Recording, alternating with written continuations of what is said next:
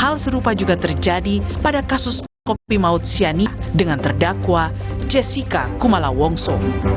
Tak main-main, sidang dengan terdakwa Jessica Kumala Wongso ini ditayangkan secara langsung oleh media televisi termasuk Kompas TV dengan penayangan durasi terpanjang mencapai 12 jam. Tak hanya sosok Jessica yang menjadi perhatian, pertanyaan-pertanyaan para hakim juga menuai kontroversi. Anggota Majelis Hakim Binsar Gultom menjadi salah satu hakim yang paling disorot. Hanya saudara yang tahu pada tanggal 6 Januari itu, ya. Iya. Apa yang terjadi di lokasi itu? Hanya hitungan detik. Kalau memang bukan saudara, lalu siapakah menurut saudara yang mencemari atau memasukkan sesuatu zat kimia di kopi itu? Saya tidak tahu, Yang Mulia.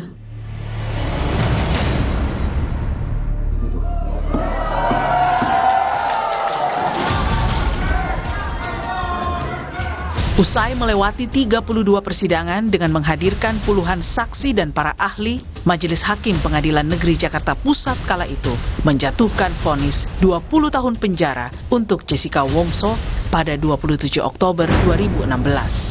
Jessica lolos dari ancaman maksimal, yakni hukuman mati. Kini, dalam hitungan hari, perhatian publik bergeser ke Pengadilan Negeri Jakarta Selatan. Sidang Sambo akan menjadi pertaruhan para hakim untuk menjawab berbagai teka-teki, mulai dari motif pembunuhan, peran setiap tersangka, serta polemik ada tidaknya pelecehan seksual.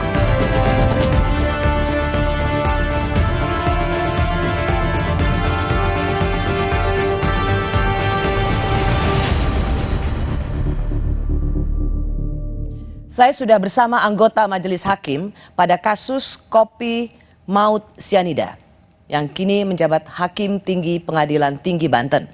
Ia adalah Dr. Binsar Gultom. Pak Binsar, terima kasih sudah di Rosi.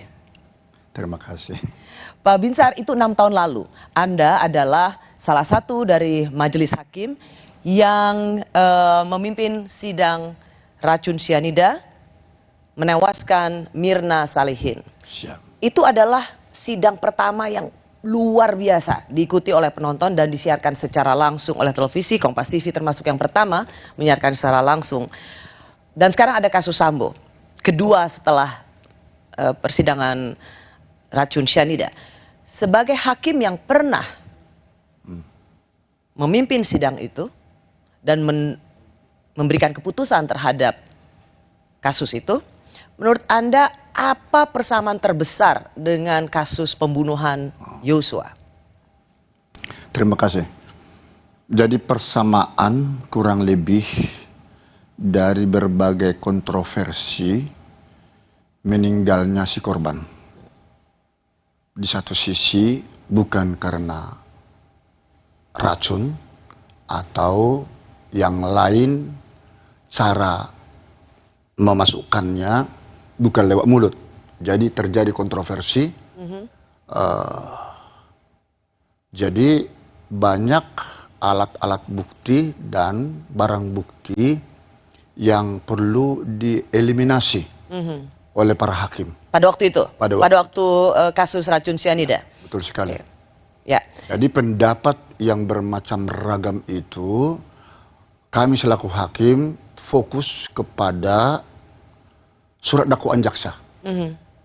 Nah, karena itulah jaksa di dalam menyusun surat dakwaan itu harus betul-betul menerima masukan dari berbagai pihak dulu supaya tidak ada kontroversi dari sana sini. Ya. Nah, kalau sudah ditangani dan masuk kepada surat dakwaan jaksa, itulah yang menjadi dasar hakim untuk membuktikan benar atau tidak surat dakwaan itu. Dari fakta-fakta persidangan itu, kesamaan yang juga sama penting ya Pak Binsar, yaitu sama-sama pembunuhan berencana. Siap. Waktu Jessica, dia juga diancam dengan pasal pembunuhan berencana. Sambo juga demikian, sama-sama pasal 340. 340 KUHP. seberapa susah atau seberapa mudah seorang hakim bisa memutuskan bahwa ya, si terdakwa ini adalah otak di balik pembunuhan berencana? Baik, menarik pertanyaan itu. Waktu itu memang kami mengambil langsung 3 kelompok permasalahan. Pertama, apakah ada korban? Yes, ada. Kedua, mengapa dia meninggal? Apa yang menyebabkan dia meninggal? Jadi kita bukan mencari dulu siapa yang melakukan. Nah, dari berbagai alat bukti, keterangan saksi maksudnya, ahli, surat, termasuk di situ visum et repertum, dan keterangan-keterangan yang lain, petunjuk, ternyata ada beberapa hal yang tidak bersesuaian dengan matinya seseorang itu. Karena kami langsung mempelajari kalau memang itu sianida yang menjadikan dia mati, kami pelajari karakteristik sianida itu. Ya, apa? karena beberapa saksi ahli yang dihadirkan dalam persidangan itu punya 2 keterangan yang berbeda. Betul. Ada toksikologi yang mengatakan ia mati karena racun sianida, Ya. tapi ada juga saksi ahli yang dihadirkan oleh kuasa hukum Jessica yang dari Australia kalau nggak Ya, salah, betul sekali. dia mengatakan tidak dapat ditemukan sianida yang cukup besar jumlahnya, Betul. yang bisa menyebabkan Mirna Salihin mati karena sianida. Bagaimana hakim bisa memutuskan bahwa keterangan ahli seperti inilah yang diyakini oleh hakim? Mengapa bukan keterangan saksi versi atau yang diberikan oleh tim kuasa hukum Jessica yang Anda dengar? Bahwa tidak cukup sianida di dalam tubuh Mirna. Ini menarik. Saya jadi teringat waktu itu Prof. Bembeng Ong itu mengatakan kalau hanya 0, sekian persen masuk ke rongga ditelan tidak akan mengakibatkan mati.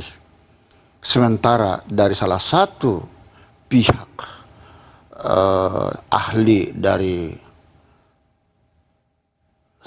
dari polisi, Dari kejaksaan. ya dari kejaksaan, itu 0,1 sekian dapat mengakibatkan matinya seseorang. Tetapi kami selaku hakim kan punya independensi mengesampingkan mana yang lebih relevan. Kami justru masuk kepada fakta lewat CCTV. Baru sianida itu dikocok, dikopi, ditelan, hanya hitungan detik. Karena hal ini kami sudah mempelajari karakteristik sianida. Oke. Hanya hitungan detik bisa membuat seseorang itu kolaps sehingga meninggal dunia. Oke, ini sekali lagi saya berterima kasih karena Anda bisa menjelaskan ini setelah 6 tahun kasus ini sedikit divonis. lagi supaya jangan terputus rentetan itu. Nah, jadi dasar faktual ini yang paling urgen bagi kami. Faktanya dia mati seketika yang kondisinya sebelumnya sehat. Kalaupun dibilang entah bermacam ragam ini barang bukti, itu tidak menjadi peduli bagi kami. Itu Karena Anda melihat fakta persidangan dari CCTV bahwa setelah ia meminum kopi Vietnam itu, maka tubuh Mirna langsung bereaksi, ia merasa kepanasan, ia kemudian langsung begitu cepat tidak sadarkan diri dan kemudian terbujur kaku. Jadi kondisi fisik itu yang Anda lihat dari CCTV. Tapi juga ada pertanyaan, tidak ada fakta persidangan atau alat bukti yang menunjukkan Mirna lah yang memasukkan gelas racun itu ke gelas. Jessica lah yang memasukkan racun cyanida ke gelas Mirna. Jadi bagaimana keyakinan hakim waktu itu? Ya, tidak ada satupun bukti atau alat bukti saksi yang melihat dimasukkan. Ini memang CCTV menjadi sarana yang empuk dan ini setelah diberlakukan Undang-Undang ITE menjadi dasar bagi kami bahwa CCTV ini menjadi tolak ukur.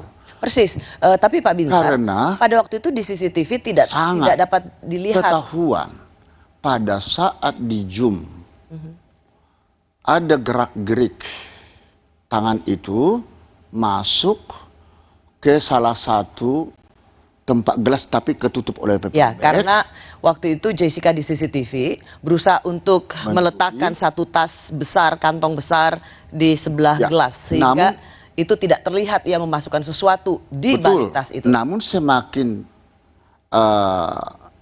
tajam bagi kami untuk membuktikan bahwa pelakunya dia ketika di CCTV kita lihat gatal-gatal tangan. Kalau serbuk sianida kena ke tangan, banyak melepuh. Kalau sedikit gatal-gatal. Hingga gatal di paha, dibuang celana, jeans. Alasan katanya sobek. Bagi kami mau dibuang alat-alat bukti, barang bukti tersebut yang menjadi alat untuk mematikan seseorang itu, no problem. Justru disitulah keyakinan hakim timbul. Jadi keyakinan hakim itu tidak muncul seketika. Dari berbagai pengamatan, dan ini pengamatan ini hanya ada pada hakim. Ya. Pak Binsar, pada waktu itu Anda dianggap sebagai hakim yang kontroversial. Bahkan Anda sempat dilaporkan oleh kuasa hukum Jessica ke Komisi Yudisial.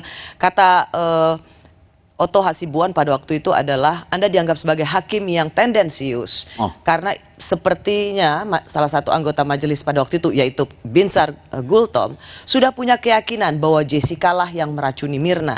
Karena Anda sempat atau Anda mengucapkan sesuatu dengan sengaja di sidang yaitu Jessica dapat dihukum walaupun tidak ada saksi yang melihat. Ya, hafal sekali mbaknya. Betul. Karena hal itu ada kasus yang pernah kami tangani di Pengadilan Negeri Jakarta Pusat. Tidak mau mengakui dia melakukannya. Satu, kedua tidak ada saksi satupun. Yang anak si kecil yang dibawa itu diperkosa lalu dibunuh. Bahkan waktu saya ketua Pengadilan Negeri di Simalungun, tidak satupun orang tahu istrinya itu suaminya yang mencekik. Tapi dibuat modus operandi, digantung kayak Dragula itu istrinya dibedaki segala macam. Nah, tidak ada satu saksi pun. Tapi saya dengan tajam mempunyai suatu pemikiran kepada Kapolresnya waktu dia dialog kopi break dengan saya, gampang membuktikannya karena sudah 6 bulan di teror terus itu di Kapolres Simalungun. Periksa tukang mandi yang memandikan mayat. Ada yang tidak lebam-lebam? Ada yang tidak bekas cekikan? Ada yang tidak terbujur lidah? Ternyata di sana bekas cekikan. Ya toh? Kemudian lidah tidak ada. Karena memang waktu menggantung itu. Jadi Pak Binsar ingin mengatakan bahwa hakim juga bisa punya keyakinan terdakwa melakukan perbuatan yang didakwakan padanya, terlepas itu ada saksi atau tidak, sepanjang ada alat bukti yang mendukung. Ya, panca indera yang keenam. Makanya terdakwa sekalipun mengaku atau tidak, sebagaimana diatur dalam pasal 189 ayat 3 KUHP, keterangan terdakwa hanya berlaku bagi dirinya sendiri. Karena itu dia punya hak ingkar. Bagi saya tidak peduli dia mau mengakui atau tidak. Terdakwa boleh berbohong karena dia ingin melakukan apapun untuk membebaskan diri dan itu akan menjadikan hal-hal yang berat. Pak Binsar, kita akan masuk karena hakim masuk ke tema berikutnya. Hakim itu akan selalu bisa menghadapi keterangan yang berbeda-beda dari terdakwa dan saksi. Seperti misalnya ada pengakuan bertentangan antara Ferdy Sambo dengan Richard Eliezer soal siapa yang menembak dan mematikan Joshua. Lalu bagaimana pembuktiannya di persidangan dan seperti apa keyakinan hakim? Kami kembali saat lagi.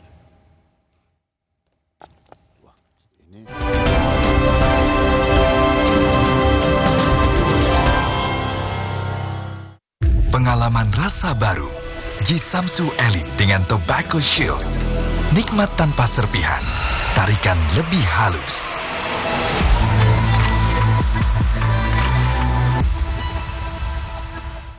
Dulu tiap transaksi banyak biaya ini itu.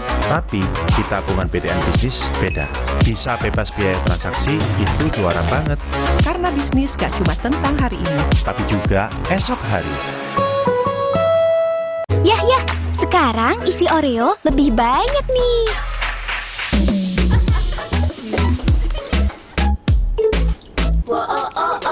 Isi Oreo kini lebih banyak. Beli sekarang. Sibuk? Banyak kerjaan? Kamu tetap bisa kok jadi yang paling update. Install aplikasi kompas.id saja. Dengarkan artikel yang kamu butuhkan sambil beraktivitas. Unduh sekali untuk dibaca setiap saat, bahkan tanpa koneksi internet. Simpan artikel pilihanmu untuk dibaca nanti. Temukan berita lebih tepat, lebih cepat. Install sekarang dan jadilah yang paling update. FreshCare dipercaya masyarakat Indonesia. Panasnya nyaman. Aromanya fresh. Pilihanku insya Allah halal. Dan hangatnya selalu bikin fresh. FreshCare. FreshCare kini hadir dengan FreshCare Press and Relax. Nyaman dipegang, ada kerokannya. Bisa ngerok, bisa ngeroll sampai belakang. FreshCare Press and Relax bisa ngerock and roll. Kakek pingin tahu apa gigi palsunya bisa ngunyah ayam goreng yang renyah. Untung kakek pakai Poliden yang dengan kuat melekatkan gigi palsunya hingga 12 jam. Kakek pun bebas makan apa saja. Tersedia di apotek terdekat. Kemarin aku antar orang berkali-kali, padahal kepala ini pusing. Ada obat sakit kepala? Oskadon aja. Oskadon aktif bekerja di pusat sakit kepala. Dapat diminum sebelum makan tanpa ngantuk. Oskadon pancen uhi.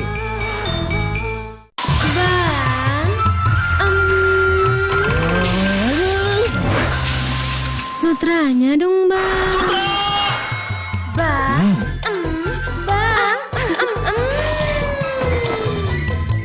Pengalaman rasa baru. Jisamsu Elite dengan Tobacco Shield. Nikmat tanpa serpihan. Tarikan lebih halus.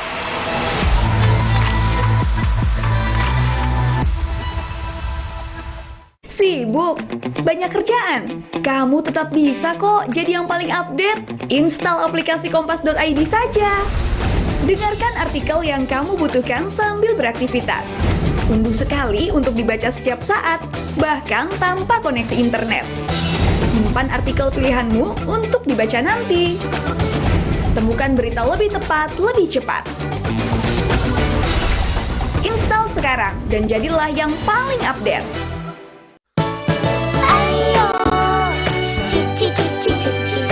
Soclean bersama Wings mendukung UNICEF. Mari biasakan hidup bersih. Alam pun ikut berseri.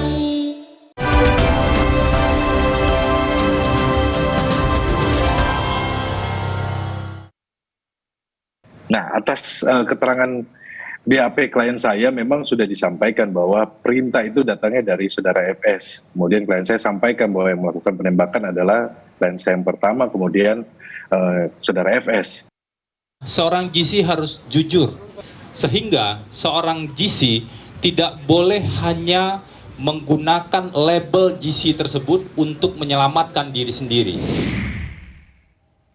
Bersama saya, anggota Majelis Hakim Sidang Racun Sianida yang menewaskan Mirna Salihin. Persidangan di tahun 2016 yang sangat menarik perhatian publik, seperti halnya dengan sidang kasus pembunuhan kasus pembunuhan Yosua dengan terdakwa Ferdi Sambo. Narasumber saya adalah Hakim Gultom. Pak Binsar, hakim itu selalu sering menghadapi keterangan berbeda-beda. Yang paling baru pada saat kita bicara saat ini, kemarin pengacara Sambo mengatakan justice collaborator itu ditujukan pada Eliezer, nggak boleh berbohong. Karena Sambo mengatakan bahwa ia tidak menyuruh menembak. Sementara Eliezer, bawahannya, dengan clear atau di BAP-nya, ia mengatakan disuruh oleh Ferdi Sambo. Bagaimana hakim bisa menemukan kebenaran di antara dua perbedaan kesaksian ini? Ya, sebenarnya itu gampang. Namun khusus mengenai... Gampang? Sebenarnya gampang? Siapa yang berbohong dalam hal ini gampang? Ya, tapi saya tidak mau masuk ke teknis ya, kasusnya yang sedang diproses ya. Tetapi secara umum dan kepada kasus Jessica ini, saya katakan karena memang banyak antara pendapat ahli atau keterangan saksi yang satu dengan yang lain saling bayan. Nah, disitulah seorang hakim harus menyumpah, makna sumpah daripada saksi itu, ya berkata benar, jujur. Dan itu ancaman pidananya 7 tahun sebagaimana diatur dalam pasal 242 KUHP.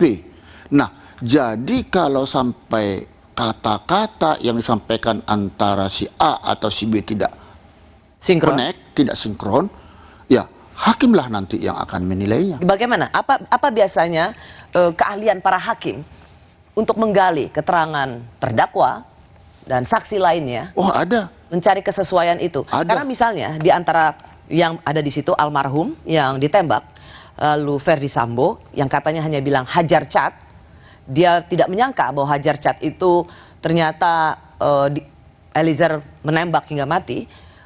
Sementara ada Ricky Rizal di situ yang mengatakan tidak tahu siapa yang menembak. Jadi apakah itu Ferdi Sambo atau Eliezer?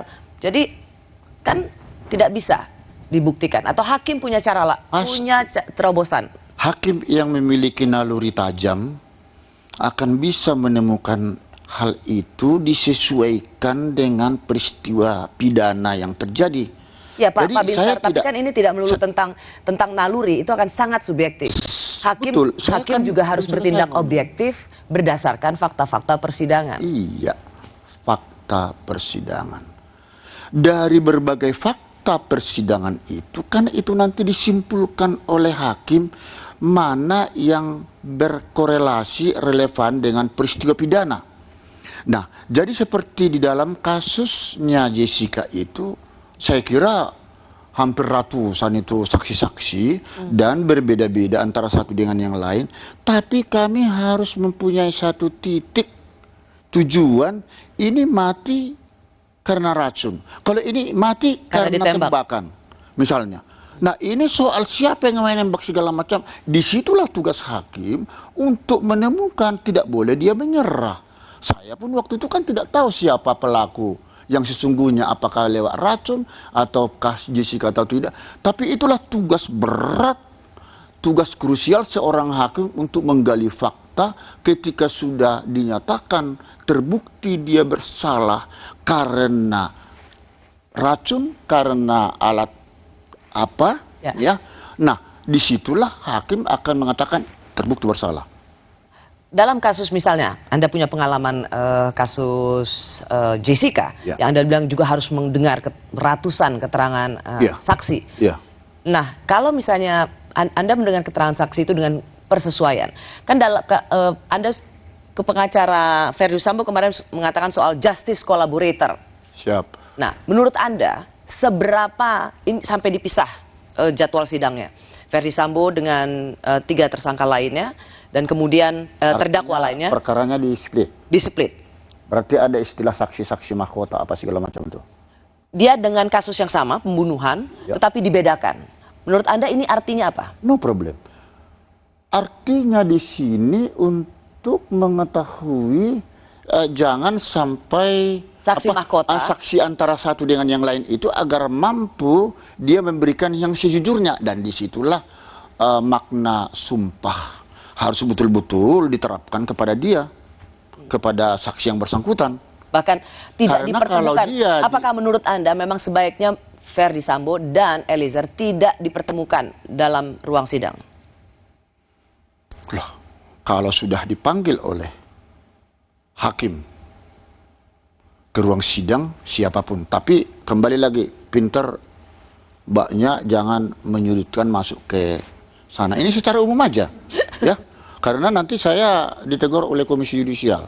Tapi mohon maaf kepada pimpinan Mahkamah Agung dan Komisi Yudisial, saya tidak ada bermaksud di sini mau melanggar kode etik, hanya mau memberikan pencerahan hukum, karena di dalam kode etik penegakan hukum pun ada juga diberikan satu aturan hakim itu bisa memberikan. Ya, justru di sinilah kehadiran Pak Binsar Gultom dengan pengalaman Bapak pernah memimpin sidang kasus racun sianida yang menyita perhatian. Betul. Dan ini adalah yang kedua seperti tadi saya katakan, bisa memberikan pencerahan apa sesungguhnya tantangan hakim untuk memutuskan kasus yang begitu besar ini dengan seadil-adilnya.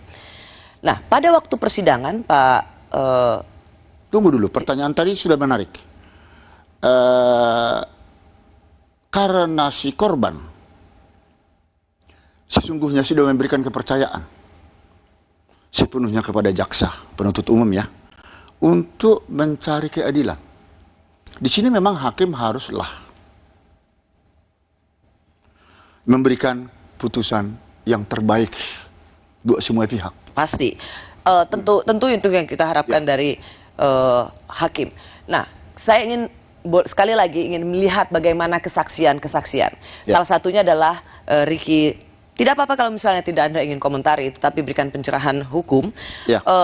Bagaimana ada Ricky Rizal yang ada di situ, ia tahu ada penembakan, ia melihat bahwa kemudian Joshua meninggal, tapi dia tidak tahu siapa yang ditembak, karena katanya dia bersembunyi, sempat mengatakan bersembunyi di balik kulkas. Kita lihat lagi seperti apa keterangannya ya.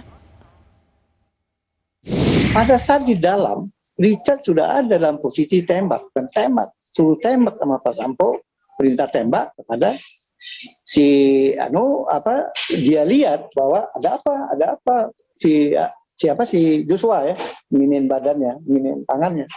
Tapi ada kejadian pada saat dia setelah melihat itu ada masuk HT, dia masuk lagi ke dalam, itu posisi yang dilihat Pak Sambo ikut menembak, yang tembakan itu yang masalah dinding, tembok, tangga, itu yang dilihat.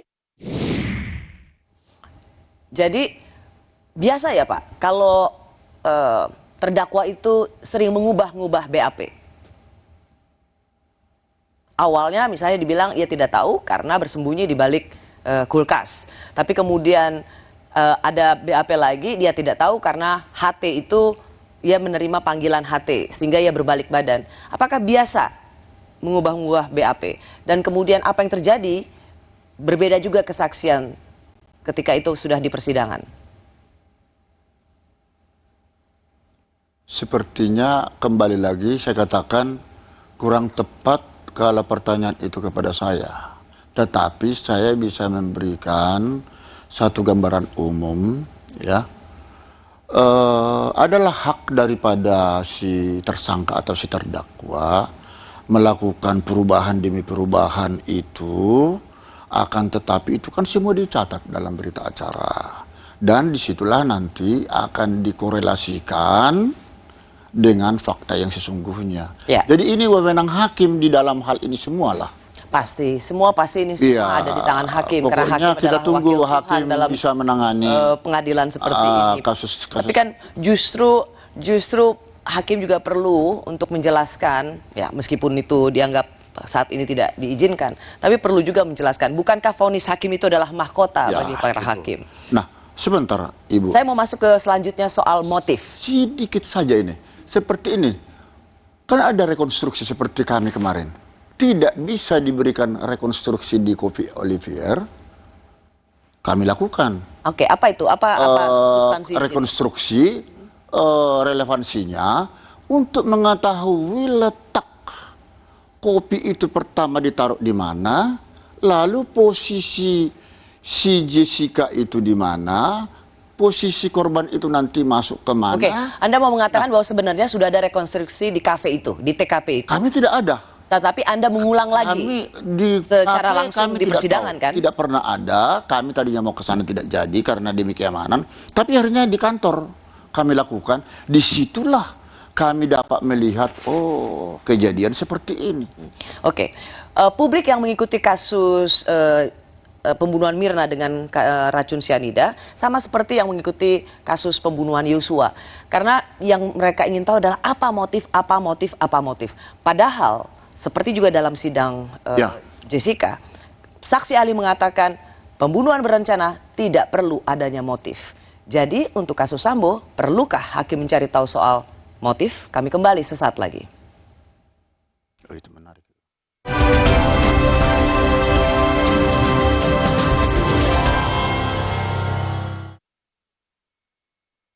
Pengalaman rasa baru.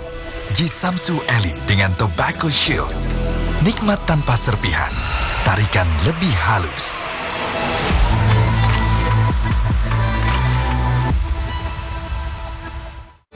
Yakin hanya memberikan sekecil setengahnya? Saya pilih Enfagrow Agro E Plus MFGM Pro dengan DHA lebih tinggi. Yuk Bu, dukung kembangkan tidak hanya kecerdasan akademis, namun juga emosional dengan stimulasi yang tepat. Hey, ada madu Teja Sase, madu Teja Sase, sehat berstamina.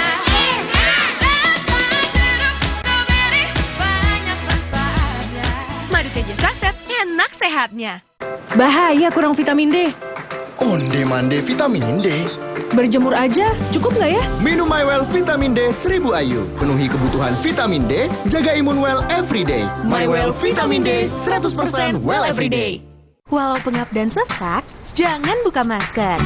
Inovasi baru, Fresh Care Patch. Tinggal tempel, bikin fresh seketika. Maskeran nyaman. Cool kan? Fresh Care Patch. Saatnya rilekskan kulitmu. Fresh Living minyak zaitun. Kelembutan alami dari wajah hingga ke ujung kaki. Dengan aroma mewah yilang-yilang. Fresh Living minyak zaitun. Cantik terlindungi. Ayo Bang, gas. Ih, cepet amat sih Bang. Mau yang lama? Pakai Sutra Oking. Sutra Oking bikin tahan lama. Sibuk? Banyak kerjaan? Kamu tetap bisa kok jadi yang paling update. Install aplikasi kompas.id saja. Dengarkan artikel yang kamu butuhkan sambil beraktivitas. Unduh sekali untuk dibaca setiap saat, bahkan tanpa koneksi internet. Simpan artikel pilihanmu untuk dibaca nanti. Temukan berita lebih tepat, lebih cepat. Install sekarang dan jadilah yang paling update. Kakek pingin tahu apa gigi palsunya bisa ngunyah ayam goreng yang renyah. Untung kakek pakai Poliden yang dengan kuat melekatkan gigi palsunya hingga 12 jam. Kakek pun bebas makan apa saja. Tersedia di apotek terdekat. Yah, sekarang isi Oreo lebih banyak nih.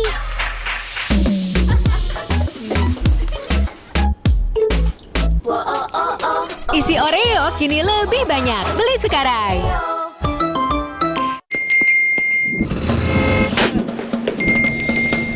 Emangnya ada waktu buat sakit kepala? Panadol Extra, cepat redakan sakit kepala dan nyeri yang mengganggu. Dapat diminum sebelum makan dan tidak menyebabkan kantuk. Buat aku, makanan itu penting banget. Tapi dulu, nyicip masakan sendiri aja ngilu. Untung dokter gigi aku nyaranin untuk pakai Sensodyne setiap hari. Sensodyne meredakan gigi sensitifku dan nafasku jadi segar. Pakai Sensodyne setiap hari. Untuk mereka yang bangun lebih pagi, agar bisa mendengarkan lebih awal, untuk mendengar lebih banyak hal, membaginya tepat waktu, agar lebih banyak yang mendengar, lebih banyak yang melihat. Dari generasi ke generasi, dengan lebih pasti. Gapai harmoni Indonesiaku, rangkul aku dalam binekamu. Ku ingin bersatu bersama selamanya. Kita tegar. Menangkan hari kita dari sakit kepala dengan Bodrek. Pilihan kami di Indonesia. Tegar, bersatulah bangsa. Bodrek, dukung Indonesia bersatu.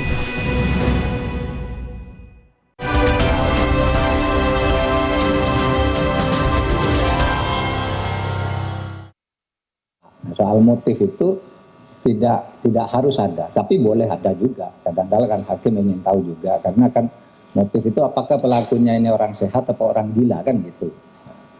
Sehingga dicari motifnya. Kalau sudah tidak gila sebenarnya cukup.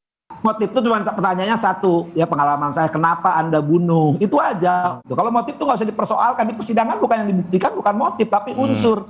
Apakah unsur 340 atau nanti 338 terbukti atau tidak? Ya, nah, di Yuntus kan 558, Yuntis 56. Hanya itu, tapi kita kan suka lihat di persidangan itu yang ya maklum lah. Gitu.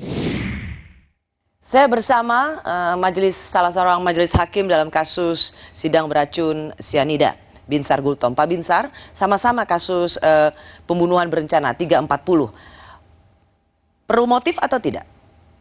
Mencari motif mengapa Joshua dibunuh. atau perlu motif mengapa Mirna dibunuh? Ya, memang di dalam unsur 340 KUHP itu tidak ada kata istilah motif. Tapi menurut Anda, merasa perlu nggak seorang hakim mencari motif? Sangat perlu. Kenapa? Apalagi di dalam perencanaan. Sudah terencana, tersistemik, terstruktur. Pasti ada yang menyebabkan dia mau melakukan sesuatu. Ya, tapi mengapa itu harus dicari oleh hakim? Bukankah kalau unsurnya sudah terpenuhi, ia merencanakan itu dengan tenang, ia memiliki waktu untuk merencanakan dan mengeksekusinya, jadi unsurnya sudah terpenuhi, buat apa lagi dicari motif? Karena tanpa sebab, kausalitas ya, tidak ada akibat. Nah, kalau dia langsung katakan membunuh tanpa ada sebab, itu kan berarti pembunuhan biasa. 338. 338 KUHP. Tapi karena ini ada perencanaan, teori-teori yang berkembang tadi tidak perlu, di dalam unsur itu memang tidak diperlukan, akan tetapi itu sangat berkaitan dengan penjatuhan pidana. Ini kalau menurut saya. Penjatuhan pidana dalam 340 kan 20 tahun, hukuman mati, dan juga penjara seumur hidup, hukuman mati. Betul. Tapi bukankah dalam persidangan dengan terdakwa Jessica pada waktu itu, majelis hakim memanggil saksi ahli Profesor Edi Sihirie yang sekarang menjadi Wakil Menteri Hukum dan HAM, di situ mengatakan tidak perlu adanya motif, mencari motif lagi untuk kasus 340. Artinya hakim sendiri sudah mendapat gambaran keterangan saksi ahli bahwa tidak perlu mencari. Ya, itu kan menurut pendapat beliau. Tetapi dalam amar putusan Anda termasuk juga menimbang tidak perlu mencari, tidak perlu ada motif. Tetapi artinya Anda termasuk juga mendengarkan kesaksian ahli bahwa tidak perlu ada motif dalam kasus pembunuhan berencana. Itu perlu dilihat. Saya kira di situ motif itu tetap perlu di dalam mempertimbangkan berat ringannya pemidanaan. Karena tanpa kita mencari kausalitas itu nanti pemidanaannya itu menjadi sesat. Ya. Dan kalau ditanyakan mengapa kami, tadi tidak ditanya, nggak perlu saya jawab. Coba Pak, terus mengapa Anda terus mencari motif? Bukan, ya mengapa mencari motif itu? Kami sudah tahu, walaupun itu ada yang masuk akal, ada yang tidak masuk di akal ya, motif yang termasuk kepada korban Mirna waktu itu. Ya, kenapa saya tanyakan ini? Karena berulang kali selalu terdakwa mengatakan keluarga saya dilecehkan, istri saya dilecehkan. Sehingga ini bisa dijadikan motif sebagai alasan seorang terdakwa melakukan pembunuhan berencana. Kalau hakimnya seperti Pak Binsar, jangan-jangan orang ini bisa dapat keringanan hukuman. Secara umum saya katakan masalah motif tadi, sejauh mana itu dapat dipertimbangkan secara hukum, dapat diterima oleh hakim, maka itu motif tadi akan menjadi hal yang meringankan atau memberatkan terhadap dia. Iya. Jadi hakim juga seperti Pak Binsar misalnya menggunakan ada terdakwa yang mengatakan motif bahwa saya dilecehkan, martabat keluarga dihinakan, maka itu bisa meringankan hukuman seorang pembunuh dengan pasal berencana. Buktikan kebenarannya. Karena ada pasal lagi, ini pengetahuan umum ya, ada di pasal 49 KUHP. Demi melindungi kesusilaan. Ada unsur pemaaf. Dia tidak perlu dipidana. Ada itu. Overma. Itu pasal 48-nya KUHP. Nah, jadi hal-hal seperti ini tapi di situ Pak ada locus delicti yang juga harus kita lihat. Terjadi di Magelang, lalu ada di Saguling, ada di baik. Anda tidak mau masuk Saya dalam tidak mau teknis masuk itu. kepada teknis. Tetapi ini karena masuk sebenarnya ke juga tadi. Bapak, saya ingin mendengar bahwa bukankah 340 itu seseorang melakukan perencanaan dengan sangat tenang, ada waktu juga dia merencanakan, dan ada waktu, dia memiliki waktu juga untuk mengeksekusi. Karena ada waktu untuk melakukan sesuatu itulah. Maka overmark, saya katakan, ketika itu ketika unsur itu terpenuhi, maka overmark itu menjadi tidak relevan. Bukan. Karena ada waktu, beberapa saat katakan, itulah di situ ada motif saya akan lakukan sesuatu kepada dia. Untuk menghabisi dia. Di situ. Karena ini sudah ada jarak tenggang waktu. Walaupun hanya 1-2 jam. Apalagi sudah lebih. Ya.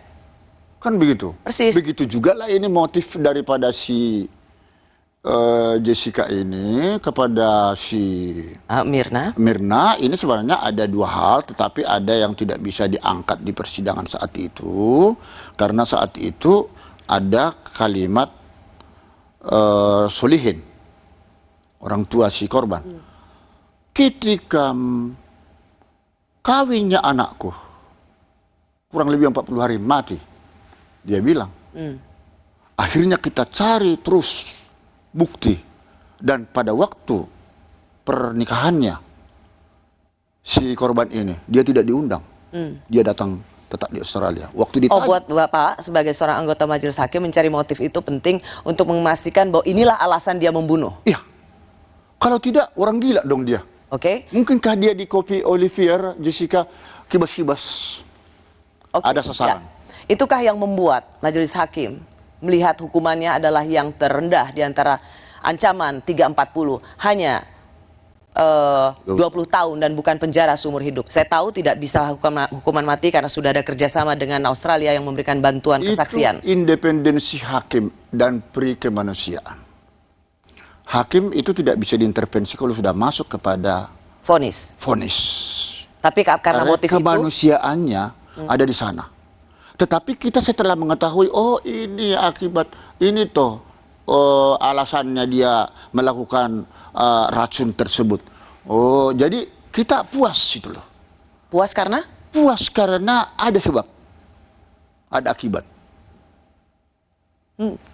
Iya. Soal mengenai hal yang memberatkan dan meringankan ini berbeda kasus dengan apa yang tertera di dalam Sambo. Ya. Ya. Karena motifnya beda nih. Saya tidak mau terlalu jauh mencampuri ke sana. Ini motifnya lain. Ya. Sebenarnya motif dalam banyak kasus. Seberapa perlu sesungguhnya dalam kasus pembunuhan berencana dicari motif. Dan tadi Bapak bilang merasa perlu meskipun saksi ahli dalam persidangan Mirna pun atau dengan terdakwa Jessica, saksi ahli mengatakan tidak perlu. Nah, salah satu juga yang terdakwa akan selalu mengupayakan adanya motif yang supaya hakim menganggap ini masuk akal. Dan yang dikhawatirkan adalah membenarkan pembunuhan itu. Kami kembali sesaat lagi.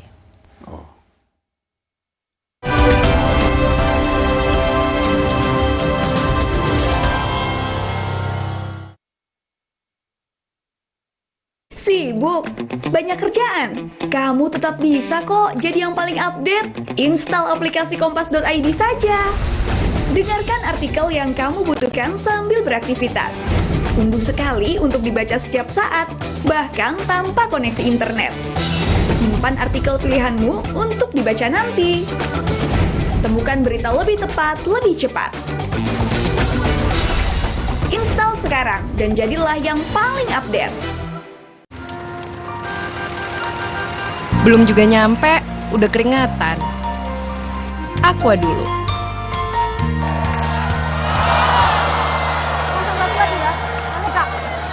Kala menang, tetap semangat dan Aqua dulu. Datang dari sumber alam yang terlindungi, murninya air mineral Aqua, berikan air minum berkualitas. Apapun aktivitasmu, Aqua dulu. Kalau ada Indomie, kepikiran apa ya? Ya bikin warmindo aja. Dibikin jadi jajanan unik bisa loh. Kenapa enggak dibikin jadi yang keren? Bisa jadi sesuatu yang nyeni juga. Indomie, hidupkan inspirasimu. Buat aku, makanan itu penting banget. Tapi dulu, nyicip masakan sendiri aja ngilu. Untung dokter gigi aku nyaranin untuk pakai Sensodyne setiap hari. Sensodyne meredakan gigi sensitifku dan nafasku jadi segar. Pakai Sensodyne setiap hari. Fresh Care dipercaya masyarakat Indonesia. Panasnya nyaman. Aromanya fresh. Pilihanku insya Allah halal. Dan hangatnya selalu bikin fresh. Fresh Care. Fresh Care kini hadir dengan Fresh Care Press and Relax. Nyaman dipegang, ada kerokannya. Bisa ngerok, bisa ngerol sampai belakang. Fresh Care Press and Relax bisa ngerock and roll. Hey, ada madu teja sase, madu teja sase, sehat berstamina.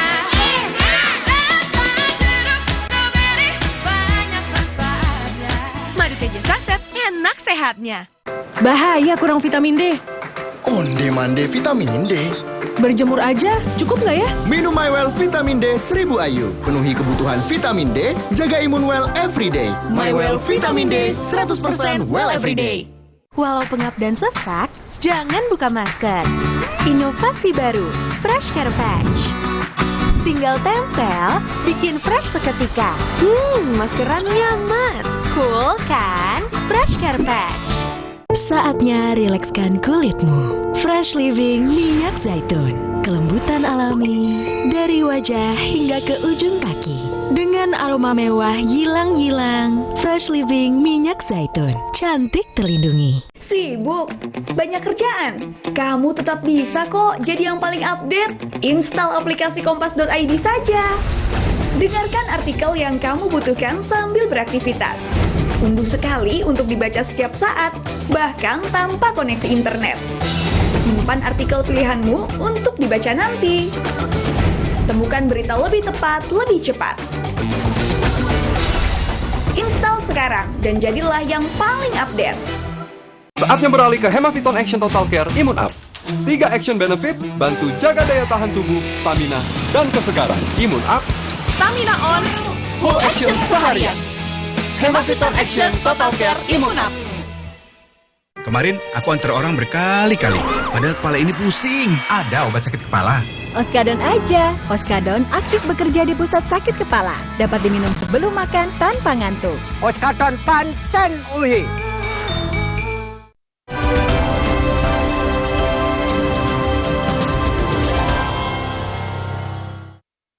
Demikian juga saya menyampaikan bela sungkawa atas meninggalnya Brigadir Joshua. Semoga keluarga diberikan kekuatan. Namun semua itu terlepas dari apa yang telah dilakukan saudara Joshua kepada istri dan keluarga saya. Saya siap untuk menjalani semua proses. Didorong ini. Istri saya, tangan Bapak lepas, Pak. Bapak saya pegang. Tidak melakukan apa-apa, justru menjadi korban. Saya bersama salah seorang anggota majelis hakim kasus racun sianida yang menewaskan Mirna Salihin dengan terpidana Jessica. Salah satu persidangan yang terbuka dan disiarkan secara langsung oleh TV nasional pada tahun 2016.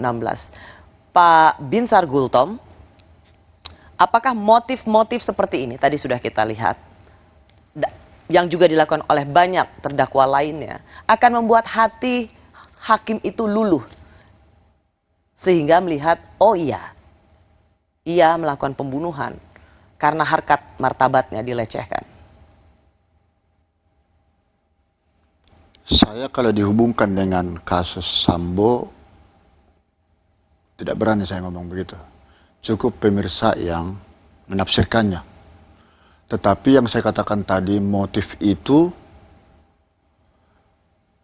jika sudah diketahui apa yang menyebabkan kematian seseorang, ada satu perasaan lega bagi hakim, ya, satu, bahwa dia melakukan itu sadar, bukan karena maaf gila.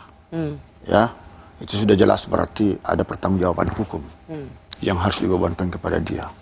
Kemudian karena motif tadi itu, saya ulangi sekali lagi, itu ada yang menyebabkan dia dilakukan seperti racun sianida itu karena kecemburuan kah? Atau ada kasus lain mungkin karena tadi saya katakan di pasal 49 KUHP itu karena menjaga kehormatan kah? Tapi seketika itu dilakukan perlawanan terhadap yang menggagahi tersebut. Nah, itu aturan ada seperti itu. Tidak perlu dipidana. Ya. Jadi itu bagian dari pembelaan diri. Ya. Dan berbeda dengan pembunuhan berencana. Ya, jadi ini hanya secara umum ya saya katakannya. Tetapi dalam hal kasus Jessica ini yang saya katakan tadi itu karena saya sudah melihat itu motifnya seperti itu, ada kecemburuan, ya sudah. Tapi hal-hal yang memberatkan dan meringankan itu juga bisa tergantung pada hakim untuk bisa mengambil. Oke, tadi Pak Binsar mengatakan ada satu kata, kecemburuan. Ini di dalam kasus Jessica. Di dalam kasus Jessica. Ini tentang relasi antara terdakwa dan korban. Waktu itu. Iya. Oke. Tetapi ini tidak diungkap di persidangan. Hanya menjadi semacam, ya, ada kesaksian bahwa marah. Di pertimbangan ada. Di pertimbangan ada. Tetapi kemudian tidak terlalu masuk ke soal relasi, soal kecemburuan itu. Mengapa? Apakah ini terlalu personal? Terlalu privat? Ya. Ada hubungannya juga ke sana. Jadi publik tidak perlu tahu juga sesuatu yang bersifat personal karena tidak ada kaitannya. Meskipun itu menjadi salah satu yang sempat diucapkan. Ya, itu kesimpulan Ibu. Oke. Saya tidak tahu. Ya, yang jelas andai kata dibaca itu pertimbangan kami ya itu berkorelasi. Ya, berkorelasi. Artinya kalau sesuatu yang bersifat sangat privat, perlukah itu dibuka di pengadilan? Kalau ada hubungannya dengan peristiwa, why not? Mengapa itu tidak dibuka di kasus sidang Jessica? Kembali kami kepada surat dakwaan jaksa. Karena itu tidak dimasukkan dalam Tidak kasus dimasukkan. dakwaan jaksa. Ya, makanya saya hanya meminta kepada jaksa kalau itu mungkin tidak apa-apa, saya tidak mencampuri institusional lain. Surat dakwaan itu benar-benar harus dapat dipertanggungjawabkan apakah itu tunggal ataukah itu alternatif ya.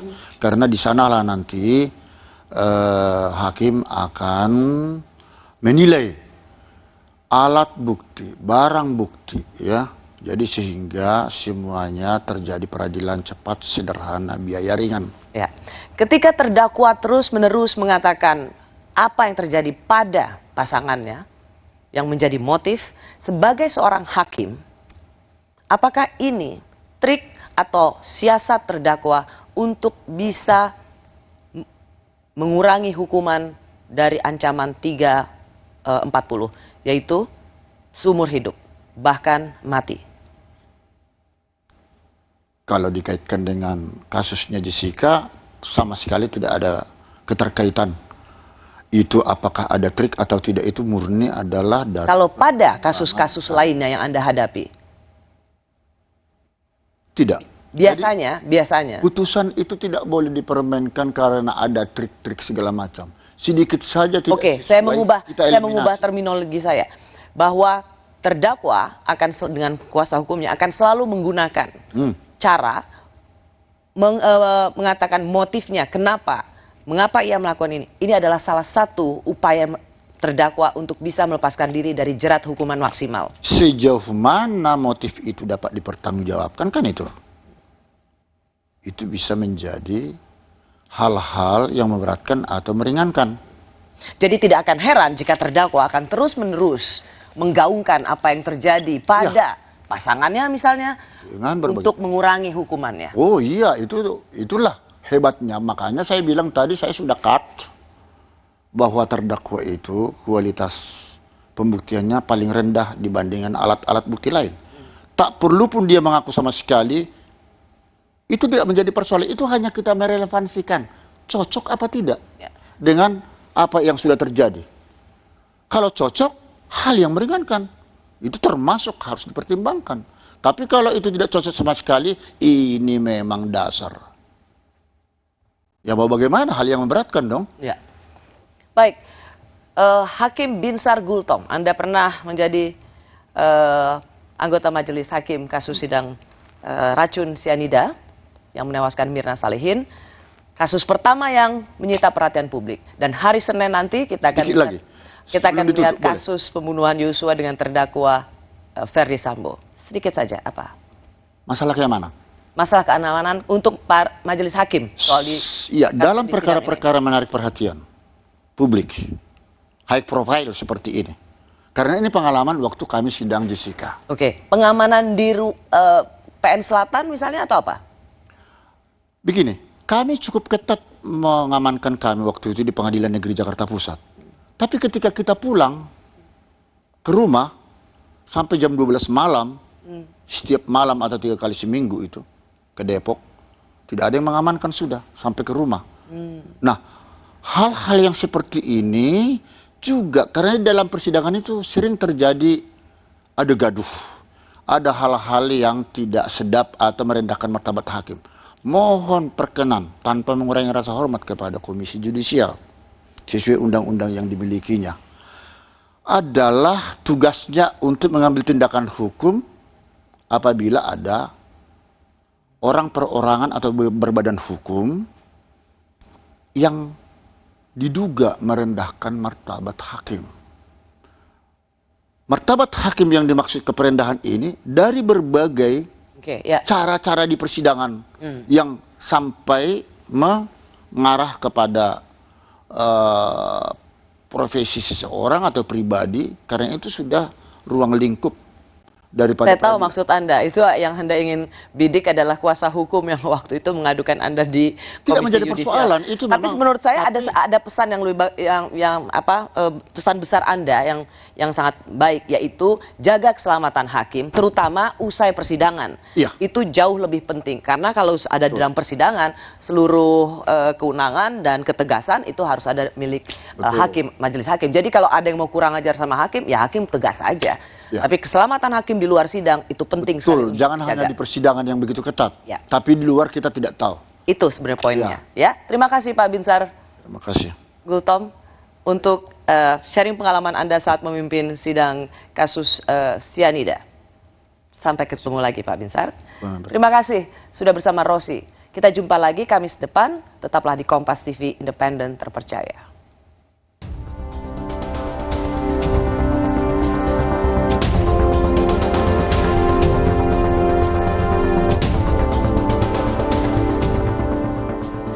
Assalamualaikum warahmatullahi wabarakatuh. Alhamdulillah wa syukurillah. Terima kasih Tuhan, dan tentunya pertama kami ucapkan terima kasih sebesar-besarnya kepada Dewan Juri Anugerah KPI Awards atas kepercayaannya memilih program Rosi sebagai talk show berita terbaik versi KPI tahun ini. Terima kasih KPI. Terima kasih.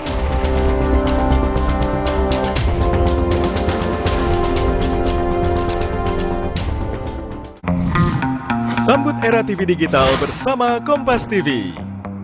Untuk penonton setia Kompas TV, kanal digital Kompas TV di kota-kota berikut kini dapat dinikmati dengan kualitas HD.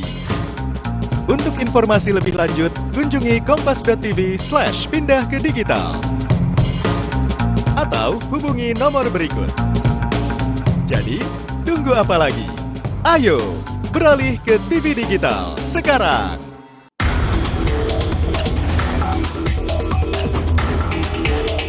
Masyarakat tetap waspada ya terhadap potensi cuaca ekstrim yang menyebabkan terjadinya bencana hidrometeorologi berupa banjir bandang, tanah longsor, angin kencang. Apapun yang menarik pada situasi sekarang kalau dalam pertandingan sepak bola ini masih menit 30. Menit 30 ya. Penentuan kemenangan itu baru terjadi setelah fluid dibunyikan, jadi sampai detik terakhir, dan kita punya pengalaman seorang cawapres pun bisa diganti di menit-menit terakhir.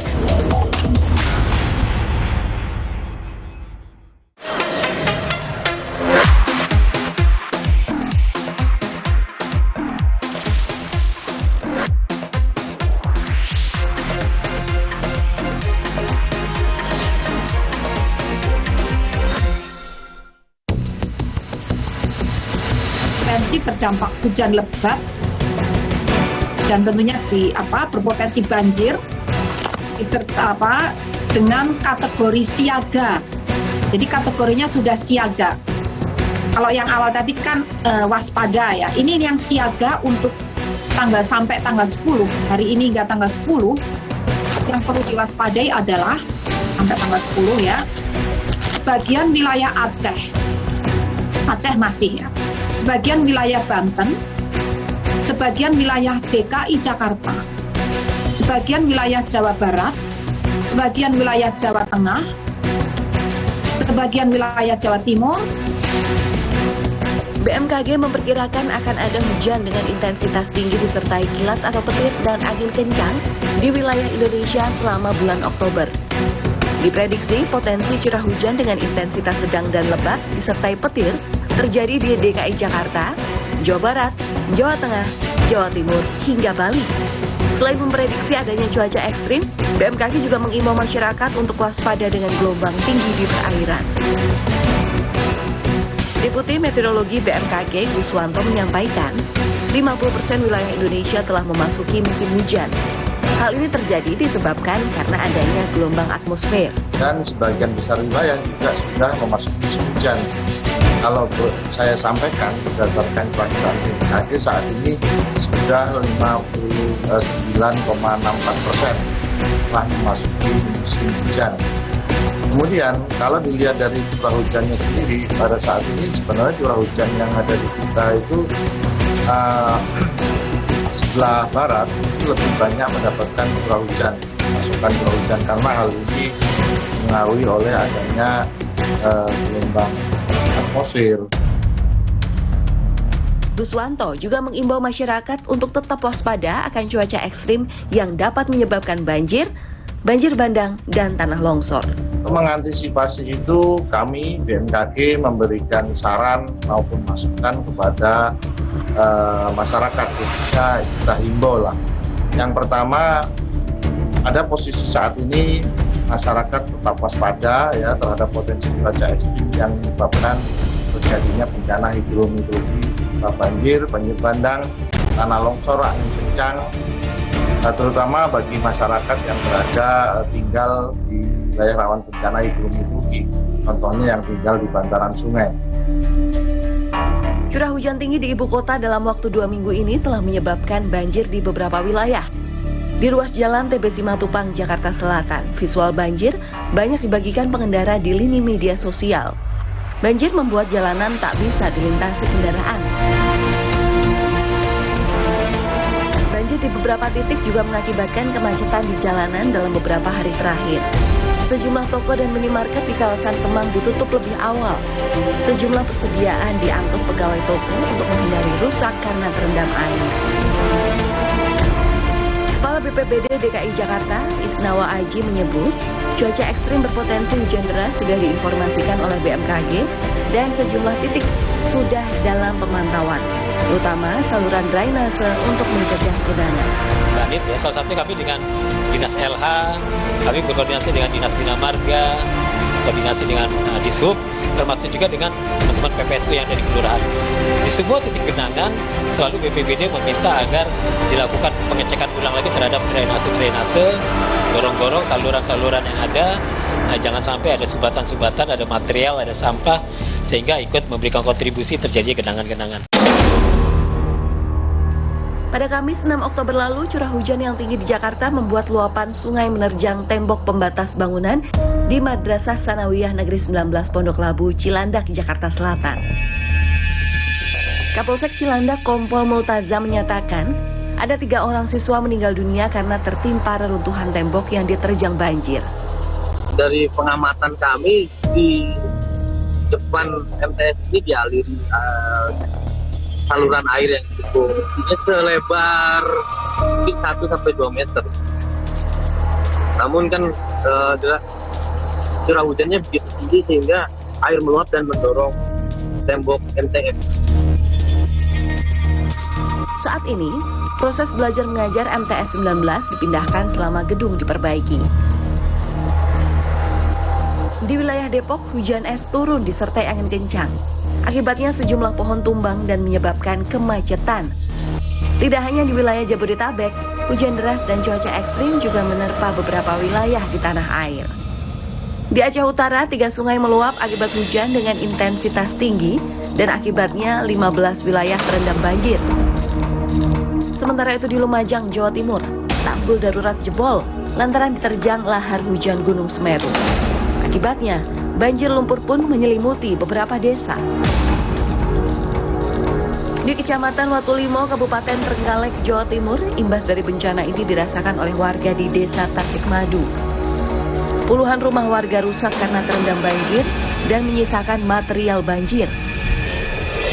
Sejalan dengan imbauan dari BMKG akan cuaca ekstrim dan tidak menentu, kita juga jangan lupa untuk selalu menjaga kesehatan, agar tubuh tetap dapat menjalani aktivitas dan kegiatan dengan lancar.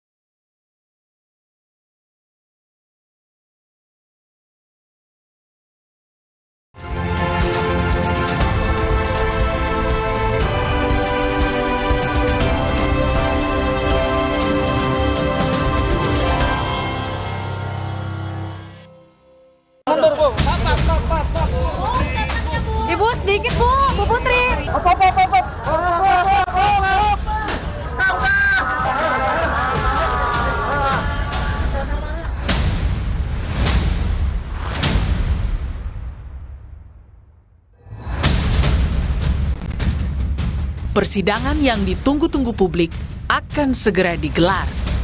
Mantan Kadif Propam Polri Verdi Sambo bersama istri serta 3 ajudannya dalam hitungan hari akan menghadapi meja persidangan kasus pembunuhan Brigadir Yosua Huta Barat. Tak hanya menyidangkan perkara pembunuhan berencana Yosua, Pengadilan Negeri Jakarta Selatan juga akan menyidangkan kasus obstruction of justice dengan 7 tersangka termasuk Verdi Sambo. Besarnya perhatian publik menjadi pertaruhan para hakim mengadili kasus ini secara kredibel dan bermartabat. Saudara mau jujur benaran atau mau bohong? Saya mau jujur, Yang Mulia. Sebagaimana sorotan publik pada kasus pembunuhan Yosua saat ini, di tahun 2016, hal serupa juga terjadi pada kasus kopi maut sianida dengan terdakwa Jessica Kumala Wongso. Tak main-main, sidang dengan terdakwa Jessica Kumala Wongso ini ditayangkan secara langsung oleh media televisi termasuk Kompas TV dengan penayangan durasi terpanjang mencapai 12 jam. Tak hanya sosok Jessica yang menjadi perhatian, pertanyaan-pertanyaan para hakim juga menuai kontroversi. Anggota Majelis Hakim Binsar Gultom menjadi salah satu hakim yang paling disorot. Hanya saudara yang tahu pada tanggal 6 Januari itu, ya? Iya. Apa yang terjadi di lokasi itu? Hanya hitungan detik. Kalau memang bukan saudara, lalu siapakah menurut saudara yang mencemari atau memasukkan sesuatu zat kimia di kopi itu? Saya tidak tahu, Yang Mulia.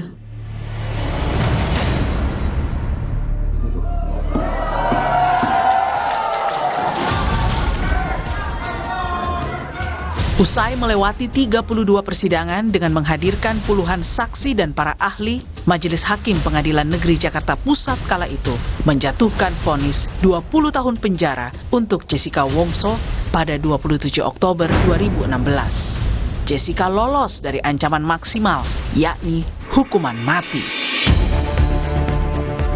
Kini, dalam hitungan hari, perhatian publik bergeser ke Pengadilan Negeri Jakarta Selatan.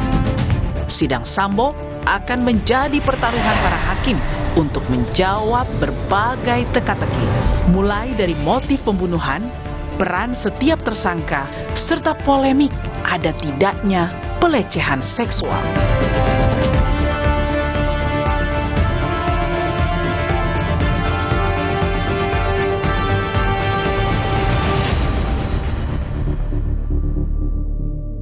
Saya sudah bersama anggota Majelis Hakim pada kasus kopi maut sianida yang kini menjabat Hakim Tinggi Pengadilan Tinggi Banten. Ia adalah Dr. Binsar Gultom. Pak Binsar, terima kasih sudah di Rosi. Terima kasih.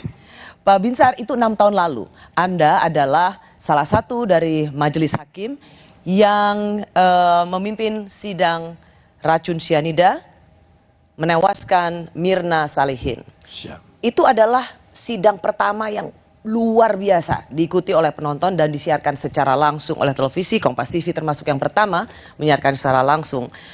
Dan sekarang ada kasus Sambo, kedua setelah persidangan racun sianida. Sebagai hakim yang pernah memimpin sidang itu dan memberikan keputusan terhadap kasus itu, menurut Anda apa persamaan terbesar dengan kasus pembunuhan Yosua? Terima kasih. Jadi persamaan kurang lebih dari berbagai kontroversi meninggalnya si korban. Di satu sisi bukan karena racun atau yang lain, cara memasukkannya bukan lewat mulut. Jadi terjadi kontroversi. Jadi banyak alat-alat bukti dan barang bukti yang perlu dieliminasi oleh para hakim. Pada waktu itu? Pada waktu kasus racun sianida? Betul sekali.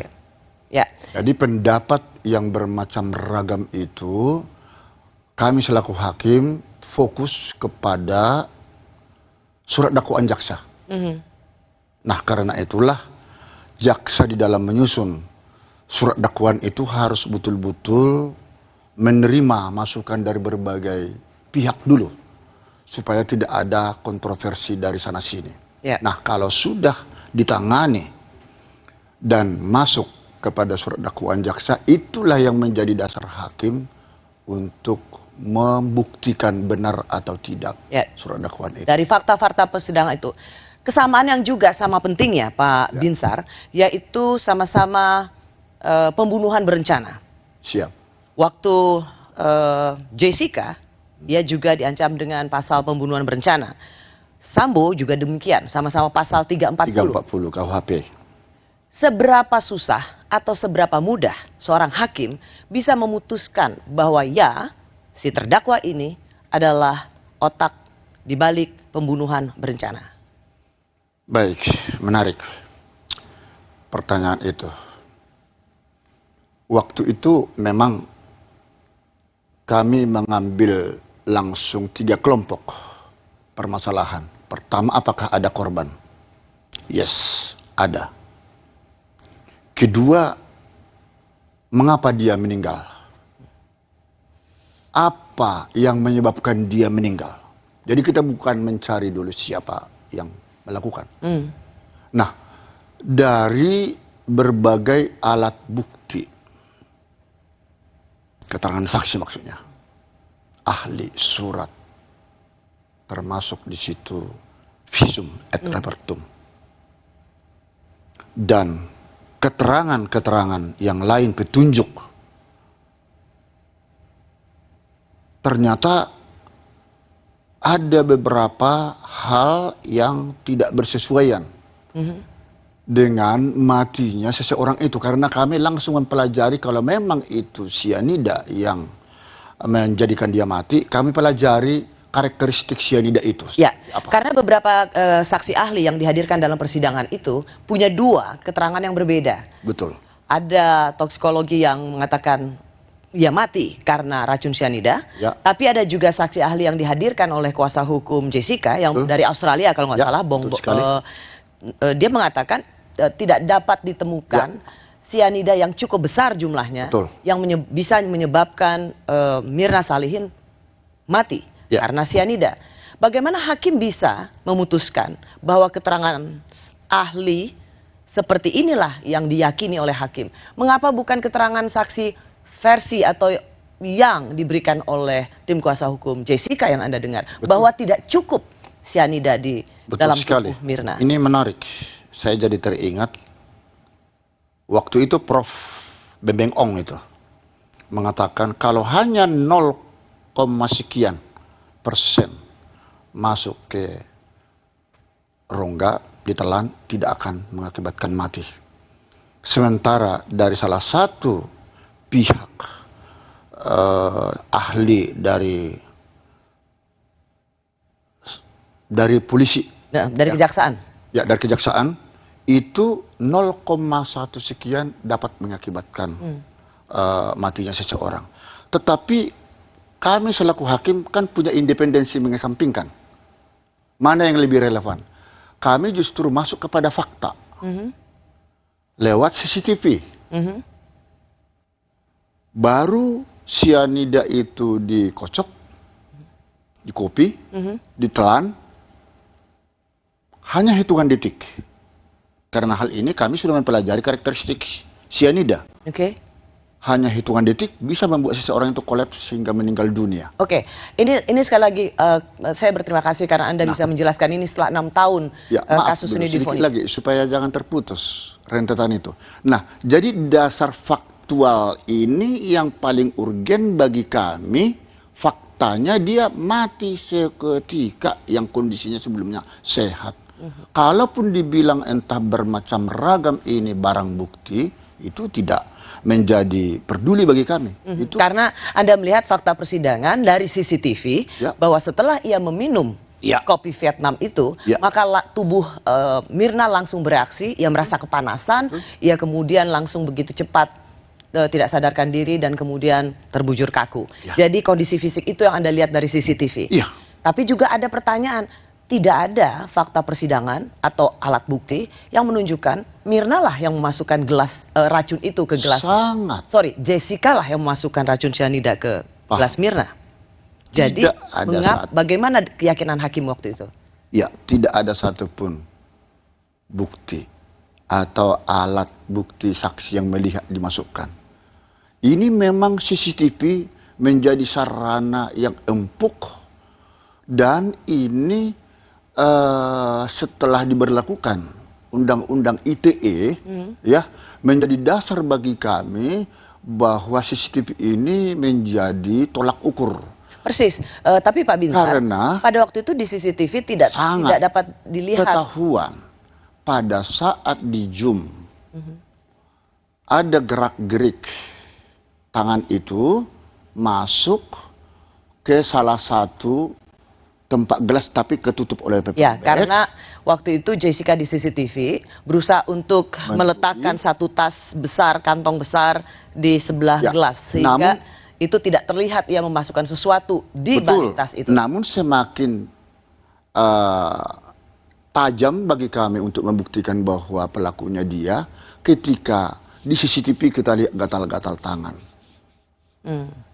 Kalau serbuk cyanida kena ke tangan, banyak melepuh, kalau sedikit gatal-gatal. Hingga gatal di paha, dibuang celana, jeans. Alasan katanya sobek. Bagi kami mau dibuang alat-alat bukti, barang bukti tersebut yang menjadi alat untuk mematikan seseorang itu, no problem. Justru disitulah keyakinan hakim timbul. Jadi keyakinan hakim itu tidak muncul seketika. Dari berbagai pengamatan, dan ini pengamatan ini hanya ada pada hakim. Pak Binsar, pada waktu itu Anda dianggap sebagai hakim yang kontroversial. Bahkan Anda sempat dilaporkan oleh kuasa hukum Jessica ke Komisi Yudisial. Kata Otto Hasibuan pada waktu itu adalah Anda dianggap sebagai hakim yang tendensius. Karena sepertinya salah satu anggota majelis pada waktu itu yaitu Binsar Gultom sudah punya keyakinan bahwa Jessica lah yang meracuni Mirna. Karena Anda sempat atau Anda mengucapkan sesuatu dengan sengaja di sidang yaitu Jessica dapat dihukum walaupun tidak ada saksi yang melihat. Ya, hafal sekali mbaknya. Betul. Karena hal itu ada kasus yang pernah kami tangani di Pengadilan Negeri Jakarta Pusat. Tidak mau mengakui dia melakukannya. Satu, kedua tidak ada saksi satupun.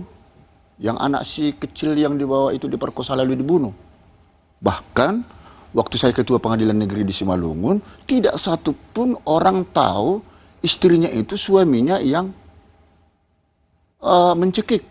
Tapi dibuat modus operandi, digantung kayak Dragula itu istrinya dibedaki segala macam. Nah, tidak ada satu saksi pun. Tapi saya dengan tajam mempunyai suatu pemikiran kepada Kapolresnya waktu dia dialog kopi break dengan saya, gampang membuktikannya karena sudah 6 bulan di teror terus itu di Kapolres Simalungun. Periksa tukang mandi yang memandikan mayat. Ada yang tidak lebab-lebab, ada yang tidak bekas cekikan, ada yang tidak terbujur lidah. Ternyata di sana bekas cekikan. Ya toh? Kemudian lidah tidak ada. Karena memang waktu menggantung itu. Jadi Pak Binsar ingin mengatakan bahwa hakim juga bisa punya keyakinan terdakwa melakukan perbuatan yang didakwakan padanya, terlepas itu ada saksi atau tidak, sepanjang ada alat bukti yang mendukung. Ya, panca indera yang keenam. Makanya terdakwa sekalipun mengaku atau tidak, sebagaimana diatur dalam pasal 189 ayat 3 ayat 3 KUHP, keterangan terdakwa hanya berlaku bagi dirinya sendiri. Karena itu dia punya hak ingkar. Bagi saya tidak peduli dia mau mengakui atau tidak. Terdakwa boleh berbohong karena dia ingin melakukan apapun untuk membebaskan diri dari itu akan menjadikan hal-hal yang berat. Pak Binsar, kita akan masuk karena hakim masuk ke tema berikutnya. Hakim itu akan selalu bisa menghadapi keterangan yang berbeda-beda dari terdakwa dan saksi.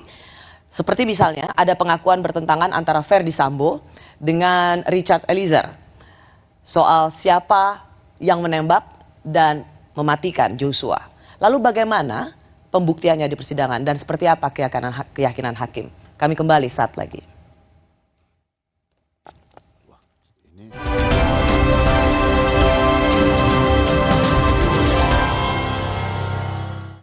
Pengalaman rasa baru. Jisamsu Elite dengan Tobacco Shield. Nikmat tanpa serpihan. Tarikan lebih halus.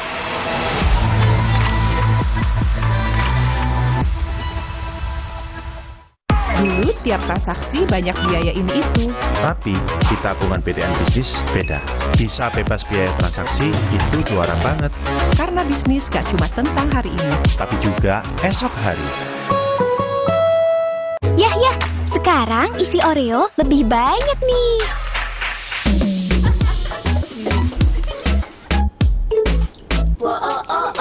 Isi Oreo kini lebih banyak. Beli sekarang. Sibuk? Banyak kerjaan? Kamu tetap bisa kok jadi yang paling update. Install aplikasi kompas.id saja. Dengarkan artikel yang kamu butuhkan sambil beraktivitas. Unduh sekali untuk dibaca setiap saat, bahkan tanpa koneksi internet. Simpan artikel pilihanmu untuk dibaca nanti. Temukan berita lebih tepat, lebih cepat. Install sekarang dan jadilah yang paling update. FreshCare dipercaya masyarakat Indonesia. Panasnya nyaman. aromanya fresh. Pilihanku insya Allah halal. Dan hangatnya selalu bikin fresh. FreshCare. FreshCare kini hadir dengan FreshCare Press and Relax. Nyaman dipegang, ada kerokannya. Bisa ngerok, bisa ngeroll sampai belakang. FreshCare Press and Relax bisa ngerock and roll. Kakek pingin tahu apa gigi palsunya bisa ngunyah ayam goreng yang renyah. Untung kakek pakai Polydent yang dengan kuat melekatkan gigi palsunya hingga 12 jam. Kakek pun bebas makan apa saja. Tersedia di apotek terdekat. Kemarin aku antar orang berkali-kali, padahal kepala ini pusing. Ada obat sakit kepala. Oskadon aja. Oskadon aktif bekerja di pusat sakit kepala. Dapat diminum sebelum makan tanpa ngantuk. Oskadon pancen uhi.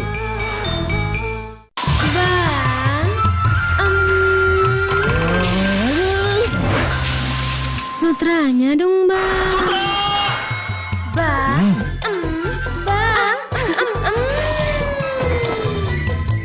Pengalaman rasa baru. Jisamsu Elite dengan Tobacco Shield. Nikmat tanpa serpihan. Tarikan lebih halus.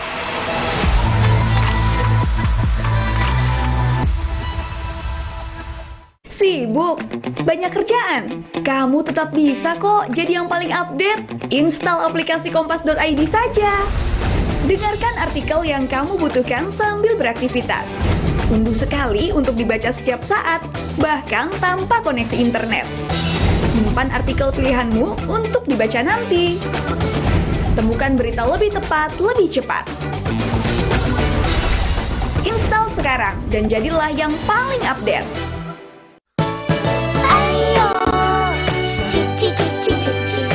Softlin bersama Wings mendukung UNICEF. Mari biasakan hidup bersih. Alam pun ikut berseri.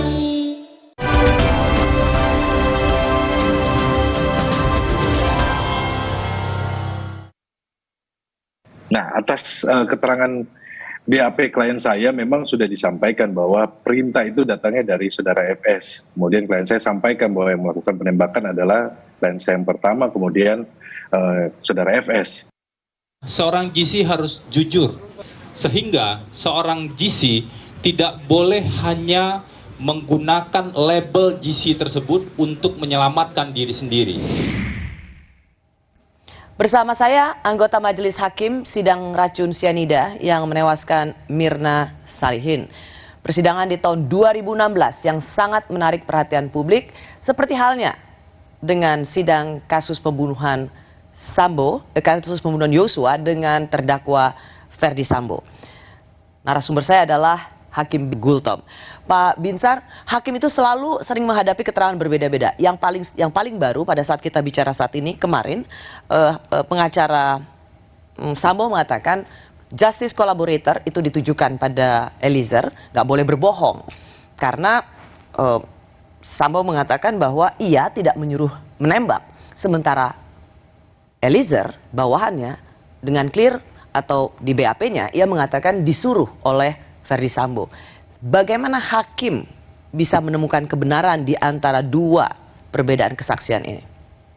Ya, sebenarnya itu gampang. Namun khusus mengenai gampang, sebenarnya gampang. Siapa yang berbohong dalam hal ini gampang dia. Ya, tapi saya tidak mau masuk ke teknis ya kasusnya yang sedang diproses ya. Tetapi secara umum dan kepada kasus Jessica ini saya katakan karena memang banyak antara pendapat ahli atau keterangan saksi yang satu dengan yang lain saling bayan. Nah, disitulah seorang hakim harus menyumpah makna sumpah daripada saksi itu ya berkata benar jujur. Dan itu ancaman pidananya 7 tahun sebagaimana diatur dalam pasal 242 KUHP. Nah, jadi kalau sampai kata-kata yang disampaikan antara si A atau si B tidak sinkron, tidak sinkron, ya hakimlah nanti yang akan menilainya. Bagaimana? Apa biasanya keahlian para hakim untuk menggali keterangan terdakwa dan saksi lainnya? Oh, ada. Mencari kesesuaian itu. Ada. Karena misalnya di antara yang ada di situ almarhum yang ditembak, lalu Verdi Sambo yang katanya hanya bilang hajar cat. Dia tidak menyangka bahwa hajar cat itu ternyata Eliezer menembak hingga mati.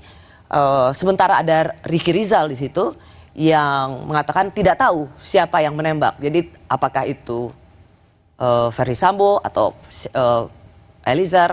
Jadi kan tidak bisa dibuktikan. Atau hakim punya cara punya terobosan. Hakim yang memiliki naluri tajam akan bisa menemukan hal itu disesuaikan dengan peristiwa pidana yang terjadi. Ya Pak, Jadi Pak Binsar, tapi tidak, kan ini tidak melulu tentang naluri, itu akan sangat subjektif. Hakim juga harus bertindak objektif berdasarkan fakta-fakta persidangan. Iya, fakta persidangan.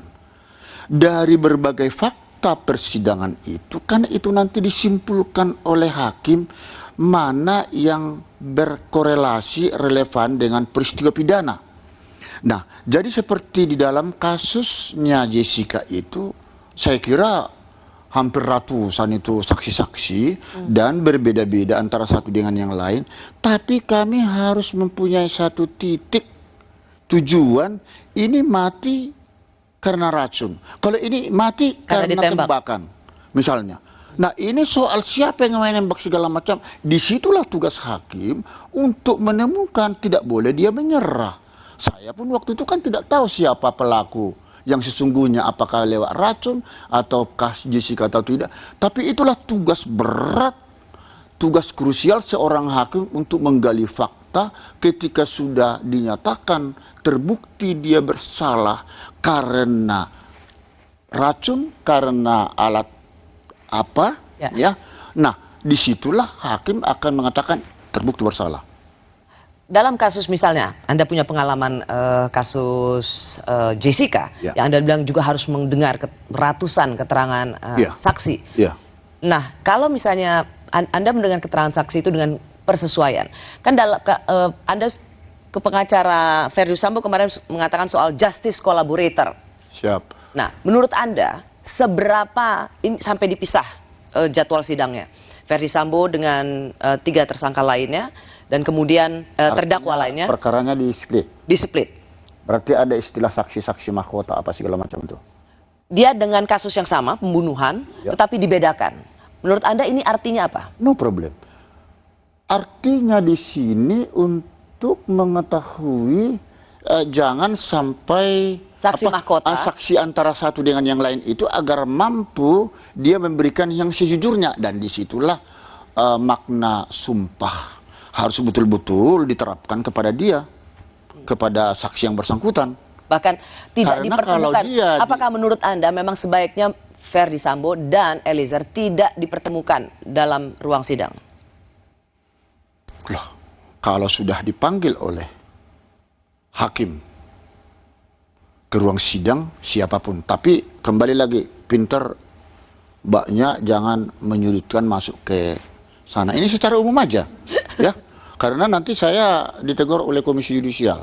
Tapi mohon maaf kepada pimpinan Mahkamah Agung dan Komisi Yudisial, saya tidak ada bermaksud di sini mau melanggar kode etik, hanya mau memberikan pencerahan hukum, karena di dalam kode etik penegakan hukum pun ada juga diberikan satu aturan hakim itu bisa memberikan. Ya, justru di sinilah kehadiran Pak Binsar Gultom dengan pengalaman Bapak pernah memimpin sidang kasus racun cyanida yang menyita perhatian. Betul. Dan ini adalah yang kedua seperti tadi saya katakan, bisa memberikan pencerahan apa sesungguhnya tantangan hakim untuk memutuskan kasus yang begitu besar ini dengan seadil-adilnya.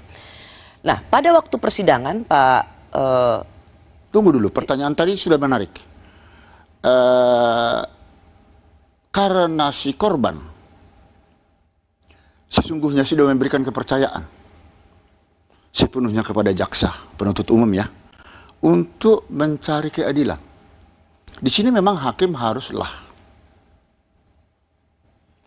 memberikan putusan yang terbaik buat semua pihak. Pasti, tentu itu yang kita harapkan dari hakim. Nah, saya ingin sekali lagi ingin melihat bagaimana kesaksian-kesaksian. Salah satunya adalah Ricky. Tidak apa-apa kalau misalnya tidak Anda ingin komentari, tetapi berikan pencerahan hukum. Bagaimana ada Ricky Rizal yang ada di situ. Ia tahu ada penembakan. Ia melihat bahwa kemudian Joshua meninggal, tapi dia tidak tahu siapa yang ditembak karena katanya dia bersembunyi, sempat mengatakan bersembunyi di balik kulkas. Kita lihat lagi seperti apa keterangannya ya. Pada saat di dalam, Richard sudah ada dalam posisi tembak dan tembak, suruh tembak sama Pak Sambo, perintah tembak kepada si dia lihat bahwa ada apa si Joshua ya, nginin badannya, nginin tangannya.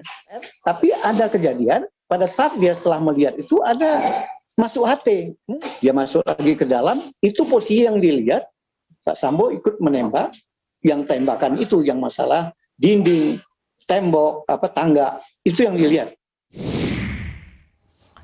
Jadi biasa ya Pak, kalau terdakwa itu sering mengubah-ngubah BAP. Awalnya misalnya dibilang ia tidak tahu karena bersembunyi di balik kulkas. Tapi kemudian ada BAP lagi, dia tidak tahu karena HT itu ia menerima panggilan HT sehingga ia berbalik badan. Apakah biasa mengubah-ubah BAP? Dan kemudian apa yang terjadi berbeda juga kesaksian ketika itu sudah di persidangan. Sepertinya kembali lagi saya katakan kurang tepat kalau pertanyaan itu kepada saya. Tetapi saya bisa memberikan satu gambaran umum ya. Adalah hak daripada si tersangka atau si terdakwa melakukan perubahan demi perubahan itu, akan tetapi itu kan semua dicatat dalam berita acara. Dan disitulah nanti akan dikorelasikan dengan fakta yang sesungguhnya. Jadi ini wewenang hakim di dalam hal ini semualah. Pasti, semua pasti ini semua ada di tangan hakim. Pokoknya karena hakim kita tunggu hakim dalam bisa menangani pengadilan seperti ini. Kasus. Tapi kan justru hakim juga perlu untuk menjelaskan, ya meskipun itu dianggap saat ini tidak diizinkan, tapi perlu juga menjelaskan, bukankah vonis hakim itu adalah mahkota bagi para hakim? Nah, sebentar Ibu. Saya mau masuk ke selanjutnya soal motif. Sedikit saja ini, seperti ini, kan ada rekonstruksi seperti kami kemarin. Tidak bisa diberikan rekonstruksi di Kopi Olivier, kami lakukan. Oke, apa itu? Apa substansi rekonstruksi relevansinya untuk mengetahui letak kopi itu pertama ditaruh di mana, lalu posisi si Jessica itu di mana, posisi korban itu nanti masuk ke mana. Oke, Anda mau mengatakan bahwa sebenarnya sudah ada rekonstruksi di kafe itu, di TKP itu? Kami tidak ada. Tetapi Anda mengulang lagi secara langsung di persidangan kan? Tidak pernah ada, kami tadinya mau ke sana tidak jadi karena demi keamanan. Tapi akhirnya di kantor kami lakukan, disitulah kami dapat melihat, oh kejadian seperti ini.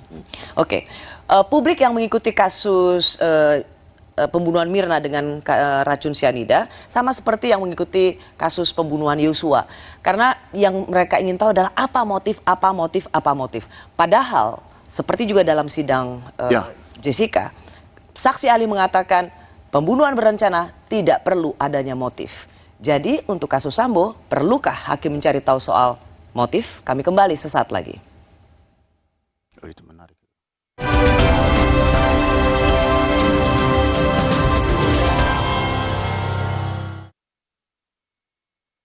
Pengalaman rasa baru. Jisamsu Elite dengan Tobacco Shield. Nikmat tanpa serpihan. Tarikan lebih halus.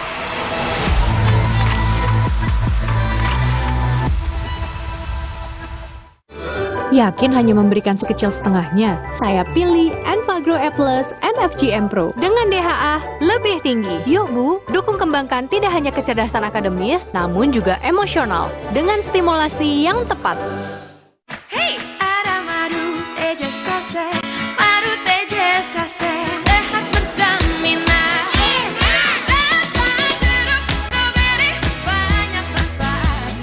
Madu TJ-Sase, enak sehatnya. Bahaya kurang vitamin D. Onde-mande vitamin D. Berjemur aja, cukup nggak ya? Minum MyWell Vitamin D 1000 IU. Penuhi kebutuhan vitamin D, jaga imun well everyday. MyWell Vitamin D 100% well everyday. Walau pengap dan sesak, jangan buka masker. Inovasi baru, Fresh Care Patch. Tinggal tempel, bikin fresh seketika. Maskeran nyaman. Cool kan? Fresh Care Patch. Saatnya rilekskan kulitmu. Fresh Living minyak zaitun. Kelembutan alami dari wajah hingga ke ujung kaki. Dengan aroma mewah yilang-yilang. Fresh Living minyak zaitun. Cantik terlindungi. Ayo Bang, gas. Ih, cepet amat sih Bang. Mau yang lama? Pakai Sutra Oking. Sutra Oking. Bikin tahan lama. Sibuk, banyak kerjaan. Kamu tetap bisa kok jadi yang paling update. Install aplikasi kompas.id saja. Dengarkan artikel yang kamu butuhkan sambil beraktivitas. Unduh sekali untuk dibaca setiap saat, bahkan tanpa koneksi internet. Simpan artikel pilihanmu untuk dibaca nanti. Temukan berita lebih tepat, lebih cepat. Install sekarang dan jadilah yang paling update. Kakek pingin tahu apa gigi palsunya bisa ngunyah ayam goreng yang renyah. Untung kakek pakai Poliden yang dengan kuat melekatkan gigi palsunya hingga 12 jam. Kakek pun bebas makan apa saja. Tersedia di apotek terdekat. Yah, sekarang isi Oreo lebih banyak nih.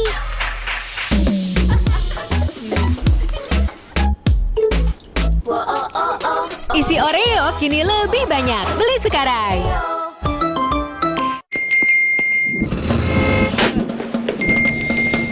Emangnya ada waktu buat sakit kepala? Panadol Extra, cepat redakan sakit kepala dan nyeri yang mengganggu. Dapat diminum sebelum makan dan tidak menyebabkan kantuk.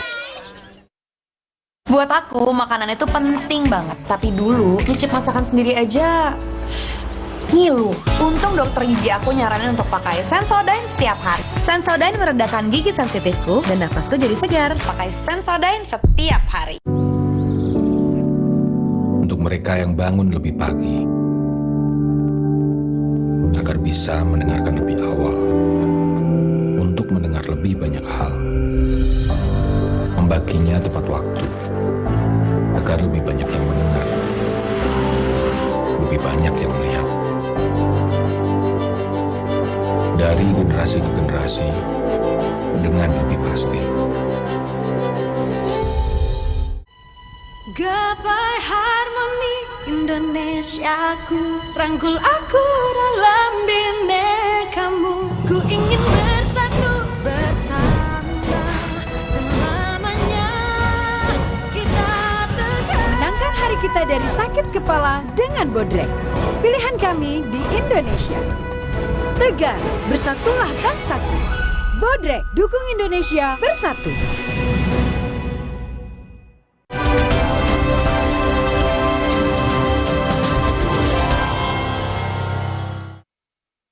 soal motif itu tidak harus ada, tapi boleh ada juga. Kadang-kadang kan hakim ingin tahu juga, karena kan motif itu apakah pelakunya ini orang sehat atau orang gila kan gitu. Sehingga dicari motifnya. Kalau sudah tidak gila sebenarnya cukup. Motif itu cuma pertanyaannya satu, ya pengalaman saya, kenapa Anda bunuh? Itu aja. Kalau motif itu nggak usah dipersoalkan, di persidangan bukan yang dibuktikan bukan motif, tapi unsur. Apakah unsur 340 atau nanti 338 terbukti atau tidak, ya? Nah, di Yuntus di 558, Yuntis 56. Hanya itu, tapi kita kan suka lihat di persidangan itu yang ya maklum lah. Gitu. Saya bersama salah seorang majelis hakim dalam kasus sidang beracun sianida, Binsar Gultom. Pak Binsar, sama-sama kasus pembunuhan berencana 340. Perlu motif atau tidak? Mencari motif mengapa Joshua dibunuh? Atau perlu motif mengapa Mirna dibunuh? Ya, memang di dalam unsur 340 KUHP itu tidak ada kata istilah motif. Tapi menurut Anda, merasa perlu nggak seorang hakim mencari motif? Sangat perlu. Kenapa? Apalagi di dalam perencanaan. Sudah terencana, tersistemik, terstruktur. Pasti ada yang menyebabkan dia mau melakukan sesuatu. Ya, tapi mengapa itu harus dicari oleh hakim? Bukankah kalau unsurnya sudah terpenuhi, ia merencanakan itu dengan tenang, ia memiliki waktu untuk merencanakan dan mengeksekusinya, jadi unsurnya sudah terpenuhi, buat apa lagi dicari motif? Karena tanpa sebab, kausalitas ya, tidak ada akibat. Nah, kalau dia langsung katakan membunuh, tanpa ada sebab, itu kan berarti pembunuhan biasa. 338. 338 KUHP.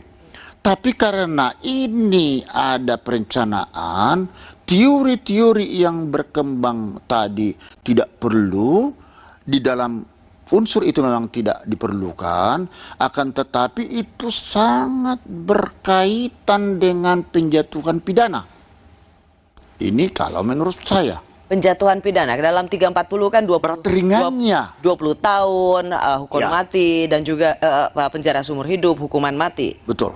Tapi bukankah dalam persidangan dengan terdakwa Jessica pada waktu itu majelis hakim memanggil saksi ahli Profesor Edi Sihirie yang sekarang menjadi Wakil Menteri Hukum dan HAM, di situ mengatakan tidak perlu adanya motif, mencari motif lagi untuk kasus 340.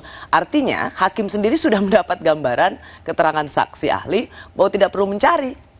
Ya, itu kan menurut pendapat beliau. Tetapi dalam amar putusan Anda termasuk juga menimbang tidak perlu mencari, tidak perlu ada motif. Tetapi artinya Anda termasuk juga mendengarkan kesaksian ahli bahwa tidak perlu ada motif dalam kasus pembunuhan berencana. Itu perlu dilihat. Saya kira di situ motif itu tetap perlu di dalam mempertimbangkan berat ringannya pemidanaan. Karena tanpa kita mencari kausalitas itu nanti pemidanaannya itu menjadi sesat. Ya. Dan kalau ditanyakan mengapa kami, tadi tidak ditanya, nggak perlu saya jawab. Coba Pak, terus mengapa Anda terus mencari motif? Bukan. Ya, mengapa mencari motif itu? Kami sudah tahu, walaupun itu ada yang masuk akal, ada yang tidak masuk di akal ya. Motif yang termasuk kepada korban Mirna waktu itu. Ya, kenapa saya tanyakan ini? Karena berulang kali selalu terdakwa mengatakan keluarga saya dilecehkan, istri saya dilecehkan. Sehingga ini bisa dijadikan motif sebagai alasan seorang terdakwa melakukan pembunuhan berencana. Kalau hakimnya seperti Pak Binsar, jangan-jangan orang ini bisa dapat keringanan hukuman. Secara umum saya katakan masalah motif tadi, sejauh mana itu dapat dipertimbangkan secara hukum, dapat diterima oleh hakim, maka itu motif tadi akan menjadi hal yang meringankan atau memberatkan terhadap dia.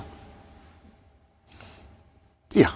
Jadi hakim juga seperti Pak Binsar misalnya menggunakan ada terdakwa yang mengatakan motif bahwa saya dilecehkan, martabat keluarga dihinakan, maka itu bisa meringankan hukuman seorang pembunuh dengan pasal berencana. Buktikan kebenarannya. Karena ada pasal lagi, ini pengetahuan umum ya, ada di pasal 49 KUHP. Demi melindungi kesusilaan, ada unsur pemaaf. Dia tidak perlu dipidana. Ada itu. Overma.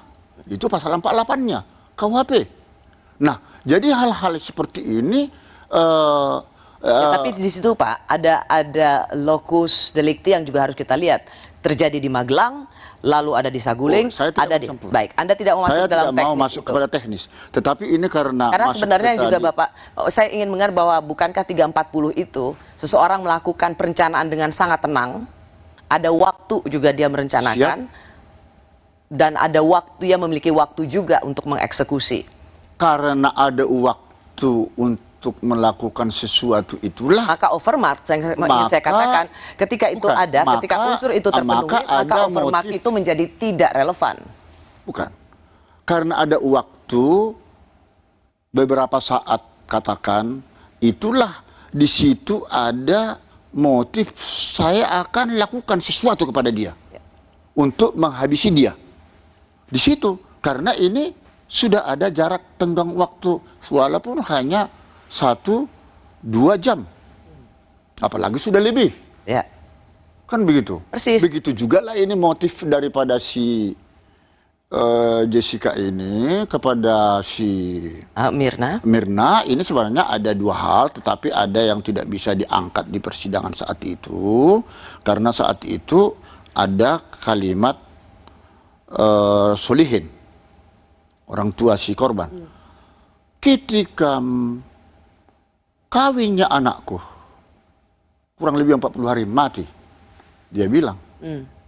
Akhirnya kita cari terus bukti, dan pada waktu pernikahannya si korban ini, dia tidak diundang. Dia datang tetap di Australia. Waktu ditanya, buat Bapak sebagai seorang anggota majelis hakim mencari motif itu penting untuk memastikan bahwa inilah alasan dia membunuh. Iya. Kalau tidak, orang gila dong dia. Mungkinkah dia di kopi Olivier, Jessica, kibas-kibas ada sasaran?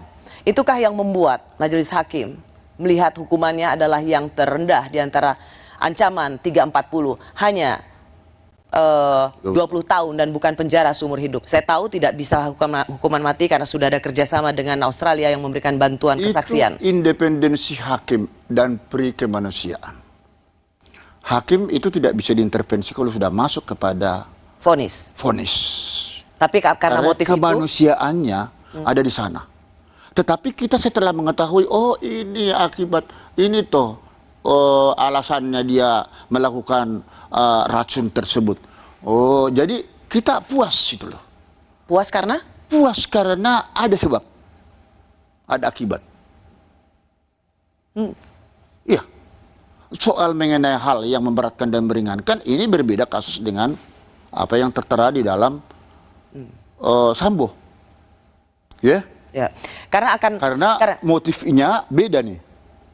Saya tidak mau terlalu jauh mencampuri ke sana. Ini motifnya lain. Sebenarnya motif dalam banyak kasus. Seberapa perlu sesungguhnya dalam kasus pembunuhan berencana dicari motif. Dan tadi Bapak bilang merasa perlu, meskipun saksi ahli dalam persidangan Mirna pun atau dengan terdakwa Jessica, saksi ahli mengatakan tidak perlu. Nah, salah satu juga yang terdakwa akan selalu mengupayakan adanya motif yang supaya hakim menganggap ini masuk akal. Dan yang dikhawatirkan adalah membenarkan pembunuhan itu. Kami kembali sesaat lagi.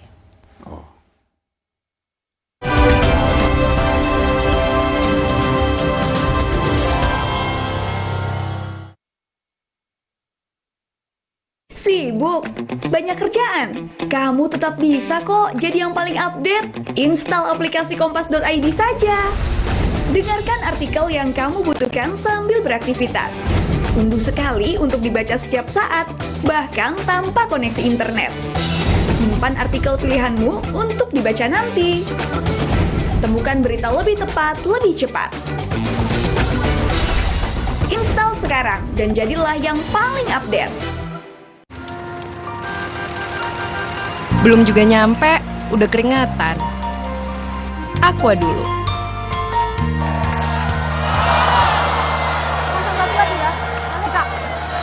Kala menang, tetap semangat dan Aqua dulu. Datang dari sumber alam yang terlindungi, murninya air mineral Aqua, berikan air minum berkualitas.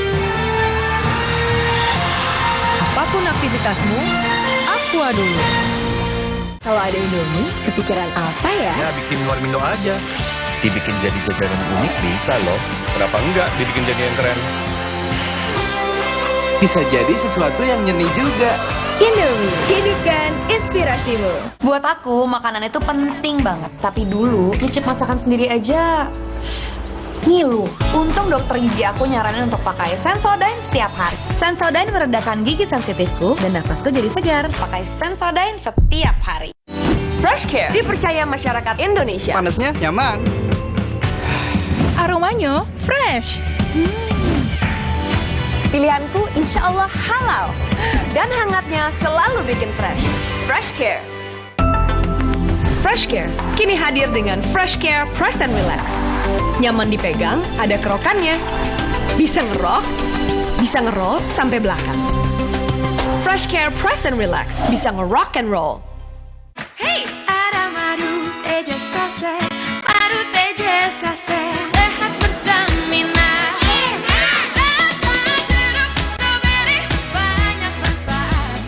Madu teja saset, enak sehatnya.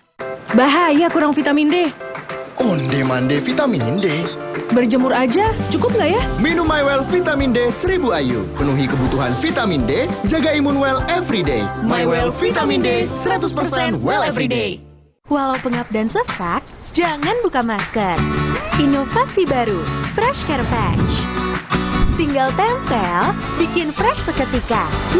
Maskeran nyaman. Cool kan? Fresh Care Patch. Saatnya rilekskan kulitmu. Fresh Living minyak zaitun. Kelembutan alami dari wajah hingga ke ujung kaki. Dengan aroma mewah yilang-yilang. Fresh Living minyak zaitun. Cantik terlindungi. Sibuk? Banyak kerjaan? Kamu tetap bisa kok jadi yang paling update. Install aplikasi kompas.id saja. Dengarkan artikel yang kamu butuhkan sambil beraktivitas. Unduh sekali untuk dibaca setiap saat, bahkan tanpa koneksi internet. Simpan artikel pilihanmu untuk dibaca nanti. Temukan berita lebih tepat, lebih cepat. Install sekarang dan jadilah yang paling update. Saatnya beralih ke Hemaviton Action Total Care Imun Up. 3 action benefit, bantu jaga daya tahan tubuh, stamina, dan kesegaran. Imun Up, Stamina on, full action seharian. Hemaviton Action Total Care Imun Up. Kemarin aku antar orang berkali-kali, padahal kepala ini pusing. Ada obat sakit kepala? Oskadon aja. Oskadon aktif bekerja di pusat sakit kepala. Dapat diminum sebelum makan tanpa ngantuk. Oskadon pancen uhi.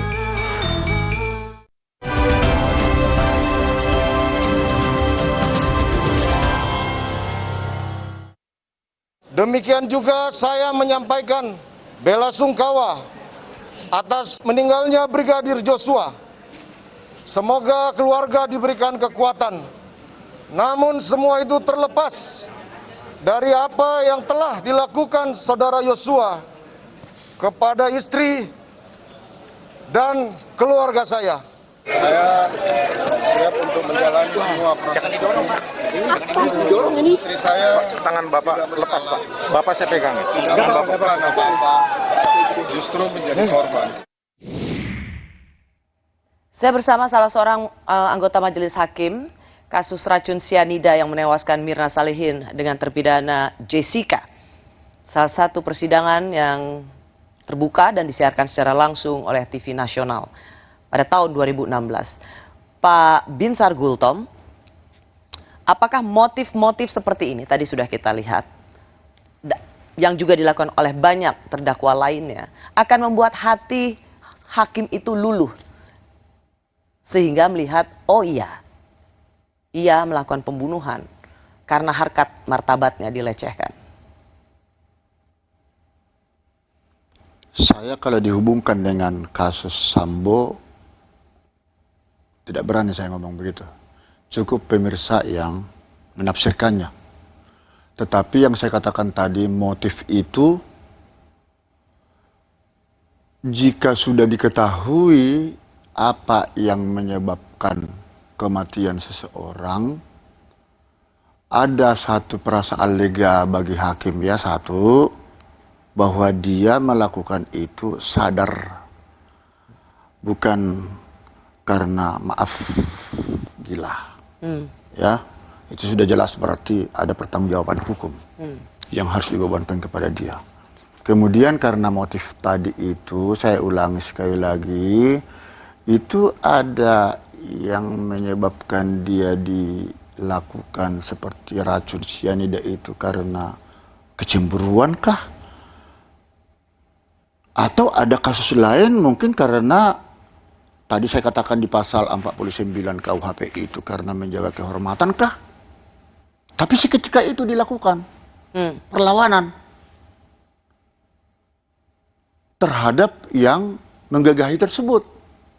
Nah, itu aturan ada seperti itu. Tidak perlu dipidana. Ya. Jadi itu bagian dari pembelaan diri. Ya. Dan berbeda dengan pembunuhan berencana. Ya, jadi ini hanya secara umum ya saya katakannya. Tetapi dalam hal kasus Jessica ini yang saya katakan tadi itu, karena saya sudah melihat itu motifnya seperti itu, ada kecemburuan, ya sudah. Tapi hal-hal yang memberatkan dan meringankan itu juga bisa tergantung pada hakim untuk bisa mengambil. Oke, tadi Pak Binsar semua mengatakan ada satu kata, kecemburuan. Ini di dalam kasus Jessica. Di dalam kasus Jessica. Ini tentang relasi antara terdakwa dan korban. Waktu itu. Iya. Oke. Tetapi ini tidak diungkap di persidangan. Hanya menjadi semacam, ya, ada kesaksian bahwa marah. Di pertimbangan ada. Di pertimbangan ada. Tetapi kemudian tidak terlalu masuk ke soal relasi, soal kecemburuan itu. Mengapa? Apakah ini terlalu personal? Terlalu privat? Ya. Ada hubungannya juga ke sana. Jadi publik tidak perlu tahu juga sesuatu yang bersifat personal karena tidak ada kaitannya. Meskipun itu menjadi salah satu yang sempat diucapkan. Ya, itu kesimpulan Ibu. Oke. Saya tidak tahu. Ya, yang jelas andai kata dibaca itu pertimbangan kami ya itu berkorelasi. Ya, berkorelasi. Artinya kalau sesuatu yang bersifat sangat privat, perlukah itu dibuka di pengadilan? Kalau ada hubungannya dengan peristiwa, why not? Mengapa itu tidak dibuka di kasus sidang Jessica? Kembali kami kepada surat dakwaan jaksa. Karena itu tidak dimasukkan dalam Tidak kasus dimasukkan. dakwaan jaksa. Ya, makanya saya hanya meminta kepada jaksa kalau itu mungkin tidak apa-apa, saya tidak mencampuri institusional lain. Surat dakwaan itu benar-benar harus dapat dipertanggungjawabkan apakah itu tunggal ataukah itu alternatif ya. Karena di sanalah nanti hakim akan menilai alat bukti, barang bukti ya. Jadi sehingga semuanya terjadi peradilan cepat, sederhana, biaya ringan. Ya. Ketika terdakwa terus-menerus mengatakan apa yang terjadi pada pasangannya yang menjadi motif, sebagai seorang hakim, apakah ini trik atau siasat terdakwa untuk bisa mengurangi hukuman dari ancaman 340, yaitu seumur hidup, bahkan mati? Kalau dikaitkan dengan kasusnya Jessica, sama sekali tidak ada keterkaitan. Itu apakah ada trik atau tidak itu murni adalah dari... Kalau pada kasus-kasus lainnya yang Anda hadapi? Tidak. Biasanya. Putusan itu tidak boleh dipermainkan karena ada trik-trik segala macam. Sedikit saja tidak. Oke, saya mengubah terminologi saya. Bahwa terdakwa akan dengan kuasa hukumnya akan selalu menggunakan cara mengatakan motifnya, mengapa ia melakukan ini. Ini adalah salah satu upaya terdakwa untuk bisa melepaskan diri dari jerat hukuman maksimal. Sejauh mana motif itu dapat dipertanggungjawabkan kan itu? Itu bisa menjadi hal-hal yang memberatkan atau meringankan. Jadi tidak akan heran jika terdakwa akan terus-menerus menggaungkan apa yang terjadi pada pasangannya misalnya untuk mengurangi hukumannya. Oh iya, itulah hebatnya. Makanya saya bilang tadi saya sudah cut bahwa terdakwa itu kualitas pembuktiannya paling rendah dibandingkan alat-alat bukti lain. Tak perlu pun dia mengaku sama sekali, itu tidak menjadi persoalan. Itu hanya kita merelevansikan cocok apa tidak dengan apa yang sudah terjadi. Kalau cocok, hal yang meringankan. Itu termasuk harus dipertimbangkan.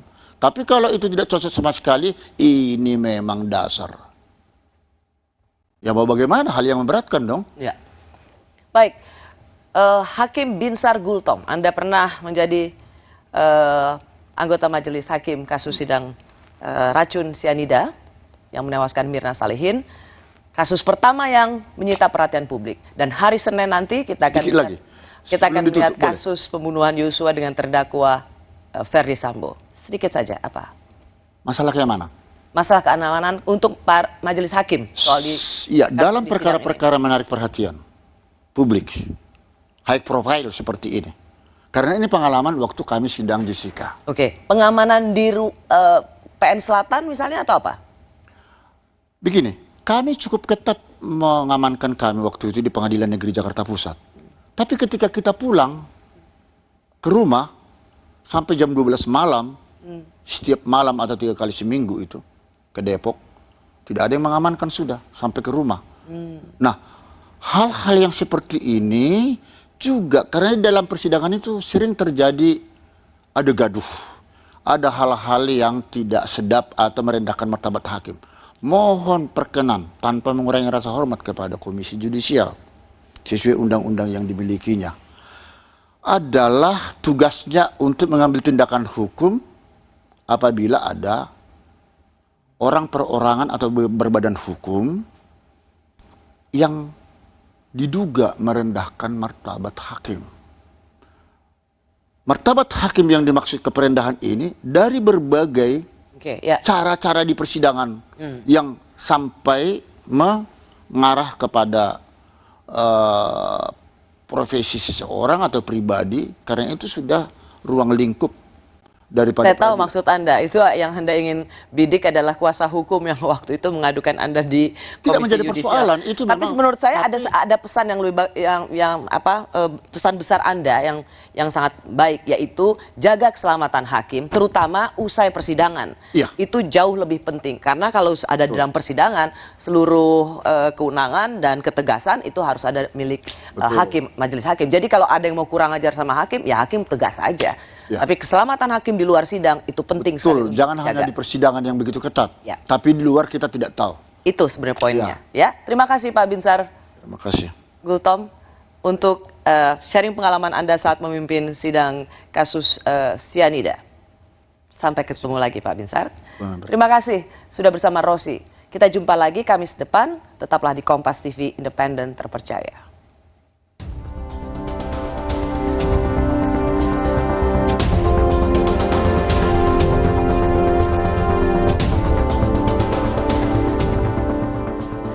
Assalamualaikum warahmatullahi wabarakatuh. Alhamdulillah wa syukurillah. Terima kasih Tuhan, dan tentunya pertama kami ucapkan terima kasih sebesar-besarnya kepada Dewan Juri Anugerah KPI Awards atas kepercayaannya memilih program Rosi sebagai talk show berita terbaik versi KPI tahun ini. Terima kasih KPI. Terima kasih.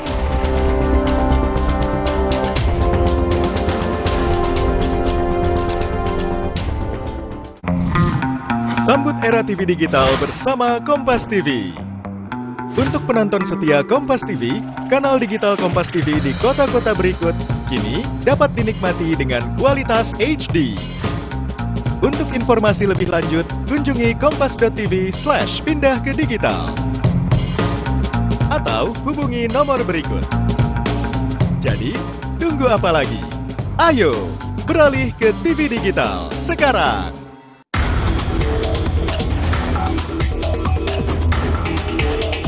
Masyarakat tetap waspada ya terhadap potensi cuaca ekstrim yang menyebabkan terjadinya bencana hidrometeorologi berupa banjir bandang, tanah longsor, angin kencang.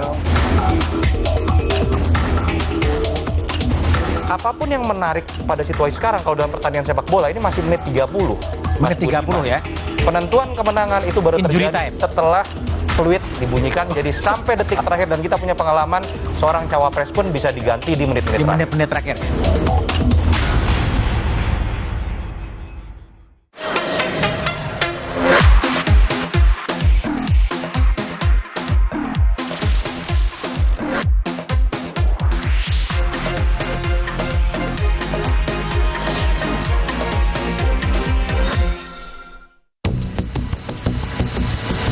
Potensi terdampak hujan lebat dan tentunya berpotensi banjir diserta dengan kategori siaga.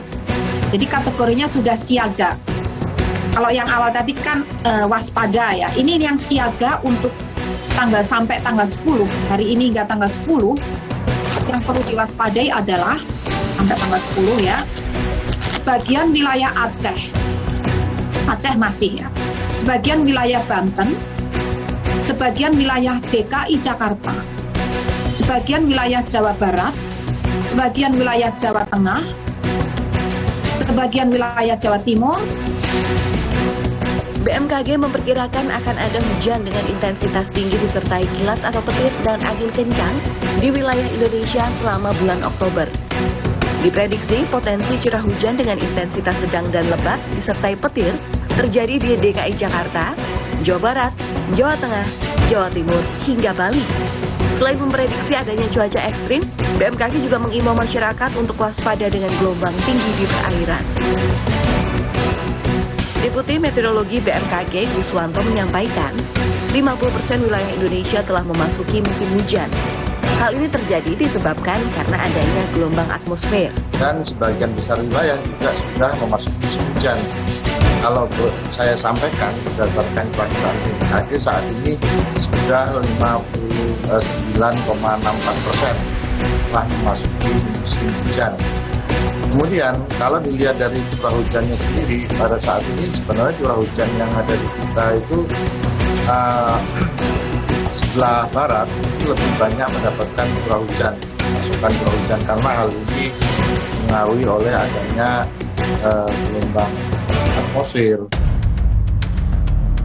Guswanto juga mengimbau masyarakat untuk tetap waspada akan cuaca ekstrim yang dapat menyebabkan banjir bandang, dan tanah longsor. Mengantisipasi itu, kami BMKG memberikan saran maupun masukan kepada masyarakat. Kita himbau lah. Yang pertama, pada posisi saat ini masyarakat tetap waspada ya terhadap potensi cuaca ekstrim yang menyebabkan terjadinya bencana hidrometeorologi, banjir bandang, tanah longsor, angin kencang, terutama bagi masyarakat yang tinggal di wilayah rawan bencana hidrometeorologi, contohnya yang tinggal di bantaran sungai. Curah hujan tinggi di ibu kota dalam waktu 2 minggu ini telah menyebabkan banjir di beberapa wilayah. Di ruas jalan TB Simatupang, Jakarta Selatan, visual banjir banyak dibagikan pengendara di lini media sosial. Banjir membuat jalanan tak bisa dilintasi kendaraan. Banjir di beberapa titik juga mengakibatkan kemacetan di jalanan dalam beberapa hari terakhir. Sejumlah toko dan minimarket di kawasan Kemang ditutup lebih awal. Sejumlah persediaan diangkut pegawai toko untuk menghindari rusak karena terendam air. Kepala BPBD DKI Jakarta, Isnawa Aji menyebut, cuaca ekstrim berpotensi hujan deras sudah diinformasikan oleh BMKG dan sejumlah titik sudah dalam pemantauan, terutama saluran drainase untuk mencegah genangan. Granit ya, salah satunya kami dengan Dinas LH, kami berkoordinasi dengan Dinas Bina Marga, koordinasi dengan Dishub, termasuk juga dengan teman-teman PPSU yang ada di kelurahan. Di semua titik genangan, selalu BPBD meminta agar dilakukan pengecekan ulang lagi terhadap drainase, gorong-gorong, saluran-saluran yang ada, jangan sampai ada sumbatan-sumbatan, ada material, ada sampah, sehingga ikut memberikan kontribusi terjadi genangan-genangan. Pada Kamis 6 Oktober lalu, curah hujan yang tinggi di Jakarta membuat luapan sungai menerjang tembok pembatas bangunan di Madrasah Sanawiyah Negeri 19 Pondok Labu, Cilandak, Jakarta Selatan. Kapolsek Cilandak Kompol Multazam menyatakan, ada 3 orang siswa meninggal dunia karena tertimpa reruntuhan tembok yang diterjang banjir. Dari pengamatan kami, di depan MTS ini dialiri saluran air yang cukup selebar mungkin 1-2 meter. Namun kan curah hujannya begitu tinggi sehingga air meluap dan mendorong tembok MTS. Saat ini, proses belajar mengajar MTS 19 dipindahkan selama gedung diperbaiki. Di wilayah Depok, hujan es turun disertai angin kencang. Akibatnya sejumlah pohon tumbang dan menyebabkan kemacetan. Tidak hanya di wilayah Jabodetabek, hujan deras dan cuaca ekstrim juga menerpa beberapa wilayah di tanah air. Di Aceh Utara, 3 sungai meluap akibat hujan dengan intensitas tinggi dan akibatnya 15 wilayah terendam banjir. Sementara itu di Lumajang, Jawa Timur, tanggul darurat jebol lantaran diterjang lahar hujan Gunung Semeru. Akibatnya, banjir lumpur pun menyelimuti beberapa desa. Di Kecamatan Watulimo, Kabupaten Trenggalek, Jawa Timur, imbas dari bencana ini dirasakan oleh warga di Desa Tasikmadu. Puluhan rumah warga rusak karena terendam banjir dan menyisakan material banjir. Sejalan dengan imbauan dari BMKG akan cuaca ekstrim dan tidak menentu, kita juga jangan lupa untuk selalu menjaga kesehatan, agar tubuh tetap dapat menjalani aktivitas dan kegiatan dengan lancar.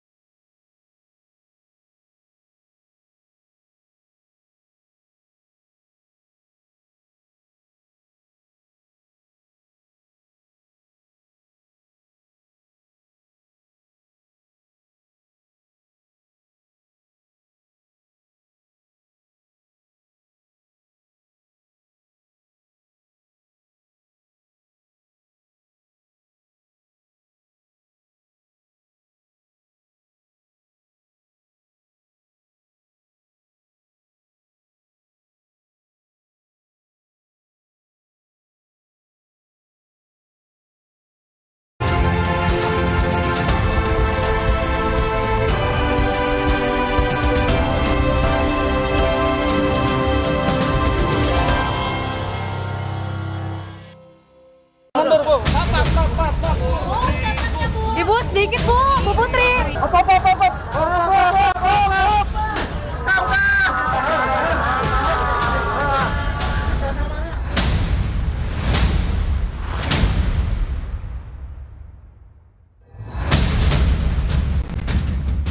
Persidangan yang ditunggu-tunggu publik akan segera digelar. Mantan Kadif Propam Polri Verdi Sambo bersama istri serta 3 ajudannya dalam hitungan hari akan menghadapi meja persidangan kasus pembunuhan Brigadir Yosua Huta Barat. Tak hanya menyidangkan perkara pembunuhan berencana Yosua, Pengadilan Negeri Jakarta Selatan juga akan menyidangkan kasus obstruction of justice dengan 7 tersangka termasuk Verdi Sambo. besarnya perhatian publik menjadi pertaruhan para hakim mengadili kasus ini secara kredibel dan bermartabat. Saudara mau jujur benaran atau mau bohong? Saya mau jujur, Yang Mulia. Sebagaimana sorotan publik pada kasus pembunuhan Yosua saat ini, di tahun 2016, hal serupa juga terjadi pada kasus kopi maut sianida dengan terdakwa Jessica Kumala Wongso. Tak main-main, sidang dengan terdakwa Jessica Kumala Wongso ini ditayangkan secara langsung oleh media televisi termasuk Kompas TV dengan penayangan durasi terpanjang mencapai 12 jam. Tak hanya sosok Jessica yang menjadi perhatian, pertanyaan-pertanyaan para hakim juga menuai kontroversi. Anggota Majelis Hakim Binsar Gultom menjadi salah satu hakim yang paling disorot. Hanya saudara yang tahu pada tanggal 6 Januari itu, ya? Iya. Apa yang terjadi di lokasi itu? Hanya hitungan detik. Kalau memang bukan saudara, lalu siapakah menurut saudara yang mencemari atau memasukkan sesuatu zat kimia di kopi itu? Saya tidak tahu, Yang Mulia.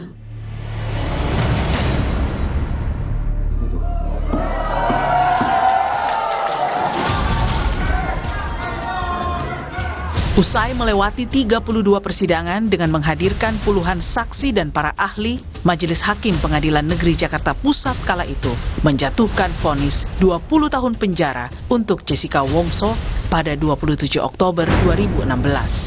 Jessica lolos dari ancaman maksimal, yakni hukuman mati. Kini, dalam hitungan hari, perhatian publik bergeser ke Pengadilan Negeri Jakarta Selatan.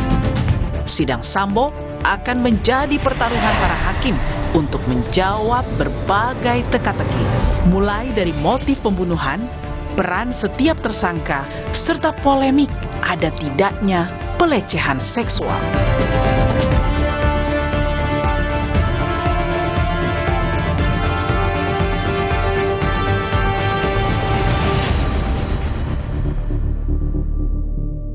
Saya sudah bersama anggota Majelis Hakim pada kasus kopi maut sianida yang kini menjabat Hakim Tinggi Pengadilan Tinggi Banten. Ia adalah Dr. Binsar Gultom. Pak Binsar, terima kasih sudah di Rosi. Terima kasih. Pak Binsar, itu 6 tahun lalu Anda adalah salah satu dari Majelis Hakim yang memimpin sidang racun sianida menewaskan Mirna Salihin. Siap. Itu adalah sidang pertama yang luar biasa diikuti oleh penonton dan disiarkan secara langsung oleh televisi. Kompas TV termasuk yang pertama menyiarkan secara langsung. Dan sekarang ada kasus Sambo, kedua setelah persidangan racun sianida. Sebagai hakim yang pernah memimpin sidang itu dan memberikan keputusan terhadap kasus itu, menurut Anda apa persamaan terbesar dengan kasus pembunuhan Yosua? Terima kasih. Jadi persamaan kurang lebih dari berbagai kontroversi meninggalnya si korban. Di satu sisi bukan karena racun atau yang lain, cara memasukkannya bukan lewat mulut. Jadi terjadi kontroversi. Jadi banyak alat-alat bukti dan barang bukti yang perlu dieliminasi oleh para hakim. Pada waktu itu? Pada waktu kasus racun sianida? Betul sekali. Ya. Jadi pendapat yang bermacam ragam itu, kami selaku hakim fokus kepada surat dakwaan jaksa. Nah, karena itulah jaksa di dalam menyusun surat dakwaan itu harus betul-betul menerima masukan dari berbagai pihak dulu, supaya tidak ada kontroversi dari sana sini. Nah, kalau sudah ditangani dan masuk kepada surat dakwaan jaksa, itulah yang menjadi dasar hakim untuk membuktikan benar atau tidak surat dakwaan itu. Dari fakta-fakta persidangan itu, kesamaan yang juga sama penting ya Pak Binsar, yaitu sama-sama pembunuhan berencana. Siap. Waktu Jessica, dia juga diancam dengan pasal pembunuhan berencana. Sambo juga demikian, sama-sama pasal 340 KUHP. Seberapa susah atau seberapa mudah seorang hakim bisa memutuskan bahwa ya, si terdakwa ini adalah otak dibalik pembunuhan berencana? Baik, menarik pertanyaan itu. Waktu itu memang kami mengambil langsung 3 kelompok permasalahan. Pertama, apakah ada korban? Yes, ada. Kedua, mengapa dia meninggal? Apa yang menyebabkan dia meninggal? Jadi kita bukan mencari dulu siapa yang melakukan. Nah, dari berbagai alat bukti, keterangan saksi maksudnya, ahli, surat, termasuk di situ visum et repertum, dan keterangan-keterangan yang lain, petunjuk, ternyata ada beberapa hal yang tidak bersesuaian dengan matinya seseorang itu. Karena kami langsung mempelajari kalau memang itu sianida yang menjadikan dia mati, kami pelajari karakteristik sianida itu. Ya, karena beberapa saksi ahli yang dihadirkan dalam persidangan itu punya 2 keterangan yang berbeda. Betul. Ada toksikologi yang mengatakan ia mati karena racun sianida, tapi ada juga saksi ahli yang dihadirkan oleh kuasa hukum Jessica yang dari Australia kalau nggak salah, dia mengatakan tidak dapat ditemukan sianida yang cukup besar jumlahnya yang bisa menyebabkan Mirna Salihin mati karena sianida. Bagaimana hakim bisa memutuskan bahwa keterangan ahli seperti inilah yang diyakini oleh hakim? Mengapa bukan keterangan saksi versi atau yang diberikan oleh tim kuasa hukum Jessica yang Anda dengar? Bahwa tidak cukup sianida di dalam tubuh Mirna. Ini menarik. Saya jadi teringat waktu itu Prof. Bembeng Ong itu mengatakan kalau hanya 0, sekian persen masuk ke rongga ditelan tidak akan mengakibatkan mati. Sementara dari salah satu pihak ahli dari polisi, dari kejaksaan, dari kejaksaan itu 0,1 sekian dapat mengakibatkan matinya seseorang. Tetapi kami selaku hakim kan punya independensi mengesampingkan mana yang lebih relevan. Kami justru masuk kepada fakta lewat CCTV. Baru sianida itu dikocok, dikopi, ditelan, hanya hitungan detik. Karena hal ini kami sudah mempelajari karakteristik sianida. Hanya hitungan detik bisa membuat seseorang itu kolaps sehingga meninggal dunia. Ini sekali lagi saya berterima kasih karena Anda bisa menjelaskan ini setelah 6 tahun kasus ini divonis. Lagi supaya jangan terputus rentetan itu. Nah, jadi dasar faktual ini yang paling urgen bagi kami. Faktanya dia mati seketika yang kondisinya sebelumnya sehat. Kalaupun dibilang entah bermacam ragam ini barang bukti, itu tidak menjadi peduli bagi kami. Karena Anda melihat fakta persidangan dari CCTV bahwa setelah ia meminum kopi Vietnam itu, maka tubuh Mirna langsung bereaksi, ia merasa kepanasan, ia kemudian langsung begitu cepat tidak sadarkan diri dan kemudian terbujur kaku. Jadi kondisi fisik itu yang Anda lihat dari CCTV. Tapi juga ada pertanyaan, tidak ada fakta persidangan atau alat bukti yang menunjukkan Mirna lah yang memasukkan gelas racun itu ke gelas. Jessica lah yang memasukkan racun cyanida ke gelas Mirna. Jadi bagaimana keyakinan hakim waktu itu? Ya, tidak ada satupun bukti atau alat bukti saksi yang melihat dimasukkan. Ini memang CCTV menjadi sarana yang empuk, dan ini setelah diberlakukan Undang-Undang ITE ya, menjadi dasar bagi kami bahwa CCTV ini menjadi tolak ukur.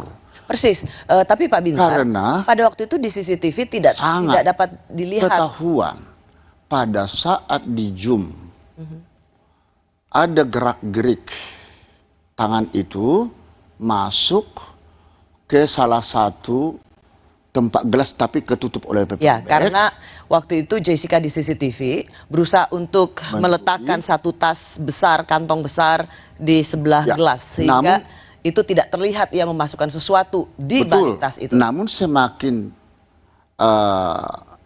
tajam bagi kami untuk membuktikan bahwa pelakunya dia ketika di CCTV kita lihat gatal-gatal tangan. Kalau serbuk sianida kena ke tangan, banyak melepuh, kalau sedikit gatal-gatal. Hingga gatal di paha, dibuang celana jeans. Alasan katanya sobek. Bagi kami mau dibuang alat-alat bukti, barang bukti tersebut yang menjadi alat untuk mematikan seseorang itu, no problem. Justru disitulah keyakinan hakim timbul. Jadi keyakinan hakim itu tidak muncul seketika. Dari berbagai pengamatan, dan ini pengamatan ini hanya ada pada hakim. Ya. Pak Binsar, pada waktu itu Anda dianggap sebagai hakim yang kontroversial. Bahkan Anda sempat dilaporkan oleh kuasa hukum Jessica ke Komisi Yudisial. Kata Otto Hasibuan pada waktu itu adalah Anda dianggap sebagai hakim yang tendensius. Karena sepertinya salah satu anggota majelis pada waktu itu, yaitu Binsar Gultom, sudah punya keyakinan bahwa Jessica lah yang meracuni Mirna. Karena Anda sempat atau Anda mengucapkan sesuatu dengan sengaja di sidang, yaitu Jessica dapat dihukum walaupun tidak ada saksi yang melihat. Ya, hafal sekali mbaknya. Betul. Karena hal itu ada kasus yang pernah kami tangani di Pengadilan Negeri Jakarta Pusat. Tidak mau mengakui dia melakukannya. Satu, kedua tidak ada saksi satupun. Yang anak si kecil yang dibawa itu diperkosa lalu dibunuh. Bahkan waktu saya ketua Pengadilan Negeri di Simalungun, tidak satupun orang tahu istrinya itu suaminya yang mencekik. Tapi dibuat modus operandi, digantung kayak Dragula itu istrinya, dibedaki segala macam. Nah, tidak ada satu saksi pun. Tapi saya dengan tajam mempunyai suatu pemikiran kepada Kapolresnya waktu dia dialog kopi break dengan saya, gampang membuktikannya karena sudah 6 bulan di teror terus itu di Kapolres Simalungun. Periksa tukang mandi yang memandikan mayat. Ada yang tidak lebab-lebab, ada yang tidak bekas cekikan, ada yang tidak terbujur lidah. Ternyata di sana bekas cekikan, ya toh. Kemudian lidah tidak ada karena memang waktu menggantung itu. Jadi Pak Binsar ingin mengatakan bahwa hakim juga bisa punya keyakinan terdakwa melakukan perbuatan yang didakwakan padanya, terlepas itu ada saksi atau tidak, sepanjang ada alat bukti yang mendukung. Ya, panca indera yang keenam. Makanya terdakwa sekalipun mengaku atau tidak, sebagaimana diatur dalam pasal 189 ayat 3 ayat 3 KUHP, keterangan terdakwa hanya berlaku bagi dirinya sendiri. Karena itu dia punya hak ingkar. Bagi saya tidak peduli dia mau mengakui atau tidak. Terdakwa boleh berbohong karena dia ingin melakukan apapun untuk membebaskan diri dari akan menjadikan hal-hal yang berat. Pak Binsar, kita akan masuk karena hakim masuk ke tema berikutnya. Hakim itu akan selalu bisa menghadapi keterangan yang berbeda-beda dari terdakwa dan saksi. Seperti misalnya ada pengakuan bertentangan antara Ferdi Sambo dengan Richard Eliezer soal siapa yang menembak dan mematikan Joshua. Lalu bagaimana pembuktiannya di persidangan dan seperti apa keyakinan hakim? Kami kembali saat lagi.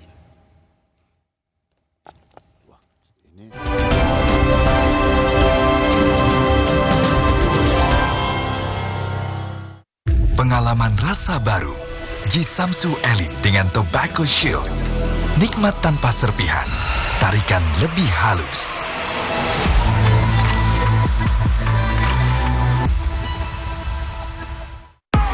setiap transaksi banyak biaya ini itu. Tapi di tabungan BTN Bisnis beda. Bisa bebas biaya transaksi itu juara banget. Karena bisnis gak cuma tentang hari ini, tapi juga esok hari. Yah, sekarang isi Oreo lebih banyak nih.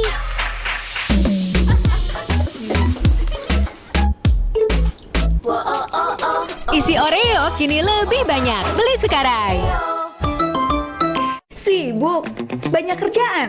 Kamu tetap bisa kok jadi yang paling update. Install aplikasi kompas.id saja. Dengarkan artikel yang kamu butuhkan sambil beraktivitas. Unduh sekali untuk dibaca setiap saat, bahkan tanpa koneksi internet.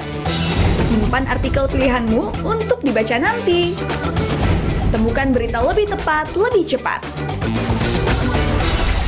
Install sekarang dan jadilah yang paling update. FreshCare dipercaya masyarakat Indonesia. Panasnya nyaman. Aromanya fresh. Pilihanku insya Allah halal. Dan hangatnya selalu bikin fresh. FreshCare. FreshCare kini hadir dengan FreshCare Press and Relax. Nyaman dipegang, ada kerokannya. Bisa ngerok, bisa ngeroll sampai belakang. FreshCare Press and Relax bisa ngerock and roll. Kakek pingin tahu apa gigi palsunya bisa ngunyah ayam goreng yang renyah. Untung kakek pakai Poliden yang dengan kuat melekatkan gigi palsunya hingga 12 jam. Kakek pun bebas makan apa saja. Tersedia di apotek terdekat. Kemarin aku antar orang berkali-kali, padahal kepala ini pusing. Ada obat sakit kepala. Oskadon aja. Oskadon aktif bekerja di pusat sakit kepala. Dapat diminum sebelum makan tanpa ngantuk. Oskadon pancen uhi.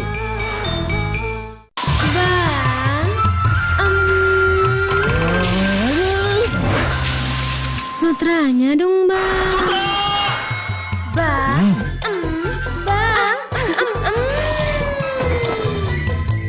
Pengalaman rasa baru. Jisamsu Elite dengan Tobacco Shield. Nikmat tanpa serpihan. Tarikan lebih halus.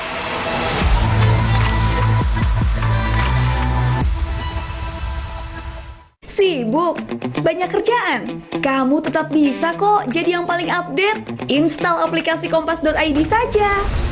Dengarkan artikel yang kamu butuhkan sambil beraktivitas. Unduh sekali untuk dibaca setiap saat, bahkan tanpa koneksi internet. Simpan artikel pilihanmu untuk dibaca nanti. Temukan berita lebih tepat, lebih cepat. Install sekarang dan jadilah yang paling update.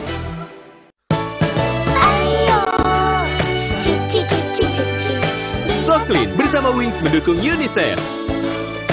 Mari biasakan hidup bersih. Alam pun ikut berseri.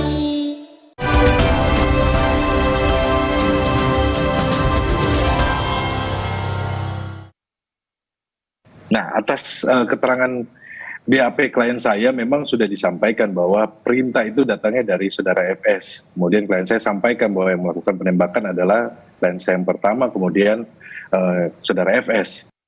Seorang GC harus jujur, sehingga seorang GC tidak boleh hanya menggunakan label GC tersebut untuk menyelamatkan diri sendiri.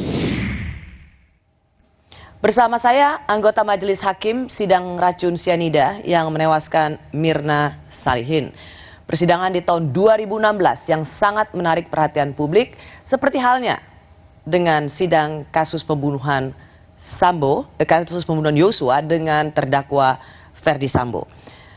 Narasumber saya adalah Hakim Gultom.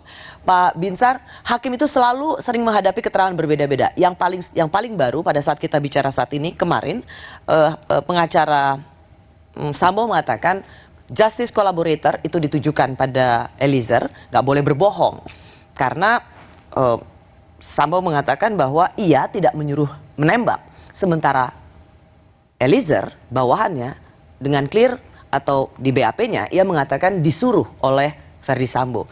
Bagaimana hakim bisa menemukan kebenaran di antara dua perbedaan kesaksian ini? Ya, sebenarnya itu gampang. Namun khusus mengenai... Gampang? Sebenarnya gampang? Siapa yang berbohong dalam hal ini gampang? Ya, tapi saya tidak mau masuk ke teknis ya. kasusnya yang sedang diproses ya, tetapi secara umum dan kepada kasus Jessica ini saya katakan karena memang banyak antara pendapat ahli atau keterangan saksi yang satu dengan yang lain saling bayan. Nah, disitulah seorang hakim harus menyumpah, makna sumpah daripada saksi itu ya berkata benar, jujur. Dan itu ancaman pidananya 7 tahun sebagaimana diatur dalam pasal 242 KUHP. Nah, jadi kalau sampai kata-kata yang disampaikan antara si A atau si B tidak sinkron, tidak sinkron, ya hakimlah nanti yang akan menilainya. Bagaimana? Apa biasanya keahlian para hakim untuk menggali keterangan terdakwa dan saksi lainnya? Oh, ada. Mencari kesesuaian itu. Ada. Karena misalnya di antara yang ada di situ almarhum yang ditembak, lalu Ferdi Sambo yang katanya hanya bilang hajar cat, dia tidak menyangka bahwa hajar cat itu ternyata Eliezer menembak hingga mati.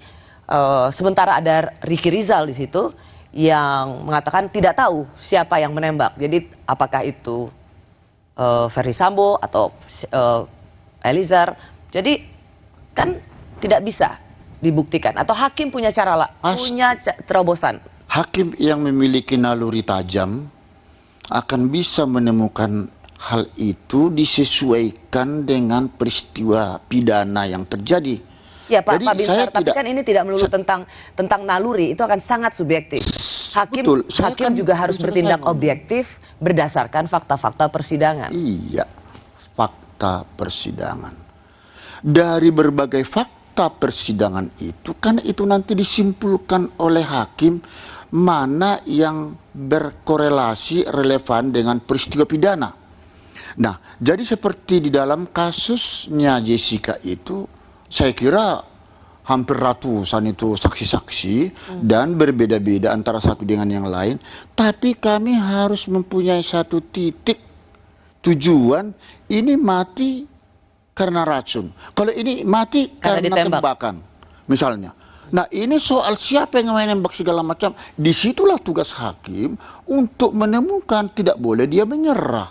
Saya pun waktu itu kan tidak tahu siapa pelaku yang sesungguhnya, apakah lewat racun ataukah Jessica atau tidak. Tapi itulah tugas berat, tugas krusial seorang hakim untuk menggali fakta ketika sudah dinyatakan terbukti dia bersalah karena racun, karena alat apa, ya. Nah, disitulah hakim akan mengatakan terbukti bersalah. Dalam kasus misalnya, Anda punya pengalaman kasus Jessica, yang Anda bilang juga harus mendengar ratusan keterangan saksi. Nah, kalau misalnya Anda mendengar keterangan saksi itu dengan persesuaian, kan Anda ke pengacara Ferdi Sambo kemarin mengatakan soal justice collaborator. Siap. Nah, menurut Anda seberapa ini sampai dipisah jadwal sidangnya? Ferdi Sambo dengan 3 tersangka lainnya dan kemudian terdakwa lainnya. Perkaranya di-split. Di-split. Berarti ada istilah saksi-saksi mahkota apa segala macam itu. Dia dengan kasus yang sama, pembunuhan, tetapi dibedakan. Menurut Anda ini artinya apa? No problem. Artinya di sini untuk mengetahui jangan sampai saksi mahkota, saksi antara satu dengan yang lain itu agar mampu dia memberikan yang sejujurnya, dan disitulah makna sumpah harus betul-betul diterapkan kepada dia, kepada saksi yang bersangkutan. Bahkan tidak Karena dipertemukan. Kalau apakah menurut Anda memang sebaiknya Ferdi Sambo dan Eliezer tidak dipertemukan dalam ruang sidang? Loh, kalau sudah dipanggil oleh hakim ke ruang sidang siapapun, tapi kembali lagi pinter mbaknya jangan menyudutkan masuk ke sana. Ini secara umum aja, ya, karena nanti saya ditegur oleh Komisi Yudisial.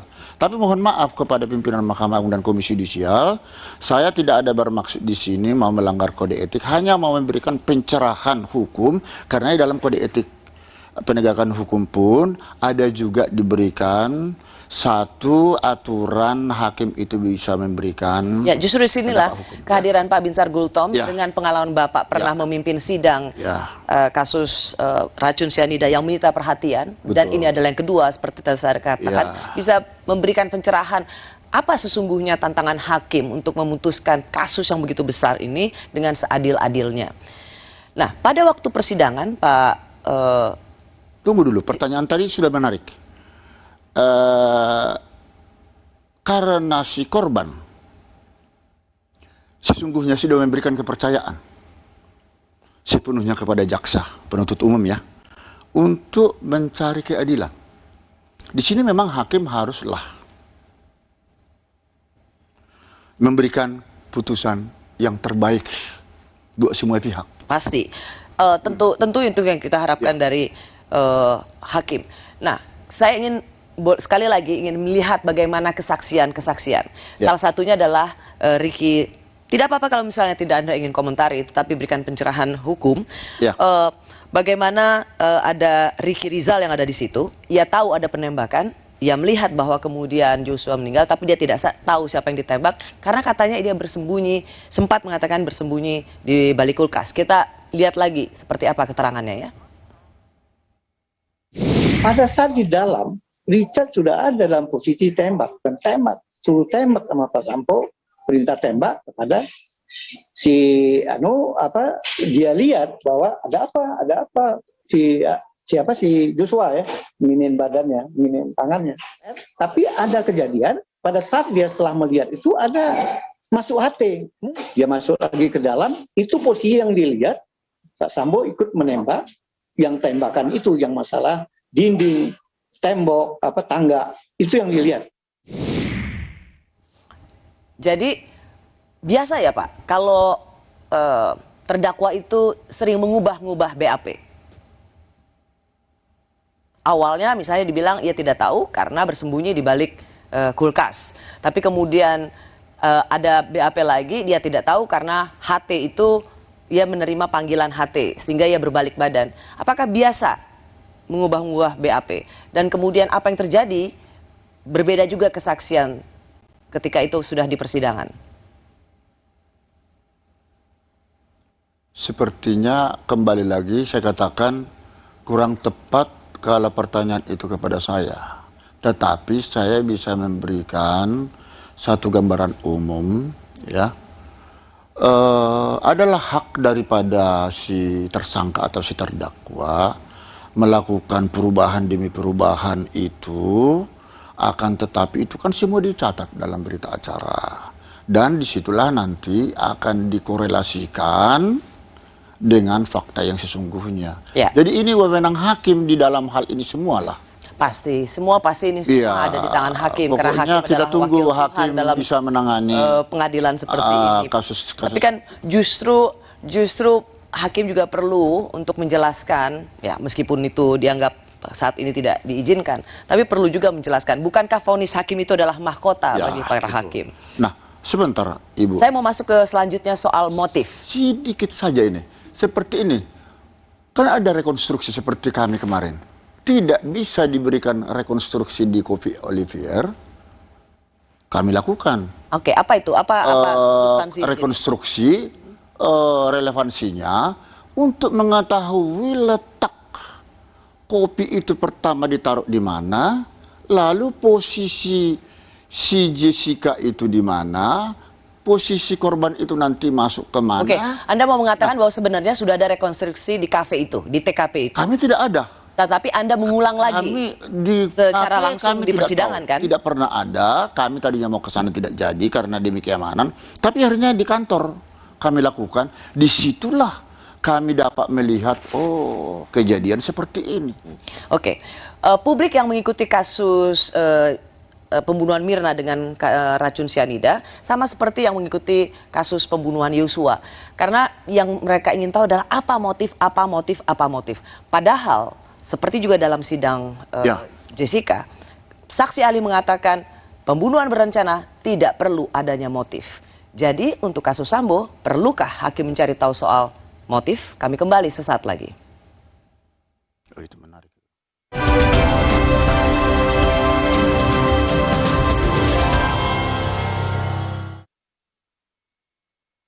Pengalaman rasa baru. Jisamsu Elite dengan Tobacco Shield. Nikmat tanpa serpihan. Tarikan lebih halus.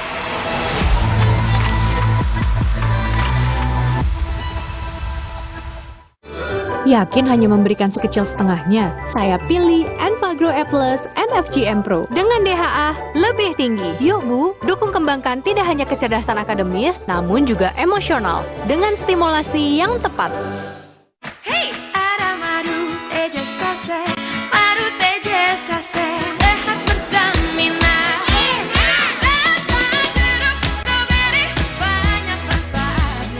Madu teja saset, enak sehatnya. Bahaya kurang vitamin D. Onde-mande vitamin D. Berjemur aja, cukup nggak ya? Minum MyWell Vitamin D 1000 IU. Penuhi kebutuhan vitamin D, jaga imun well everyday. MyWell Vitamin D 100% well everyday. Walau pengap dan sesak, jangan buka masker. Inovasi baru, Fresh Care Patch. Tinggal tempel, bikin fresh seketika. Maskeran nyaman. Cool kan? Fresh Care Patch. Saatnya rilekskan kulitmu. Fresh Living minyak zaitun. Kelembutan alami dari wajah hingga ke ujung kaki. Dengan aroma mewah yilang-yilang. Fresh Living minyak zaitun. Cantik terlindungi. Ayo bang, gas. Ih, cepet amat sih bang. Mau yang lama? Pakai Sutra Oking. Sutra Oking bikin tahan lama. Sibuk, banyak kerjaan. Kamu tetap bisa kok jadi yang paling update. Install aplikasi kompas.id saja. Dengarkan artikel yang kamu butuhkan sambil beraktivitas. Unduh sekali untuk dibaca setiap saat, bahkan tanpa koneksi internet. Simpan artikel pilihanmu untuk dibaca nanti. Temukan berita lebih tepat, lebih cepat. Install sekarang dan jadilah yang paling update. Kakek pingin tahu apa gigi palsunya bisa ngunyah ayam goreng yang renyah. Untung kakek pakai Poliden yang dengan kuat melekatkan gigi palsunya hingga 12 jam. Kakek pun bebas makan apa saja. Tersedia di apotek terdekat. Yah, sekarang isi Oreo lebih banyak nih.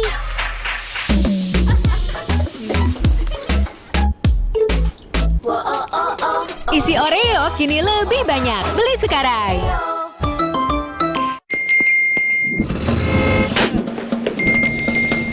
Emangnya ada waktu buat sakit kepala? Panadol Extra, cepat redakan sakit kepala dan nyeri yang mengganggu. Dapat diminum sebelum makan dan tidak menyebabkan kantuk. Buat aku, makanan itu penting banget. Tapi dulu, nyicip masakan sendiri aja ngilu. Untung dokter gigi aku nyaranin untuk pakai Sensodyne setiap hari. Sensodyne meredakan gigi sensitifku dan nafasku jadi segar. Pakai Sensodyne setiap hari. Untuk mereka yang bangun lebih pagi, agar bisa mendengarkan lebih awal, untuk mendengar lebih banyak hal, membaginya tepat waktu, agar lebih banyak yang mendengar, lebih banyak yang melihat. Dari generasi ke generasi, dengan lebih pasti. Gapai harmoni Indonesiaku, rangkul aku dalam binekamu. Ku ingin bersatu bersama selamanya. Kita tegar. Menangkan hari kita dari sakit kepala dengan Bodrek. Pilihan kami di Indonesia. Tegar, bersatulah bangsaku. Bodrek, dukung Indonesia bersatu.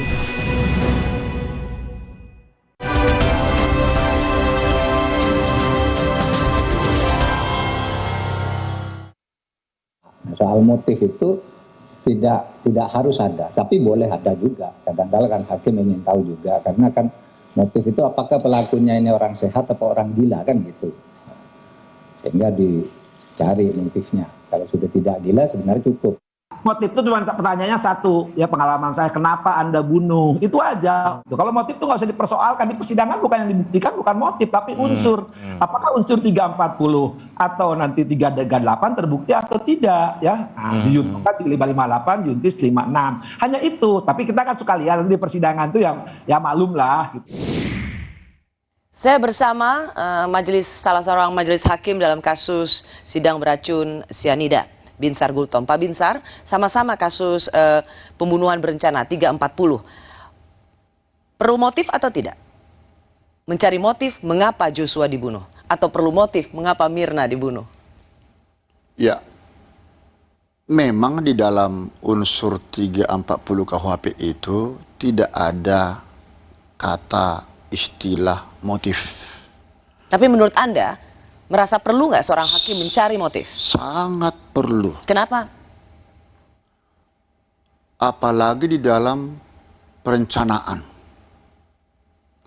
Sudah terencana, tersistemik, terstruktur.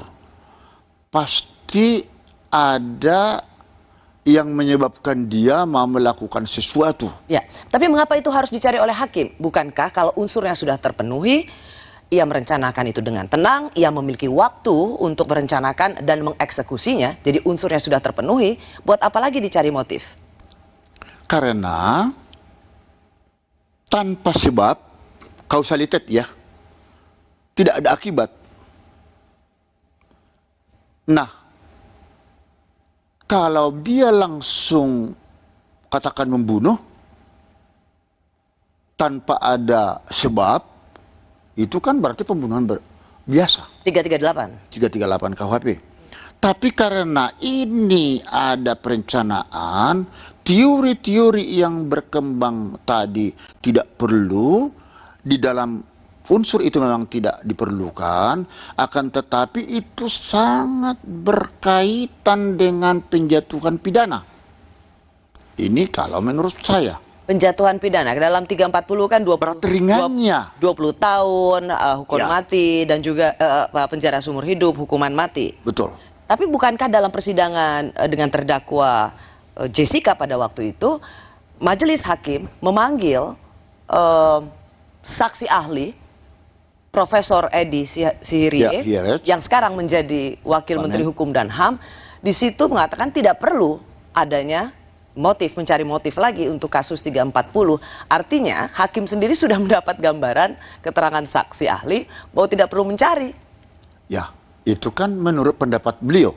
Tetapi dalam amar putusan Anda termasuk juga menimbang tidak perlu mencari, tidak perlu ada motif. Tetapi artinya Anda termasuk juga mendengarkan kesaksian ahli bahwa tidak perlu ada motif dalam kasus pembunuhan berencana. Itu perlu dilihat. Saya kira di situ motif itu tetap perlu di dalam mempertimbangkan berat ringannya pemidanaan. Karena tanpa kita mencari kausalitas itu nanti pemidanaannya itu menjadi sesat. Ya. Dan kalau ditanyakan mengapa kami, tadi tidak ditanya, nggak perlu saya jawab. Coba apa, Bang? Terus mengapa Anda terus mencari motif? Bukan. Ya, mengapa mencari motif itu? Kami sudah tahu, walaupun itu ada yang masuk akal, ada yang tidak masuk di akal ya. Motif yang termasuk kepada korban Mirna waktu itu. Ya, kenapa saya tanyakan ini?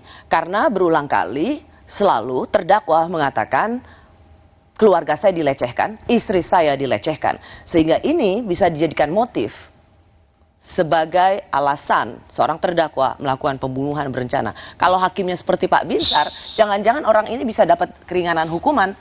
Secara umum saya katakan masalah motif tadi, sejauh mana itu dapat dipertimbangkan secara hukum, dapat diterima oleh hakim, maka itu motif tadi akan menjadi hal yang meringankan atau memberatkan terhadap dia. Iya. Jadi hakim juga seperti Pak Binsar misalnya menggunakan ada terdakwa yang mengatakan motif bahwa saya dilecehkan, martabat keluarga dihinakan, maka itu bisa meringankan hukuman seorang pembunuh dengan pasal berencana. Buktikan kebenarannya. Karena ada pasal lagi, ini pengetahuan umum ya, ada di pasal 49 KUHP. Demi melindungi kesusilaan. Ada unsur pemaaf. Dia tidak perlu dipidana. Ada itu. Overma. Itu pasal 48-nya KUHP. Nah, jadi hal-hal seperti ini tapi di situ Pak ada lokus delikti yang juga harus kita lihat. Terjadi di Magelang, lalu ada di Saguling, ada di baik. Anda tidak mau masuk dalam teknis. Saya tidak mau masuk kepada teknis. Tetapi ini karena sebenarnya juga Bapak, saya ingin mendengar bahwa bukankah 340 itu seseorang melakukan perencanaan dengan sangat tenang, ada waktu juga dia merencanakan, dan ada waktu, dia memiliki waktu juga untuk mengeksekusi. Karena ada waktu untuk melakukan sesuatu itulah, maka overmark saya katakan ketika itu ketika unsur itu terpenuhi, maka overmark itu menjadi tidak relevan. Bukan.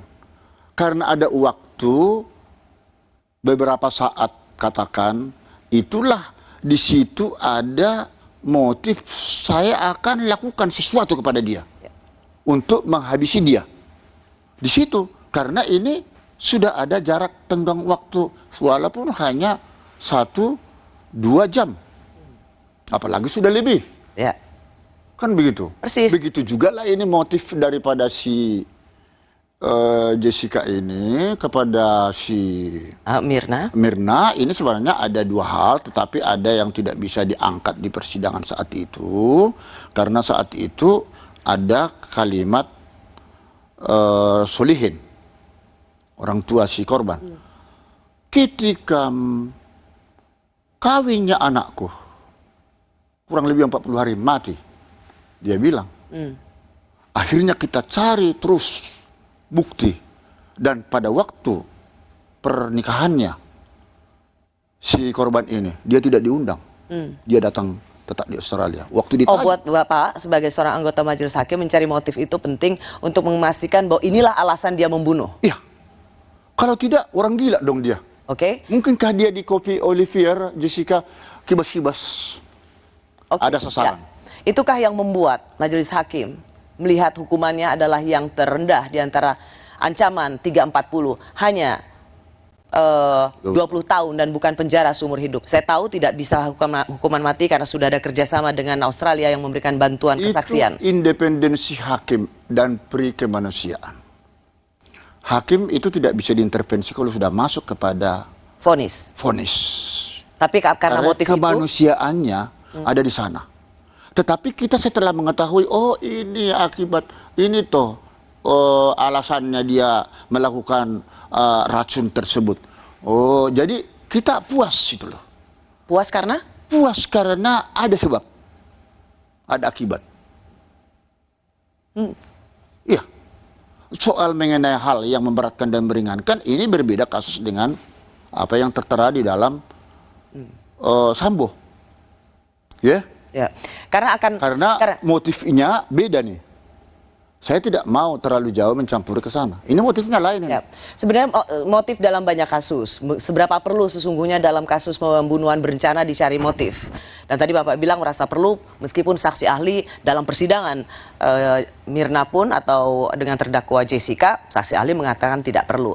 Nah, salah satu juga yang terdakwa akan selalu mengupayakan adanya motif yang supaya hakim menganggap ini masuk akal. Dan yang dikhawatirkan adalah membenarkan pembunuhan itu. Kami kembali sesaat lagi.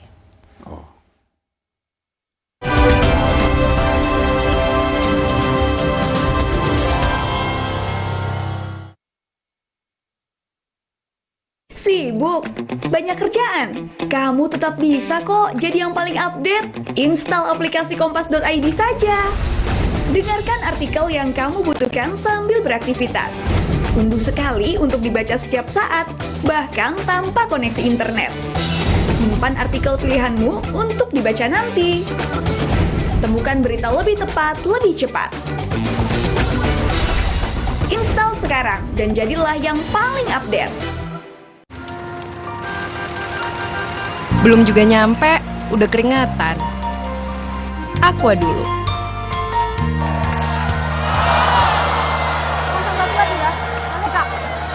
Kala menang, tetap semangat dan Aqua dulu. Datang dari sumber alam yang terlindungi, murninya air mineral Aqua, berikan air minum berkualitas. Apapun aktivitasmu, Aqua dulu. Kalau ada Indomie, kepikiran apa ya? Ya bikin warmindo aja. Dibikin jadi jajanan unik bisa loh. Kenapa enggak dibikin jadi yang keren? Bisa jadi sesuatu yang nyeni juga. Indomie, hidupkan inspirasimu. Buat aku, makanan itu penting banget. Tapi dulu, nyicip masakan sendiri aja ngilu. Untung dokter gigi aku nyaranin untuk pakai Sensodyne setiap hari. Sensodyne meredakan gigi sensitifku dan nafasku jadi segar. Pakai Sensodyne setiap hari. Fresh Care dipercaya masyarakat Indonesia. Panasnya nyaman. Aromanya fresh. Pilihanku insya Allah halal. Dan hangatnya selalu bikin fresh. Fresh Care. Fresh Care kini hadir dengan Fresh Care Press and Relax. Nyaman dipegang, ada kerokannya. Bisa ngerok, bisa ngeroll sampai belakang. Fresh Care Press and Relax bisa ngerock and roll. Hey, ada madu teja sase, madu teja sase, sehat berstamina.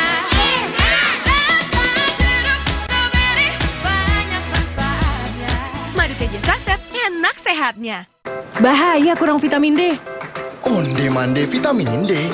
Berjemur aja, cukup nggak ya? Minum MyWell Vitamin D 1000 IU. Penuhi kebutuhan vitamin D, jaga imun well everyday. MyWell Vitamin D 100% well everyday. Walau pengap dan sesak, jangan buka masker. Inovasi baru, Fresh Care Patch. Tinggal tempel, bikin fresh seketika. Maskeran nyaman. Cool kan? Fresh Care Patch. Saatnya rilekskan kulitmu. Fresh Living minyak zaitun. Kelembutan alami dari wajah hingga ke ujung kaki. Dengan aroma mewah yilang-yilang. Fresh Living minyak zaitun. Cantik terlindungi. Sibuk? Banyak kerjaan? Kamu tetap bisa kok jadi yang paling update. Install aplikasi kompas.id saja. Dengarkan artikel yang kamu butuhkan sambil beraktivitas. Unduh sekali untuk dibaca setiap saat, bahkan tanpa koneksi internet. Simpan artikel pilihanmu untuk dibaca nanti. Temukan berita lebih tepat, lebih cepat. Install sekarang dan jadilah yang paling update. Saatnya beralih ke Hemaviton Action Total Care Imun Up. 3 action benefit, bantu jaga daya tahan tubuh, stamina, dan kesegaran. Imun Up, Stamina on, full action seharian. Hemaviton Action Total Care Imun Up.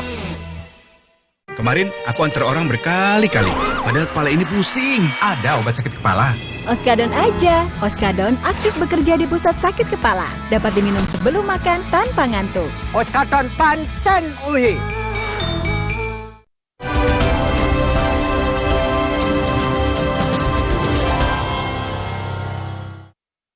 Demikian juga saya menyampaikan bela sungkawa atas meninggalnya Brigadir Joshua. Semoga keluarga diberikan kekuatan. Namun semua itu terlepas dari apa yang telah dilakukan saudara Joshua kepada istri dan keluarga saya. Saya siap untuk menjalani semua proses. Didorong ini. Istri saya, tangan Bapak lepas, Pak. Bapak saya pegang. Tidak melakukan apa-apa, justru menjadi korban. Saya bersama salah seorang anggota majelis hakim kasus racun sianida yang menewaskan Mirna Salihin dengan terpidana Jessica. Salah satu persidangan yang terbuka dan disiarkan secara langsung oleh TV nasional pada tahun 2016. Pak Binsar Gultom, apakah motif-motif seperti ini tadi sudah kita lihat yang juga dilakukan oleh banyak terdakwa lainnya akan membuat hati hakim itu luluh sehingga melihat, oh iya, ia melakukan pembunuhan karena harkat martabatnya dilecehkan? Saya kalau dihubungkan dengan kasus Sambo, tidak berani saya ngomong begitu. Cukup pemirsa yang menafsirkannya. Tetapi yang saya katakan tadi, motif itu jika sudah diketahui apa yang menyebabkan kematian seseorang, ada satu perasaan lega bagi hakim, ya, satu, bahwa dia melakukan itu sadar, bukan karena maaf gila. Ya, itu sudah jelas berarti ada pertanggungjawaban hukum yang harus dibebankan kepada dia. Kemudian karena motif tadi itu, saya ulangi sekali lagi, itu ada yang menyebabkan dia dilakukan seperti racun sianida itu karena kecemburuan kah? Atau ada kasus lain mungkin karena tadi saya katakan di pasal 49 KUHP itu karena menjaga kehormatan kah? Tapi seketika itu dilakukan perlawanan terhadap yang menggagahi tersebut. Nah, itu aturan ada seperti itu. Tidak perlu dipidana. Ya. Jadi itu bagian dari pembelaan diri. Ya. Dan berbeda dengan pembunuhan berencana. Ya, jadi ini hanya secara umumnya saya katakannya, tetapi dalam hal kasus Jessica ini yang saya katakan tadi itu karena saya sudah melihat itu motifnya seperti itu, ada kecemburuan, ya sudah. Tapi hal-hal yang memberatkan dan meringankan itu juga bisa tergantung pada hakim untuk bisa mengambil. Oke, tadi Pak Binsar semua mengatakan ada satu kata, kecemburuan. Ini di dalam kasus Jessica. Di dalam kasus Jessica. Ini tentang relasi antara terdakwa dan korban. Waktu itu. Iya. Oke. Tetapi ini tidak diungkap di persidangan. Hanya menjadi semacam, ya, ada kesaksian bahwa marah. Di pertimbangan ada. Di pertimbangan ada. Tetapi kemudian tidak terlalu masuk ke soal relasi, soal kecemburuan itu. Mengapa? Apakah ini terlalu personal? Terlalu privat? Ya. Ada hubungannya juga ke sana. Jadi publik tidak perlu tahu juga sesuatu yang bersifat personal karena tidak ada kaitannya. Meskipun itu menjadi salah satu yang sempat diucapkan. Ya, itu kesimpulan Ibu. Oke. Saya tidak tahu. Ya, yang jelas andai kata dibaca itu pertimbangan kami ya itu berkorelasi. Ya, berkorelasi. Artinya kalau sesuatu yang bersifat sangat privat, perlukah itu dibuka di pengadilan? Kalau ada hubungannya dengan peristiwa, why not? Mengapa itu tidak dibuka di kasus sidang Jessica? Kembali kami kepada surat dakwaan jaksa. Karena itu tidak dimasukkan dalam tidak kasus dimasukkan. dakwaan jaksa. Iya. Makanya saya hanya meminta kepada jaksa kalau itu mungkin tidak apa-apa, saya tidak mencampuri institusional lain. Surat dakwaan itu benar-benar harus dapat dipertanggungjawabkan apakah itu tunggal ataukah itu alternatif ya. Karena di sanalah nanti hakim akan menilai alat bukti, barang bukti ya. Jadi sehingga semuanya terjadi peradilan cepat, sederhana, biaya ringan. Ya. Ketika terdakwa terus-menerus mengatakan apa yang terjadi pada pasangannya yang menjadi motif sebagai seorang hakim, apakah ini trik atau siasat terdakwa untuk bisa mengurangi hukuman dari ancaman 340 yaitu seumur hidup bahkan mati? Kalau dikaitkan dengan kasusnya Jessica, sama sekali tidak ada keterkaitan. Itu apakah ada trik atau tidak itu murni adalah dari... Kalau pada kasus-kasus lainnya yang Anda hadapi? Tidak. Biasanya. Putusan itu tidak boleh dipermainkan karena ada trik-trik segala macam. Sedikit saja tidak. Oke, saya mengubah terminologi saya.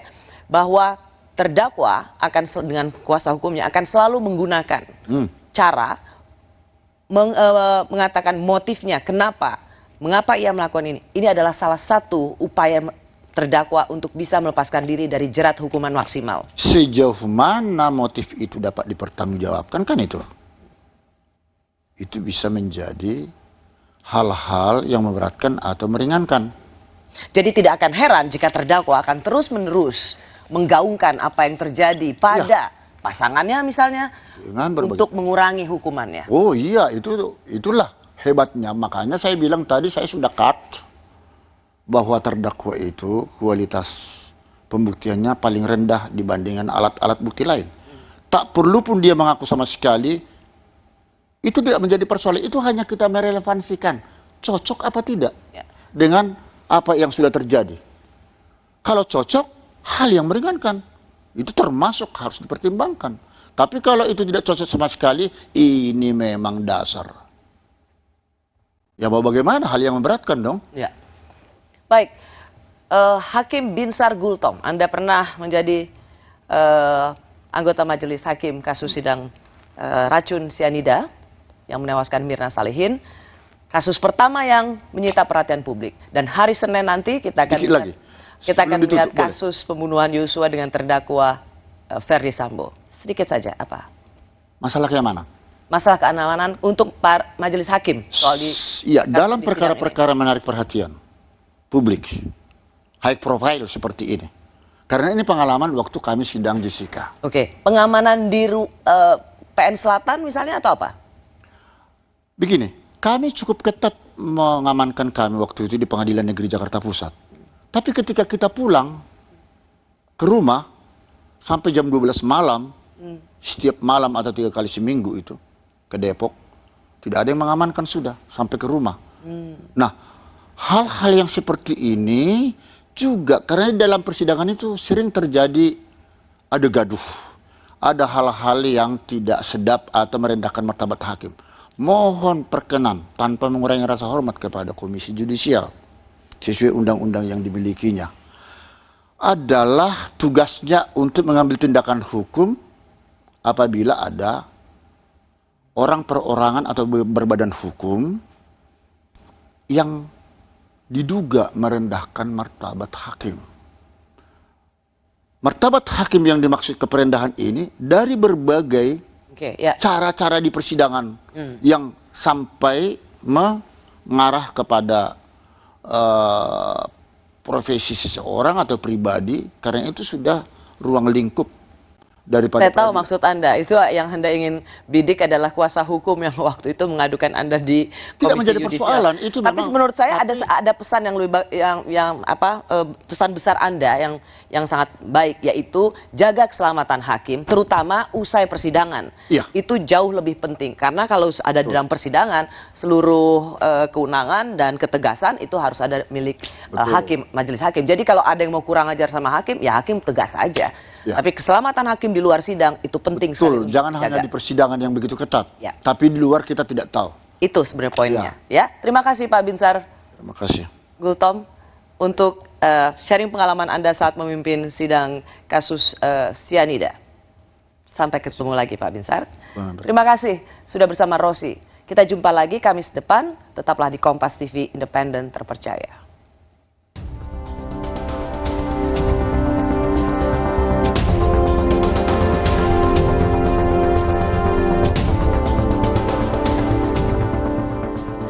Assalamualaikum warahmatullahi wabarakatuh. Alhamdulillah wa syukurillah. Terima kasih Tuhan, dan tentunya pertama kami ucapkan terima kasih sebesar-besarnya kepada Dewan Juri Anugerah KPI Awards atas kepercayaannya memilih program Rosi sebagai talk show berita terbaik versi KPI tahun ini. Terima kasih KPI. Terima kasih.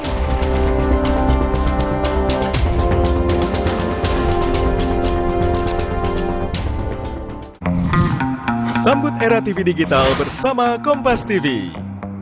Untuk penonton setia Kompas TV, kanal digital Kompas TV di kota-kota berikut kini dapat dinikmati dengan kualitas HD. Untuk informasi lebih lanjut, kunjungi kompas.tv/pindah ke digital. Atau hubungi nomor berikut. Jadi, tunggu apa lagi? Ayo, beralih ke TV digital sekarang.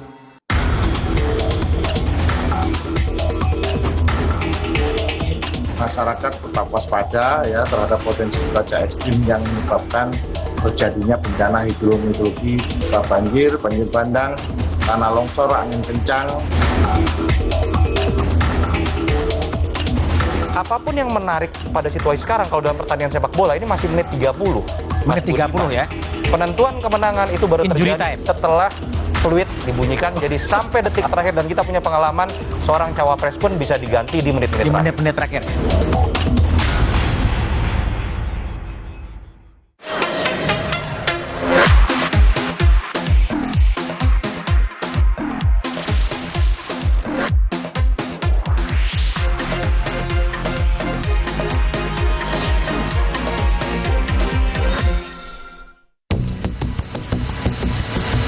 berpotensi terdampak hujan lebat dan tentunya berpotensi banjir dengan kategori siaga. Jadi kategorinya sudah siaga. Kalau yang awal tadi kan waspada ya. Ini yang siaga untuk sampai tanggal 10. Hari ini hingga tanggal 10. Yang perlu diwaspadai adalah sampai tanggal 10 ya. Sebagian wilayah Aceh. Aceh masih ya. Sebagian wilayah Banten. Sebagian wilayah DKI Jakarta. Sebagian wilayah Jawa Barat. Sebagian wilayah Jawa Tengah. Sebagian wilayah Jawa Timur. BMKG memperkirakan akan ada hujan dengan intensitas tinggi disertai kilat atau petir dan angin kencang di wilayah Indonesia selama bulan Oktober. Diprediksi potensi curah hujan dengan intensitas sedang dan lebat disertai petir terjadi di DKI Jakarta, Jawa Barat, Jawa Tengah, Jawa Timur, hingga Bali. Selain memprediksi adanya cuaca ekstrim, BMKG juga mengimbau masyarakat untuk waspada dengan gelombang tinggi di perairan. Deputi Meteorologi BMKG Guswanto menyampaikan, 50% wilayah Indonesia telah memasuki musim hujan. Hal ini terjadi disebabkan karena adanya gelombang atmosfer. Dan sebagian besar wilayah juga sudah memasuki musim hujan. Kalau saya sampaikan berdasarkan perkiraan BMKG saat ini sudah 59,64% telah memasuki musim hujan. Kemudian kalau dilihat dari curah hujannya sendiri pada saat ini sebenarnya curah hujan yang ada di kita itu sebelah barat itu lebih banyak mendapatkan curah hujan, masukan curah hujan karena hal ini mengaruhi oleh adanya gelombang atmosfer. Guswanto juga mengimbau masyarakat untuk tetap waspada akan cuaca ekstrim yang dapat menyebabkan banjir bandang, dan tanah longsor. Mengantisipasi itu kami BMKG memberikan saran maupun masukan kepada masyarakat, khususnya kita himbau lah. Yang pertama, ada posisi saat ini masyarakat tetap waspada ya terhadap potensi cuaca ekstrim yang menyebabkan terjadinya bencana hidrometeorologi, banjir bandang, tanah longsor, angin kencang, terutama bagi masyarakat yang berada tinggal di wilayah rawan bencana hidrometeorologi, contohnya yang tinggal di bantaran sungai.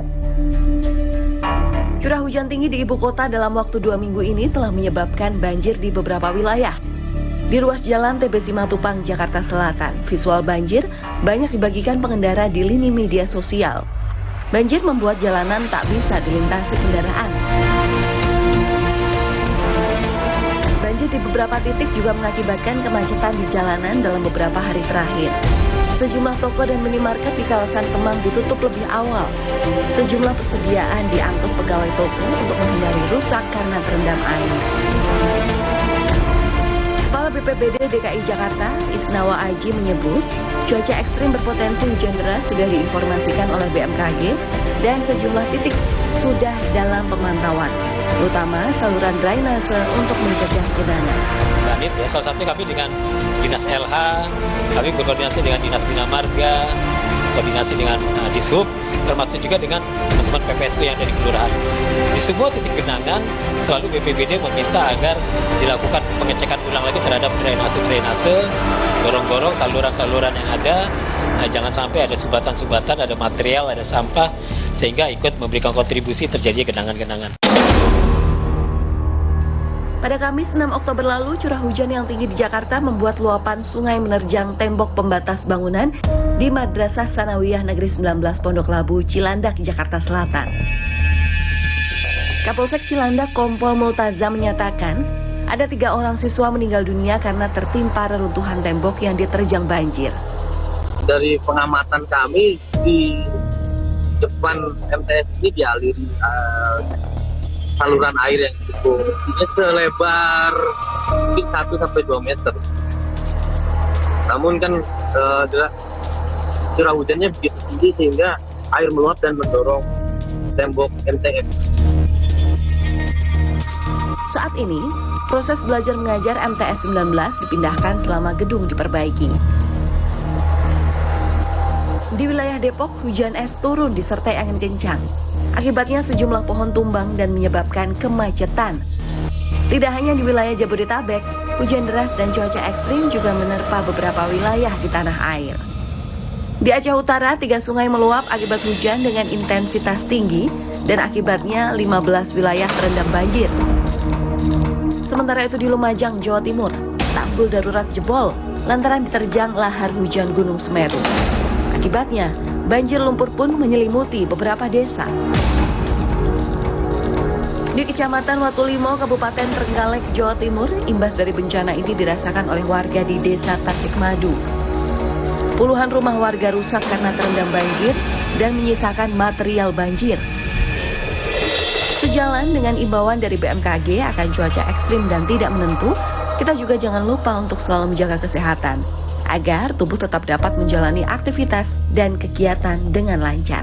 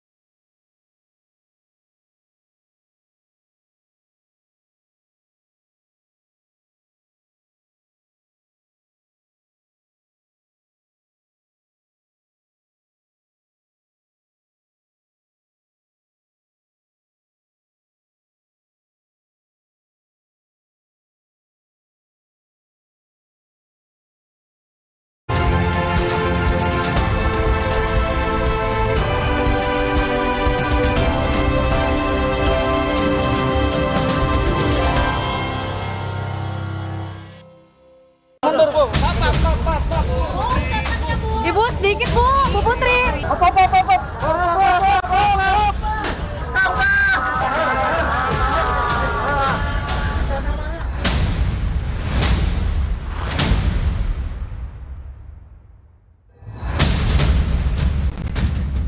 Persidangan yang ditunggu-tunggu publik akan segera digelar.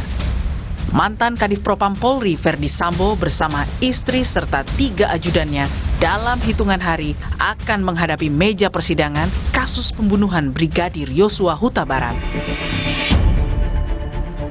Tak hanya menyidangkan perkara pembunuhan berencana Yosua, Pengadilan Negeri Jakarta Selatan juga akan menyidangkan kasus obstruction of justice dengan 7 tersangka termasuk Verdi Sambo.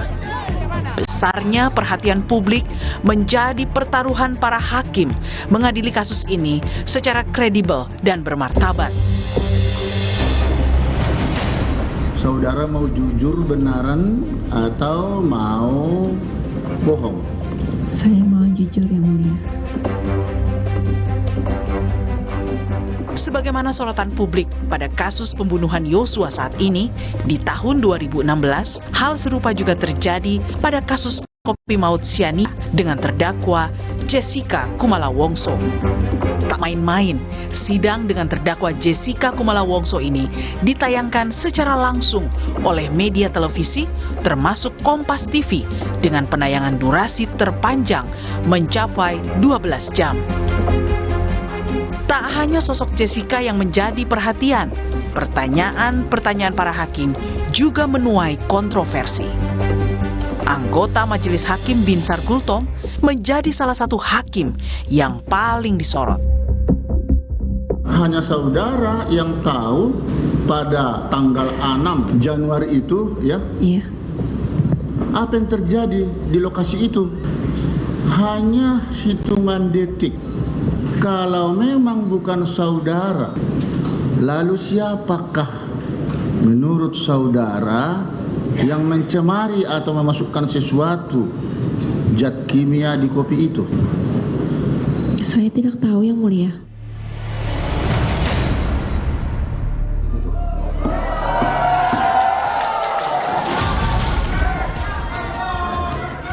Usai melewati 32 persidangan dengan menghadirkan puluhan saksi dan para ahli, Majelis Hakim Pengadilan Negeri Jakarta Pusat kala itu menjatuhkan vonis 20 tahun penjara untuk Jessica Wongso pada 27 Oktober 2016. Jessica lolos dari ancaman maksimal, yakni hukuman mati.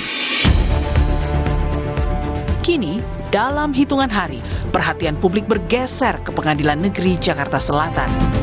Sidang Sambo akan menjadi pertaruhan para hakim untuk menjawab berbagai teka-teki, mulai dari motif pembunuhan, peran setiap tersangka, serta polemik ada tidaknya pelecehan seksual.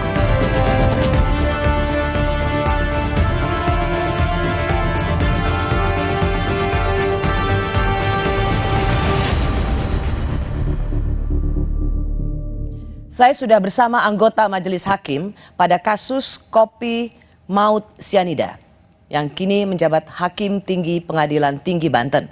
Ia adalah Dr. Binsar Gultom. Pak Binsar, terima kasih sudah di Rosi. Terima kasih. Pak Binsar, itu 6 tahun lalu Anda adalah salah satu dari Majelis Hakim yang memimpin sidang racun sianida menewaskan Mirna Salihin. Siap. Itu adalah sidang pertama yang luar biasa diikuti oleh penonton dan disiarkan secara langsung oleh televisi. Kompas TV termasuk yang pertama menyiarkan secara langsung. Dan sekarang ada kasus Sambo, kedua setelah persidangan racun sianida. Sebagai hakim yang pernah memimpin sidang itu dan memberikan keputusan terhadap kasus itu, menurut Anda apa persamaan terbesar dengan kasus pembunuhan Yosua? Terima kasih. Jadi persamaan kurang lebih dari berbagai kontroversi meninggalnya si korban. Di satu sisi bukan karena racun atau yang lain, cara memasukkannya bukan lewat mulut. Jadi terjadi kontroversi. Jadi banyak alat-alat bukti dan barang bukti yang perlu dieliminasi oleh para hakim. Pada waktu itu? Pada waktu kasus racun sianida? Betul sekali. Ya. Jadi pendapat yang bermacam ragam itu, kami selaku hakim fokus kepada surat dakwaan jaksa. Nah, karena itulah jaksa di dalam menyusun surat dakwaan itu harus betul-betul menerima masukan dari berbagai pihak dulu supaya tidak ada kontroversi dari sana sini. Ya. Nah, kalau sudah ditangani dan masuk kepada surat dakwaan jaksa, itulah yang menjadi dasar hakim untuk membuktikan benar atau tidak surat dakwaan itu. Dari fakta-fakta persidangan itu, kesamaan yang juga sama pentingnya Pak Binsar, yaitu sama-sama pembunuhan berencana. Siap. Waktu Jessica, dia juga diancam dengan pasal pembunuhan berencana. Sambo juga demikian, sama-sama pasal 340 KUHP. Seberapa susah atau seberapa mudah seorang hakim bisa memutuskan bahwa si terdakwa ini adalah otak di balik pembunuhan berencana? Baik, menarik pertanyaan itu. Waktu itu memang kami mengambil langsung 3 kelompok permasalahan. Pertama, apakah ada korban? Yes, ada. Kedua, mengapa dia meninggal? Apa yang menyebabkan dia meninggal? Jadi kita bukan mencari dulu siapa yang melakukan. Nah, dari berbagai alat bukti, keterangan saksi maksudnya, ahli, surat, termasuk di situ visum et repertum, dan keterangan-keterangan yang lain, petunjuk, ternyata ada beberapa hal yang tidak bersesuaian dengan matinya seseorang itu. Karena kami langsung mempelajari kalau memang itu sianida yang menjadikan dia mati, kami pelajari karakteristik sianida itu. Ya, karena beberapa saksi ahli yang dihadirkan dalam persidangan itu punya dua keterangan yang berbeda. Betul. Ada toksikologi yang mengatakan ia mati karena racun sianida, tapi ada juga saksi ahli yang dihadirkan oleh kuasa hukum Jessica yang dari Australia kalau nggak salah, dia mengatakan tidak dapat ditemukan sianida yang cukup besar jumlahnya yang bisa menyebabkan Mirna Salihin mati karena sianida. Bagaimana hakim bisa memutuskan bahwa keterangan ahli seperti inilah yang diyakini oleh hakim? Mengapa bukan keterangan saksi versi atau yang diberikan oleh tim kuasa hukum Jessica yang Anda dengar, bahwa tidak cukup sianida di dalam tubuh Mirna? Ini menarik. Saya jadi teringat waktu itu Prof. Bembeng Ong itu mengatakan kalau hanya 0, sekian persen masuk ke rongga ditelan tidak akan mengakibatkan mati. Sementara dari salah satu pihak ahli dari polisi, dari kejaksaan, dari kejaksaan itu 0,1 sekian dapat mengakibatkan matinya seseorang. Tetapi kami selaku hakim kan punya independensi mengesampingkan mana yang lebih relevan. Kami justru masuk kepada fakta lewat CCTV. Baru sianida itu dikocok, dikopi, ditelan, hanya hitungan detik. Karena hal ini kami sudah mempelajari karakteristik sianida. Hanya hitungan detik bisa membuat seseorang itu kolaps sehingga meninggal dunia. Ini sekali lagi saya berterima kasih karena Anda bisa menjelaskan ini setelah 6 tahun kasus ini divonis. Lagi supaya jangan terputus rentetan itu. Nah, jadi dasar faktual ini yang paling urgen bagi kami. Faktanya dia mati seketika yang kondisinya sebelumnya sehat. Kalaupun dibilang entah bermacam ragam ini barang bukti, itu tidak menjadi peduli bagi kami. Itu karena Anda melihat fakta persidangan dari CCTV bahwa setelah ia meminum kopi Vietnam itu, maka tubuh Mirna langsung bereaksi, ia merasa kepanasan, ia kemudian langsung begitu cepat tidak sadarkan diri dan kemudian terbujur kaku. Jadi kondisi fisik itu yang Anda lihat dari CCTV. Tapi juga ada pertanyaan, tidak ada fakta persidangan atau alat bukti yang menunjukkan Mirna lah yang memasukkan gelas racun itu ke gelas. Jessica lah yang memasukkan racun cyanida ke gelas Mirna. Jadi bagaimana keyakinan hakim waktu itu? Ya, tidak ada satupun bukti atau alat bukti saksi yang melihat dimasukkan. Ini memang CCTV menjadi sarana yang empuk dan ini setelah diberlakukan Undang-Undang ITE menjadi dasar bagi kami bahwa CCTV ini menjadi tolak ukur.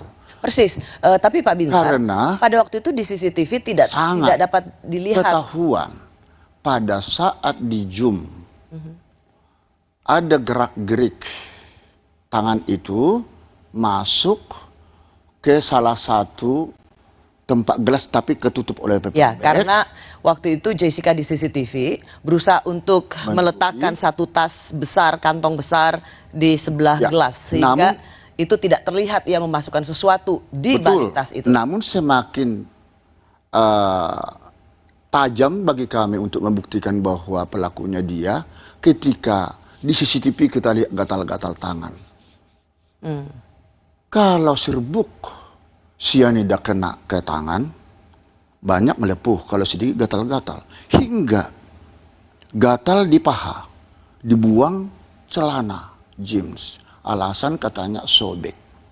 Bagi kami mau dibuang alat-alat bukti, barang bukti tersebut yang menjadi alat untuk mematikan seseorang itu, no problem. Justru disitulah keyakinan hakim timbul. Jadi keyakinan hakim itu tidak muncul seketika. Dari berbagai pengamatan, dan ini pengamatan ini hanya ada pada hakim. Ya. Pak Binsar, pada waktu itu Anda dianggap sebagai hakim yang kontroversial. Bahkan Anda sempat dilaporkan oleh kuasa hukum Jessica ke Komisi Yudisial. Kata Otto Hasibuan pada waktu itu adalah Anda dianggap sebagai hakim yang tendensius. Karena sepertinya salah satu anggota majelis pada waktu itu, yaitu Binsar Gultom, sudah punya keyakinan bahwa Jessica lah yang meracuni Mirna. Karena Anda sempat atau Anda mengucapkan sesuatu dengan sengaja di sidang, yaitu Jessica dapat dihukum walaupun tidak ada saksi yang melihat. Ya, hafal sekali mbaknya. Betul. Karena hal itu ada kasus yang pernah kami tangani di Pengadilan Negeri Jakarta Pusat. Tidak mau mengakui dia melakukannya. Satu, kedua tidak ada saksi satupun. Yang anak si kecil yang dibawa itu diperkosa lalu dibunuh. Bahkan waktu saya ketua Pengadilan Negeri di Simalungun, tidak satupun orang tahu istrinya itu suaminya yang mencekik. Tapi dibuat modus operandi, digantung kayak Dragula itu istrinya, dibedaki segala macam. Nah, tidak ada satu saksi pun. Tapi saya dengan tajam mempunyai suatu pemikiran kepada Kapolresnya waktu dia dialog kopi break dengan saya, gampang membuktikannya karena sudah 6 bulan di teror terus itu di Kapolres Simalungun. Periksa tukang mandi yang memandikan mayat. Ada yang tidak lebab-lebab, ada yang tidak bekas cekikan, ada yang tidak terbujur lidah. Ternyata di sana bekas cekikan, ya toh. Kemudian lidah tidak ada karena memang waktu menggantung itu. Jadi Pak Binsar ingin mengatakan bahwa hakim juga bisa punya keyakinan terdakwa melakukan perbuatan yang didakwakan padanya, terlepas itu ada saksi atau tidak, sepanjang ada alat bukti yang mendukung. Ya, panca indera yang keenam. Makanya terdakwa sekalipun mengaku atau tidak, sebagaimana diatur dalam pasal 189 ayat 3 ayat 3 KUHP, keterangan terdakwa hanya berlaku bagi dirinya sendiri. Karena itu dia punya hak ingkar. Bagi saya tidak peduli dia mau mengakui atau tidak. Terdakwa boleh berbohong karena dia ingin melakukan apapun untuk membebaskan diri dan itu akan menjadikan hal-hal yang berat. Pak Binsar, kita akan masuk karena hakim masuk ke tema berikutnya. Hakim itu akan selalu bisa menghadapi keterangan yang berbeda-beda dari terdakwa dan saksi. Seperti misalnya ada pengakuan bertentangan antara Ferdy Sambo dengan Richard Eliezer soal siapa yang menembak dan mematikan Joshua. Lalu bagaimana pembuktiannya di persidangan dan seperti apa keyakinan hakim? Kami kembali saat lagi.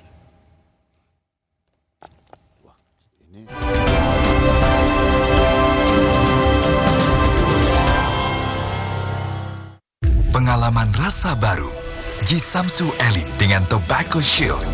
Nikmat tanpa serpihan, tarikan lebih halus.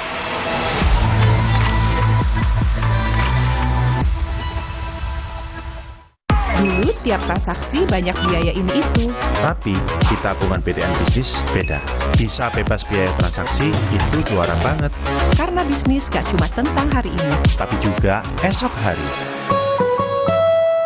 Yah, sekarang isi Oreo lebih banyak nih.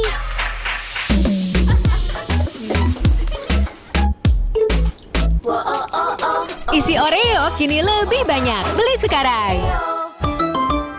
Sibuk? Banyak kerjaan?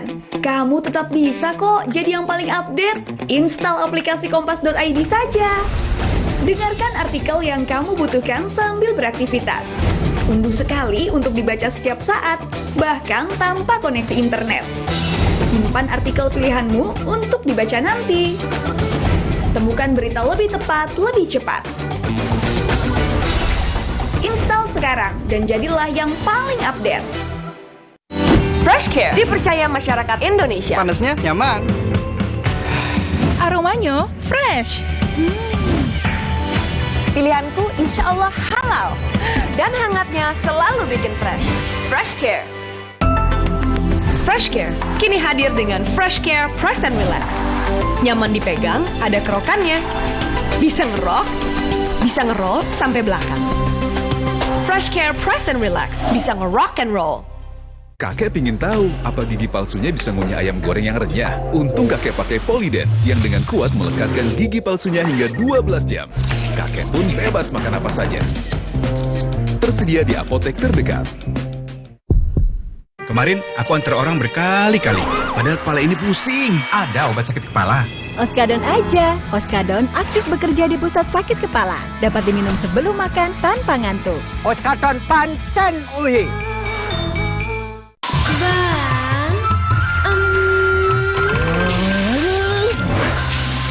Sutranya dong, Bang. Bang.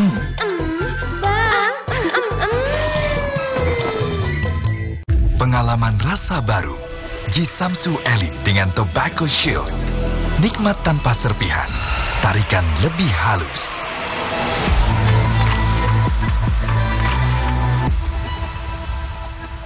Sibuk? Banyak kerjaan? Kamu tetap bisa kok jadi yang paling update. Install aplikasi kompas.id saja.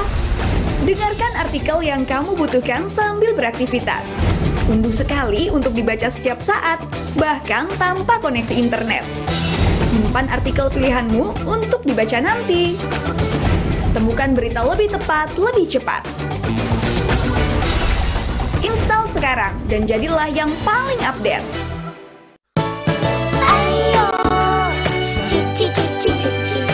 Softlin bersama Wings mendukung UNICEF. Mari biasakan hidup bersih.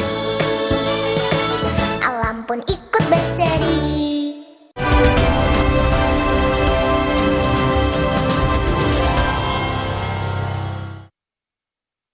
Nah, atas keterangan BAP klien saya memang sudah disampaikan bahwa perintah itu datangnya dari saudara FS. Kemudian klien saya sampaikan bahwa yang melakukan penembakan adalah klien saya yang pertama, kemudian saudara FS. Seorang GC harus jujur, sehingga seorang GC tidak boleh hanya menggunakan label GC tersebut untuk menyelamatkan diri sendiri. Bersama saya, anggota Majelis Hakim Sidang Racun Cyanida yang menewaskan Mirna Salihin. Persidangan di tahun 2016 yang sangat menarik perhatian publik, seperti halnya dengan sidang kasus pembunuhan kasus pembunuhan Yosua dengan terdakwa Ferdi Sambo. Narasumber saya adalah Hakim Gultom. Pak Binsar, hakim itu selalu sering menghadapi keterangan berbeda-beda. Yang paling baru pada saat kita bicara saat ini, kemarin pengacara Sambo mengatakan justice collaborator itu ditujukan pada Eliezer, nggak boleh berbohong. Karena Sambo mengatakan bahwa ia tidak menyuruh menembak. Sementara Eliezer, bawahannya, dengan clear atau di BAP-nya, ia mengatakan disuruh oleh Ferdi Sambo. Bagaimana hakim bisa menemukan kebenaran di antara dua perbedaan kesaksian ini? Ya, sebenarnya itu gampang. Namun khusus mengenai... Gampang? Sebenarnya gampang? Siapa yang berbohong dalam hal ini gampang? Ya, tapi saya tidak mau masuk ke teknis ya, kasusnya yang sedang diproses ya. Tetapi secara umum dan kepada kasus Jessica ini, saya katakan karena memang banyak antara pendapat ahli atau keterangan saksi yang satu dengan yang lain saling bayan. Nah, disitulah seorang hakim harus menyumpah makna sumpah daripada saksi itu, ya berkata benar, jujur.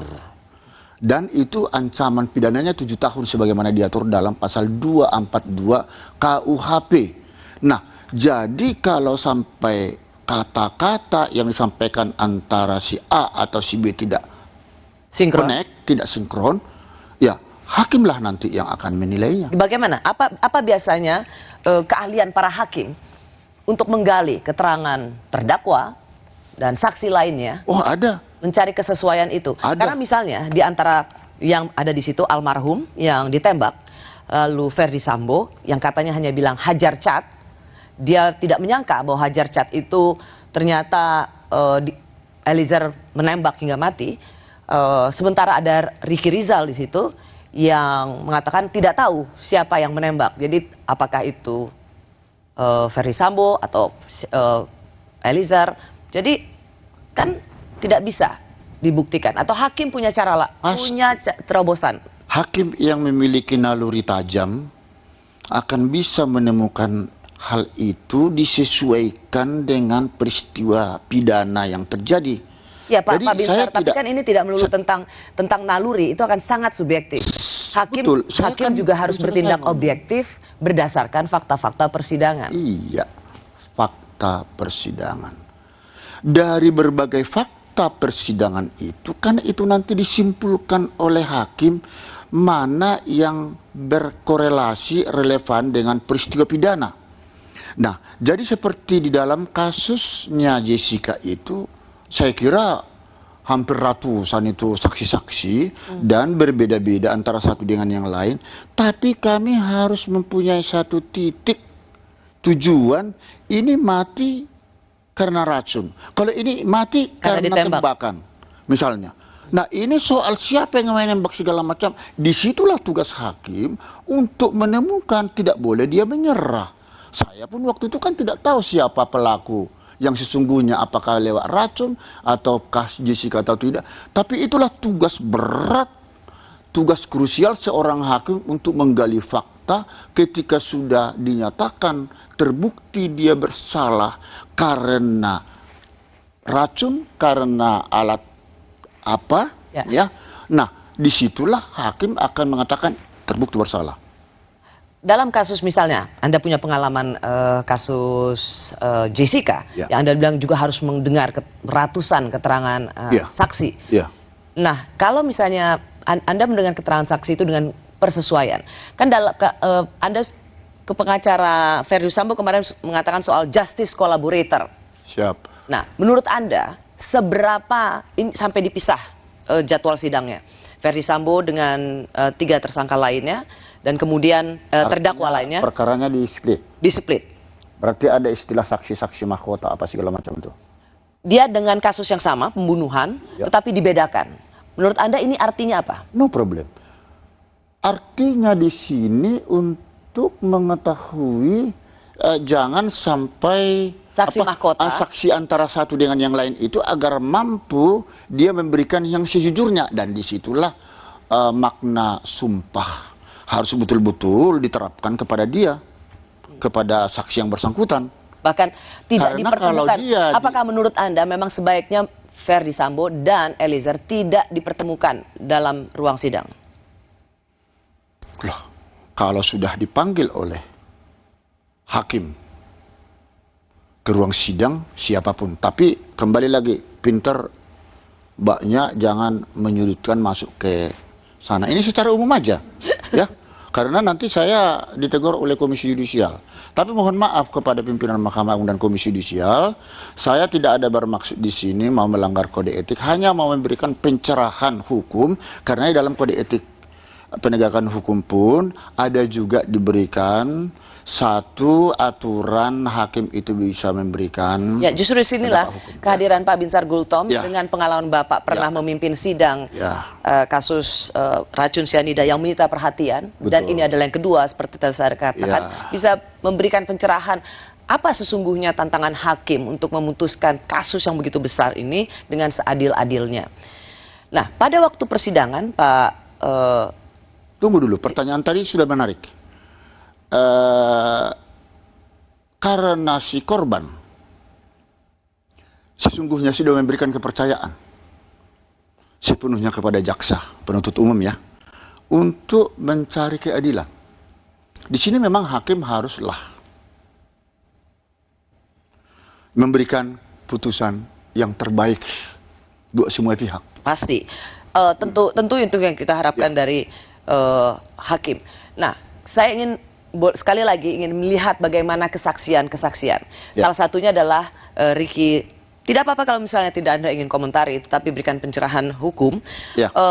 Bagaimana ada Ricky Rizal yang ada di situ, ia tahu ada penembakan, ia melihat bahwa kemudian Joshua meninggal, tapi dia tidak tahu siapa yang ditembak, karena katanya dia bersembunyi, sempat mengatakan bersembunyi di balik kulkas. Kita lihat lagi seperti apa keterangannya ya. Pada saat di dalam, Richard sudah ada dalam posisi tembak, dan suruh tembak sama Pak Sambo, perintah tembak kepada si dia lihat bahwa ada apa si Joshua ya, nginin badannya, nginin tangannya. Tapi ada kejadian pada saat dia setelah melihat itu ada masuk HT, dia masuk lagi ke dalam, itu posisi yang dilihat Pak Sambo ikut menembak, yang tembakan itu yang masalah dinding, tembok, tangga, itu yang dilihat. Jadi biasa ya Pak, kalau terdakwa itu sering mengubah-ngubah BAP. Awalnya misalnya dibilang ia tidak tahu karena bersembunyi di balik kulkas. Tapi kemudian ada BAP lagi, dia tidak tahu karena HT itu ia menerima panggilan HT sehingga ia berbalik badan. Apakah biasa mengubah-ngubah BAP? Dan kemudian apa yang terjadi berbeda juga kesaksian ketika itu sudah di persidangan. Sepertinya kembali lagi saya katakan kurang tepat kalau pertanyaan itu kepada saya. Tetapi saya bisa memberikan satu gambaran umum ya. Adalah hak daripada si tersangka atau si terdakwa melakukan perubahan demi perubahan itu, akan tetapi itu kan semua dicatat dalam berita acara. Dan disitulah nanti akan dikorelasikan dengan fakta yang sesungguhnya. Ya. Jadi ini wewenang hakim di dalam hal ini semualah. Pasti, semua ini semua ada di tangan hakim. Pokoknya karena hakim kita tunggu hakim dalam bisa menangani pengadilan seperti ini. Kasus. Tapi kan justru hakim juga perlu untuk menjelaskan, ya meskipun itu dianggap saat ini tidak diizinkan, tapi perlu juga menjelaskan. Bukankah vonis hakim itu adalah mahkota bagi para hakim? Nah, sebentar, Ibu. Saya mau masuk ke selanjutnya soal motif. Sedikit saja ini. Seperti ini. Kan ada rekonstruksi seperti kami kemarin. Tidak bisa diberikan rekonstruksi di Kopi Olivier. Kami lakukan. Oke, apa itu? Apa substansi rekonstruksi relevansinya untuk mengetahui letak kopi itu pertama ditaruh di mana, lalu posisi si Jessica itu di mana, posisi korban itu nanti masuk ke mana. Oke, Anda mau mengatakan bahwa sebenarnya sudah ada rekonstruksi di kafe itu, di TKP itu? Kami tidak ada. Tetapi Anda mengulang lagi secara langsung di persidangan kan? Tidak pernah ada, kami tadinya mau ke sana tidak jadi karena demi keamanan. Tapi akhirnya di kantor kami lakukan, disitulah kami dapat melihat, oh kejadian seperti ini. Oke, publik yang mengikuti kasus pembunuhan Mirna dengan racun cyanida sama seperti yang mengikuti kasus pembunuhan Yosua. Karena yang mereka ingin tahu adalah apa motif. Padahal seperti juga dalam sidang Jessica, saksi ahli mengatakan pembunuhan berencana tidak perlu adanya motif. Jadi untuk kasus Sambo, perlukah hakim mencari tahu soal motif? Kami kembali sesaat lagi. Oh, itu menarik.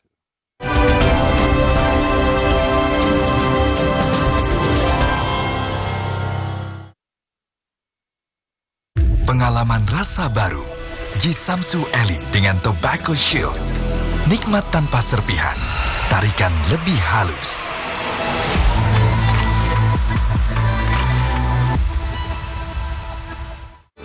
Yakin hanya memberikan sekecil setengahnya? Saya pilih Enfagrow E+ MFGM Pro dengan DHA lebih tinggi. Yuk Bu, dukung kembangkan tidak hanya kecerdasan akademis, namun juga emosional dengan stimulasi yang tepat. Hey, ada madu Teja Sase, madu Teja Sase, sehat berstamina.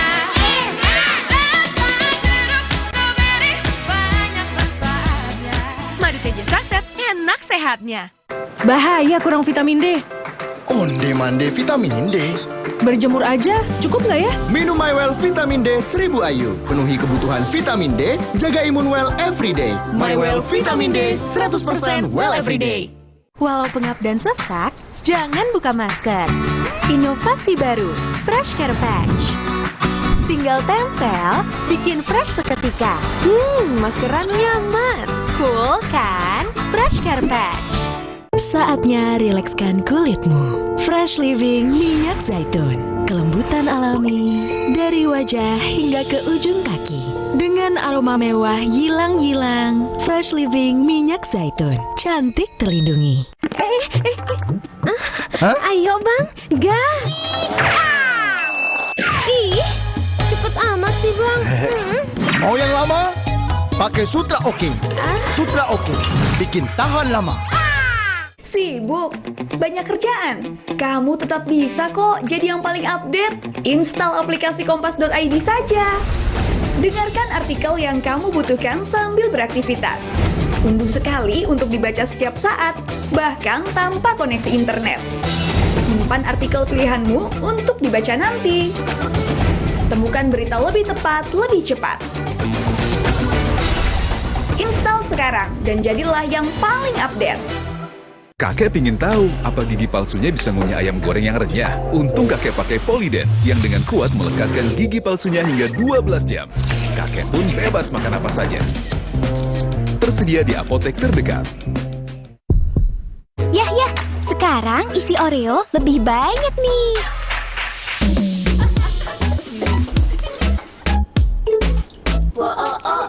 Isi Oreo kini lebih banyak. Beli sekarang.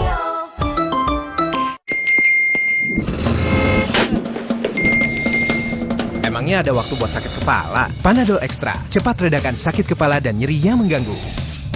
Dapat diminum sebelum makan dan tidak menyebabkan kantuk.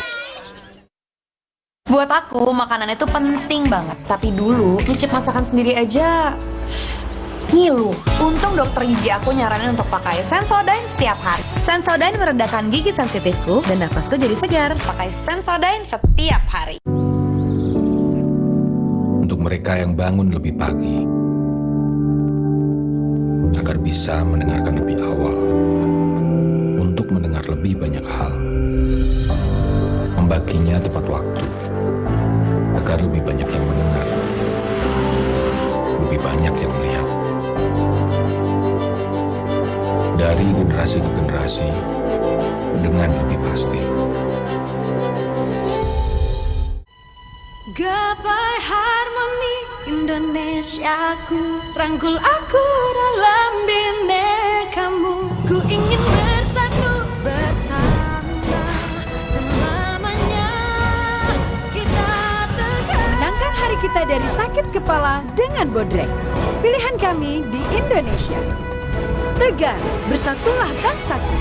Bodrek, dukung Indonesia bersatu.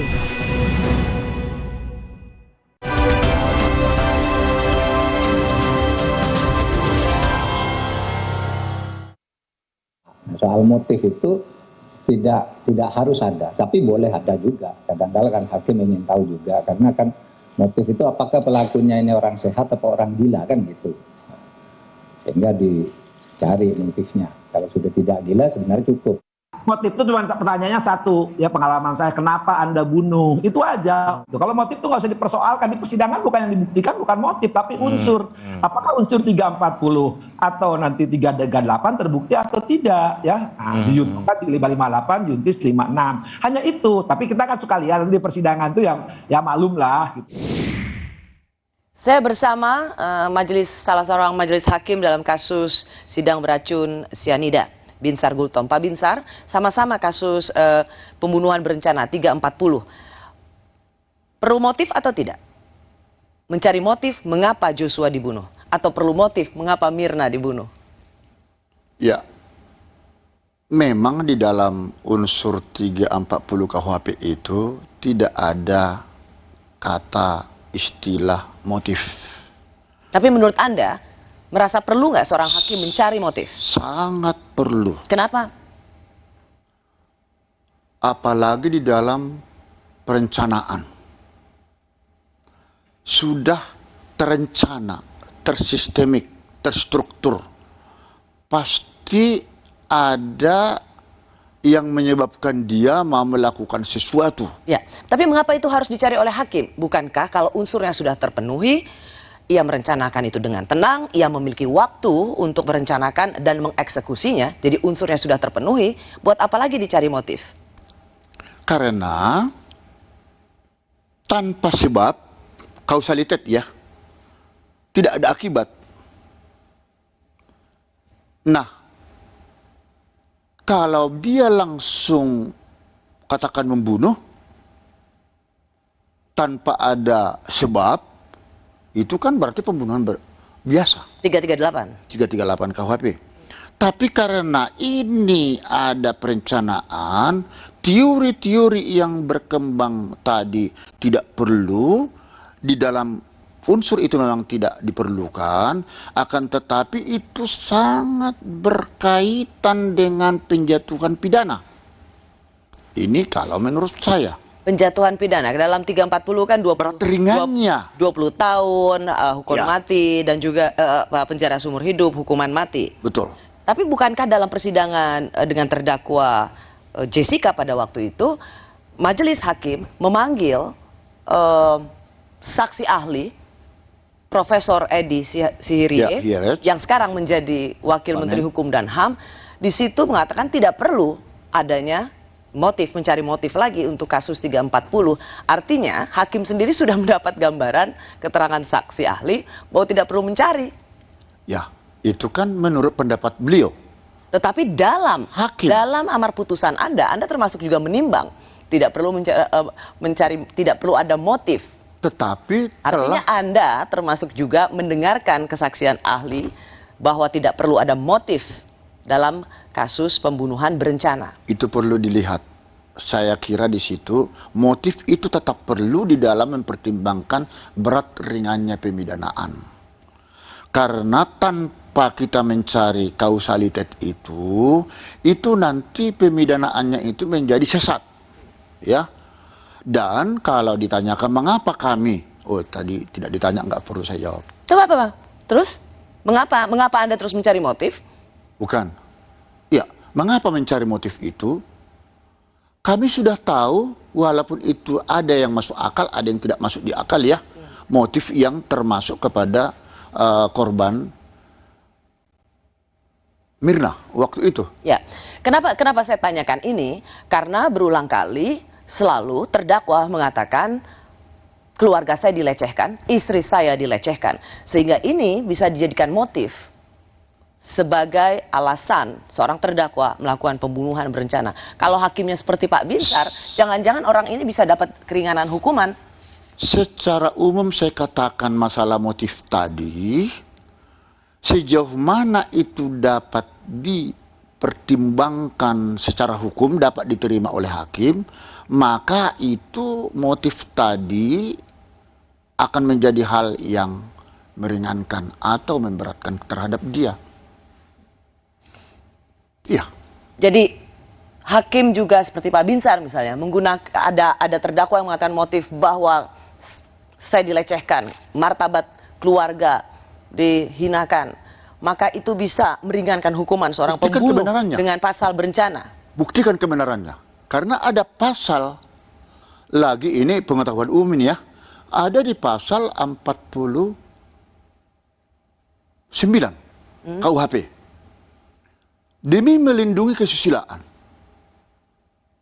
ada unsur pemaaf. Dia tidak perlu dipidana. Ada itu. Overma. Itu pasal 48-nya KUHP. Nah, jadi hal-hal seperti ini tapi di situ Pak ada locus delicti yang juga harus kita lihat. Terjadi di Magelang, lalu ada di Saguling, ada di baik. Anda tidak mau masuk dalam teknis. Saya tidak mau masuk kepada teknis. Tetapi ini karena sebenarnya juga Bapak, saya ingin mendengar bahwa bukankah 340 itu seseorang melakukan perencanaan dengan sangat tenang, ada waktu juga dia merencanakan, dan ada waktu, dia memiliki waktu juga untuk mengeksekusi. Karena ada waktu untuk melakukan sesuatu itulah, maka overmark saya katakan ketika itu ketika unsur itu terpenuhi, maka overmark itu menjadi tidak relevan. Bukan. Karena ada waktu waktu beberapa saat katakan, itulah di situ ada motif saya akan lakukan sesuatu kepada dia untuk menghabisi dia. Di situ, karena ini sudah ada jarak tenggang waktu walaupun hanya 1-2 jam, apalagi sudah lebih. Ya. Kan begitu. Persis. Begitu juga lah ini motif daripada si Jessica ini kepada si Mirna ini sebenarnya ada dua hal, tetapi ada yang tidak bisa diangkat di persidangan saat itu karena saat itu ada kalimat solihin, orang tua si korban. Ketika kawinnya anakku kurang lebih 40 hari mati, dia bilang.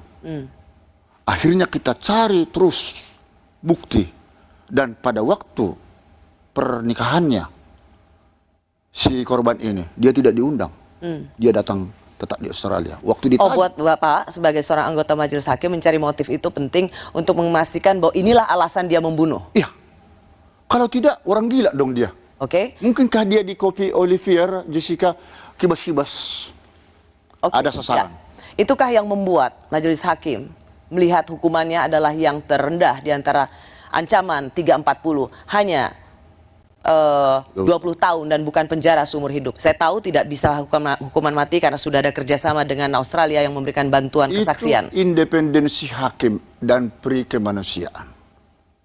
Hakim itu tidak bisa diintervensi kalau sudah masuk kepada vonis. Tapi karena motif kemanusiaannya ada di sana. Tetapi kita setelah mengetahui, oh ini akibat ini toh alasannya dia melakukan racun tersebut. Oh, jadi kita puas itu loh. Puas karena? Puas karena ada sebab, ada akibat. Iya. Soal mengenai hal yang memberatkan dan meringankan ini berbeda kasus dengan apa yang tertera di dalam Sambo. Ya. Ya, karena motifnya beda nih. Saya tidak mau terlalu jauh mencampuri ke sana. Ini motifnya lain. Ya. Sebenarnya motif dalam banyak kasus. Seberapa perlu sesungguhnya dalam kasus pembunuhan berencana dicari motif. Dan tadi Bapak bilang merasa perlu meskipun saksi ahli dalam persidangan Mirna pun atau dengan terdakwa Jessica, saksi ahli mengatakan tidak perlu.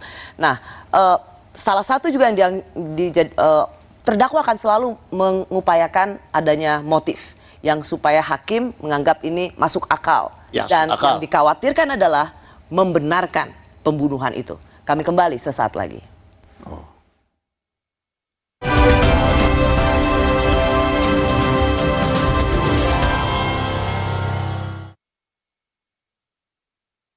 Sibuk? Banyak kerjaan? Kamu tetap bisa kok jadi yang paling update. Install aplikasi kompas.id saja. Dengarkan artikel yang kamu butuhkan sambil beraktivitas. Unduh sekali untuk dibaca setiap saat, bahkan tanpa koneksi internet.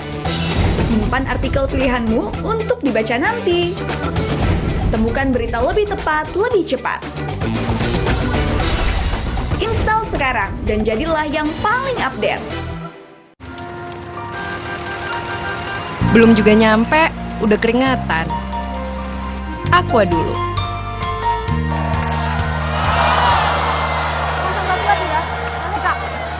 Kala menang, tetap semangat dan Aqua dulu. Datang dari sumber alam yang terlindungi, murninya air mineral Aqua, berikan air minum berkualitas. Apapun aktivitasmu, Aqua dulu. Kalau ada Indomie, kepikiran apa ya? Ya, bikin warmindo aja. Dibikin jadi jajanan unik bisa loh. Kenapa enggak dibikin jadi yang keren? Bisa jadi sesuatu yang nyeni juga. Indomie, hidupkan inspirasimu. Buat aku, makanan itu penting banget. Tapi dulu, nyicip masakan sendiri aja ngilu. Untung dokter gigi aku nyaranin untuk pakai Sensodyne setiap hari. Sensodyne meredakan gigi sensitifku dan nafasku jadi segar. Pakai Sensodyne setiap hari. Fresh Care dipercaya masyarakat Indonesia. Panasnya nyaman. Aromanya fresh. Pilihanku insya Allah halal. Dan hangatnya selalu bikin fresh. Fresh Care. Fresh Care kini hadir dengan Fresh Care Press and Relax. Nyaman dipegang, ada kerokannya. Bisa ngerok, bisa ngeroll sampai belakang. Fresh Care Press and Relax bisa ngerock and roll. Hey, ada madu teja saset, madu teja saset, sehat berstamina.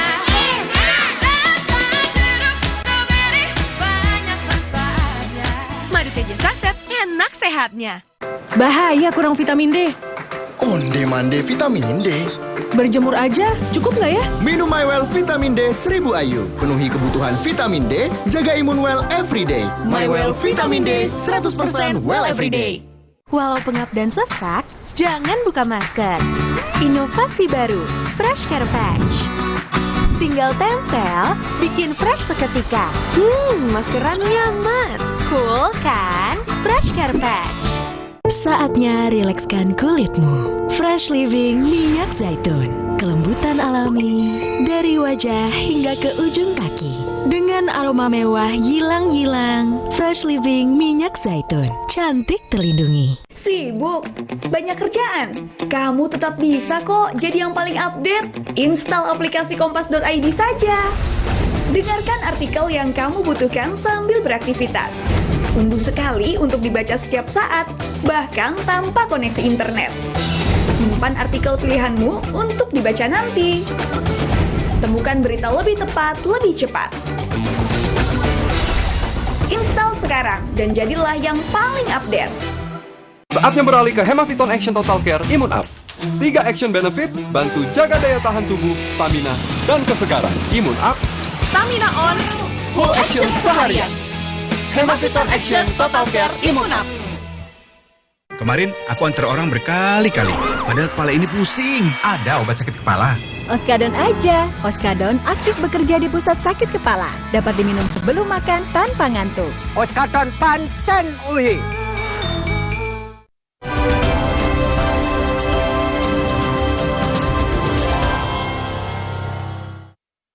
Demikian juga saya menyampaikan bela sungkawa atas meninggalnya Brigadir Joshua. Semoga keluarga diberikan kekuatan. Namun semua itu terlepas dari apa yang telah dilakukan saudara Joshua kepada istri dan keluarga saya. Saya siap untuk menjalani semua proses. Didorong ini. Istri saya, tangan Bapak lepas, Pak. Bapak saya pegang. Tidak melakukan apa-apa, justru menjadi korban.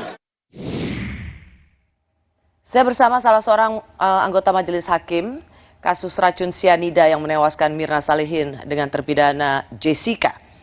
Salah satu persidangan yang terbuka dan disiarkan secara langsung oleh TV nasional pada tahun 2016. Pak Binsar Gultom, apakah motif-motif seperti ini tadi sudah kita lihat yang juga dilakukan oleh banyak terdakwa lainnya akan membuat hati hakim itu luluh sehingga melihat, oh iya, ia melakukan pembunuhan karena harkat martabatnya dilecehkan? Saya kalau dihubungkan dengan kasus Sambo, tidak berani saya ngomong begitu. Cukup pemirsa yang menafsirkannya.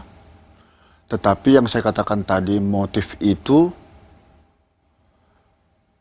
jika sudah diketahui apa yang menyebabkan kematian seseorang, ada satu perasaan lega bagi hakim, ya, satu, bahwa dia melakukan itu sadar, bukan karena maaf gila.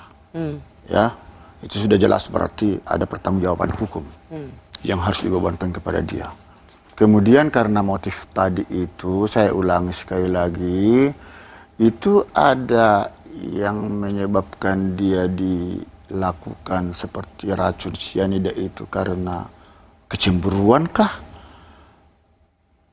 Atau ada kasus lain mungkin karena tadi saya katakan di pasal 49 KUHP itu karena menjaga kehormatan kah?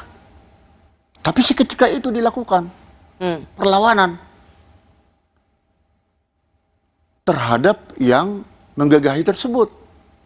Nah, itu aturan ada seperti itu. Tidak perlu dipidana. Ya. Jadi itu bagian dari pembelaan diri. Ya. Dan berbeda dengan pembunuhan berencana. Ya, jadi ini hanya secara umum ya saya katakannya. Tetapi dalam hal kasus Jessica ini yang saya katakan tadi itu, karena saya sudah melihat itu motifnya seperti itu, ada kecemburuan, ya sudah. Tapi hal-hal yang memberatkan dan meringankan itu juga bisa tergantung pada hakim untuk bisa mengambil. Oke, tadi Pak Binsar mengatakan ada satu kata, kecemburuan. Ini di dalam kasus Jessica. Di dalam kasus Jessica. Ini tentang relasi antara terdakwa dan korban waktu itu. Iya. Oke. Tetapi ini tidak diungkap di persidangan. Hanya menjadi semacam, ya, ada kesaksian bahwa marah. Di pertimbangan ada. Di pertimbangan ada. Tetapi kemudian tidak terlalu masuk ke soal relasi, soal kecemburuan itu. Mengapa? Apakah ini terlalu personal? Terlalu privat? Ya. Ada hubungannya juga ke sana. Jadi publik tidak perlu tahu juga sesuatu yang bersifat personal karena tidak ada kaitannya. Meskipun itu menjadi salah satu yang sempat diucapkan. Ya, itu kesimpulan Ibu. Oke. Saya tidak tahu. Ya, yang jelas andai kata dibaca itu pertimbangan kami ya itu berkorelasi. Ya, berkorelasi. Artinya kalau sesuatu yang bersifat sangat privat, perlukah itu dibuka di pengadilan? Kalau ada hubungannya dengan peristiwa, why not? Mengapa itu tidak dibuka di kasus sidang Jessica? Kembali kami kepada surat dakwaan jaksa. Karena itu tidak dimasukkan dalam Tidak kasus dimasukkan. dakwaan jaksa. Ya, makanya saya hanya meminta kepada jaksa kalau itu mungkin tidak apa-apa, saya tidak mencampuri institusional lain. Surat dakwaan itu benar-benar harus dapat dipertanggungjawabkan apakah itu tunggal ataukah itu alternatif ya. Karena di sanalah nanti hakim akan menilai alat bukti, barang bukti ya. Jadi sehingga semuanya terjadi peradilan cepat, sederhana, biaya ringan. Ya. Ketika terdakwa terus-menerus mengatakan apa yang terjadi pada pasangannya yang menjadi motif, sebagai seorang hakim, apakah ini trik atau siasat terdakwa untuk bisa mengurangi hukuman dari ancaman 340, yaitu seumur hidup, bahkan mati? Kalau dikaitkan dengan kasusnya Jessica, sama sekali tidak ada keterkaitan. Itu apakah ada trik atau tidak itu murni adalah dari... Kalau pada kasus-kasus lainnya yang Anda hadapi? Tidak. Biasanya. Putusan itu tidak boleh dipermainkan karena ada trik-trik segala macam. Sedikit saja tidak. Oke, saya mengubah terminologi saya. Bahwa terdakwa akan dengan kuasa hukumnya akan selalu menggunakan cara mengatakan motifnya, mengapa ia melakukan ini. Ini adalah salah satu upaya terdakwa untuk bisa melepaskan diri dari jerat hukuman maksimal. Sejauh mana motif itu dapat dipertanggungjawabkan kan itu? Itu bisa menjadi hal-hal yang memberatkan atau meringankan. Jadi tidak akan heran jika terdakwa akan terus-menerus menggaungkan apa yang terjadi pada pasangannya misalnya untuk mengurangi hukumannya. Oh iya, itulah hebatnya. Makanya saya bilang tadi saya sudah cut bahwa terdakwa itu kualitas pembuktiannya paling rendah dibandingkan alat-alat bukti lain. Tak perlu pun dia mengaku sama sekali. Itu tidak menjadi persoalan. Itu hanya kita merelevansikan cocok apa tidak dengan apa yang sudah terjadi. Kalau cocok, hal yang meringankan. Itu termasuk harus dipertimbangkan. Tapi kalau itu tidak cocok sama sekali, ini memang dasar. Ya mau bagaimana, hal yang memberatkan dong. Ya. Baik, Hakim Binsar Gultom, Anda pernah menjadi anggota majelis hakim kasus sidang racun sianida yang menewaskan Mirna Salihin. Kasus pertama yang menyita perhatian publik. Dan hari Senin nanti kita akan lihat Kita akan ditutup, lihat boleh. kasus pembunuhan Yosua dengan terdakwa Ferdi Sambo. Sedikit saja apa? Masalah keamanan. Masalah keamanan untuk majelis hakim soal di Iya, kasus dalam di perkara-perkara menarik perhatian publik, high profile seperti ini. Karena ini pengalaman waktu kami sidang Jessica. Oke, pengamanan di PN Selatan misalnya atau apa? Begini, kami cukup ketat mengamankan kami waktu itu di Pengadilan Negeri Jakarta Pusat. Tapi ketika kita pulang ke rumah sampai jam 12 malam, setiap malam atau 3 kali seminggu itu ke Depok, tidak ada yang mengamankan sudah sampai ke rumah. Nah, hal-hal yang seperti ini juga karena di dalam persidangan itu sering terjadi ada gaduh, ada hal-hal yang tidak sedap atau merendahkan martabat hakim. Mohon perkenan tanpa mengurangi rasa hormat kepada Komisi Judisial sesuai undang-undang yang dimilikinya, adalah tugasnya untuk mengambil tindakan hukum apabila ada orang perorangan atau berbadan hukum yang diduga merendahkan martabat hakim. Martabat hakim yang dimaksud keperendahan ini dari berbagai cara-cara di persidangan yang sampai mengarah kepada profesi seseorang atau pribadi, karena itu sudah ruang lingkup daripada. Saya tahu maksud Anda, itu yang Anda ingin bidik adalah kuasa hukum yang waktu itu mengadukan Anda di Komisi Tidak menjadi Yudisial. persoalan, itu tapi memang, menurut saya ada pesan yang lebih pesan besar Anda yang sangat baik, yaitu jaga keselamatan hakim, terutama usai persidangan. Iya. Itu jauh lebih penting karena kalau ada di dalam persidangan, seluruh kewenangan dan ketegasan itu harus ada milik hakim, majelis hakim. Jadi kalau ada yang mau kurang ajar sama hakim, ya hakim tegas aja. Ya. Tapi keselamatan hakim di luar sidang itu penting sekali. Betul, jangan hanya di persidangan yang begitu ketat, tapi di luar kita tidak tahu. Itu sebenarnya poinnya. Ya, terima kasih Pak Binsar. Terima kasih. Gultom untuk sharing pengalaman Anda saat memimpin sidang kasus sianida. Sampai ketemu lagi Pak Binsar. Terima kasih sudah bersama Rosi. Kita jumpa lagi Kamis depan. Tetaplah di Kompas TV Independen Terpercaya.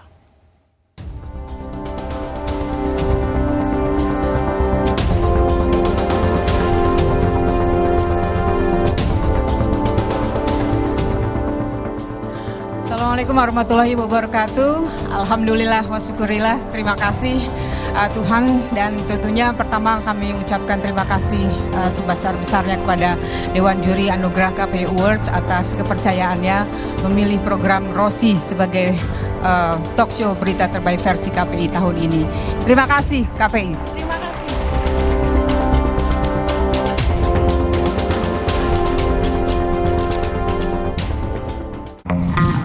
Sambut era TV digital bersama Kompas TV. Untuk penonton setia Kompas TV, kanal digital Kompas TV di kota-kota berikut kini dapat dinikmati dengan kualitas HD. Untuk informasi lebih lanjut, kunjungi kompas.tv/pindah ke digital. Atau hubungi nomor berikut. Jadi, tunggu apa lagi? Ayo, beralih ke TV digital sekarang.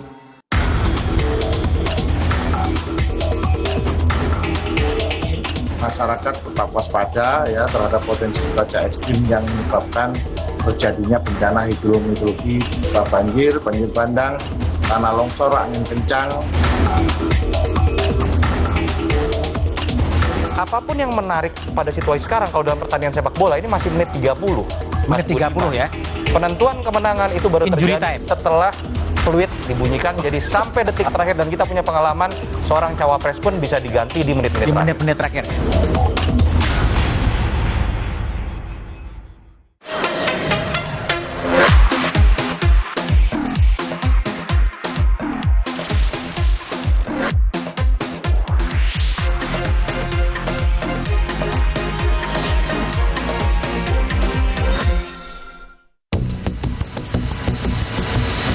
Terdampak hujan lebat dan tentunya berpotensi banjir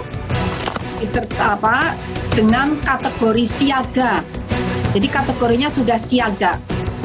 Kalau yang awal tadi kan waspada ya. Ini yang siaga untuk sampai tanggal 10. Hari ini hingga tanggal 10 yang perlu diwaspadai adalah sampai tanggal 10 ya, sebagian wilayah Aceh masih ya, sebagian wilayah Banten, sebagian wilayah DKI Jakarta, sebagian wilayah Jawa Barat, sebagian wilayah Jawa Tengah, sebagian wilayah Jawa Timur. BMKG memperkirakan akan ada hujan dengan intensitas tinggi disertai kilat atau petir dan angin kencang di wilayah Indonesia selama bulan Oktober. Diprediksi potensi curah hujan dengan intensitas sedang dan lebat disertai petir terjadi di DKI Jakarta, Jawa Barat, Jawa Tengah, Jawa Timur, hingga Bali. Selain memprediksi adanya cuaca ekstrim, BMKG juga mengimbau masyarakat untuk waspada dengan gelombang tinggi di perairan. Deputi Meteorologi BMKG Guswanto menyampaikan, 50% wilayah Indonesia telah memasuki musim hujan. Hal ini terjadi disebabkan karena adanya gelombang atmosfer. Dan sebagian besar wilayah juga sudah memasuki musim hujan. Kalau saya sampaikan berdasarkan perkiraan BMKG saat ini sudah 59,64% telah memasuki musim hujan. Kemudian kalau dilihat dari curah hujannya sendiri, pada saat ini sebenarnya curah hujan yang ada di kita itu sebelah barat itu lebih banyak mendapatkan curah hujan, masukan curah hujan, karena hal ini mengaruhi oleh adanya gelombang atmosfer. Guswanto juga mengimbau masyarakat untuk tetap waspada akan cuaca ekstrim yang dapat menyebabkan banjir bandang, dan tanah longsor. Mengantisipasi itu, kami BMKG memberikan saran maupun masukan kepada masyarakat. Kita himbau lah. Yang pertama, pada posisi saat ini masyarakat tetap waspada ya terhadap potensi cuaca ekstrim yang menyebabkan terjadinya bencana hidrometeorologi, banjir bandang, tanah longsor, angin kencang, terutama bagi masyarakat yang tinggal di wilayah rawan bencana hidrometeorologi, contohnya yang tinggal di bantaran sungai. Curah hujan tinggi di ibu kota dalam waktu 2 minggu ini telah menyebabkan banjir di beberapa wilayah. Di ruas jalan TB Simatupang, Jakarta Selatan, visual banjir banyak dibagikan pengendara di lini media sosial. Banjir membuat jalanan tak bisa dilintasi kendaraan. Banjir di beberapa titik juga mengakibatkan kemacetan di jalanan dalam beberapa hari terakhir. Sejumlah toko dan minimarket di kawasan Kemang ditutup lebih awal.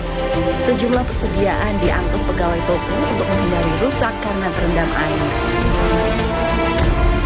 Kepala BPBD DKI Jakarta, Isnawa Aji menyebut, cuaca ekstrim berpotensi hujan deras sudah diinformasikan oleh BMKG dan sejumlah titik sudah dalam pemantauan, terutama saluran drainase untuk mencegah genangan. Ya, salah satunya kami dengan Dinas LH, kami berkoordinasi dengan Dinas Bina Marga, koordinasi dengan Dishub, termasuk juga dengan teman-teman PPSU yang ada di kelurahan. Di semua titik genangan, selalu BPBD meminta agar dilakukan pengecekan ulang lagi terhadap drainase, gorong-gorong, saluran-saluran yang ada. Nah, jangan sampai ada sumbatan-sumbatan, ada material, ada sampah, sehingga ikut memberikan kontribusi terjadinya genangan-genangan. Pada Kamis 6 Oktober lalu, curah hujan yang tinggi di Jakarta membuat luapan sungai menerjang tembok pembatas bangunan di Madrasah Sanawiyah Negeri 19 Pondok Labu, Cilandak, Jakarta Selatan. Kapolsek Cilandak Kompol Multazam menyatakan, ada 3 orang siswa meninggal dunia karena tertimpa reruntuhan tembok yang diterjang banjir. Dari pengamatan kami, di depan MTS ini dialiri saluran air yang cukup selebar mungkin 1-2 meter. Namun kan curah hujannya begitu tinggi sehingga air meluap dan mendorong tembok MTS. Saat ini, proses belajar mengajar MTS 19 dipindahkan selama gedung diperbaiki. Di wilayah Depok, hujan es turun disertai angin kencang. Akibatnya sejumlah pohon tumbang dan menyebabkan kemacetan. Tidak hanya di wilayah Jabodetabek, hujan deras dan cuaca ekstrim juga menerpa beberapa wilayah di tanah air. Di Aceh Utara, 3 sungai meluap akibat hujan dengan intensitas tinggi dan akibatnya 15 wilayah terendam banjir. Sementara itu di Lumajang, Jawa Timur, tanggul darurat jebol lantaran diterjang lahar hujan Gunung Semeru. Akibatnya, banjir lumpur pun menyelimuti beberapa desa. Di Kecamatan Watulimo, Kabupaten Trenggalek, Jawa Timur, imbas dari bencana ini dirasakan oleh warga di Desa Tasikmadu. Puluhan rumah warga rusak karena terendam banjir dan menyisakan material banjir. Sejalan dengan imbauan dari BMKG akan cuaca ekstrim dan tidak menentu, kita juga jangan lupa untuk selalu menjaga kesehatan, agar tubuh tetap dapat menjalani aktivitas dan kegiatan dengan lancar.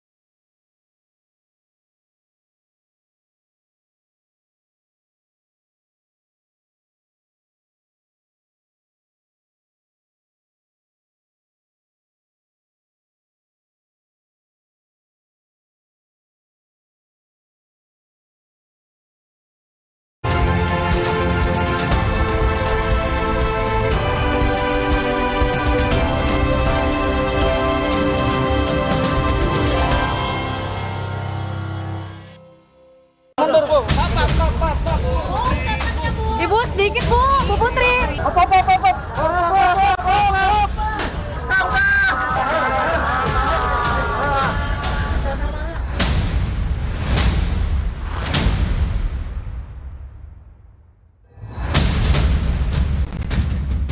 Persidangan yang ditunggu-tunggu publik akan segera digelar.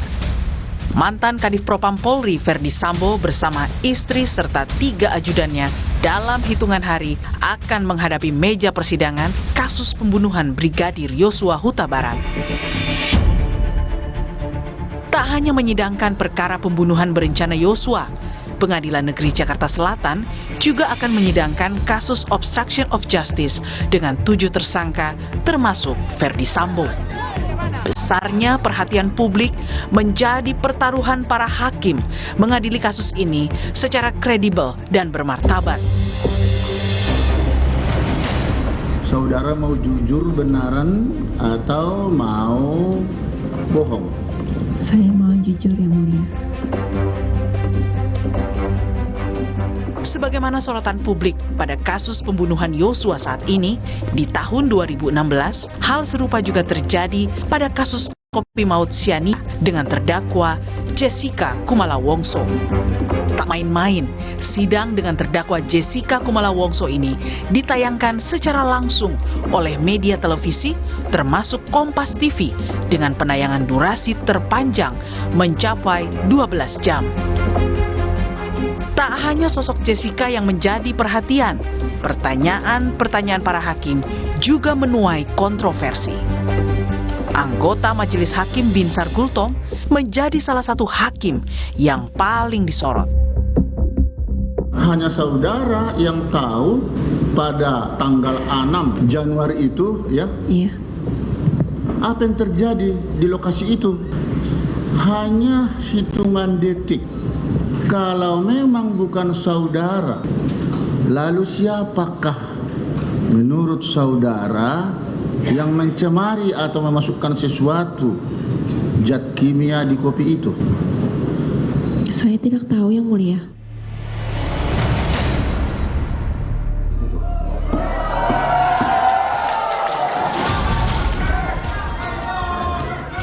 Usai melewati 32 persidangan dengan menghadirkan puluhan saksi dan para ahli, Majelis Hakim Pengadilan Negeri Jakarta Pusat kala itu menjatuhkan vonis 20 tahun penjara untuk Jessica Wongso pada 27 Oktober 2016. Jessica lolos dari ancaman maksimal, yakni hukuman mati. Kini, dalam hitungan hari, perhatian publik bergeser ke Pengadilan Negeri Jakarta Selatan.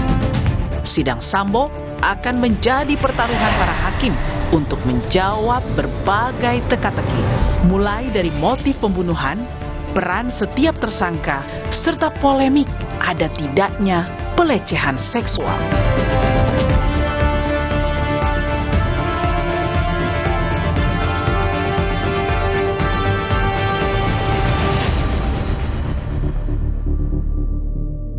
Saya sudah bersama anggota Majelis Hakim pada kasus kopi maut sianida yang kini menjabat Hakim Tinggi Pengadilan Tinggi Banten. Ia adalah Dr. Binsar Gultom. Pak Binsar, terima kasih sudah di Rosi. Terima kasih. Pak Binsar, itu 6 tahun lalu Anda adalah salah satu dari Majelis Hakim yang memimpin sidang racun sianida menewaskan Mirna Salihin. Siap. Itu adalah sidang pertama yang luar biasa diikuti oleh penonton dan disiarkan secara langsung oleh televisi. Kompas TV termasuk yang pertama menyiarkan secara langsung. Dan sekarang ada kasus Sambo, kedua setelah persidangan racun sianida. Sebagai hakim yang pernah memimpin sidang itu dan memberikan keputusan terhadap kasus itu, menurut Anda apa persamaan terbesar dengan kasus pembunuhan Yosua? Terima kasih. Jadi persamaan kurang lebih dari berbagai kontroversi meninggalnya si korban. Di satu sisi bukan karena racun atau yang lain, cara memasukkannya bukan lewat mulut. Jadi terjadi kontroversi. Jadi banyak alat-alat bukti dan barang bukti yang perlu dieliminasi oleh para hakim. Pada waktu itu? Pada waktu kasus racun sianida? Betul sekali. Ya. Jadi pendapat yang bermacam ragam itu, kami selaku hakim fokus kepada surat dakwaan jaksa. Nah, karena itulah jaksa di dalam menyusun surat dakwaan itu harus betul-betul menerima masukan dari berbagai pihak dulu, supaya tidak ada kontroversi dari sana sini.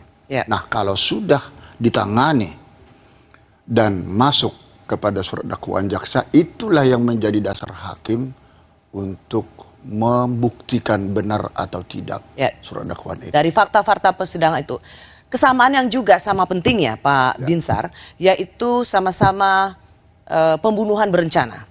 Siap. Waktu Jessica, dia juga diancam dengan pasal pembunuhan berencana. Sambo juga demikian, sama-sama pasal 340. 340 KUHP.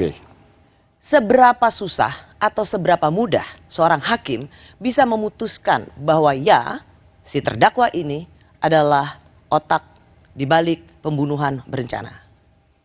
Baik, menarik pertanyaan itu. Waktu itu memang kami mengambil langsung 3 kelompok permasalahan. Pertama, apakah ada korban? Yes, ada.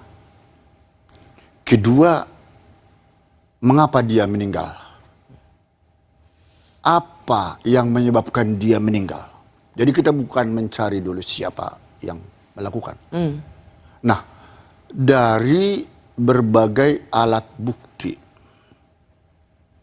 keterangan saksi maksudnya, ahli, surat, termasuk di situ visum et repertum. dan keterangan-keterangan yang lain petunjuk,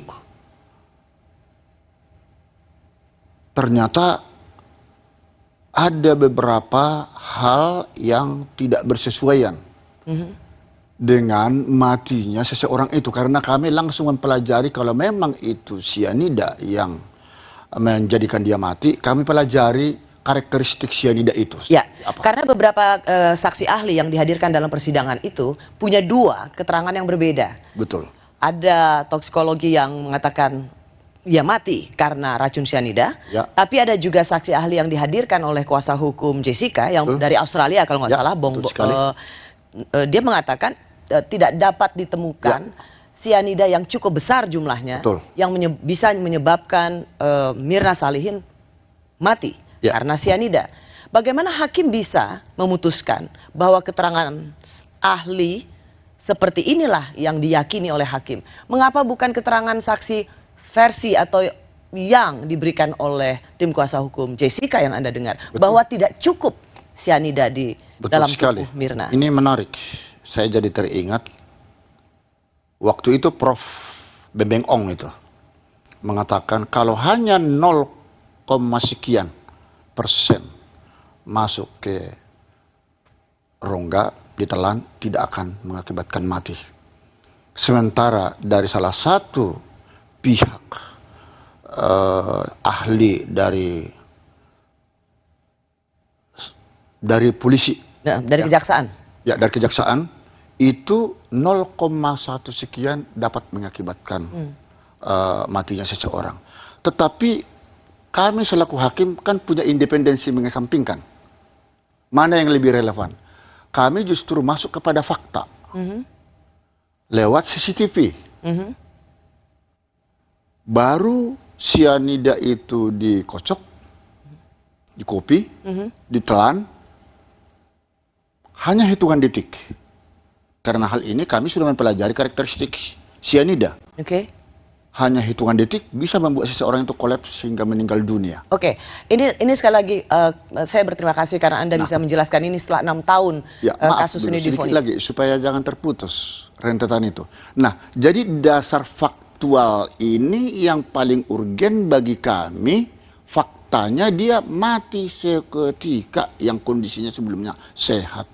Kalaupun dibilang entah bermacam ragam ini barang bukti, itu tidak menjadi peduli bagi kami. Itu karena Anda melihat fakta persidangan dari CCTV bahwa setelah ia meminum kopi Vietnam itu, maka tubuh Mirna langsung bereaksi, ia merasa kepanasan, ia kemudian langsung begitu cepat tidak sadarkan diri dan kemudian terbujur kaku. Jadi kondisi fisik itu yang Anda lihat dari CCTV. Tapi juga ada pertanyaan, tidak ada fakta persidangan atau alat bukti yang menunjukkan Mirna lah yang memasukkan gelas racun itu ke gelas. Jessica lah yang memasukkan racun cyanida ke gelas Mirna. Jadi bagaimana keyakinan hakim waktu itu? Ya, tidak ada satupun bukti atau alat bukti saksi yang melihat dimasukkan. Ini memang CCTV menjadi sarana yang empuk dan ini setelah diberlakukan Undang-Undang ITE menjadi dasar bagi kami bahwa CCTV ini menjadi tolak ukur. Persis, tapi Pak Binsar, karena pada waktu itu di CCTV tidak akunya dia ketika di CCTV kita lihat gatal-gatal tangan. Kalau serbuk sianida kena ke tangan, banyak melepuh, kalau sedikit gatal-gatal. Hingga gatal di paha, dibuang celana jeans, alasan katanya sobek. Bagi kami mau dibuang alat-alat bukti, barang bukti tersebut yang menjadi alat untuk mematikan seseorang itu, no problem. Justru disitulah keyakinan hakim timbul. Jadi keyakinan hakim itu tidak muncul seketika. Dari berbagai pengamatan, dan ini pengamatan ini hanya ada pada hakim. Pak Binsar, pada waktu itu Anda dianggap sebagai hakim yang kontroversial. Bahkan Anda sempat dilaporkan oleh kuasa hukum Jessica ke Komisi Yudisial. Kata Otto Hasibuan pada waktu itu adalah Anda dianggap sebagai hakim yang tendensius. Karena sepertinya salah satu anggota majelis pada waktu itu yaitu Binsar Gultom sudah punya keyakinan bahwa Jessica lah yang meracuni Mirna. Karena Anda sempat atau Anda mengucapkan sesuatu dengan sengaja di sidang yaitu Jessica dapat dihukum walaupun tidak ada saksi yang melihat. Ya, hafal sekali mbaknya. Betul. Karena hal itu ada kasus yang pernah kami tangani di Pengadilan Negeri Jakarta Pusat. Tidak mau mengakui dia melakukannya. Satu, kedua tidak ada saksi satupun. Yang anak si kecil yang dibawa itu diperkosa lalu dibunuh. Bahkan waktu saya ketua Pengadilan Negeri di Simalungun, tidak satupun orang tahu istrinya itu suaminya yang mencekik. Tapi dibuat modus operandi, digantung kayak Dragula itu istrinya dibedaki segala macam. Nah, tidak ada satu saksi pun.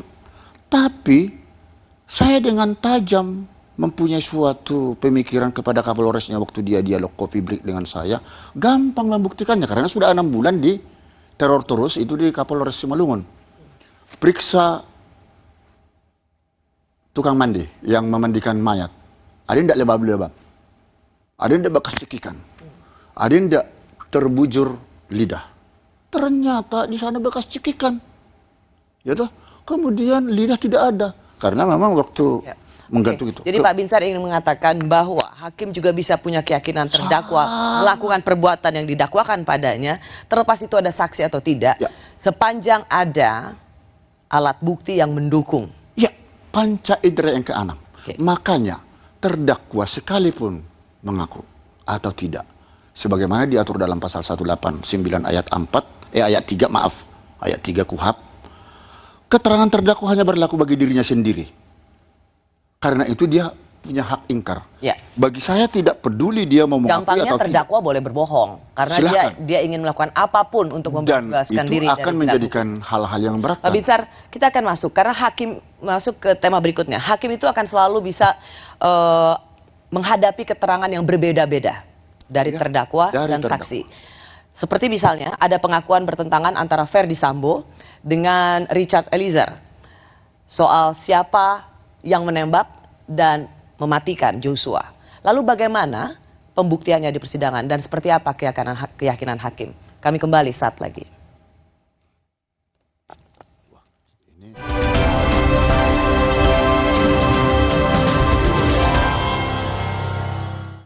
Pengalaman rasa baru, Jisamsu Elite dengan Tobacco Shield. Nikmat tanpa serpihan, tarikan lebih halus.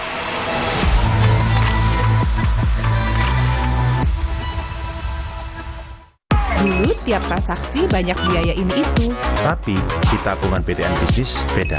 Bisa bebas biaya transaksi itu juara banget. Karena bisnis gak cuma tentang hari ini, tapi juga esok hari. Yah, sekarang isi Oreo lebih banyak nih.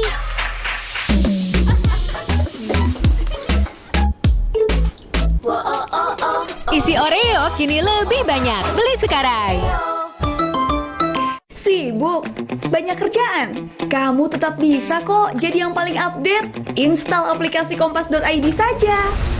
Dengarkan artikel yang kamu butuhkan sambil beraktivitas.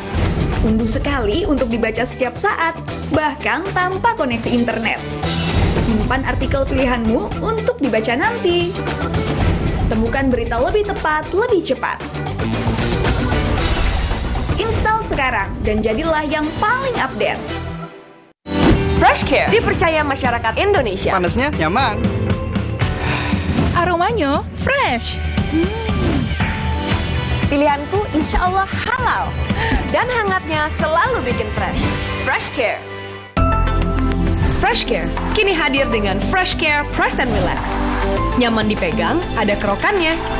Bisa ngerok, bisa ngerol sampai belakang. FreshCare Press and Relax bisa ngerock and roll.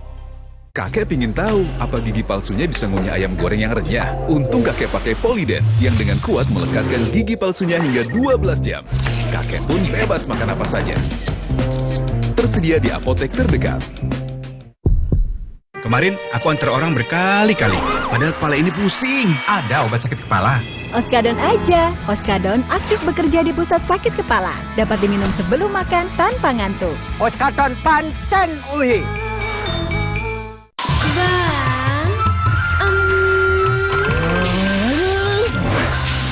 Sutranya dong, Bang.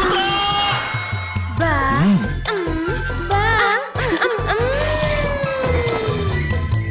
Pengalaman rasa baru. Jisamsu Elite dengan Tobacco Shield. Nikmat tanpa serpihan. Tarikan lebih halus.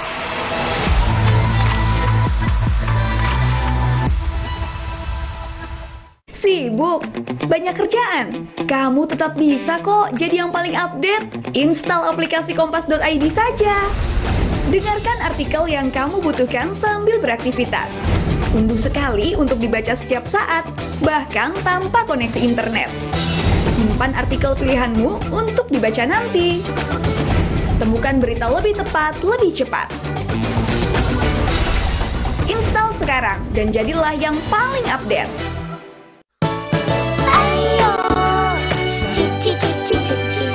Soklin bersama Wings mendukung UNICEF. Mari biasakan hidup bersih. Alam pun ikut berseri.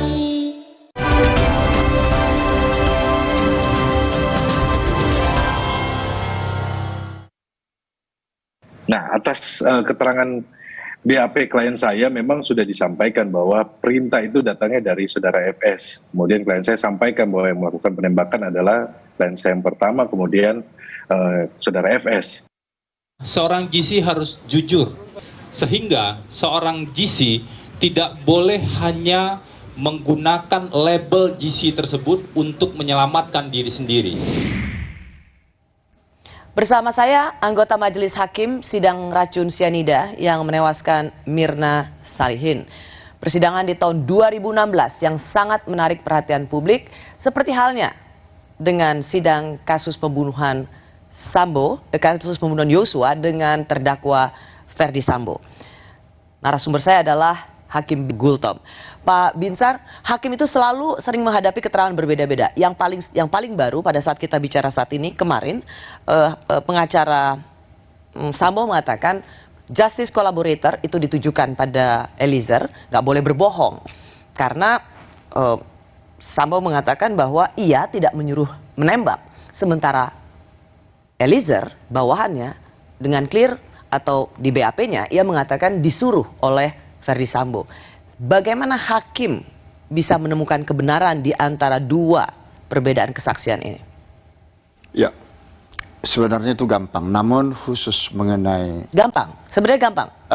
Siapa yang berbohong dalam hal ini gampang? Ya, tapi saya tidak mau masuk ke teknis ya, kasusnya yang sedang diproses ya. Tetapi secara umum dan kepada kasus Jessica ini, saya katakan karena memang banyak antara pendapat ahli atau keterangan saksi yang satu dengan yang lain saling bayan. Nah, disitulah seorang hakim harus menyumpah makna sumpah daripada saksi itu, ya berkata benar jujur. Dan itu ancaman pidananya 7 tahun sebagaimana diatur dalam pasal 242 KUHP. Nah, jadi kalau sampai kata-kata yang disampaikan antara si A atau si B tidak connect, tidak sinkron, ya hakimlah nanti yang akan menilainya. Bagaimana? Apa biasanya keahlian para hakim untuk menggali keterangan terdakwa dan saksi lainnya? Oh, ada. Mencari kesesuaian itu. Karena misalnya di antara yang ada di situ almarhum yang ditembak, lalu Ferdi Sambo yang katanya hanya bilang hajar cat, dia tidak menyangka bahwa hajar cat itu ternyata Eliezer menembak hingga mati. Sementara ada Ricky Rizal di situ yang mengatakan tidak tahu siapa yang menembak. Jadi apakah itu Ferdi Sambo atau Eliezer? Jadi kan tidak bisa dibuktikan atau hakim punya cara punya terobosan. Hakim yang memiliki naluri tajam akan bisa menemukan hal itu disesuaikan dengan peristiwa pidana yang terjadi. Ya Pak Binsar, tapi kan ini tidak melulu tentang naluri, itu akan sangat subjektif. Hakim juga harus bertindak objektif berdasarkan fakta-fakta persidangan. Iya, fakta persidangan. Dari berbagai fakta persidangan itu, kan itu nanti disimpulkan oleh hakim mana yang berkorelasi relevan dengan peristiwa pidana. Nah, jadi seperti di dalam kasusnya Jessica itu, saya kira hampir ratusan itu saksi-saksi dan berbeda-beda antara satu dengan yang lain. Tapi kami harus mempunyai satu titik tujuan, ini mati karena racun. Kalau ini mati karena tembakan, misalnya. Nah, ini soal siapa yang menembak segala macam. Disitulah tugas hakim untuk menemukan, tidak boleh dia menyerah. Saya pun waktu itu kan tidak tahu siapa pelaku yang sesungguhnya, apakah lewat racun ataukah Jessica atau tidak. Tapi itulah tugas berat, tugas krusial seorang hakim untuk menggali fakta ketika sudah dinyatakan terbukti dia bersalah karena racun, karena alat apa, ya. Nah, disitulah hakim akan mengatakan terbukti bersalah. Dalam kasus misalnya, Anda punya pengalaman kasus Jessica, yang Anda bilang juga harus mendengar ratusan keterangan saksi. Nah, kalau misalnya Anda mendengar keterangan saksi itu dengan persesuaian, kan Anda ke pengacara Verdi Sambo kemarin mengatakan soal justice collaborator. Siap. Nah, menurut Anda seberapa ini sampai dipisah jadwal sidangnya Verdi Sambo dengan 3 tersangka lainnya dan kemudian terdakwa lainnya? Perkaranya di split. Berarti ada istilah saksi-saksi mahkota apa segala macam itu. Dia dengan kasus yang sama, pembunuhan, tetapi dibedakan. Menurut Anda ini artinya apa? No problem. Artinya di sini untuk mengetahui jangan sampai saksi mahkota, saksi antara satu dengan yang lain itu, agar mampu dia memberikan yang sejujurnya, dan disitulah makna sumpah harus betul-betul diterapkan kepada dia, kepada saksi yang bersangkutan. Bahkan tidak dipertemukan. Apakah menurut Anda memang sebaiknya Verdi Sambo dan Eliezer tidak dipertemukan dalam ruang sidang? Loh, kalau sudah dipanggil oleh hakim ke ruang sidang siapapun, tapi kembali lagi pinter mbaknya jangan menyudutkan masuk ke sana. Ini secara umum aja, ya. Karena nanti saya ditegur oleh Komisi Yudisial. Tapi mohon maaf kepada pimpinan Mahkamah Agung dan Komisi Yudisial, saya tidak ada bermaksud di sini mau melanggar kode etik, hanya mau memberikan pencerahan hukum, karena di dalam kode etik penegakan hukum pun ada juga diberikan satu aturan hakim itu bisa memberikan. Ya, justru di sinilah kehadiran Pak Binsar Gultom dengan pengalaman Bapak pernah memimpin sidang kasus racun sianida yang menyita perhatian. Betul. Dan ini adalah yang kedua seperti tadi saya katakan, bisa memberikan pencerahan apa sesungguhnya tantangan hakim untuk memutuskan kasus yang begitu besar ini dengan seadil-adilnya. Nah, pada waktu persidangan Pak tunggu dulu, pertanyaan tadi sudah menarik. Karena si korban sesungguhnya sudah memberikan kepercayaan sepenuhnya kepada jaksa penuntut umum, ya, untuk mencari keadilan. Di sini memang hakim haruslah memberikan putusan yang terbaik buat semua pihak. Pasti. Tentu itu yang kita harapkan dari hakim. Nah, saya ingin sekali lagi ingin melihat bagaimana kesaksian-kesaksian. Salah satunya adalah Ricky. Tidak apa-apa kalau misalnya tidak Anda ingin komentari, tetapi berikan pencerahan hukum. Bagaimana ada Ricky Rizal yang ada di situ. Ia tahu ada penembakan. Ia melihat bahwa kemudian Joshua meninggal, tapi dia tidak tahu siapa yang ditembak karena katanya dia bersembunyi, sempat mengatakan bersembunyi di balik kulkas. Kita lihat lagi seperti apa keterangannya, ya. Pada saat di dalam, Richard sudah ada dalam posisi tembak, dan suruh tembak sama Pak Sambo, perintah tembak kepada si dia lihat bahwa ada apa si Joshua, ya, nginin badannya, nginin tangannya. Tapi ada kejadian pada saat dia setelah melihat itu ada masuk HT, dia masuk lagi ke dalam, itu posisi yang dilihat Pak Sambo ikut menembak. yang tembakan itu, yang masalah dinding, tembok, tangga, itu yang dilihat. Jadi biasa ya Pak, kalau terdakwa itu sering mengubah-ngubah BAP. Awalnya misalnya dibilang ia tidak tahu karena bersembunyi di balik kulkas. Tapi kemudian ada BAP lagi, dia tidak tahu karena HT itu ia menerima panggilan HT sehingga ia berbalik badan. Apakah biasa mengubah-ubah BAP? Dan kemudian apa yang terjadi berbeda juga kesaksian ketika itu sudah di persidangan. Sepertinya kembali lagi saya katakan kurang tepat kalau pertanyaan itu kepada saya. Tetapi saya bisa memberikan satu gambaran umum, ya. Adalah hak daripada si tersangka atau si terdakwa melakukan perubahan demi perubahan itu, akan tetapi itu kan semua dicatat dalam berita acara. Dan disitulah nanti akan dikorelasikan dengan fakta yang sesungguhnya. Ya. Jadi ini wewenang hakim di dalam hal ini semualah. Pasti, semua pasti ini semua ada di tangan hakim. Pokoknya karena hakim kita tunggu hakim dalam bisa menangani pengadilan seperti ini. Kasus. Tapi kan justru hakim juga perlu untuk menjelaskan, ya meskipun itu dianggap saat ini tidak diizinkan, tapi perlu juga menjelaskan. Bukankah vonis hakim itu adalah mahkota bagi para hakim? Nah, sebentar, Ibu. Saya mau masuk ke selanjutnya soal motif. Sedikit saja ini. Seperti ini, kan ada rekonstruksi seperti kami kemarin.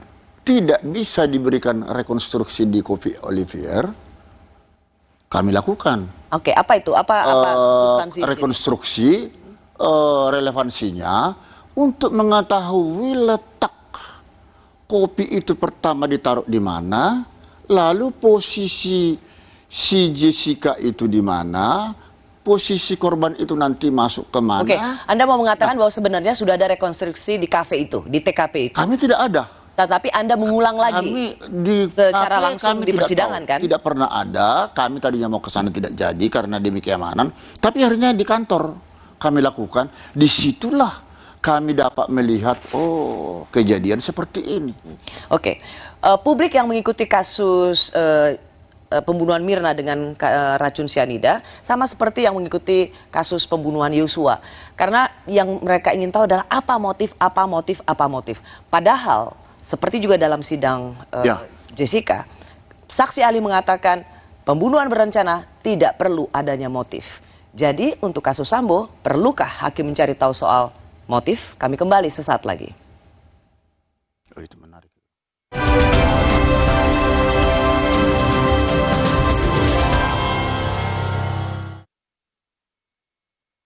Pengalaman rasa baru. Jisamsu Elite dengan Tobacco Shield. Nikmat tanpa serpihan. Tarikan lebih halus.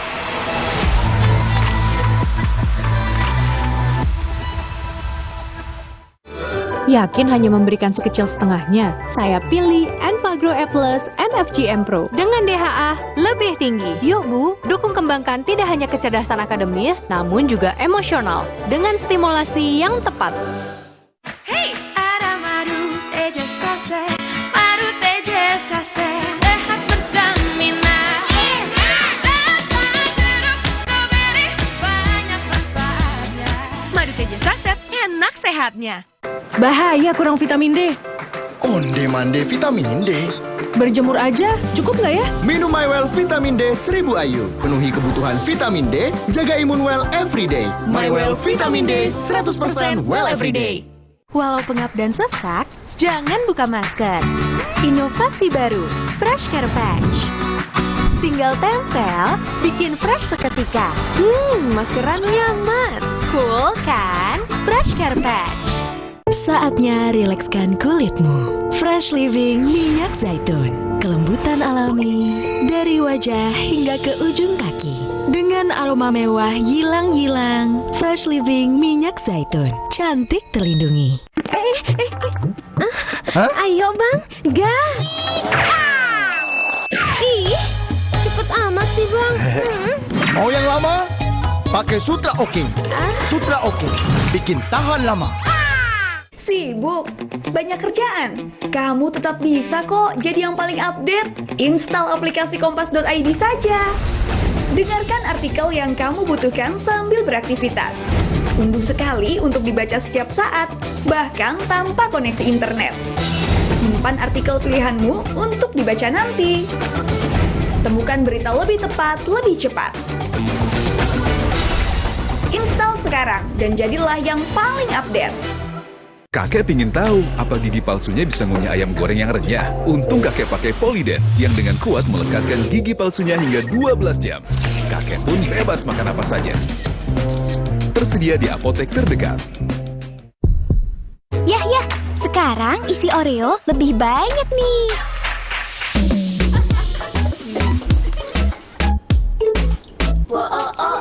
Isi Oreo kini lebih banyak. Beli sekarang.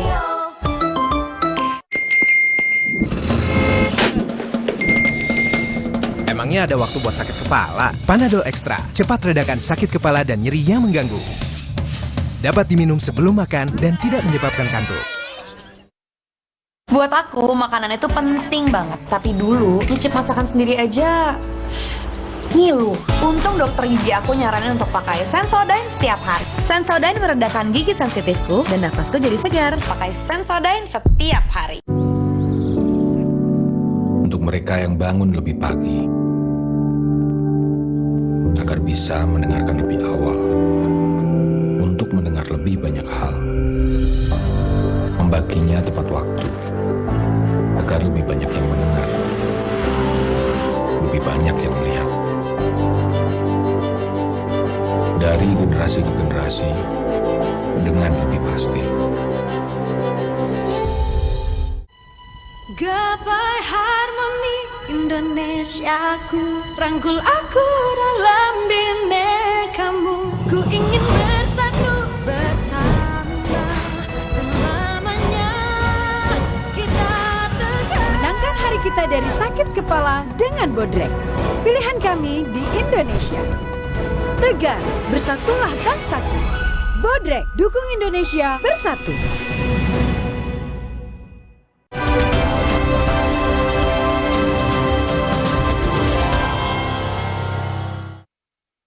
Soal motif itu tidak harus ada, tapi boleh ada juga. Kadang-kadang kan hakim ingin tahu juga, karena kan motif itu apakah pelakunya ini orang sehat atau orang gila kan gitu.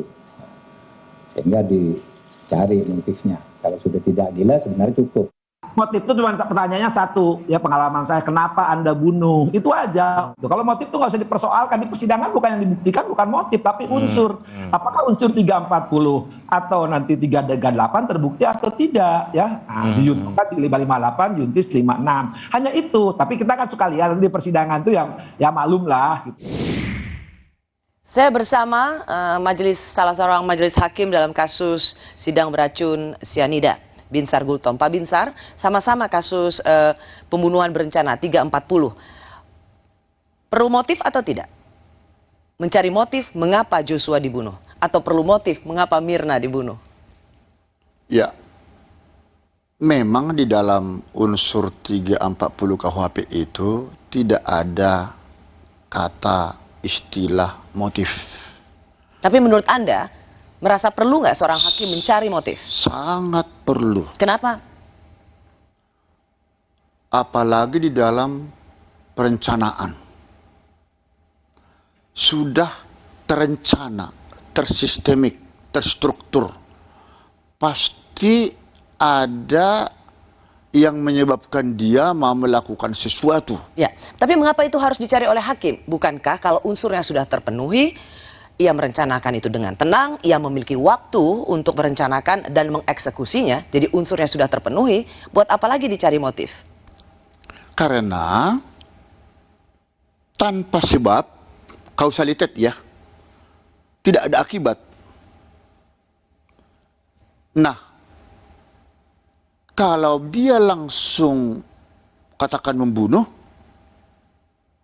tanpa ada sebab, itu kan berarti pembunuhan biasa. 338. 338 KUHP.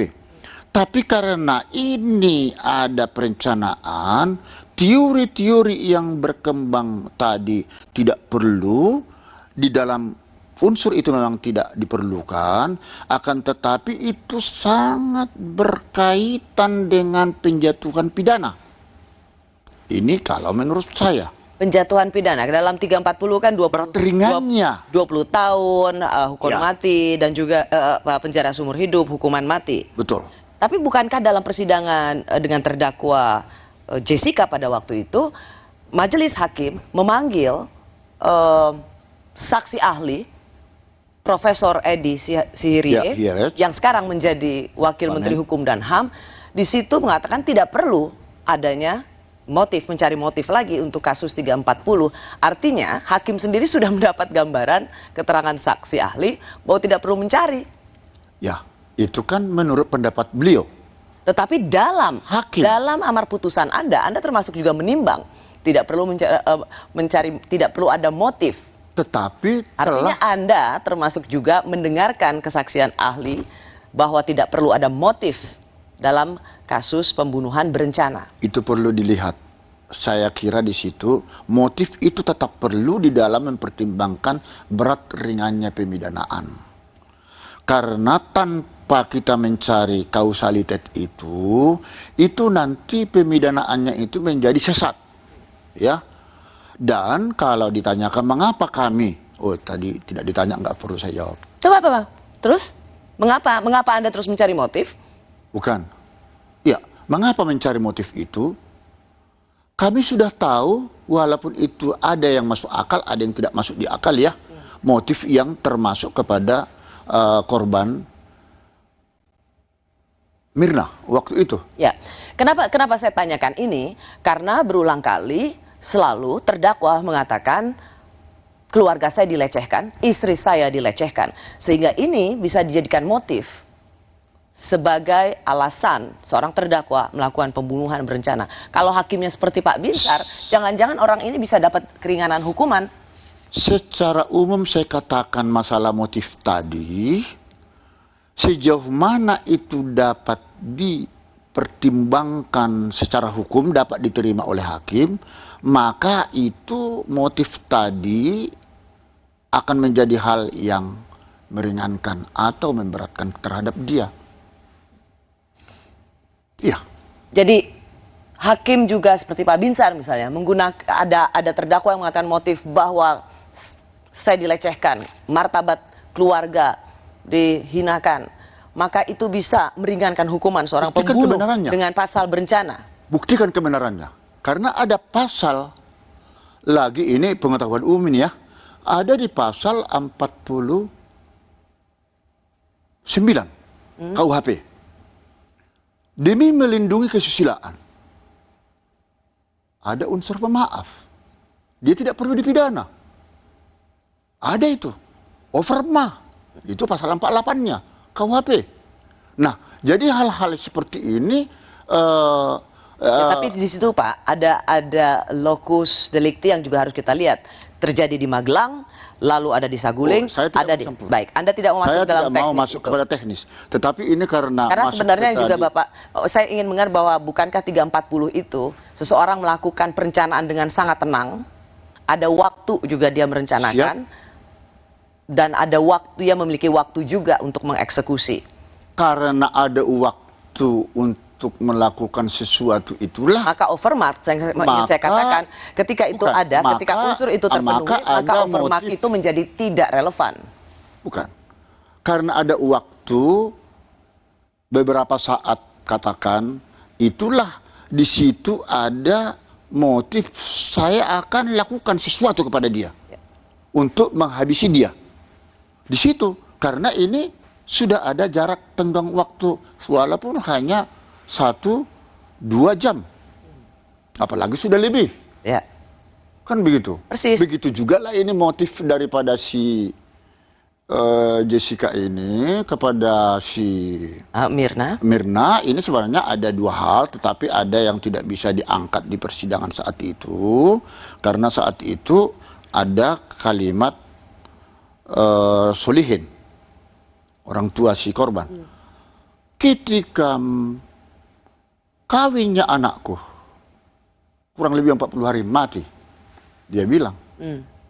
Akhirnya kita cari terus bukti. Dan pada waktu pernikahannya si korban ini, dia tidak diundang. Dia datang tetap di Australia. Waktu ditanya, buat Bapak sebagai seorang anggota majelis hakim mencari motif itu penting untuk memastikan bahwa inilah alasan dia membunuh. Iya. Kalau tidak, orang gila dong dia. Oke. Mungkinkah dia di kopi Olivier, Jessica, kibas-kibas? Ada sasaran. Ya. Itukah yang membuat majelis hakim melihat hukumannya adalah yang terendah di antara ancaman 340 hanya 20 tahun dan bukan penjara seumur hidup. Saya tahu tidak bisa hukuman mati karena sudah ada kerjasama dengan Australia yang memberikan bantuan kesaksian. Itu independensi hakim dan pri kemanusiaan. Hakim itu tidak bisa diintervensi kalau sudah masuk kepada vonis. Tapi karena motif kemanusiaannya ada di sana. Tetapi kita setelah mengetahui, oh ini akibat ini toh alasannya dia melakukan racun tersebut. Oh, jadi kita puas itu loh. Puas karena? Puas karena ada sebab, ada akibat. Iya. Soal mengenai hal yang memberatkan dan meringankan ini berbeda kasus dengan apa yang tertera di dalam Sambo. Ya. Ya. Karena motifnya beda nih. Saya tidak mau terlalu jauh mencampuri ke sana. Ini motifnya lain. Ya. Sebenarnya motif dalam banyak kasus. Seberapa perlu sesungguhnya dalam kasus pembunuhan berencana dicari motif. Dan tadi Bapak bilang merasa perlu meskipun saksi ahli dalam persidangan Mirna pun atau dengan terdakwa Jessica, saksi ahli mengatakan tidak perlu. Nah, salah satu juga yang terdakwa akan selalu mengupayakan adanya motif yang supaya hakim menganggap ini masuk akal. Ya, dan yang dikhawatirkan adalah membenarkan pembunuhan itu. Kami kembali sesaat lagi.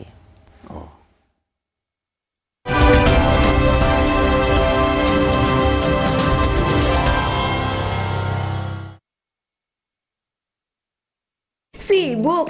Banyak kerjaan? Kamu tetap bisa kok jadi yang paling update. Install aplikasi kompas.id saja. Dengarkan artikel yang kamu butuhkan sambil beraktivitas. Unduh sekali untuk dibaca setiap saat, bahkan tanpa koneksi internet. Simpan artikel pilihanmu untuk dibaca nanti. Temukan berita lebih tepat, lebih cepat. Install sekarang dan jadilah yang paling update. Belum juga nyampe, udah keringatan. Aqua dulu.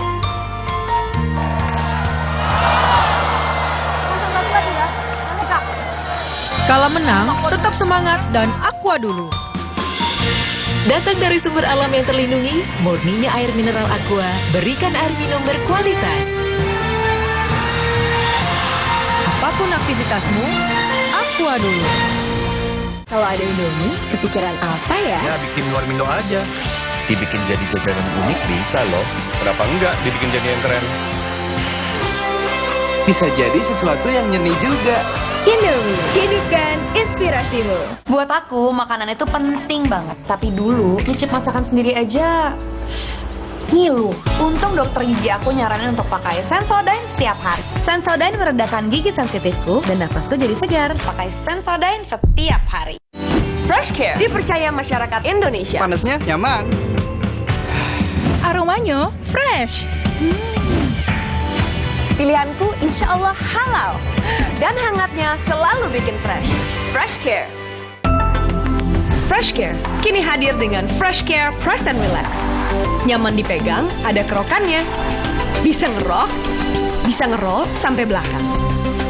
Fresh Care Press and Relax bisa ngerock and roll. Hey, ada madu teja sase, madu teja sase, sehat berstamina.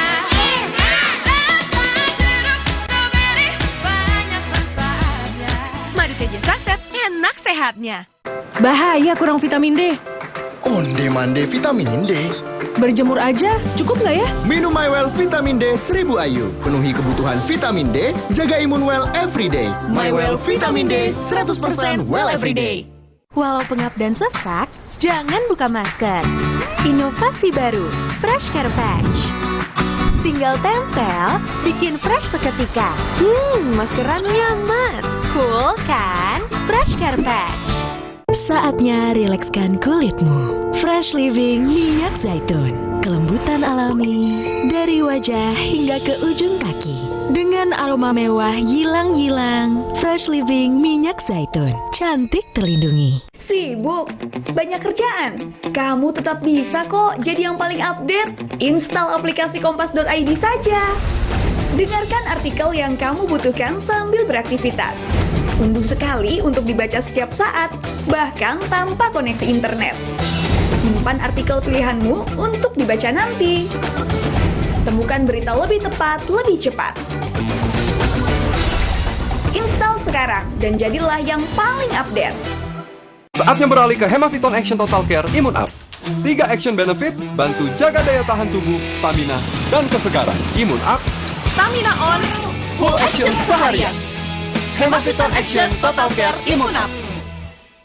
Kemarin aku antar orang berkali-kali, padahal kepala ini pusing. Ada obat sakit kepala? Oskadon aja. Oskadon aktif bekerja di pusat sakit kepala. Dapat diminum sebelum makan tanpa ngantuk. Oskadon pancen uhi.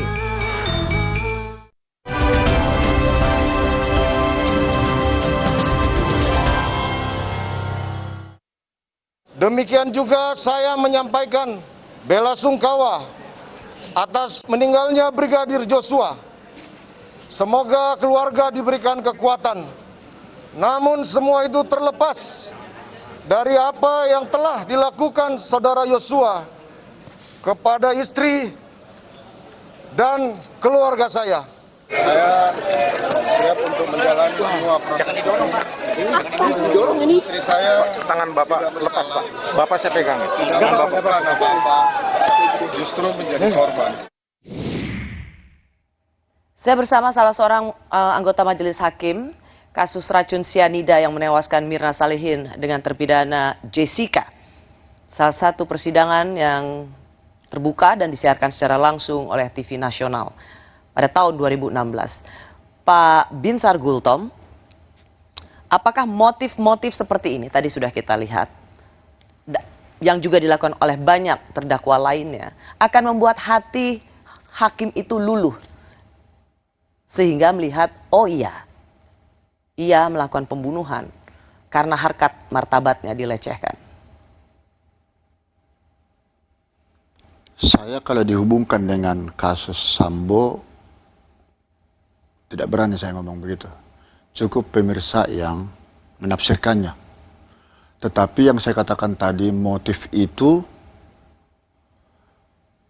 jika sudah diketahui apa yang menyebabkan kematian seseorang, ada satu perasaan lega bagi hakim, ya, satu, bahwa dia melakukan itu sadar, bukan karena maaf gila. Ya, itu sudah jelas berarti ada pertanggungjawaban hukum yang harus dibebankan kepada dia. Kemudian karena motif tadi itu, saya ulangi sekali lagi, itu ada yang menyebabkan dia dilakukan seperti racun sianida itu karena kecemburuan kah? Atau ada kasus lain mungkin karena tadi saya katakan di pasal 49 KUHP itu karena menjaga kehormatan kah? Tapi seketika itu dilakukan perlawanan terhadap yang menggagahi tersebut. Nah, itu aturan ada seperti itu. Tidak perlu dipidana. Ya. Jadi itu bagian dari pembelaan diri. Ya. Dan berbeda dengan pembunuhan berencana. Ya, jadi ini hanya secara umum ya saya katakannya. Tetapi dalam hal kasus Jessica ini yang saya katakan tadi itu, karena saya sudah melihat itu motifnya seperti itu, ada kecemburuan, ya sudah. Tapi hal-hal yang memberatkan dan meringankan itu juga bisa tergantung pada hakim untuk bisa mengambil. Oke, tadi Pak Binsar semua mengatakan ada satu kata, kecemburuan. Ini di dalam kasus Jessica. Di dalam kasus Jessica. Ini tentang relasi antara terdakwa dan korban waktu itu. Iya. Oke. Tetapi ini tidak diungkap di persidangan. Hanya menjadi semacam, ya, ada kesaksian bahwa marah. Pertimbangan ada. di pertimbangan ada. Tetapi kemudian tidak terlalu masuk ke soal relasi, soal kecemburuan itu. Mengapa? Apakah ini terlalu personal, terlalu privat? Ya, ada hubungannya juga ke sana. Jadi publik tidak perlu tahu juga sesuatu yang bersifat personal karena tidak ada kaitannya. Meskipun itu menjadi salah satu yang sempat diucapkan. Ya, itu kesimpulan Ibu. Oke. Saya tidak tahu. Ya, yang jelas andai kata dibaca itu pertimbangan kami ya itu berkorelasi. Ya, berkorelasi. Artinya kalau sesuatu yang bersifat sangat privat, perlukah itu dibuka di pengadilan? Kalau ada hubungannya dengan peristiwa, why not? Mengapa itu tidak dibuka di kasus sidang Jessica? Kembali kami kepada surat dakwaan jaksa. Karena itu tidak dimasukkan dalam Tidak kasus dimasukkan. dakwaan jaksa. Iya. Makanya saya hanya meminta kepada jaksa kalau itu mungkin tidak apa-apa, saya tidak mencampuri institusional lain. Surat dakwaan itu benar-benar harus dapat dipertanggungjawabkan apakah itu tunggal ataukah itu alternatif ya. Karena di sanalah nanti hakim akan menilai alat bukti, barang bukti ya. Jadi sehingga semuanya terjadi peradilan cepat, sederhana, biaya ringan. Ya. Ketika terdakwa terus-menerus mengatakan apa yang terjadi pada pasangannya yang menjadi motif, sebagai seorang hakim, apakah ini trik atau siasat terdakwa untuk bisa mengurangi hukuman dari ancaman 340, yaitu seumur hidup, bahkan mati? Kalau dikaitkan dengan kasusnya Jessica, sama sekali tidak ada keterkaitan. Itu apakah ada trik atau tidak itu murni adalah dari... Kalau pada kasus-kasus lainnya yang Anda hadapi? Tidak. Biasanya. Putusan itu tidak boleh dipermainkan karena ada trik-trik segala macam. Sedikit saja tidak. Oke, saya mengubah terminologi saya. Bahwa terdakwa akan dengan kuasa hukumnya akan selalu menggunakan cara mengatakan motifnya, mengapa ia melakukan ini. Ini adalah salah satu upaya terdakwa untuk bisa melepaskan diri dari jerat hukuman maksimal. Sejauh mana motif itu dapat dipertanggungjawabkan kan itu bisa menjadi hal-hal yang memberatkan atau meringankan. Jadi tidak akan heran jika terdakwa akan terus-menerus menggaungkan apa yang terjadi pada pasangannya misalnya untuk mengurangi hukumannya. Oh iya, itulah hebatnya. Makanya saya bilang tadi saya sudah cut bahwa terdakwa itu kualitas pembuktiannya paling rendah dibandingkan alat-alat bukti lain. Tak perlu pun dia mengaku sama sekali. Itu tidak menjadi persoalan. Itu hanya kita merelevansikan cocok apa tidak dengan apa yang sudah terjadi. Kalau cocok, hal yang meringankan. Itu termasuk harus dipertimbangkan. Tapi kalau itu tidak cocok sama sekali, ini memang dasar. Ya mau bagaimana, hal yang memberatkan dong. Ya. Baik, Hakim Binsar Gultom, Anda pernah menjadi anggota majelis hakim kasus sidang racun sianida yang menewaskan Mirna Salihin. Kasus pertama yang menyita perhatian publik. Dan hari Senin nanti kita akan melihat kasus pembunuhan Yosua dengan terdakwa Ferdi Sambo. Sedikit saja, apa? Masalah keamanan. Masalah keamanan untuk majelis hakim. Iya, dalam perkara-perkara menarik perhatian publik, high profile seperti ini. Karena ini pengalaman waktu kami sidang Jessica. Oke, pengamanan di PN Selatan misalnya atau apa? Begini, kami cukup ketat mengamankan kami waktu itu di Pengadilan Negeri Jakarta Pusat. Tapi ketika kita pulang ke rumah sampai jam 12 malam, setiap malam atau 3 kali seminggu itu ke Depok, tidak ada yang mengamankan sudah sampai ke rumah. Nah, hal-hal yang seperti ini juga karena dalam persidangan itu sering terjadi ada gaduh, ada hal-hal yang tidak sedap atau merendahkan martabat hakim. Mohon perkenan tanpa mengurangi rasa hormat kepada Komisi Judisial sesuai undang-undang yang dimilikinya.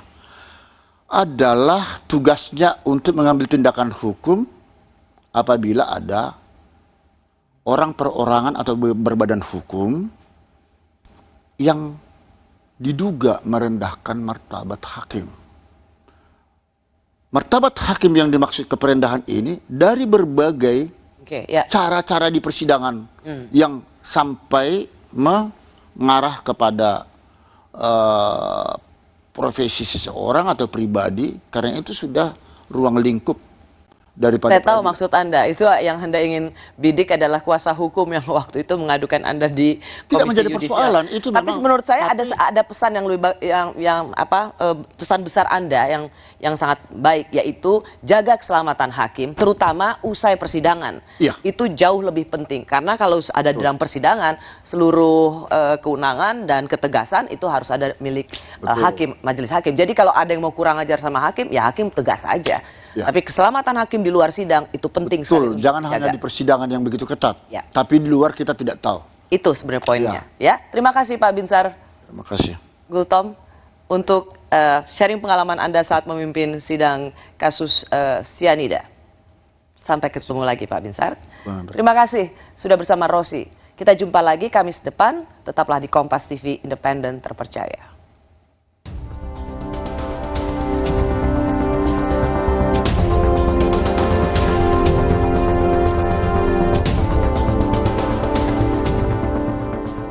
Assalamualaikum warahmatullahi wabarakatuh.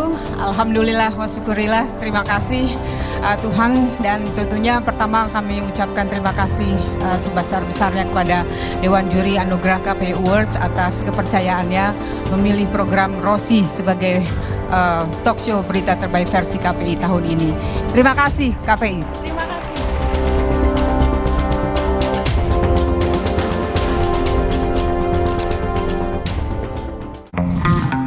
Sambut era TV digital bersama Kompas TV. Untuk penonton setia Kompas TV, kanal digital Kompas TV di kota-kota berikut kini dapat dinikmati dengan kualitas HD. Untuk informasi lebih lanjut, kunjungi kompas.tv/pindah ke digital. Atau hubungi nomor berikut. Jadi, tunggu apa lagi? Ayo, beralih ke TV digital sekarang.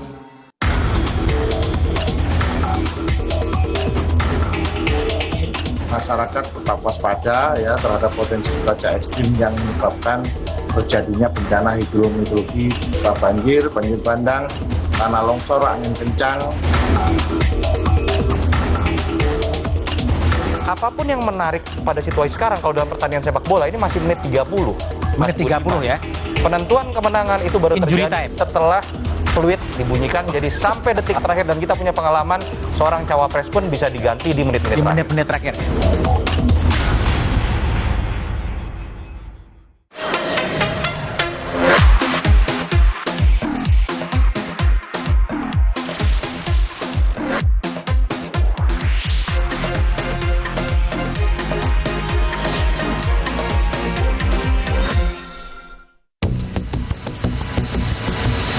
Terdampak hujan lebat dan tentunya berpotensi banjir dengan kategori siaga. Jadi kategorinya sudah siaga. Kalau yang awal tadi kan waspada ya. Ini yang siaga untuk sampai tanggal 10. Hari ini hingga tanggal 10. Yang perlu diwaspadai adalah sampai tanggal 10 ya. Sebagian wilayah Aceh masih ya. Sebagian wilayah Banten, sebagian wilayah DKI Jakarta, sebagian wilayah Jawa Barat, sebagian wilayah Jawa Tengah, sebagian wilayah Jawa Timur. BMKG memperkirakan akan ada hujan dengan intensitas tinggi disertai kilat atau petir dan angin kencang di wilayah Indonesia selama bulan Oktober. Diprediksi potensi curah hujan dengan intensitas sedang dan lebat disertai petir terjadi di DKI Jakarta, Jawa Barat, Jawa Tengah, Jawa Timur, hingga Bali. Selain memprediksi adanya cuaca ekstrim, BMKG juga mengimbau masyarakat untuk waspada dengan gelombang tinggi di perairan. Deputi Meteorologi BMKG Guswanto menyampaikan, 50% wilayah Indonesia telah memasuki musim hujan. Hal ini terjadi disebabkan karena adanya gelombang atmosfer. Dan sebagian besar wilayah juga sudah memasuki musim hujan. Kalau saya sampaikan berdasarkan perkiraan BMKG saat ini sudah 59,64% telah memasuki musim hujan. Kemudian kalau dilihat dari curah hujannya sendiri, pada saat ini sebenarnya curah hujan yang ada di kita itu sebelah barat itu lebih banyak mendapatkan curah hujan, masukan curah hujan, karena hal ini mengaruhi oleh adanya gelombang atmosfer.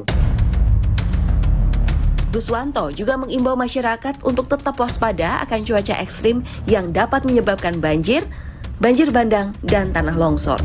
Mengantisipasi itu, kami BMKG memberikan saran maupun masukan kepada masyarakat, khususnya kita himbau lah.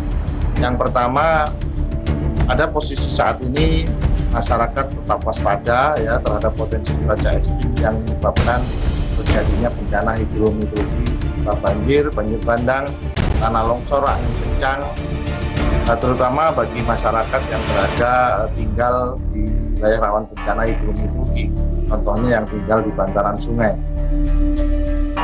Curah hujan tinggi di ibu kota dalam waktu 2 minggu ini telah menyebabkan banjir di beberapa wilayah. Di ruas jalan TB Simatupang, Jakarta Selatan, visual banjir banyak dibagikan pengendara di lini media sosial. Banjir membuat jalanan tak bisa dilintasi kendaraan. Banjir di beberapa titik juga mengakibatkan kemacetan di jalanan dalam beberapa hari terakhir. Sejumlah toko dan minimarket di kawasan Kemang ditutup lebih awal. Sejumlah persediaan diangkut pegawai toko untuk menghindari rusak karena terendam air. Kepala BPBD DKI Jakarta, Isnawa Aji menyebut, cuaca ekstrim berpotensi hujan deras sudah diinformasikan oleh BMKG dan sejumlah titik sudah dalam pemantauan, terutama saluran drainase untuk mencegah genangan. Ya, salah satunya kami dengan Dinas LH, kami berkoordinasi dengan Dinas Bina Marga, koordinasi dengan Dishub, termasuk juga dengan teman-teman PPSU yang ada di kelurahan. Di semua titik genangan, selalu BPBD meminta agar dilakukan pengecekan ulang lagi terhadap drainase, gorong-gorong, saluran-saluran yang ada. Nah, jangan sampai ada sumbatan-sumbatan, ada material, ada sampah, sehingga ikut memberikan kontribusi terjadi genangan-genangan. Pada Kamis 6 Oktober lalu, curah hujan yang tinggi di Jakarta membuat luapan sungai menerjang tembok pembatas bangunan di Madrasah Sanawiyah Negeri 19 Pondok Labu, Cilandak, Jakarta Selatan. Kapolsek Cilandak Kompol Multazam menyatakan, ada 3 orang siswa meninggal dunia karena tertimpa reruntuhan tembok yang diterjang banjir. Dari pengamatan kami, di depan MTS ini dialiri saluran air yang cukup selebar mungkin 1-2 meter. Namun kan curah hujannya begitu tinggi sehingga air meluap dan mendorong tembok MTS.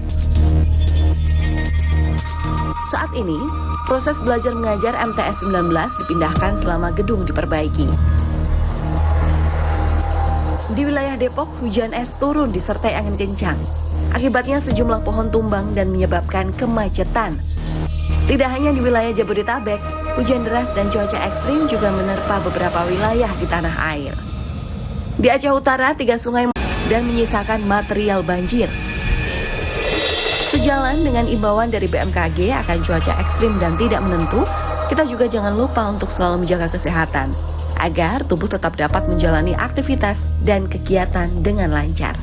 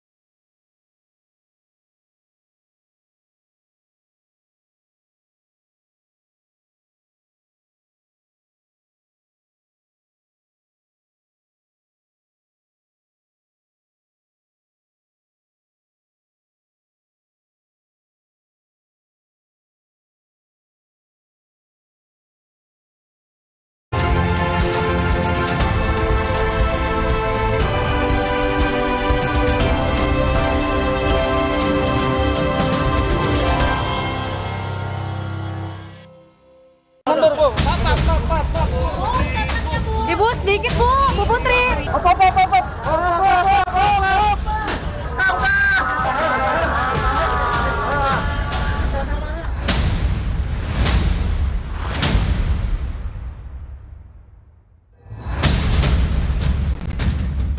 Persidangan yang ditunggu-tunggu publik akan segera digelar. Mantan Kadif Propam Polri Verdi Sambo bersama istri serta 3 ajudannya dalam hitungan hari akan menghadapi meja persidangan kasus pembunuhan Brigadir Yosua Huta Barat.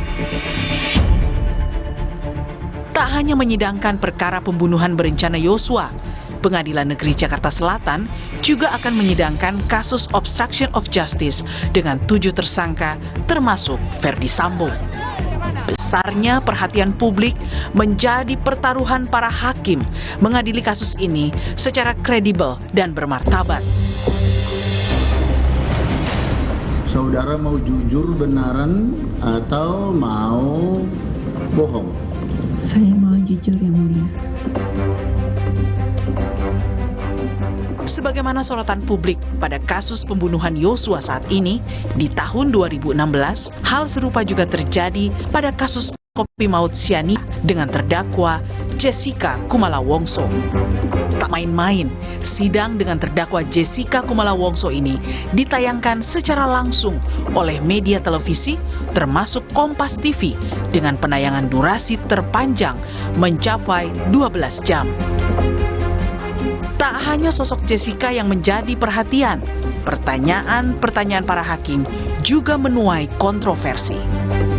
Anggota Majelis Hakim Binsar Gultom menjadi salah satu hakim yang paling disorot. Hanya saudara yang tahu pada tanggal 6 Januari itu, ya? Iya.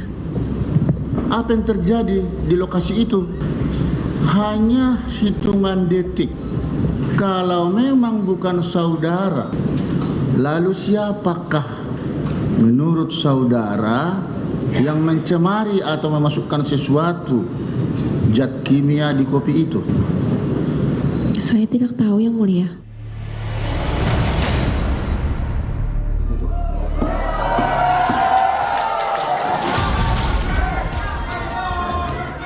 Usai melewati 32 persidangan dengan menghadirkan puluhan saksi dan para ahli, Majelis Hakim Pengadilan Negeri Jakarta Pusat kala itu menjatuhkan vonis 20 tahun penjara untuk Jessica Wongso pada 27 Oktober 2016. Jessica lolos dari ancaman maksimal, yakni hukuman mati. Kini, dalam hitungan hari, perhatian publik bergeser ke Pengadilan Negeri Jakarta Selatan. Sidang Sambo akan menjadi pertaruhan para hakim untuk menjawab berbagai teka-teki, mulai dari motif pembunuhan, peran setiap tersangka, serta polemik ada tidaknya pelecehan seksual.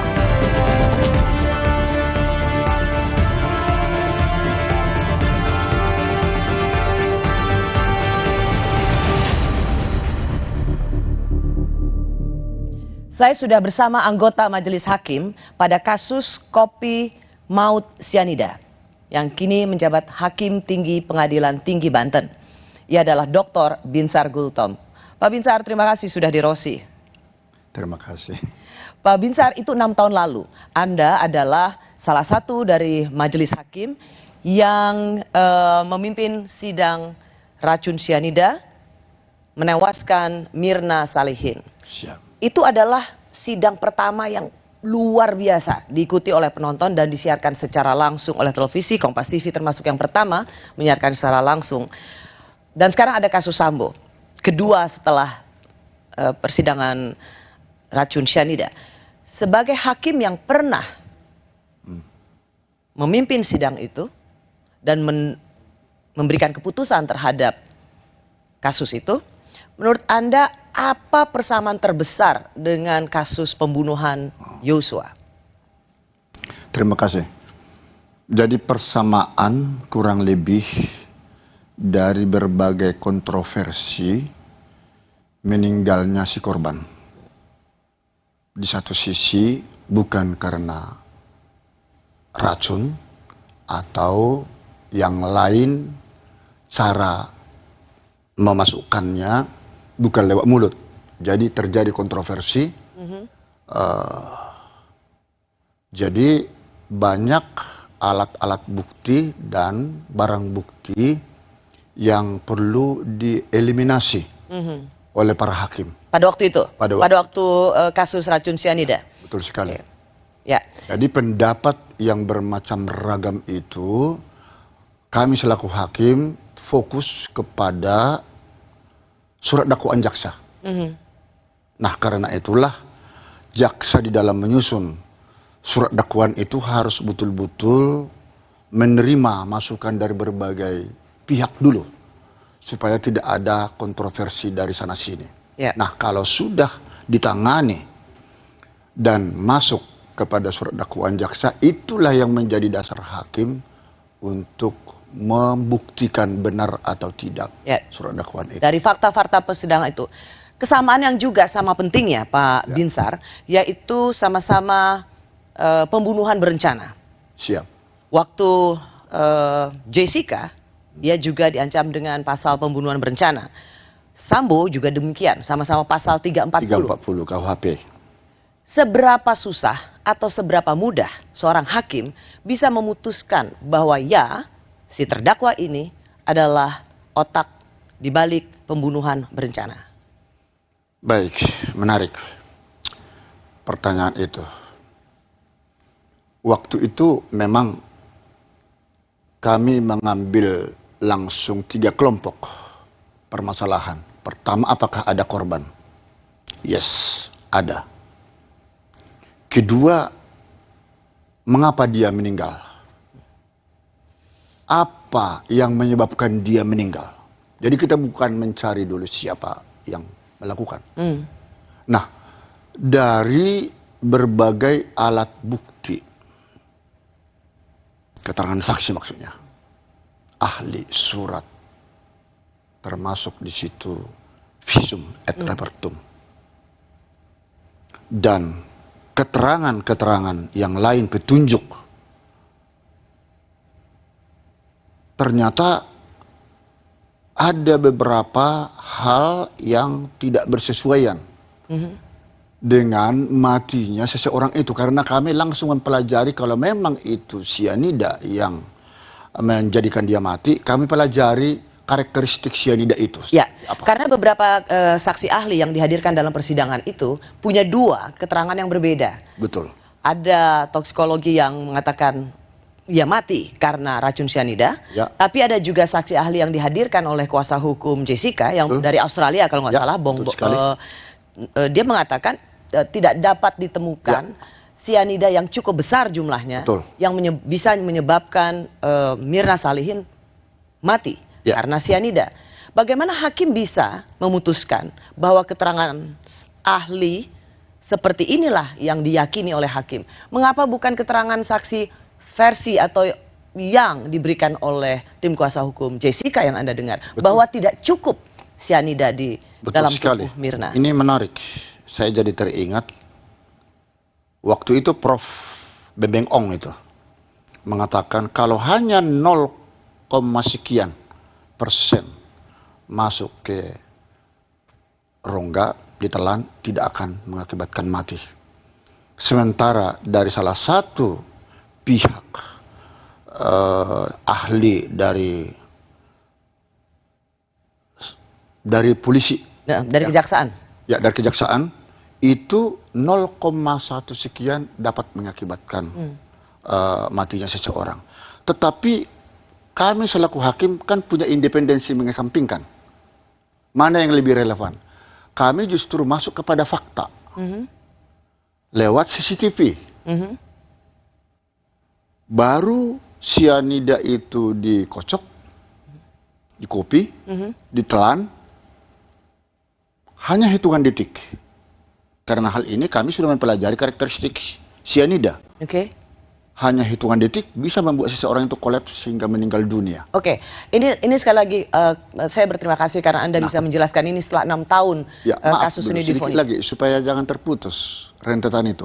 Nah, jadi dasar faktual ini yang paling urgen bagi kami, fakta faktanya dia mati seketika yang kondisinya sebelumnya sehat.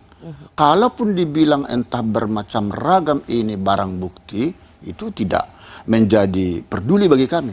Itu karena Anda melihat fakta persidangan dari CCTV bahwa setelah ia meminum kopi Vietnam itu, maka tubuh Mirna langsung bereaksi, ia merasa kepanasan, ia kemudian langsung begitu cepat tidak sadarkan diri dan kemudian terbujur kaku. Jadi kondisi fisik itu yang Anda lihat dari CCTV.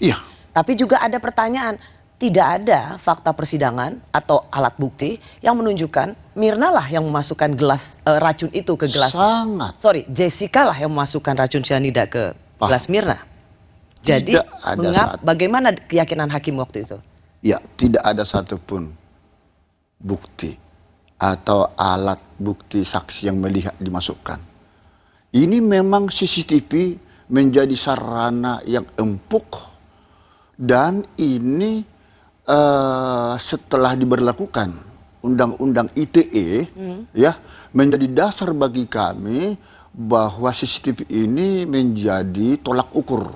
Persis, tapi Pak Binsar, karena pada waktu itu di CCTV tidak dapat dilihat. Ketahuan pada saat di zoom ada gerak-gerik tangan itu masuk ke salah satu tempat gelas tapi ketutup oleh paper bag. Karena waktu itu Jessica di CCTV berusaha untuk meletakkan satu tas besar, kantong besar di sebelah gelas sehingga itu tidak terlihat ia memasukkan sesuatu di balik tas itu. Namun semakin tajam bagi kami untuk membuktikan bahwa pelakunya dia ketika di CCTV kita lihat gatal-gatal tangan. Kalau serbuk cyanida kena ke tangan, banyak melepuh, kalau sedikit gatal-gatal. Hingga gatal di paha, dibuang celana jeans. Alasan katanya sobek. Bagi kami mau dibuang alat-alat bukti, barang bukti tersebut yang menjadi alat untuk mematikan seseorang itu, no problem. Justru disitulah keyakinan hakim timbul. Jadi keyakinan hakim itu tidak muncul seketika. Dari berbagai pengamatan, dan ini pengamatan ini hanya ada pada hakim. Pak Binsar, pada waktu itu Anda dianggap sebagai hakim yang kontroversial. Bahkan Anda sempat dilaporkan oleh kuasa hukum Jessica ke Komisi Yudisial. Kata Otto Hasibuan pada waktu itu adalah Anda dianggap sebagai hakim yang tendensius. Karena sepertinya salah satu anggota majelis pada waktu itu, yaitu Binsar Gultom, sudah punya keyakinan bahwa Jessica lah yang meracuni Mirna. Karena Anda sempat atau Anda mengucapkan sesuatu dengan sengaja di sidang, yaitu Jessica dapat dihukum walaupun tidak ada saksi yang melihat. Ya, hafal sekali mbaknya. Betul. Karena hal itu ada kasus yang pernah kami tangani di Pengadilan Negeri Jakarta Pusat. Tidak mau mengakui dia melakukannya. Satu, kedua tidak ada saksi satupun. Yang anak si kecil yang dibawa itu diperkosa lalu dibunuh. Bahkan waktu saya ketua Pengadilan Negeri di Simalungun, tidak satupun orang tahu istrinya itu suaminya yang mencekik. Tapi dibuat modus operandi, digantung kayak Dragula itu istrinya, dibedaki segala macam. Nah, tidak ada satu saksi pun. Tapi saya dengan tajam mempunyai suatu pemikiran kepada Kapolresnya waktu dia dialog kopi break dengan saya, gampang membuktikannya karena sudah 6 bulan di teror terus itu di Kapolres Simalungun. Periksa tukang mandi yang memandikan mayat. Ada yang tidak lebam-lebam, ada yang tidak bekas cekikan, ada yang tidak terbujur lidah. Ternyata di sana bekas cekikan, ya toh. Kemudian lidah tidak ada karena memang waktu menggantung itu. Jadi Pak Binsar ingin mengatakan bahwa hakim juga bisa punya keyakinan terdakwa melakukan perbuatan yang didakwakan padanya, terlepas itu ada saksi atau tidak, sepanjang ada alat bukti yang mendukung. Ya, panca indera yang keenam. Makanya terdakwa sekalipun mengaku atau tidak, sebagaimana diatur dalam pasal 189 ayat 3 KUHP, keterangan terdakwa hanya berlaku bagi dirinya sendiri. Karena itu dia punya hak ingkar. Ya. Bagi saya tidak peduli dia mau mengakui Gampangnya atau tidak. terdakwa boleh berbohong karena dia ingin melakukan apapun untuk membebaskan diri Dan itu dari akan menjadikan hal-hal yang berat. Pak Binsar, kita akan masuk karena hakim masuk ke tema berikutnya. Hakim itu akan selalu bisa menghadapi keterangan yang berbeda-beda dari terdakwa dan saksi. Seperti misalnya ada pengakuan bertentangan antara Ferdy Sambo dengan Richard Eliezer soal siapa yang menembak dan mematikan Joshua. Lalu bagaimana pembuktiannya di persidangan dan seperti apa keyakinan hakim? Kami kembali saat lagi.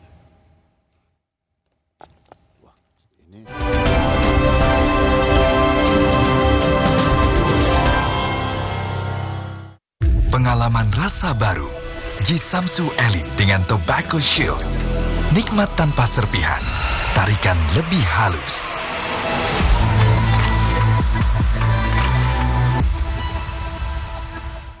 Dulu tiap transaksi banyak biaya ini itu. Tapi di tabungan BTN Bisnis beda. Bisa bebas biaya transaksi itu juara banget. Karena bisnis gak cuma tentang hari ini, tapi juga esok hari. Yah, sekarang isi Oreo lebih banyak nih.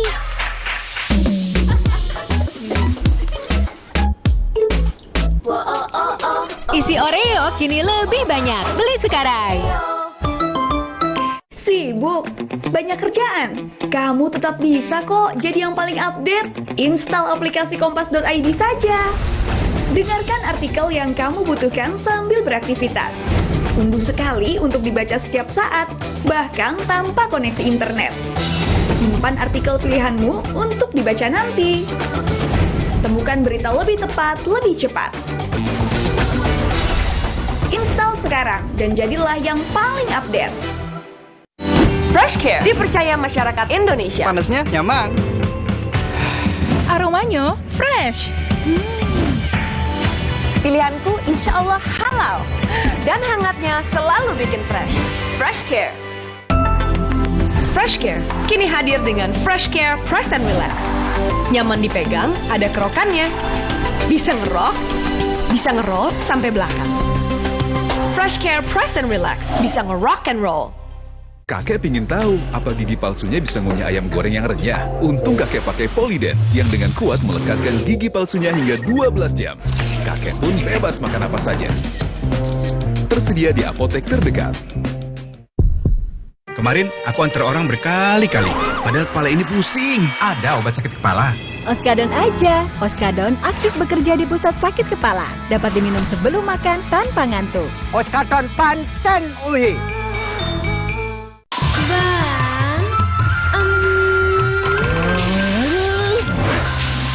Sutranya dong, Bang. Bang.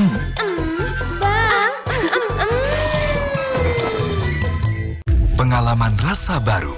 Jisamsu Elite dengan Tobacco Shield. Nikmat tanpa serpihan. Tarikan lebih halus.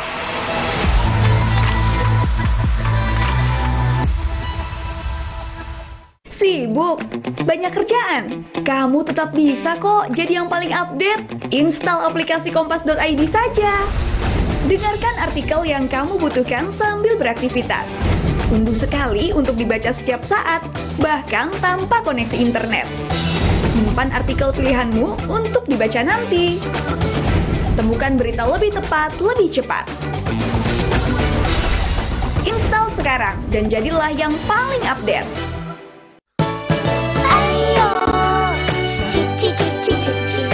Soklin bersama Wings mendukung UNICEF. Mari biasakan hidup bersih. Alam pun ikut berseri.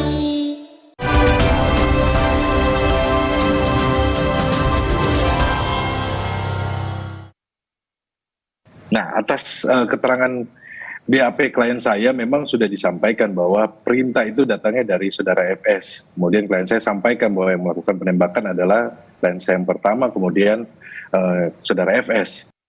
Seorang GC harus jujur, sehingga seorang GC tidak boleh hanya menggunakan label GC tersebut untuk menyelamatkan diri sendiri.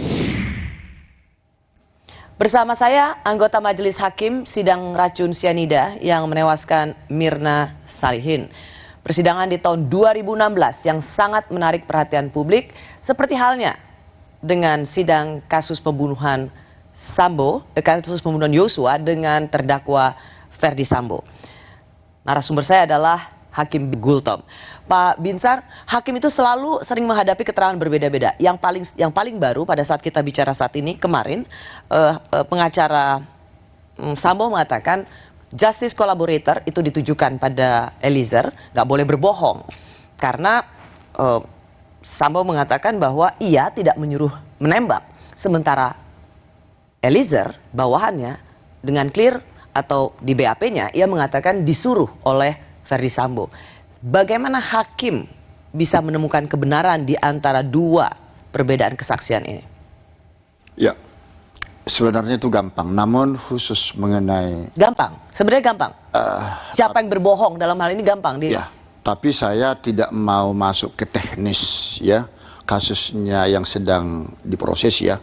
Tetapi secara umum dan kepada kasus Jessica ini, saya katakan karena memang banyak antara pendapat ahli atau keterangan saksi yang satu dengan yang lain saling bayan.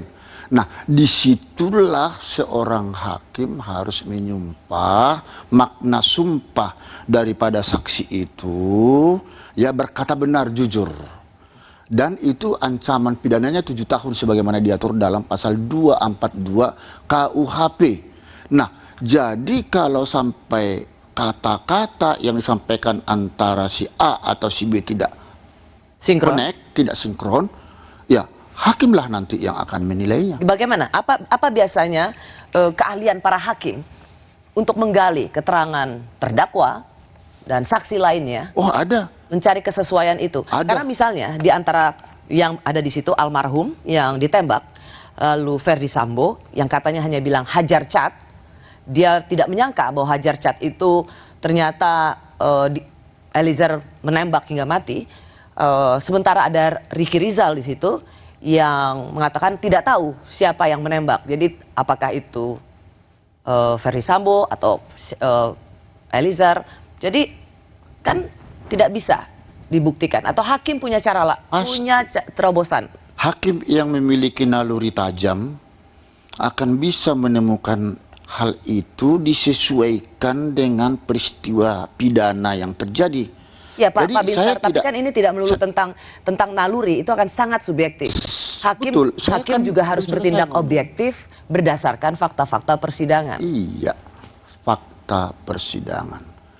Dari berbagai fakta persidangan itu, kan itu nanti disimpulkan oleh hakim mana yang berkorelasi relevan dengan peristiwa pidana. Nah, jadi seperti di dalam kasusnya Jessica itu, saya kira hampir ratusan itu saksi-saksi dan berbeda-beda antara satu dengan yang lain. Tapi kami harus mempunyai satu titik tujuan, ini mati karena racun. Kalau ini mati karena tembakan, misalnya. Nah, ini soal siapa yang menembak segala macam. Disitulah tugas hakim untuk menemukan, tidak boleh dia menyerah. Saya pun waktu itu kan tidak tahu siapa pelaku yang sesungguhnya, apakah lewat racun ataukah Jessica atau tidak.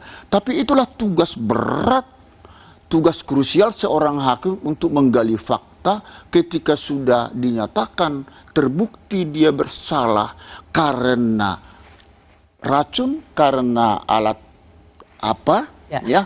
Nah, disitulah hakim akan mengatakan terbukti bersalah. Dalam kasus misalnya, Anda punya pengalaman kasus Jessica, yang Anda bilang juga harus mendengar ratusan keterangan saksi. Nah, kalau misalnya Anda mendengar keterangan saksi itu dengan persesuaian, kan Anda ke pengacara Ferdi Sambo kemarin mengatakan soal justice collaborator. Siap. Nah, menurut Anda seberapa ini sampai dipisah jadwal sidangnya? Ferdi Sambo dengan 3 tersangka lainnya dan kemudian terdakwa lainnya. Perkaranya di split. Di split. Berarti ada istilah saksi-saksi mahkota apa segala macam itu. Dia dengan kasus yang sama, pembunuhan, tetapi dibedakan. Menurut Anda ini artinya apa? No problem. Artinya di sini untuk mengetahui jangan sampai saksi mahkota, saksi antara satu dengan yang lain itu agar mampu dia memberikan yang sejujurnya, dan disitulah makna sumpah harus betul-betul diterapkan kepada dia, kepada saksi yang bersangkutan. Bahkan tidak Karena dipertemukan. kalau dia Apakah menurut Anda memang sebaiknya Verdi Sambo dan Eliezer tidak dipertemukan dalam ruang sidang?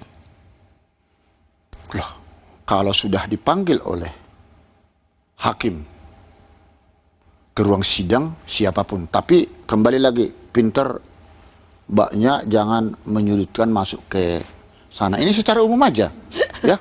Karena nanti saya ditegur oleh Komisi Yudisial.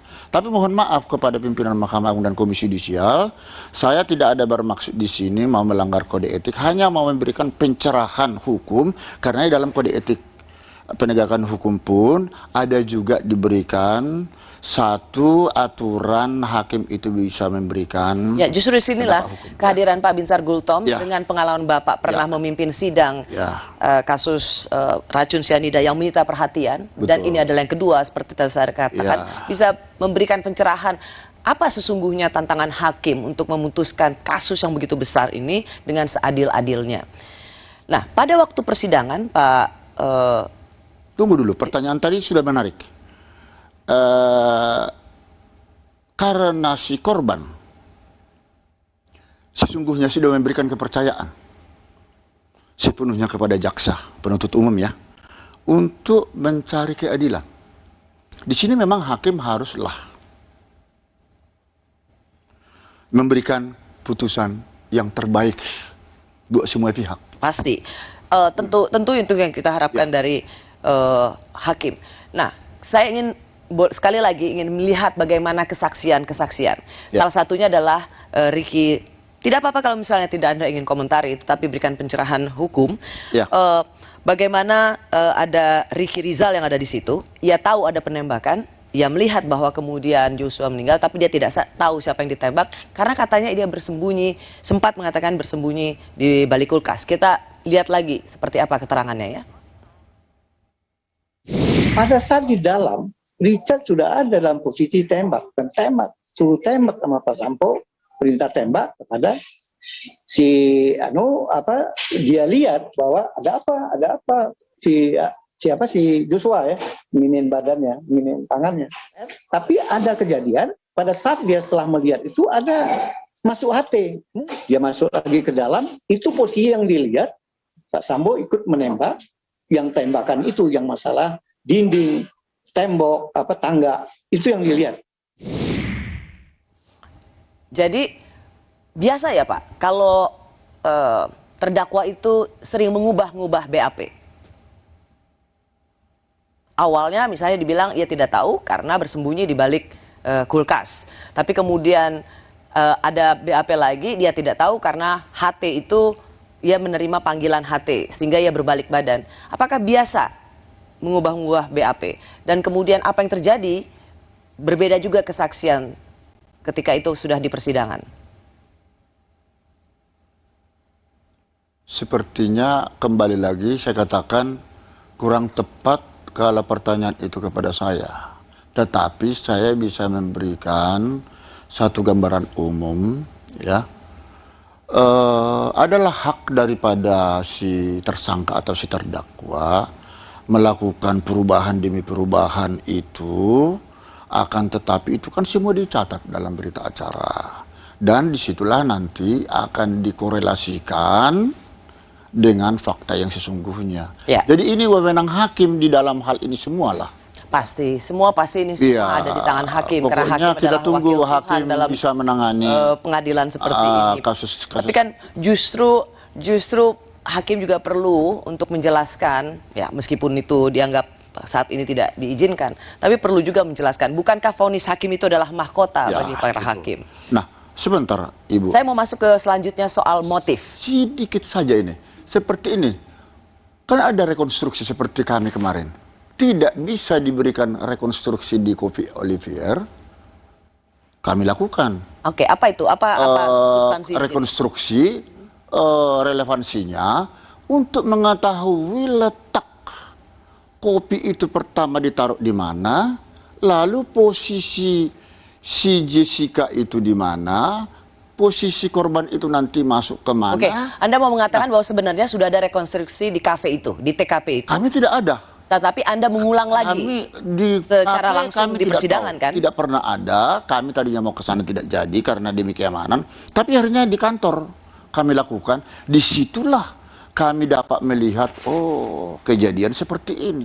Oke, publik yang mengikuti kasus pembunuhan Mirna dengan racun cyanida sama seperti yang mengikuti kasus pembunuhan Yosua. Karena yang mereka ingin tahu adalah apa motif. Padahal seperti juga dalam sidang Jessica, saksi ahli mengatakan pembunuhan berencana tidak perlu adanya motif. Jadi untuk kasus Sambo, perlukah hakim mencari tahu soal motif? Kami kembali sesaat lagi.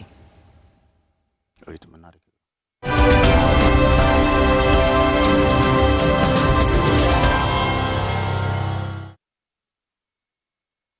Pengalaman rasa baru. Jisamsu Elite dengan Tobacco Shield. Nikmat tanpa serpihan, tarikan lebih halus.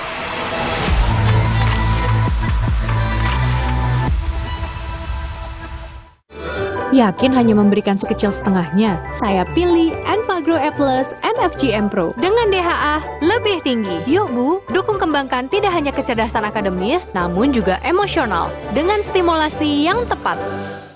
Hey, ada madu TJ-Sase, madu TJ-Sase, sehat berstamina. Banyak manfaatnya. Madu TJ-Sase, enak sehatnya. Bahaya kurang vitamin D. Onde-mande vitamin D. Berjemur aja, cukup nggak ya? Minum MyWell Vitamin D 1000 IU. Penuhi kebutuhan vitamin D, jaga imun well everyday. MyWell Vitamin D 100% well everyday. Walau pengap dan sesak, jangan buka masker. Inovasi baru, Fresh Care Patch. Tinggal tempel, bikin fresh seketika. Maskeran nyaman. Cool kan? Fresh Care Patch. Saatnya rilekskan kulitmu. Fresh Living minyak zaitun. Kelembutan alami dari wajah hingga ke ujung kaki.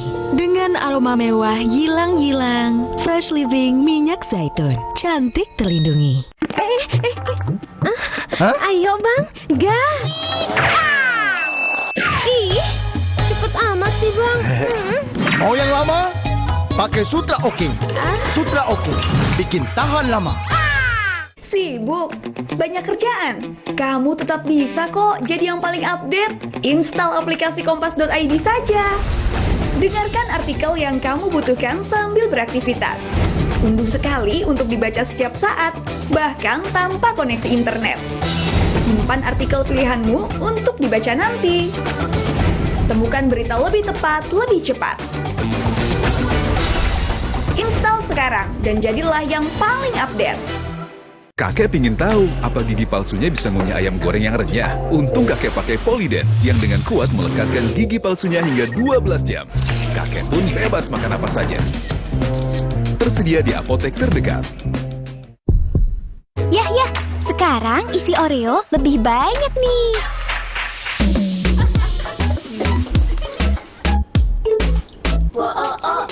Isi Oreo kini lebih banyak. Beli sekarang.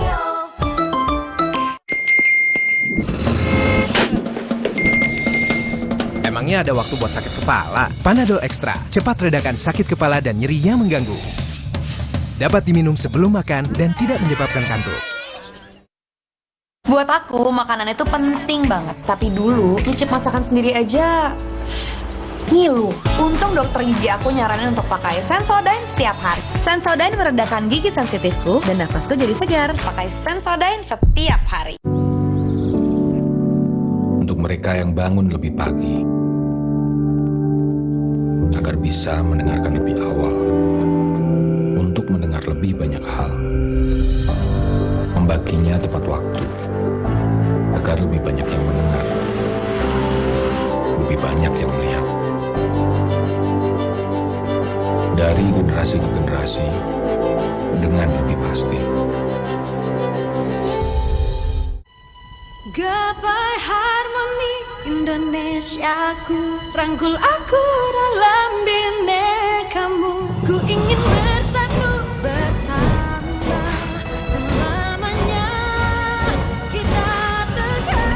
Mulai kita dari sakit kepala dengan Bodrek. Pilihan kami di Indonesia. Tegar, bersatulah kan sakit. Bodrek, dukung Indonesia bersatu.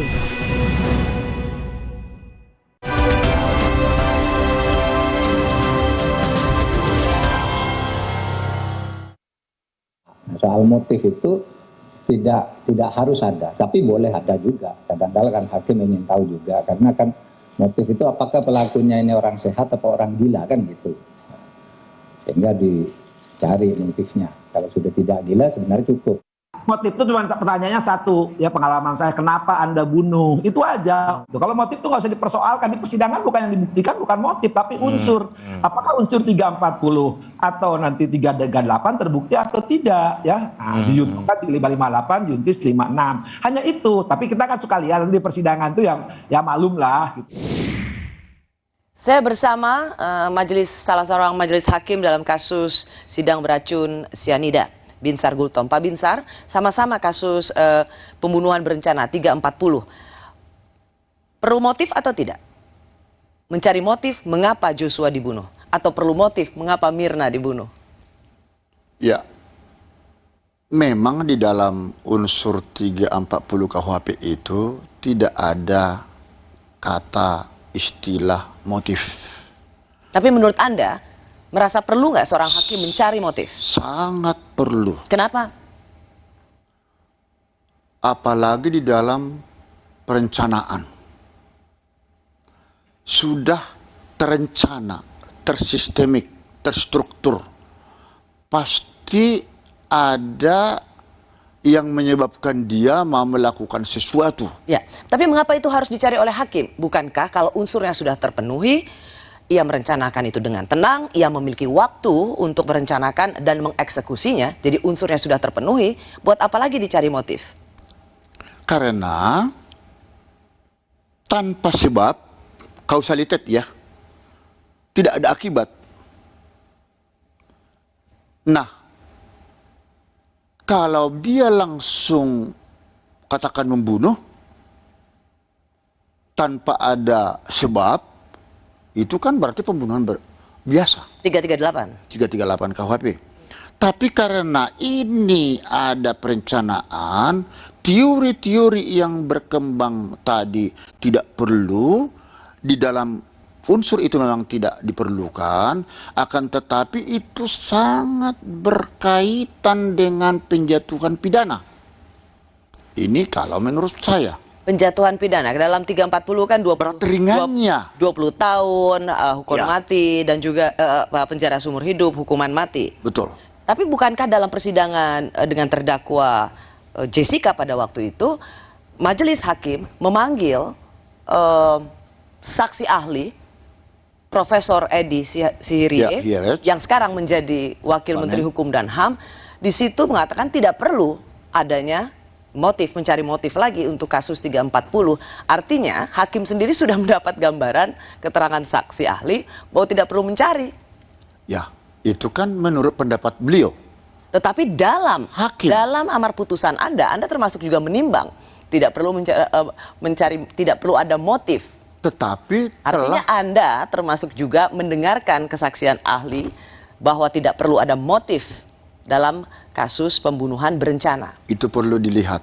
Saya kira di situ motif itu tetap perlu di dalam mempertimbangkan berat ringannya pemidanaan. Karena tanpa kita mencari kausalitas itu nanti pemidanaannya itu menjadi sesat. Ya. Dan kalau ditanyakan mengapa kami, tadi tidak ditanya, nggak perlu saya jawab. Coba Pak, terus mengapa Anda terus mencari motif? Bukan, ya mengapa mencari motif itu? Kami sudah tahu, walaupun itu ada yang masuk akal, ada yang tidak masuk di akal ya, motif yang termasuk kepada korban Mirna waktu itu. Ya, kenapa saya tanyakan ini? Karena berulang kali selalu terdakwa mengatakan keluarga saya dilecehkan, istri saya dilecehkan. Sehingga ini bisa dijadikan motif sebagai alasan seorang terdakwa melakukan pembunuhan berencana. Kalau hakimnya seperti Pak Binsar, jangan-jangan orang ini bisa dapat keringanan hukuman.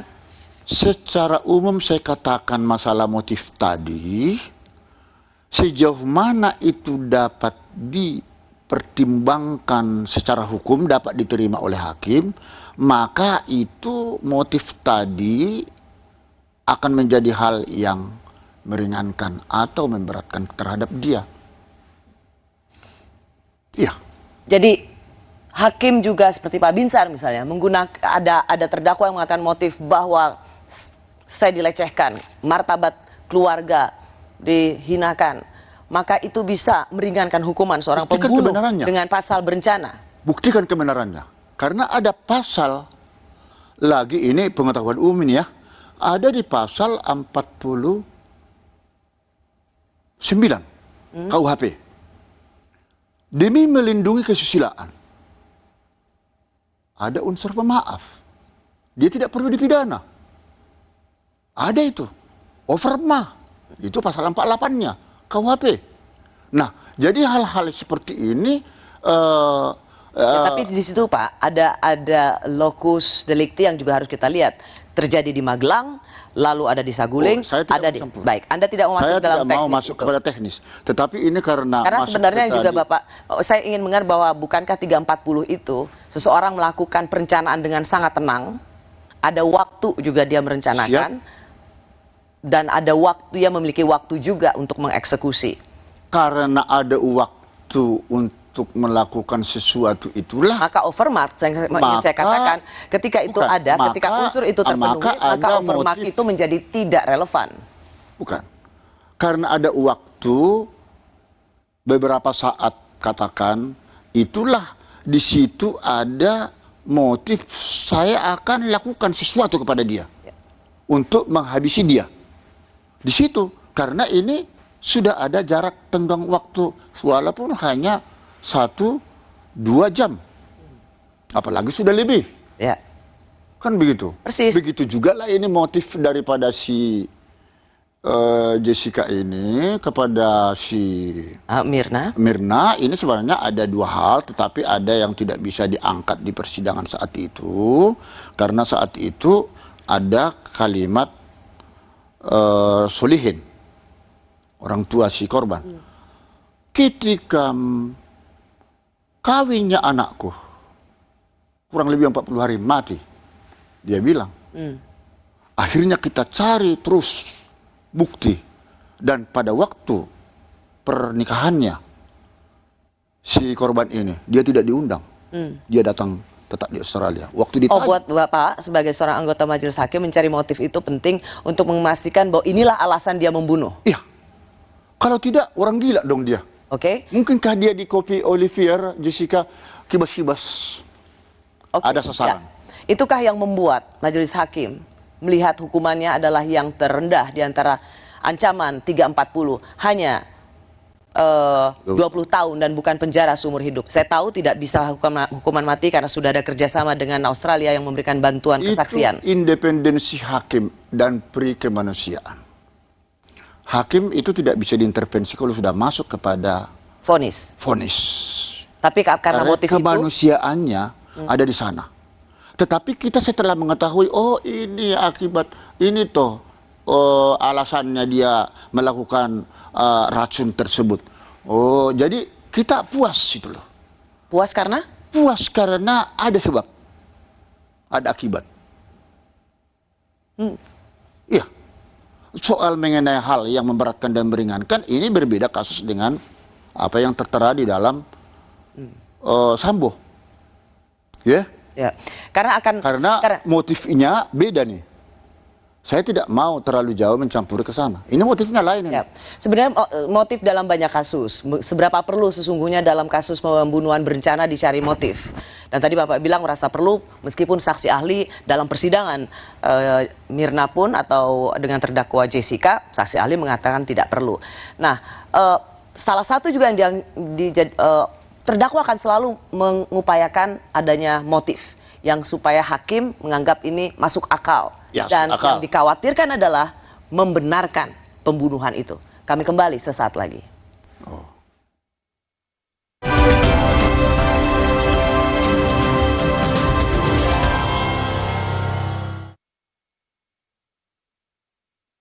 Sibuk? Banyak kerjaan? Kamu tetap bisa kok jadi yang paling update. Install aplikasi kompas.id saja. Dengarkan artikel yang kamu butuhkan sambil beraktivitas. Unduh sekali untuk dibaca setiap saat, bahkan tanpa koneksi internet.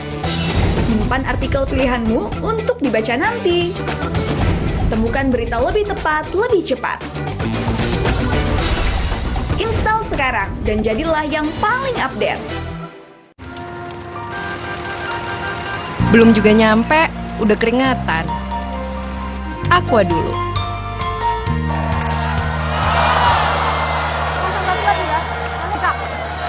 Kala menang, tetap semangat dan Aqua dulu. Datang dari sumber alam yang terlindungi, murninya air mineral Aqua, berikan air minum berkualitas. Apapun aktivitasmu, Aqua dulu. Kalau ada Indomie, kepikiran apa ya? Ya bikin Warmindo aja. Dibikin jadi jajanan unik bisa loh. Kenapa enggak dibikin jadi yang keren? Bisa jadi sesuatu yang nyeni juga. Indomie, hidupkan inspirasimu. Buat aku, makanan itu penting banget. Tapi dulu, nyicip masakan sendiri aja ngiluh. Untung dokter gigi aku nyaranin untuk pakai Sensodyne setiap hari. Sensodyne meredakan gigi sensitifku dan nafasku jadi segar. Pakai Sensodyne setiap hari. Fresh Care dipercaya masyarakat Indonesia. Panasnya nyaman. Aromanya fresh. Pilihanku insya Allah halal. Dan hangatnya selalu bikin fresh. Fresh Care. Fresh Care kini hadir dengan Fresh Care Press and Relax. Nyaman dipegang, ada kerokannya. Bisa ngerok, bisa ngeroll sampai belakang. Fresh Care Press and Relax bisa ngerock and roll. Hey, ada madu teja sase, madu teja sase, sehat berstamina.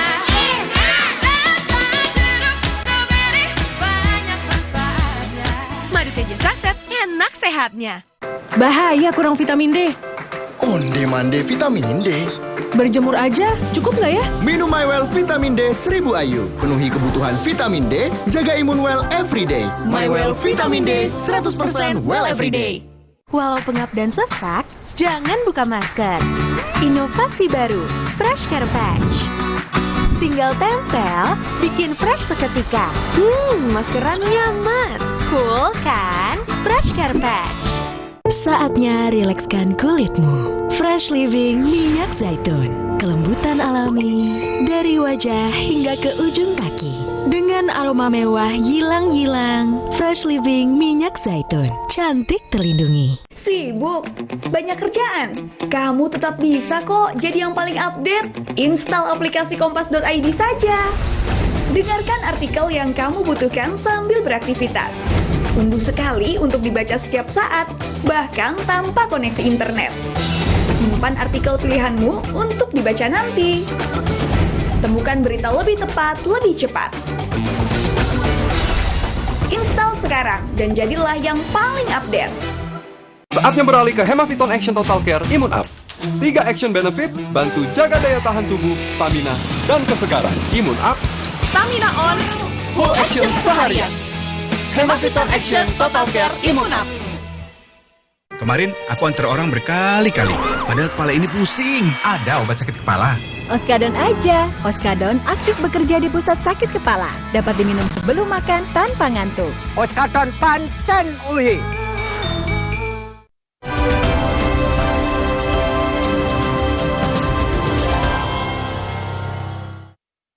Demikian juga saya menyampaikan bela sungkawa atas meninggalnya Brigadir Joshua. Semoga keluarga diberikan kekuatan. Namun semua itu terlepas dari apa yang telah dilakukan saudara Joshua kepada istri dan keluarga saya. Saya siap untuk menjalani semua proses. Jangan didorong ini. Istri saya, tangan Bapak lepas, Pak. Bapak saya pegang. Tangan Bapak apa-apa. Justru menjadi korban. Saya bersama salah seorang anggota majelis hakim kasus racun sianida yang menewaskan Mirna Salihin dengan terpidana Jessica. Salah satu persidangan yang terbuka dan disiarkan secara langsung oleh TV nasional. pada tahun 2016. Pak Binsar Gultom, apakah motif-motif seperti ini, tadi sudah kita lihat, yang juga dilakukan oleh banyak terdakwa lainnya, akan membuat hati hakim itu luluh, sehingga melihat, oh iya, ia melakukan pembunuhan karena harkat martabatnya dilecehkan? Saya kalau dihubungkan dengan kasus Sambo, tidak berani saya ngomong begitu. Cukup pemirsa yang menafsirkannya. Tetapi yang saya katakan tadi, motif itu jika sudah diketahui apa yang menyebabkan kematian seseorang, ada satu perasaan lega bagi hakim, ya, satu, bahwa dia melakukan itu sadar, bukan karena maaf gila.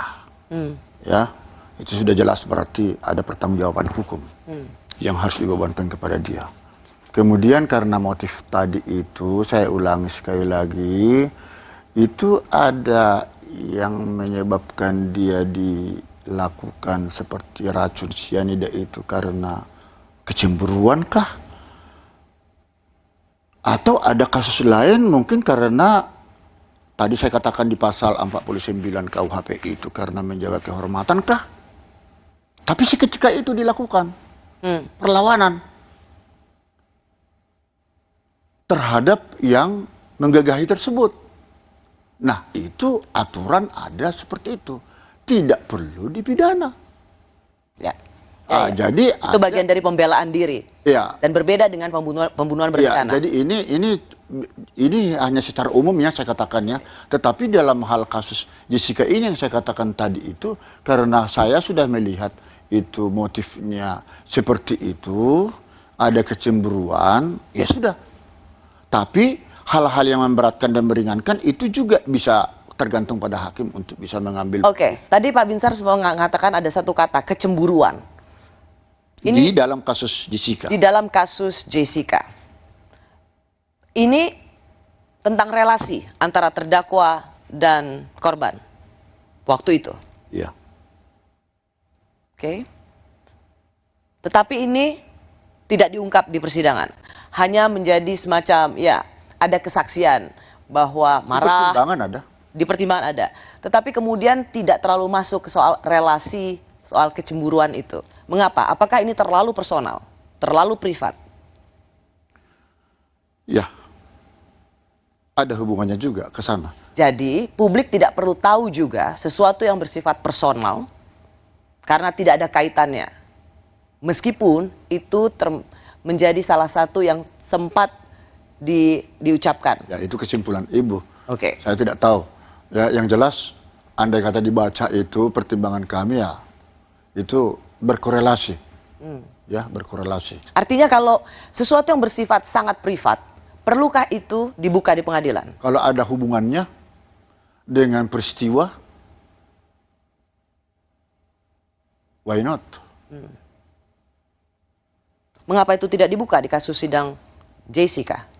Kembali kami kepada surat dakwaan jaksa. Karena itu tidak dimasukkan dalam Tidak kasus dimasukkan. dakwaan jaksa. Iya.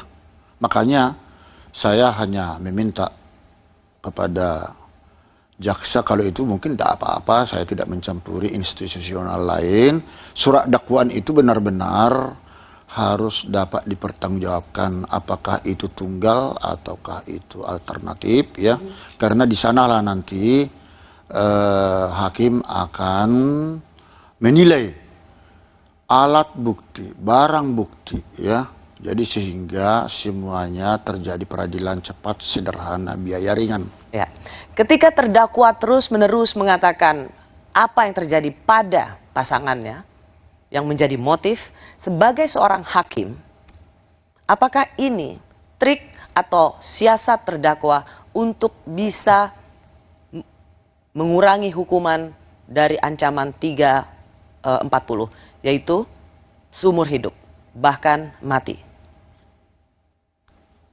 Kalau dikaitkan dengan kasusnya Jessica, sama sekali tidak ada keterkaitan. Itu apakah ada trik atau tidak itu murni adalah data. Kalau pada kasus-kasus lainnya yang Anda hadapi? Tidak.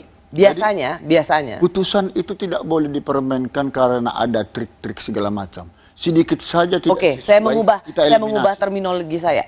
Bahwa terdakwa akan dengan kuasa hukumnya akan selalu menggunakan cara mengatakan motifnya, mengapa ia melakukan ini. Ini adalah salah satu upaya terdakwa untuk bisa melepaskan diri dari jerat hukuman maksimal. Sejauh mana motif itu dapat dipertanggungjawabkan kan itu? Itu bisa menjadi hal-hal yang memberatkan atau meringankan.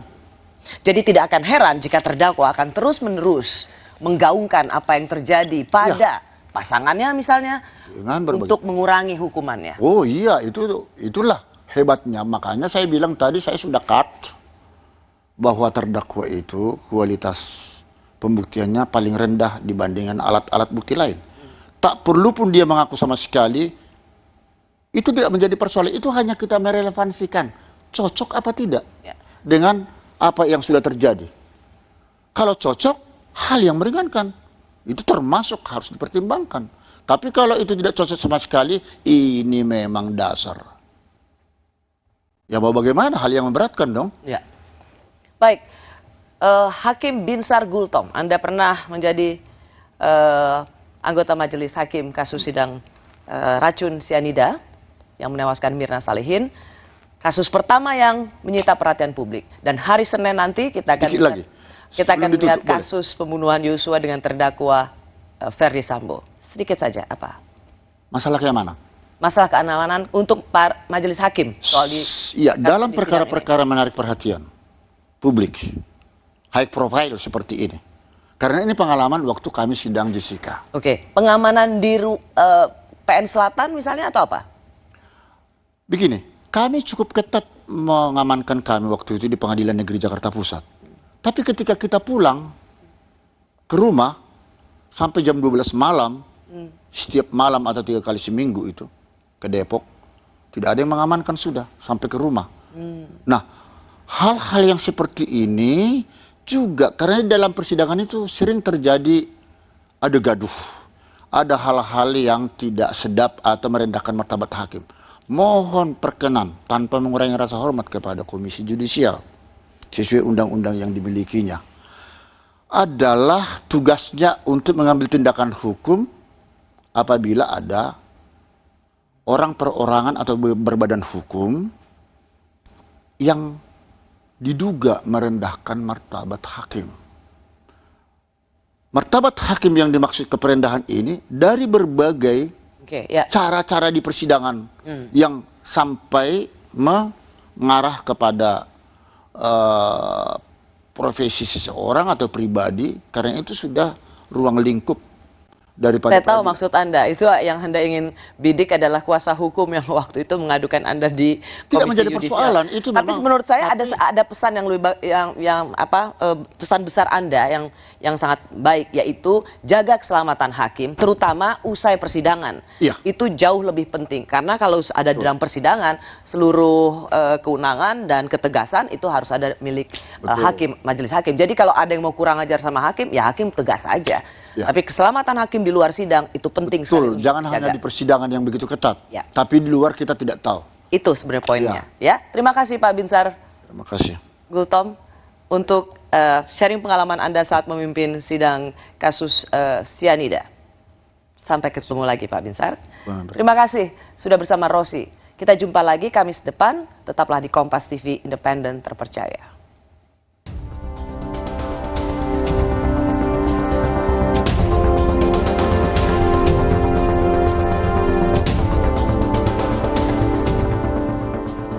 Assalamualaikum warahmatullahi wabarakatuh.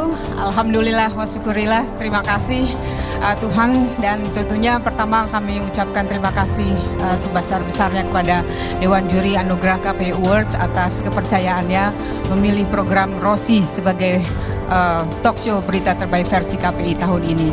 Terima kasih KPI. Terima kasih.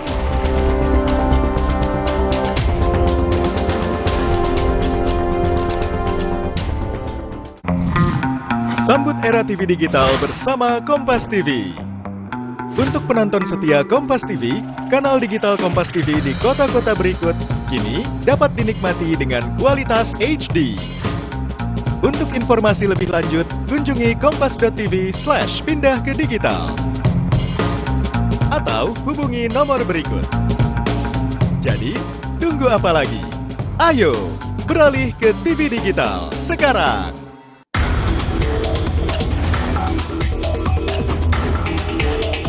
Masyarakat tetap waspada ya terhadap potensi cuaca ekstrim yang menyebabkan terjadinya bencana hidrometeorologi berupa banjir, banjir bandang, tanah longsor, angin kencang. Apapun yang menarik pada situasi sekarang kalau dalam pertandingan sepak bola ini masih menit 30. Menit 30 ya. Penentuan kemenangan itu baru Injury terjadi time. setelah fluid dibunyikan, jadi sampai detik terakhir, dan kita punya pengalaman seorang cawapres pun bisa diganti di menit-menit terakhir.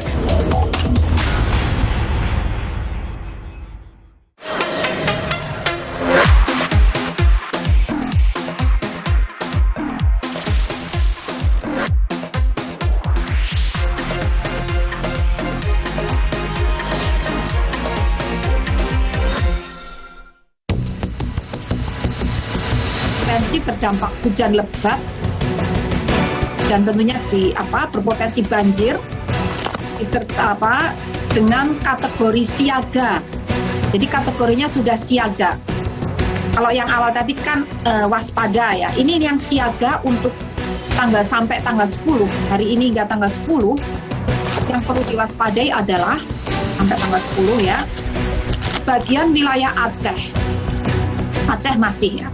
Sebagian wilayah Banten, sebagian wilayah DKI Jakarta, sebagian wilayah Jawa Barat, sebagian wilayah Jawa Tengah, sebagian wilayah Jawa Timur.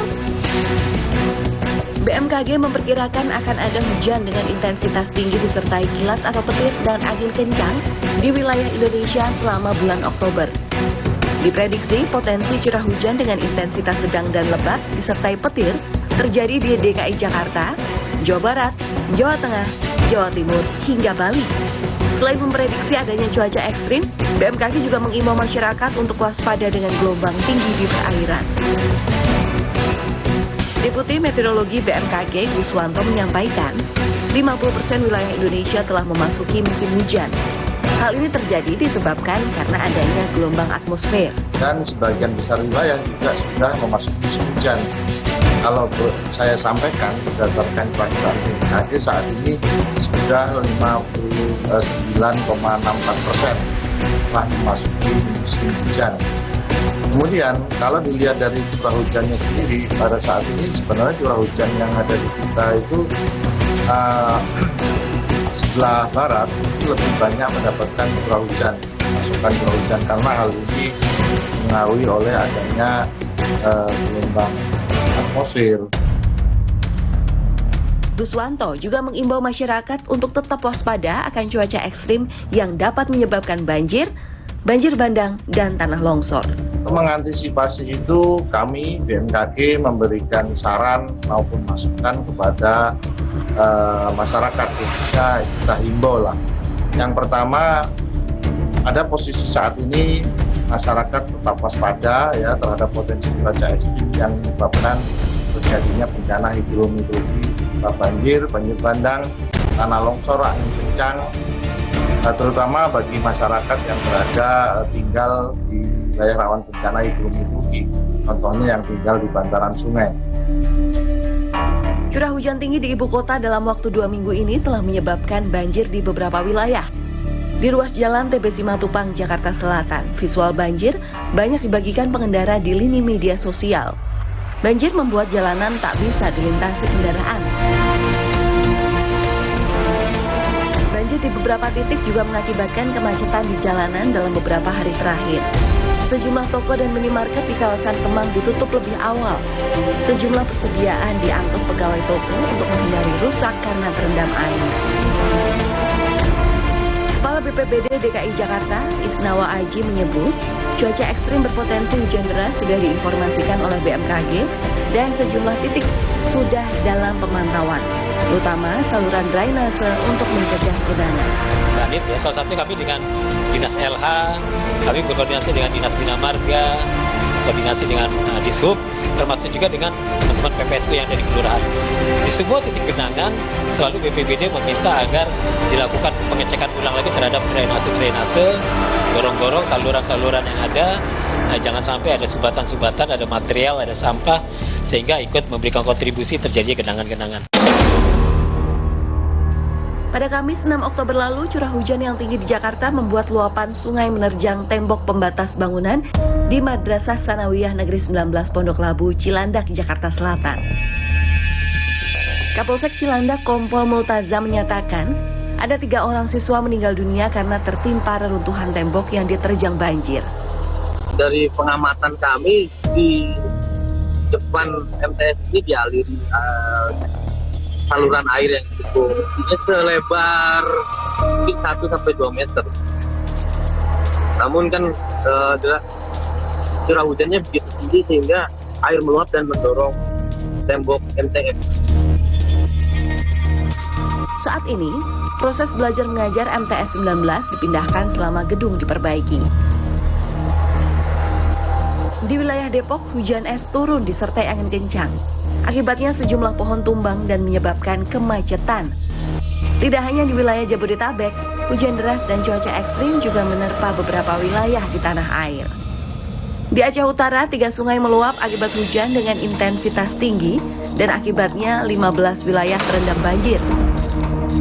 Sementara itu di Lumajang, Jawa Timur, tanggul darurat jebol lantaran diterjang lahar hujan Gunung Semeru.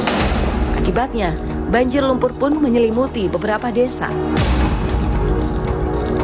Di Kecamatan Watulimo, Kabupaten Trenggalek, Jawa Timur, imbas dari bencana ini dirasakan oleh warga di Desa Tasikmadu. Puluhan rumah warga rusak karena terendam banjir dan menyisakan material banjir. Sejalan dengan imbauan dari BMKG akan cuaca ekstrim dan tidak menentu, kita juga jangan lupa untuk selalu menjaga kesehatan, agar tubuh tetap dapat menjalani aktivitas dan kegiatan dengan lancar.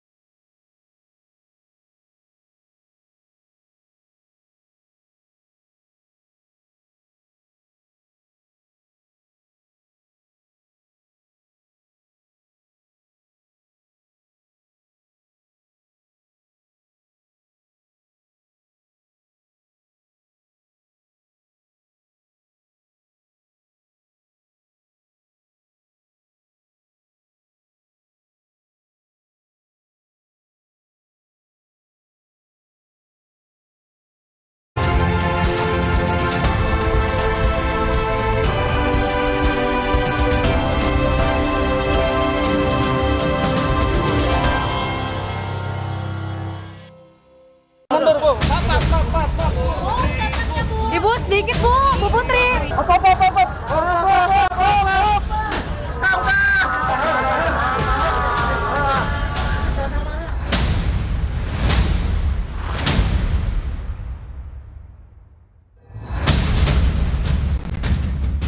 Persidangan yang ditunggu-tunggu publik akan segera digelar. mantan Kadif Propam Polri Verdi Sambo bersama istri serta 3 ajudannya dalam hitungan hari akan menghadapi meja persidangan kasus pembunuhan Brigadir Yosua Huta Barat. Tak hanya menyidangkan perkara pembunuhan berencana Yosua, Pengadilan Negeri Jakarta Selatan juga akan menyidangkan kasus obstruction of justice dengan 7 tersangka termasuk Verdi Sambo. Besarnya perhatian publik menjadi pertaruhan para hakim mengadili kasus ini secara kredibel dan bermartabat. Saudara mau jujur benaran atau mau bohong? Saya mau jujur, Yang Mulia. Sebagaimana sorotan publik pada kasus pembunuhan Yosua saat ini, di tahun 2016, hal serupa juga terjadi pada kasus kopi maut sianida dengan terdakwa Jessica Kumala Wongso. Tak main-main, sidang dengan terdakwa Jessica Kumala Wongso ini ditayangkan secara langsung oleh media televisi termasuk Kompas TV dengan penayangan durasi terpanjang mencapai 12 jam. Tak hanya sosok Jessica yang menjadi perhatian, pertanyaan-pertanyaan para hakim juga menuai kontroversi. Anggota Majelis Hakim Binsar Gultom menjadi salah satu hakim yang paling disorot. Hanya saudara yang tahu pada tanggal 6 Januari itu, ya? Iya. Apa yang terjadi di lokasi itu? Hanya hitungan detik.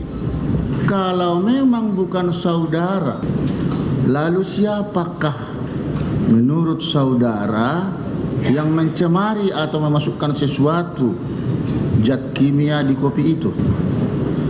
Saya tidak tahu, Yang Mulia.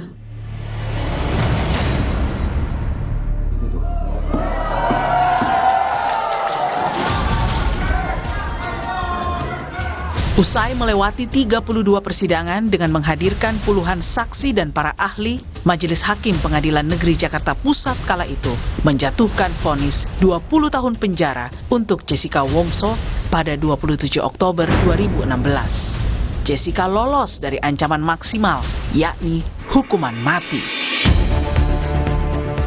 Kini, dalam hitungan hari, perhatian publik bergeser ke Pengadilan Negeri Jakarta Selatan. Sidang Sambo akan menjadi pertaruhan para hakim untuk menjawab berbagai teka-teki, mulai dari motif pembunuhan, peran setiap tersangka, serta polemik ada tidaknya pelecehan seksual.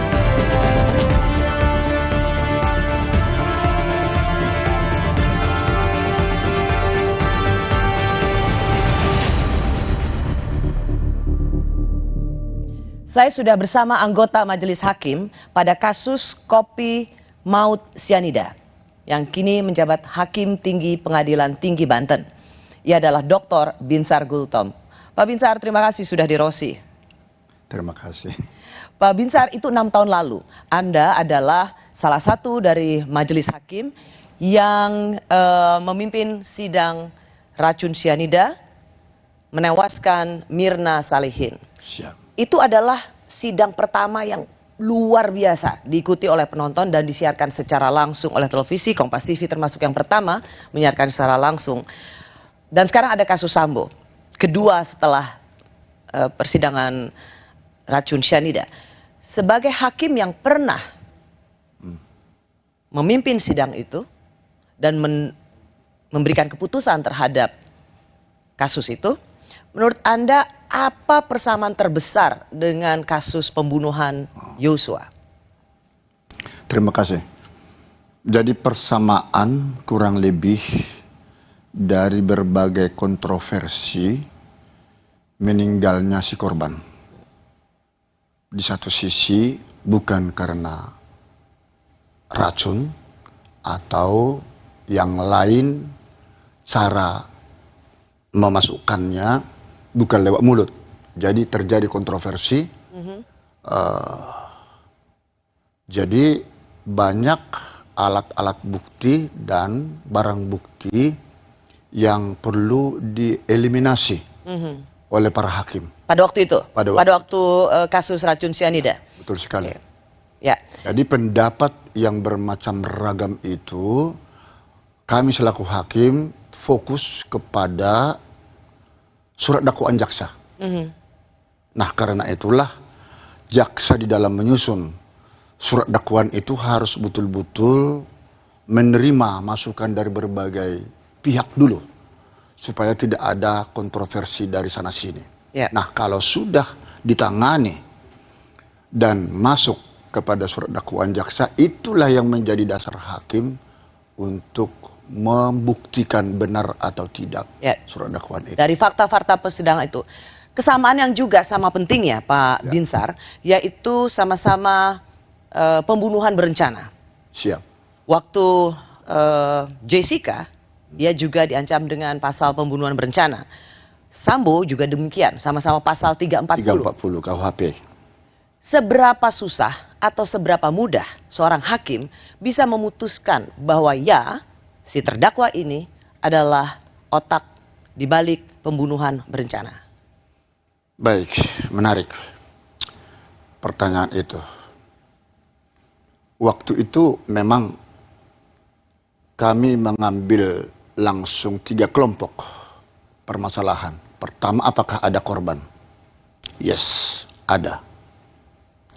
Kedua, mengapa dia meninggal? Apa yang menyebabkan dia meninggal? Jadi kita bukan mencari dulu siapa yang melakukan. Nah, dari berbagai alat bukti, keterangan saksi maksudnya, ahli, surat, termasuk di situ visum et repertum, dan keterangan-keterangan yang lain, petunjuk, ternyata ada beberapa hal yang tidak bersesuaian dengan matinya seseorang itu, karena kami langsung mempelajari kalau memang itu sianida yang menjadikan dia mati, kami pelajari karakteristik sianida itu. Ya, karena beberapa saksi ahli yang dihadirkan dalam persidangan itu punya 2 keterangan yang berbeda. Betul. Ada toksikologi yang mengatakan dia mati karena racun sianida, tapi ada juga saksi ahli yang dihadirkan oleh kuasa hukum Jessica yang dari Australia kalau nggak salah, dia mengatakan tidak dapat ditemukan sianida yang cukup besar jumlahnya yang bisa menyebabkan Mirna Salihin mati karena sianida. Bagaimana hakim bisa memutuskan bahwa keterangan ahli seperti inilah yang diyakini oleh hakim? Mengapa bukan keterangan saksi versi atau yang diberikan oleh tim kuasa hukum Jessica yang Anda dengar, bahwa tidak cukup sianida di dalam tubuh Mirna? Ini menarik. Saya jadi teringat waktu itu Prof. Bembeng Ong itu mengatakan kalau hanya 0, sekian persen masuk ke rongga ditelan tidak akan mengakibatkan mati. Sementara dari salah satu pihak ahli dari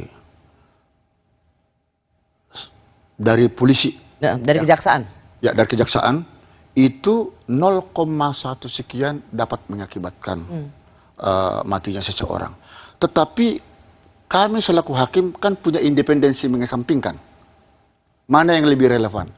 Kami justru masuk kepada fakta lewat CCTV.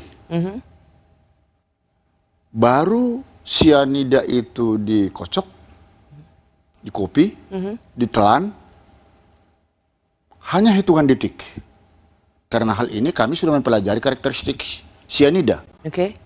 Hanya hitungan detik bisa membuat seseorang itu kolaps sehingga meninggal dunia. Ini sekali lagi saya berterima kasih karena Anda bisa menjelaskan ini setelah 6 tahun kasus ini divonis. Sedikit lagi supaya jangan terputus rentetan itu. Nah, jadi dasar faktual ini yang paling urgen bagi kami. Faktanya dia mati seketika yang kondisinya sebelumnya sehat. Kalaupun dibilang entah bermacam ragam ini barang bukti, itu tidak menjadi peduli bagi kami. Karena Anda melihat fakta persidangan dari CCTV bahwa setelah ia meminum kopi Vietnam itu, maka tubuh Mirna langsung bereaksi, ia merasa kepanasan, ia kemudian langsung begitu cepat tidak sadarkan diri dan kemudian terbujur kaku. Jadi kondisi fisik itu yang Anda lihat dari CCTV. Tapi juga ada pertanyaan, tidak ada fakta persidangan atau alat bukti yang menunjukkan Mirna lah yang memasukkan gelas racun itu ke gelas. Jessica lah yang memasukkan racun cyanida ke gelas Mirna. Jadi bagaimana keyakinan hakim waktu itu? Ya, tidak ada satupun bukti atau alat bukti saksi yang melihat dimasukkan. Ini memang CCTV menjadi sarana yang empuk dan ini setelah diberlakukan Undang-Undang ITE ya menjadi dasar bagi kami bahwa CCTV ini menjadi tolak ukur. Persis, tapi Pak Binsar, karena pada waktu itu di CCTV tidak dapat dilihat. Ketahuan pada saat di zoom ada gerak-gerik tangan itu masuk ke salah satu tempat gelas tapi ketutup oleh paper ya, bag. karena waktu itu Jessica di CCTV berusaha untuk meletakkan satu tas besar, kantong besar di sebelah gelas sehingga itu tidak terlihat ia memasukkan sesuatu di balik tas itu. Namun semakin tajam bagi kami untuk membuktikan bahwa pelakunya dia ketika di CCTV kita lihat gatal-gatal tangan. Kalau serbuk cyanida kena ke tangan, banyak melepuh, kalau sedikit gatal-gatal. Hingga gatal di paha, dibuang celana, jeans. Alasan katanya sobek. Bagi kami mau dibuang alat-alat bukti, barang bukti tersebut yang menjadi alat untuk mematikan seseorang itu, no problem. Justru disitulah keyakinan hakim timbul. Jadi keyakinan hakim itu tidak muncul seketika. Dari berbagai pengamatan, dan ini pengamatan ini hanya ada pada hakim. Pak Binsar, pada waktu itu Anda dianggap sebagai hakim yang kontroversial. Bahkan Anda sempat dilaporkan oleh kuasa hukum Jessica ke Komisi Yudisial. Kata Otto Hasibuan pada waktu itu adalah Anda dianggap sebagai hakim yang tendensius. Karena sepertinya salah satu anggota majelis pada waktu itu yaitu Binsar Gultom sudah punya keyakinan bahwa Jessica lah yang meracuni Mirna. Karena Anda sempat atau Anda mengucapkan sesuatu dengan sengaja di sidang yaitu Jessica dapat dihukum walaupun tidak ada saksi yang melihat. Ya, hafal sekali mbaknya. Betul. Karena hal itu ada kasus yang pernah kami tangani di Pengadilan Negeri Jakarta Pusat. Tidak mau mengakui dia melakukannya. Satu. Kedua, tidak ada saksi satupun. Yang anak si kecil yang dibawa itu diperkosa lalu dibunuh. Bahkan waktu saya ketua Pengadilan Negeri di Simalungun, tidak satupun orang tahu istrinya itu suaminya yang mencekik. Tapi dibuat modus operandi, digantung kayak Dragula itu istrinya dibedaki segala macam. Nah, tidak ada satu saksi pun. Tapi saya dengan tajam mempunyai suatu pemikiran kepada Kapolresnya waktu dia dialog kopi break dengan saya, gampang membuktikannya karena sudah 6 bulan di teror terus itu di Kapolres Simalungun. Periksa tukang mandi yang memandikan mayat. Ada yang tidak lebab-lebab? Ada yang tidak bekas cekikan? Ada yang tidak terbujur lidah? Ternyata di sana bekas cekikan. Ya toh? Kemudian lidah tidak ada. Karena memang waktu menggantung itu. Jadi Pak Binsar ingin mengatakan bahwa hakim juga bisa punya keyakinan terdakwa melakukan perbuatan yang didakwakan padanya, terlepas itu ada saksi atau tidak, sepanjang ada alat bukti yang mendukung. Ya, panca indera yang keenam. Makanya terdakwa sekalipun mengaku atau tidak, sebagaimana diatur dalam pasal 189 ayat 3 KUHP, keterangan terdakwa hanya berlaku bagi dirinya sendiri. Karena itu dia punya hak ingkar. Bagi saya tidak peduli dia mau mengakui atau tidak. Gampangnya terdakwa boleh berbohong karena dia ingin melakukan apapun untuk membebaskan diri dari akan menjadikan hal-hal yang berat. Pak Binsar, kita akan masuk karena hakim masuk ke tema berikutnya. Hakim itu akan selalu bisa menghadapi keterangan yang berbeda-beda dari terdakwa dan saksi. Seperti misalnya ada pengakuan bertentangan antara Ferdy Sambo dengan Richard Eliezer soal siapa yang menembak dan mematikan Joshua. Lalu bagaimana pembuktiannya di persidangan dan seperti apa keyakinan hakim? Kami kembali saat lagi.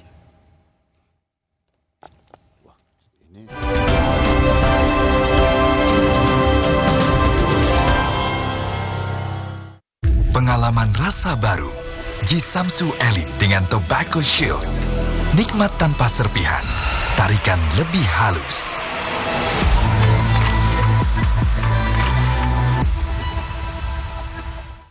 Dulu tiap transaksi banyak biaya ini itu. Tapi di tabungan BTN Bisnis beda.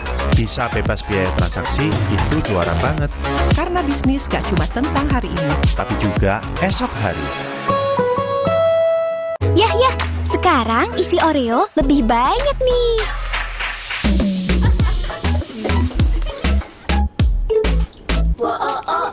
Isi Oreo kini lebih banyak. Beli sekarang. Sibuk? Banyak kerjaan? Kamu tetap bisa kok jadi yang paling update. Install aplikasi kompas.id saja. Dengarkan artikel yang kamu butuhkan sambil beraktivitas. Unduh sekali untuk dibaca setiap saat, bahkan tanpa koneksi internet. Simpan artikel pilihanmu untuk dibaca nanti. Temukan berita lebih tepat, lebih cepat. Install sekarang dan jadilah yang paling update. FreshCare dipercaya masyarakat Indonesia. Panasnya nyaman. aromanya fresh. Pilihanku insya Allah halal. Dan hangatnya selalu bikin fresh. FreshCare. FreshCare kini hadir dengan FreshCare Press and Relax. Nyaman dipegang, ada kerokannya. Bisa ngerok, bisa ngerol sampai belakang. FreshCare Press and Relax bisa ngerock and roll. Kakek pingin tahu apa gigi palsunya bisa ngunyah ayam goreng yang renyah. Untung kakek pakai Polydent yang dengan kuat melekatkan gigi palsunya hingga 12 jam. Kakek pun bebas makan apa saja. Tersedia di apotek terdekat. Kemarin aku antar orang berkali-kali, padahal kepala ini pusing. Ada obat sakit kepala. Oskadon aja. Oskadon aktif bekerja di pusat sakit kepala. Dapat diminum sebelum makan tanpa ngantuk. Oskadon pancen uhi.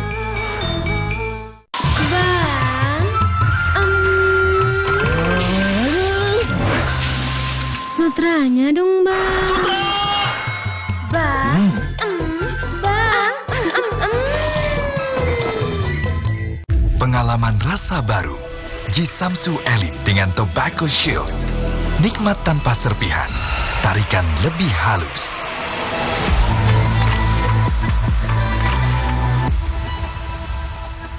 Sibuk? Banyak kerjaan? Kamu tetap bisa kok jadi yang paling update. Install aplikasi kompas.id saja. Dengarkan artikel yang kamu butuhkan sambil beraktivitas. Unduh sekali untuk dibaca setiap saat, bahkan tanpa koneksi internet. Simpan artikel pilihanmu untuk dibaca nanti. Temukan berita lebih tepat, lebih cepat. Install sekarang dan jadilah yang paling update.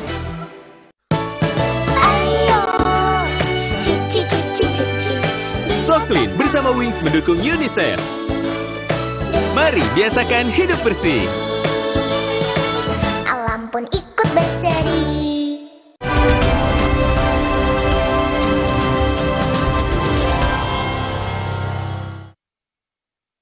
Nah, atas keterangan BAP klien saya memang sudah disampaikan bahwa perintah itu datangnya dari saudara FS. Kemudian klien saya sampaikan bahwa yang melakukan penembakan adalah klien saya yang pertama, kemudian saudara FS.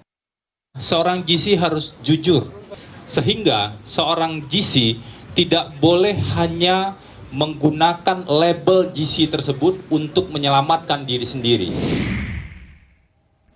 Bersama saya, anggota Majelis Hakim Sidang Racun Cyanida yang menewaskan Mirna Salihin.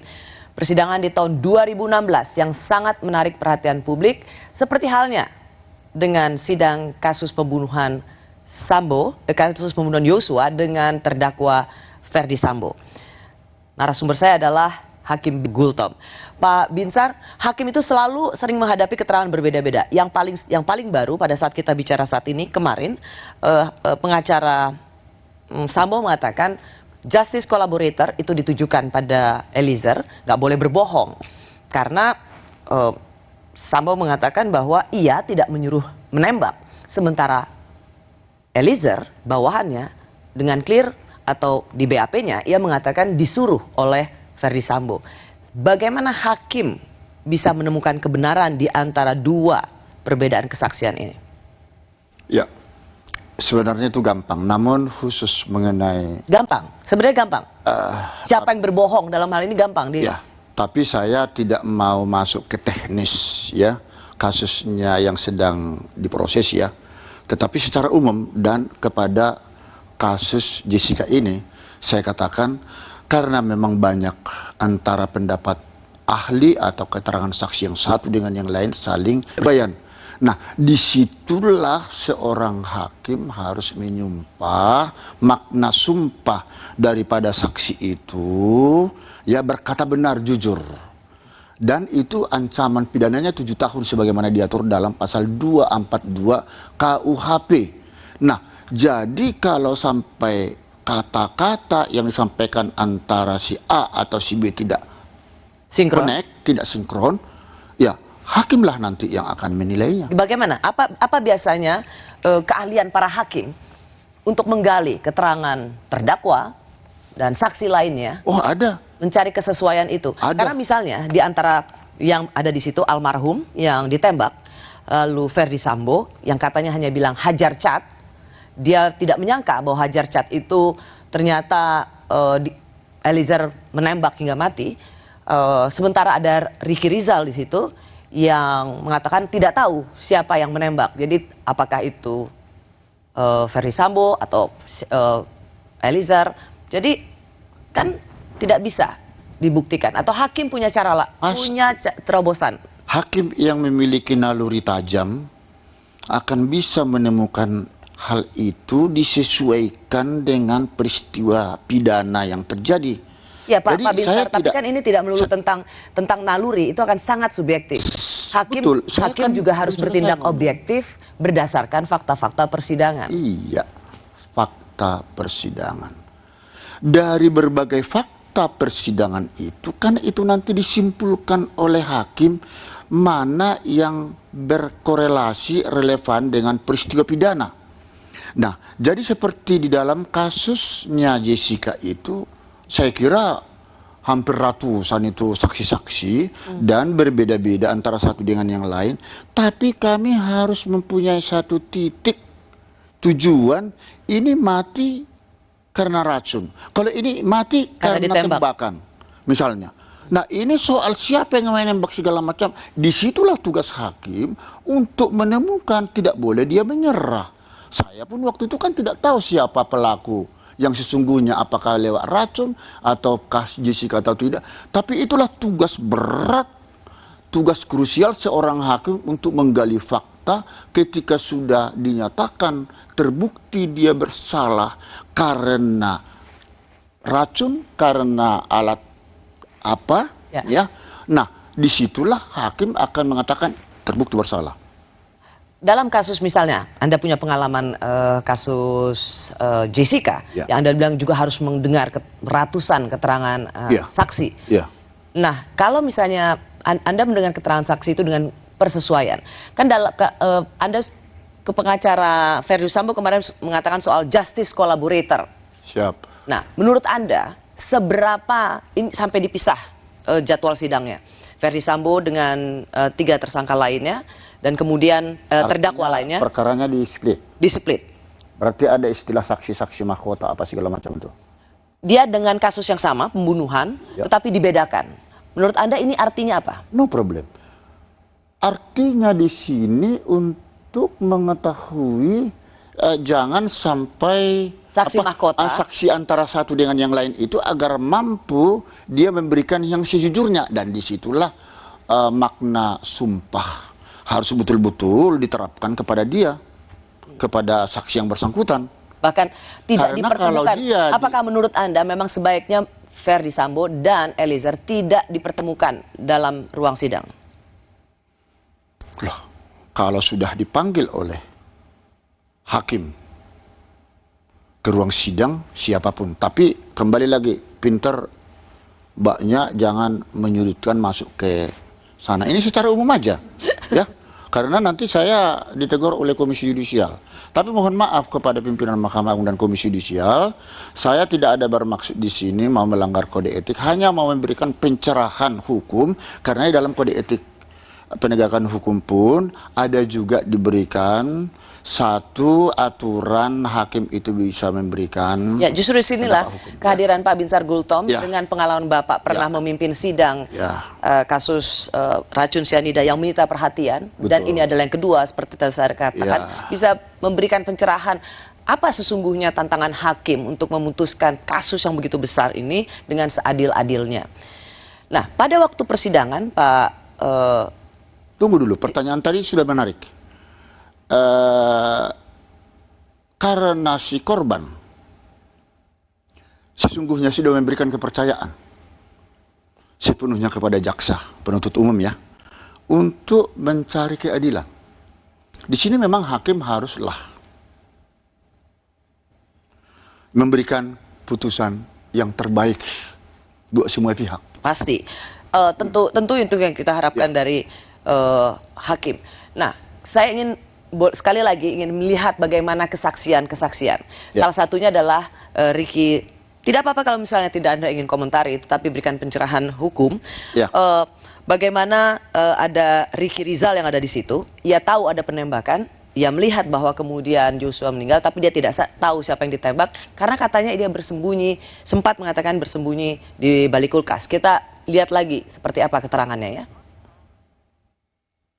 Pada saat di dalam, Richard sudah ada dalam posisi tembak, dan suruh tembak sama Pak Sambo, perintah tembak kepada si dia lihat bahwa ada apa si Joshua ya, nginin badannya, nginin tangannya. Tapi ada kejadian pada saat dia setelah melihat itu ada masuk HT, dia masuk lagi ke dalam, itu posisi yang dilihat Pak Sambo ikut menembak, yang tembakan itu yang masalah dinding, tembok, tangga, itu yang dilihat. Jadi biasa ya Pak, kalau terdakwa itu sering mengubah-ngubah BAP. Awalnya misalnya dibilang ia tidak tahu karena bersembunyi di balik kulkas. Tapi kemudian ada BAP lagi, dia tidak tahu karena HT itu ia menerima panggilan HT sehingga ia berbalik badan. Apakah biasa mengubah-ubah BAP? Dan kemudian apa yang terjadi berbeda juga kesaksian ketika itu sudah di persidangan. Sepertinya kembali lagi saya katakan kurang tepat kalau pertanyaan itu kepada saya. Tetapi saya bisa memberikan satu gambaran umum ya. Adalah hak daripada si tersangka atau si terdakwa melakukan perubahan demi perubahan itu, akan tetapi itu kan semua dicatat dalam berita acara, dan disitulah nanti akan dikorelasikan dengan fakta yang sesungguhnya. Jadi ini wewenang hakim di dalam hal ini semualah. Pasti, semua pasti ini semua ada di tangan hakim. Pokoknya karena hakim kita tunggu hakim dalam bisa menangani pengadilan seperti ini. Kasus. Tapi kan justru hakim juga perlu untuk menjelaskan, ya meskipun itu dianggap saat ini tidak diizinkan, tapi perlu juga menjelaskan, bukankah vonis hakim itu adalah mahkota bagi para hakim? Nah, sebentar Ibu. Saya mau masuk ke selanjutnya soal motif. Sedikit saja ini, seperti ini, kan ada rekonstruksi seperti kami kemarin.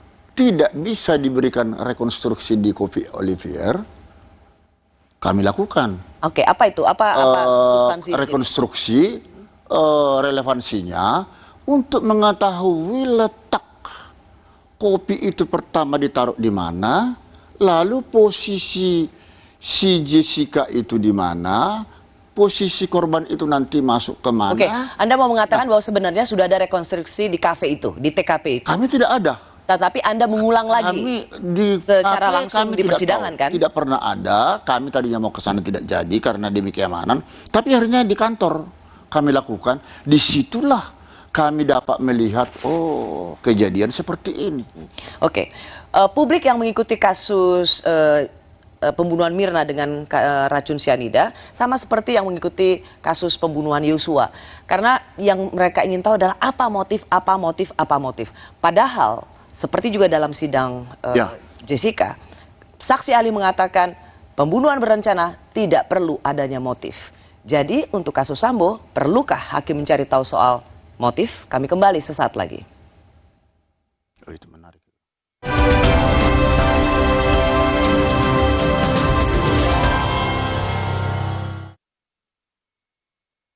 Pengalaman rasa baru. Jisamsu Elite dengan Tobacco Shield. Nikmat tanpa serpihan. Tarikan lebih halus.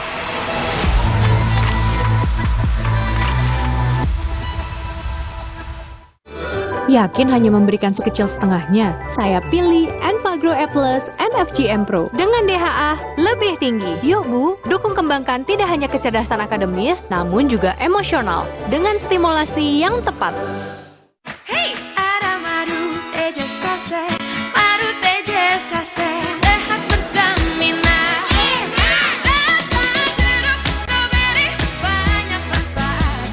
Madu TJ-Sase, enak sehatnya. Bahaya kurang vitamin D. Onde-mande vitamin D. Berjemur aja, cukup nggak ya? Minum MyWell Vitamin D 1000 IU. Penuhi kebutuhan vitamin D, jaga imun well everyday. MyWell Vitamin D 100% well everyday. Walau pengap dan sesak, jangan buka masker. Inovasi baru, Fresh Care Patch.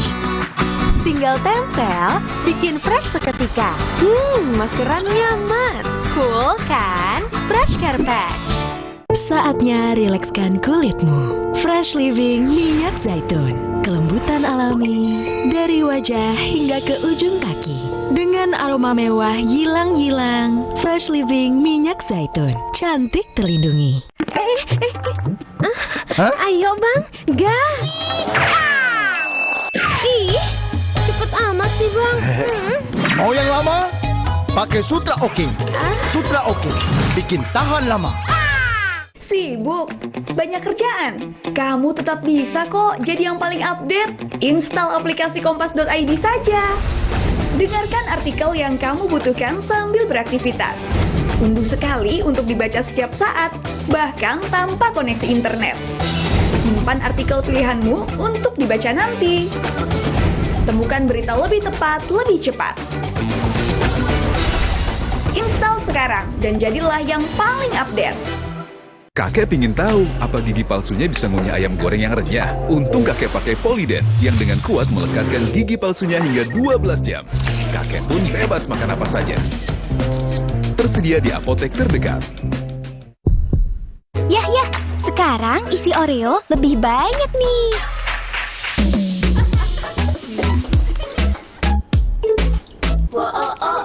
Isi Oreo kini lebih banyak. Beli sekarang.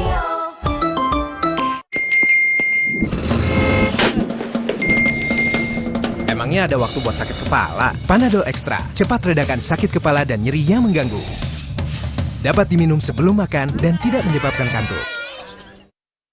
Buat aku, makanan itu penting banget. Tapi dulu, nyicip masakan sendiri aja ngilu. Untung dokter gigi aku nyaranin untuk pakai Sensodyne setiap hari. Sensodyne meredakan gigi sensitifku dan nafasku jadi segar. Pakai Sensodyne setiap hari. Untuk mereka yang bangun lebih pagi, agar bisa mendengarkan lebih awal, untuk mendengar lebih banyak hal, membaginya tepat waktu, agar lebih banyak yang mendengar, lebih banyak yang melihat. Dari generasi ke generasi, dengan lebih pasti. Gapai harmoni Indonesiaku, rangkul aku dalam binekamu. Ku ingin bersatu bersama selamanya. Kita tegar. Menangkan hari kita dari sakit kepala dengan Bodrek. Pilihan kami di Indonesia. Tegar, bersatulah bangsaku. Bodrek, dukung Indonesia bersatu.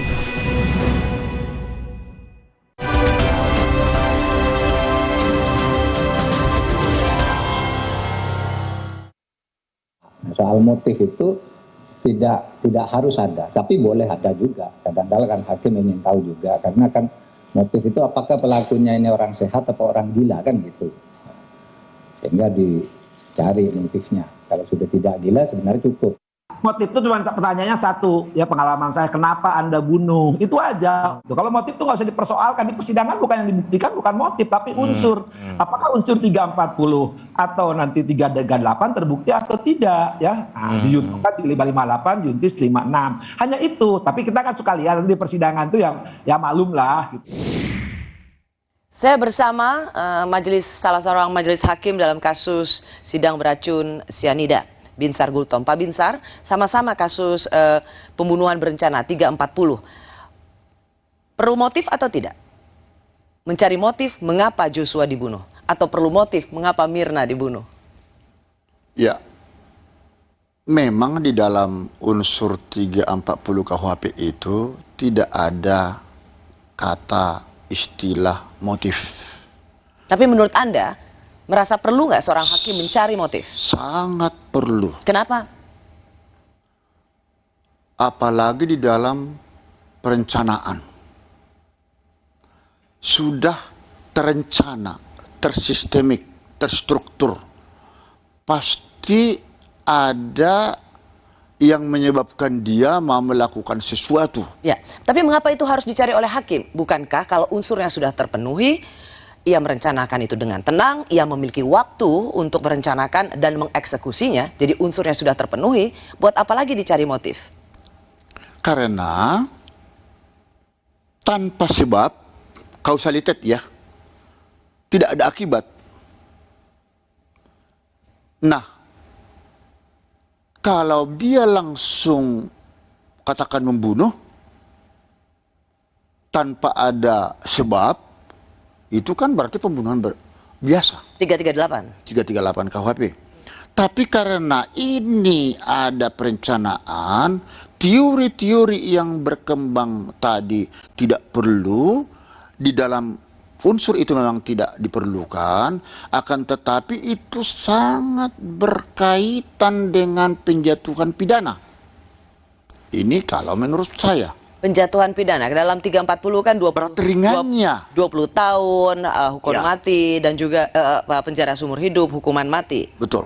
Tapi bukankah dalam persidangan dengan terdakwa Jessica pada waktu itu, majelis hakim memanggil saksi ahli Profesor Edi Sihirie, yang sekarang menjadi Wakil Menteri Hukum dan HAM, di situ mengatakan tidak perlu adanya motif, mencari motif lagi untuk kasus 340.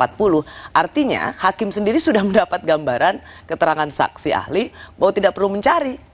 Ya, itu kan menurut pendapat beliau.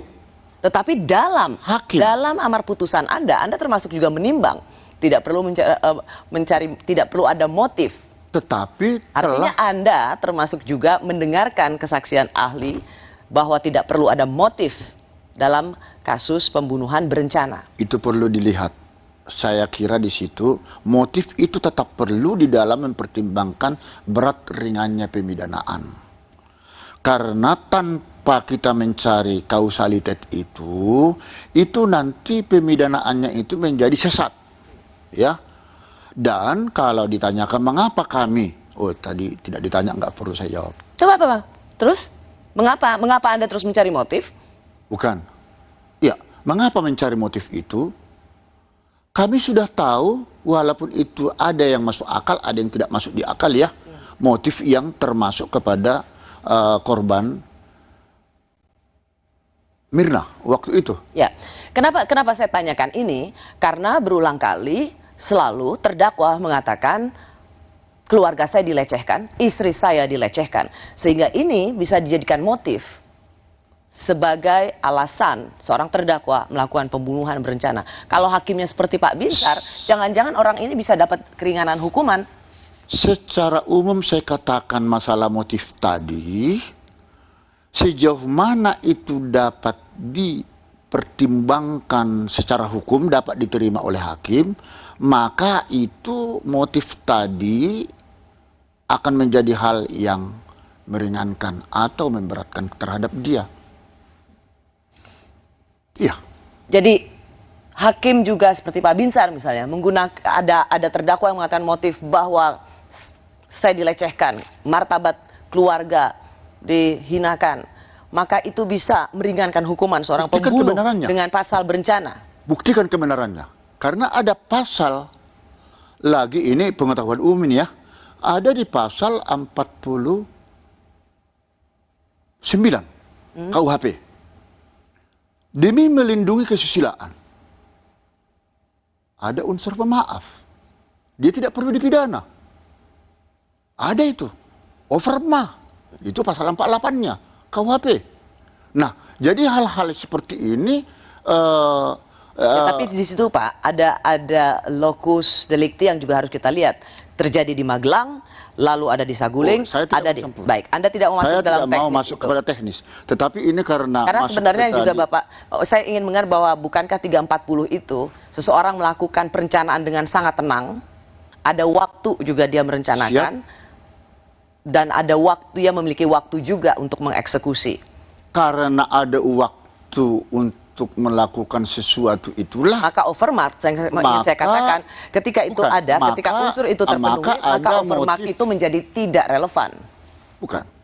Karena ada waktu, beberapa saat katakan, itulah di situ ada motif saya akan lakukan sesuatu kepada dia.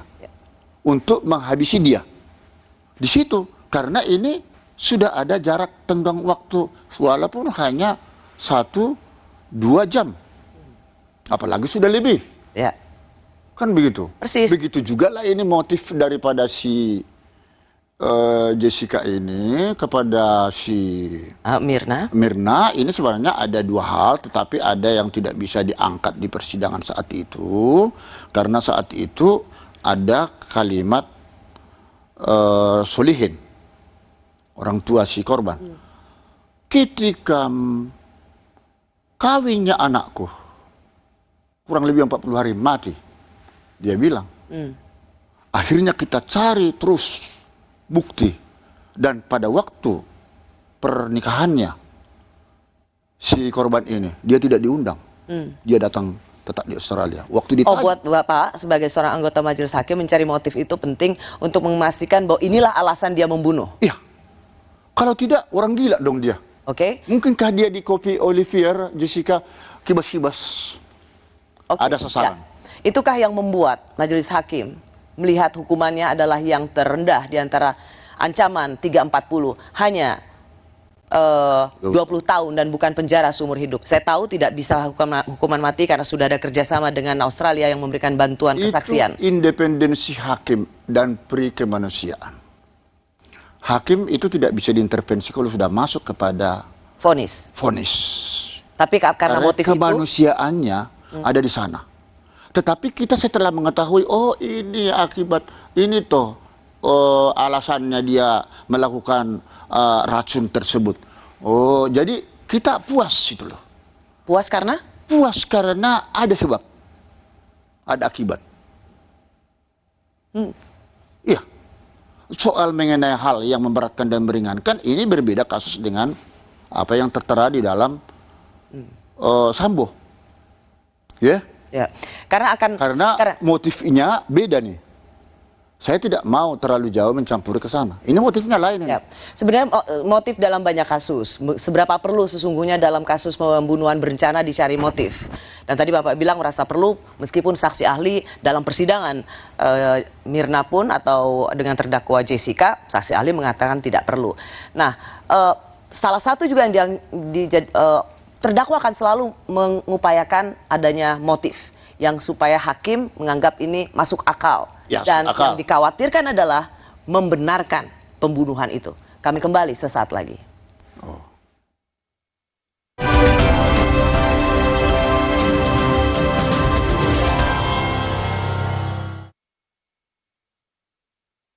Sibuk? Banyak kerjaan? Kamu tetap bisa kok jadi yang paling update. Install aplikasi kompas.id saja. Dengarkan artikel yang kamu butuhkan sambil beraktivitas. Unduh sekali untuk dibaca setiap saat, bahkan tanpa koneksi internet. Simpan artikel pilihanmu untuk dibaca nanti. Temukan berita lebih tepat, lebih cepat. Install sekarang dan jadilah yang paling update. Belum juga nyampe, udah keringatan. Aqua dulu.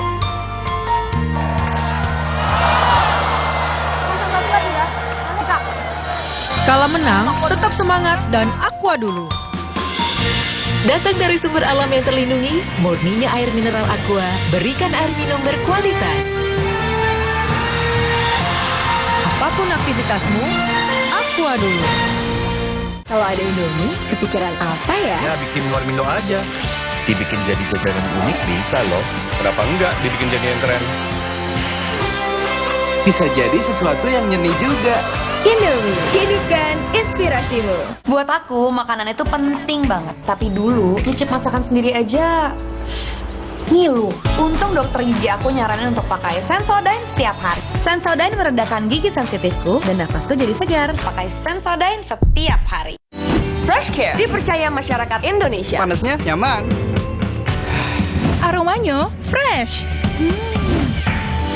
Pilihanku insya Allah halal. Dan hangatnya selalu bikin fresh. Fresh Care. Fresh Care kini hadir dengan Fresh Care Press and Relax. Nyaman dipegang, ada kerokannya. Bisa ngerok, bisa ngeroll sampai belakang.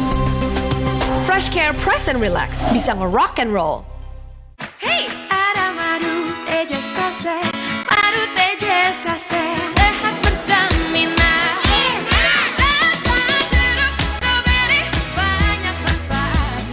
Madu teja saset, enak sehatnya. Bahaya kurang vitamin D. Onde-mande vitamin D. Berjemur aja, cukup nggak ya? Minum MyWell Vitamin D 1000 IU. Penuhi kebutuhan vitamin D, jaga imun well everyday. MyWell Vitamin D 100% well everyday. Walau pengap dan sesak, jangan buka masker. Inovasi baru, Fresh Care Patch. Tinggal tempel, bikin fresh seketika. Maskeran nyaman. Cool kan? Fresh Care Patch. Saatnya rilekskan kulitmu. Fresh Living minyak zaitun. Kelembutan alami dari wajah hingga ke ujung kaki. Dengan aroma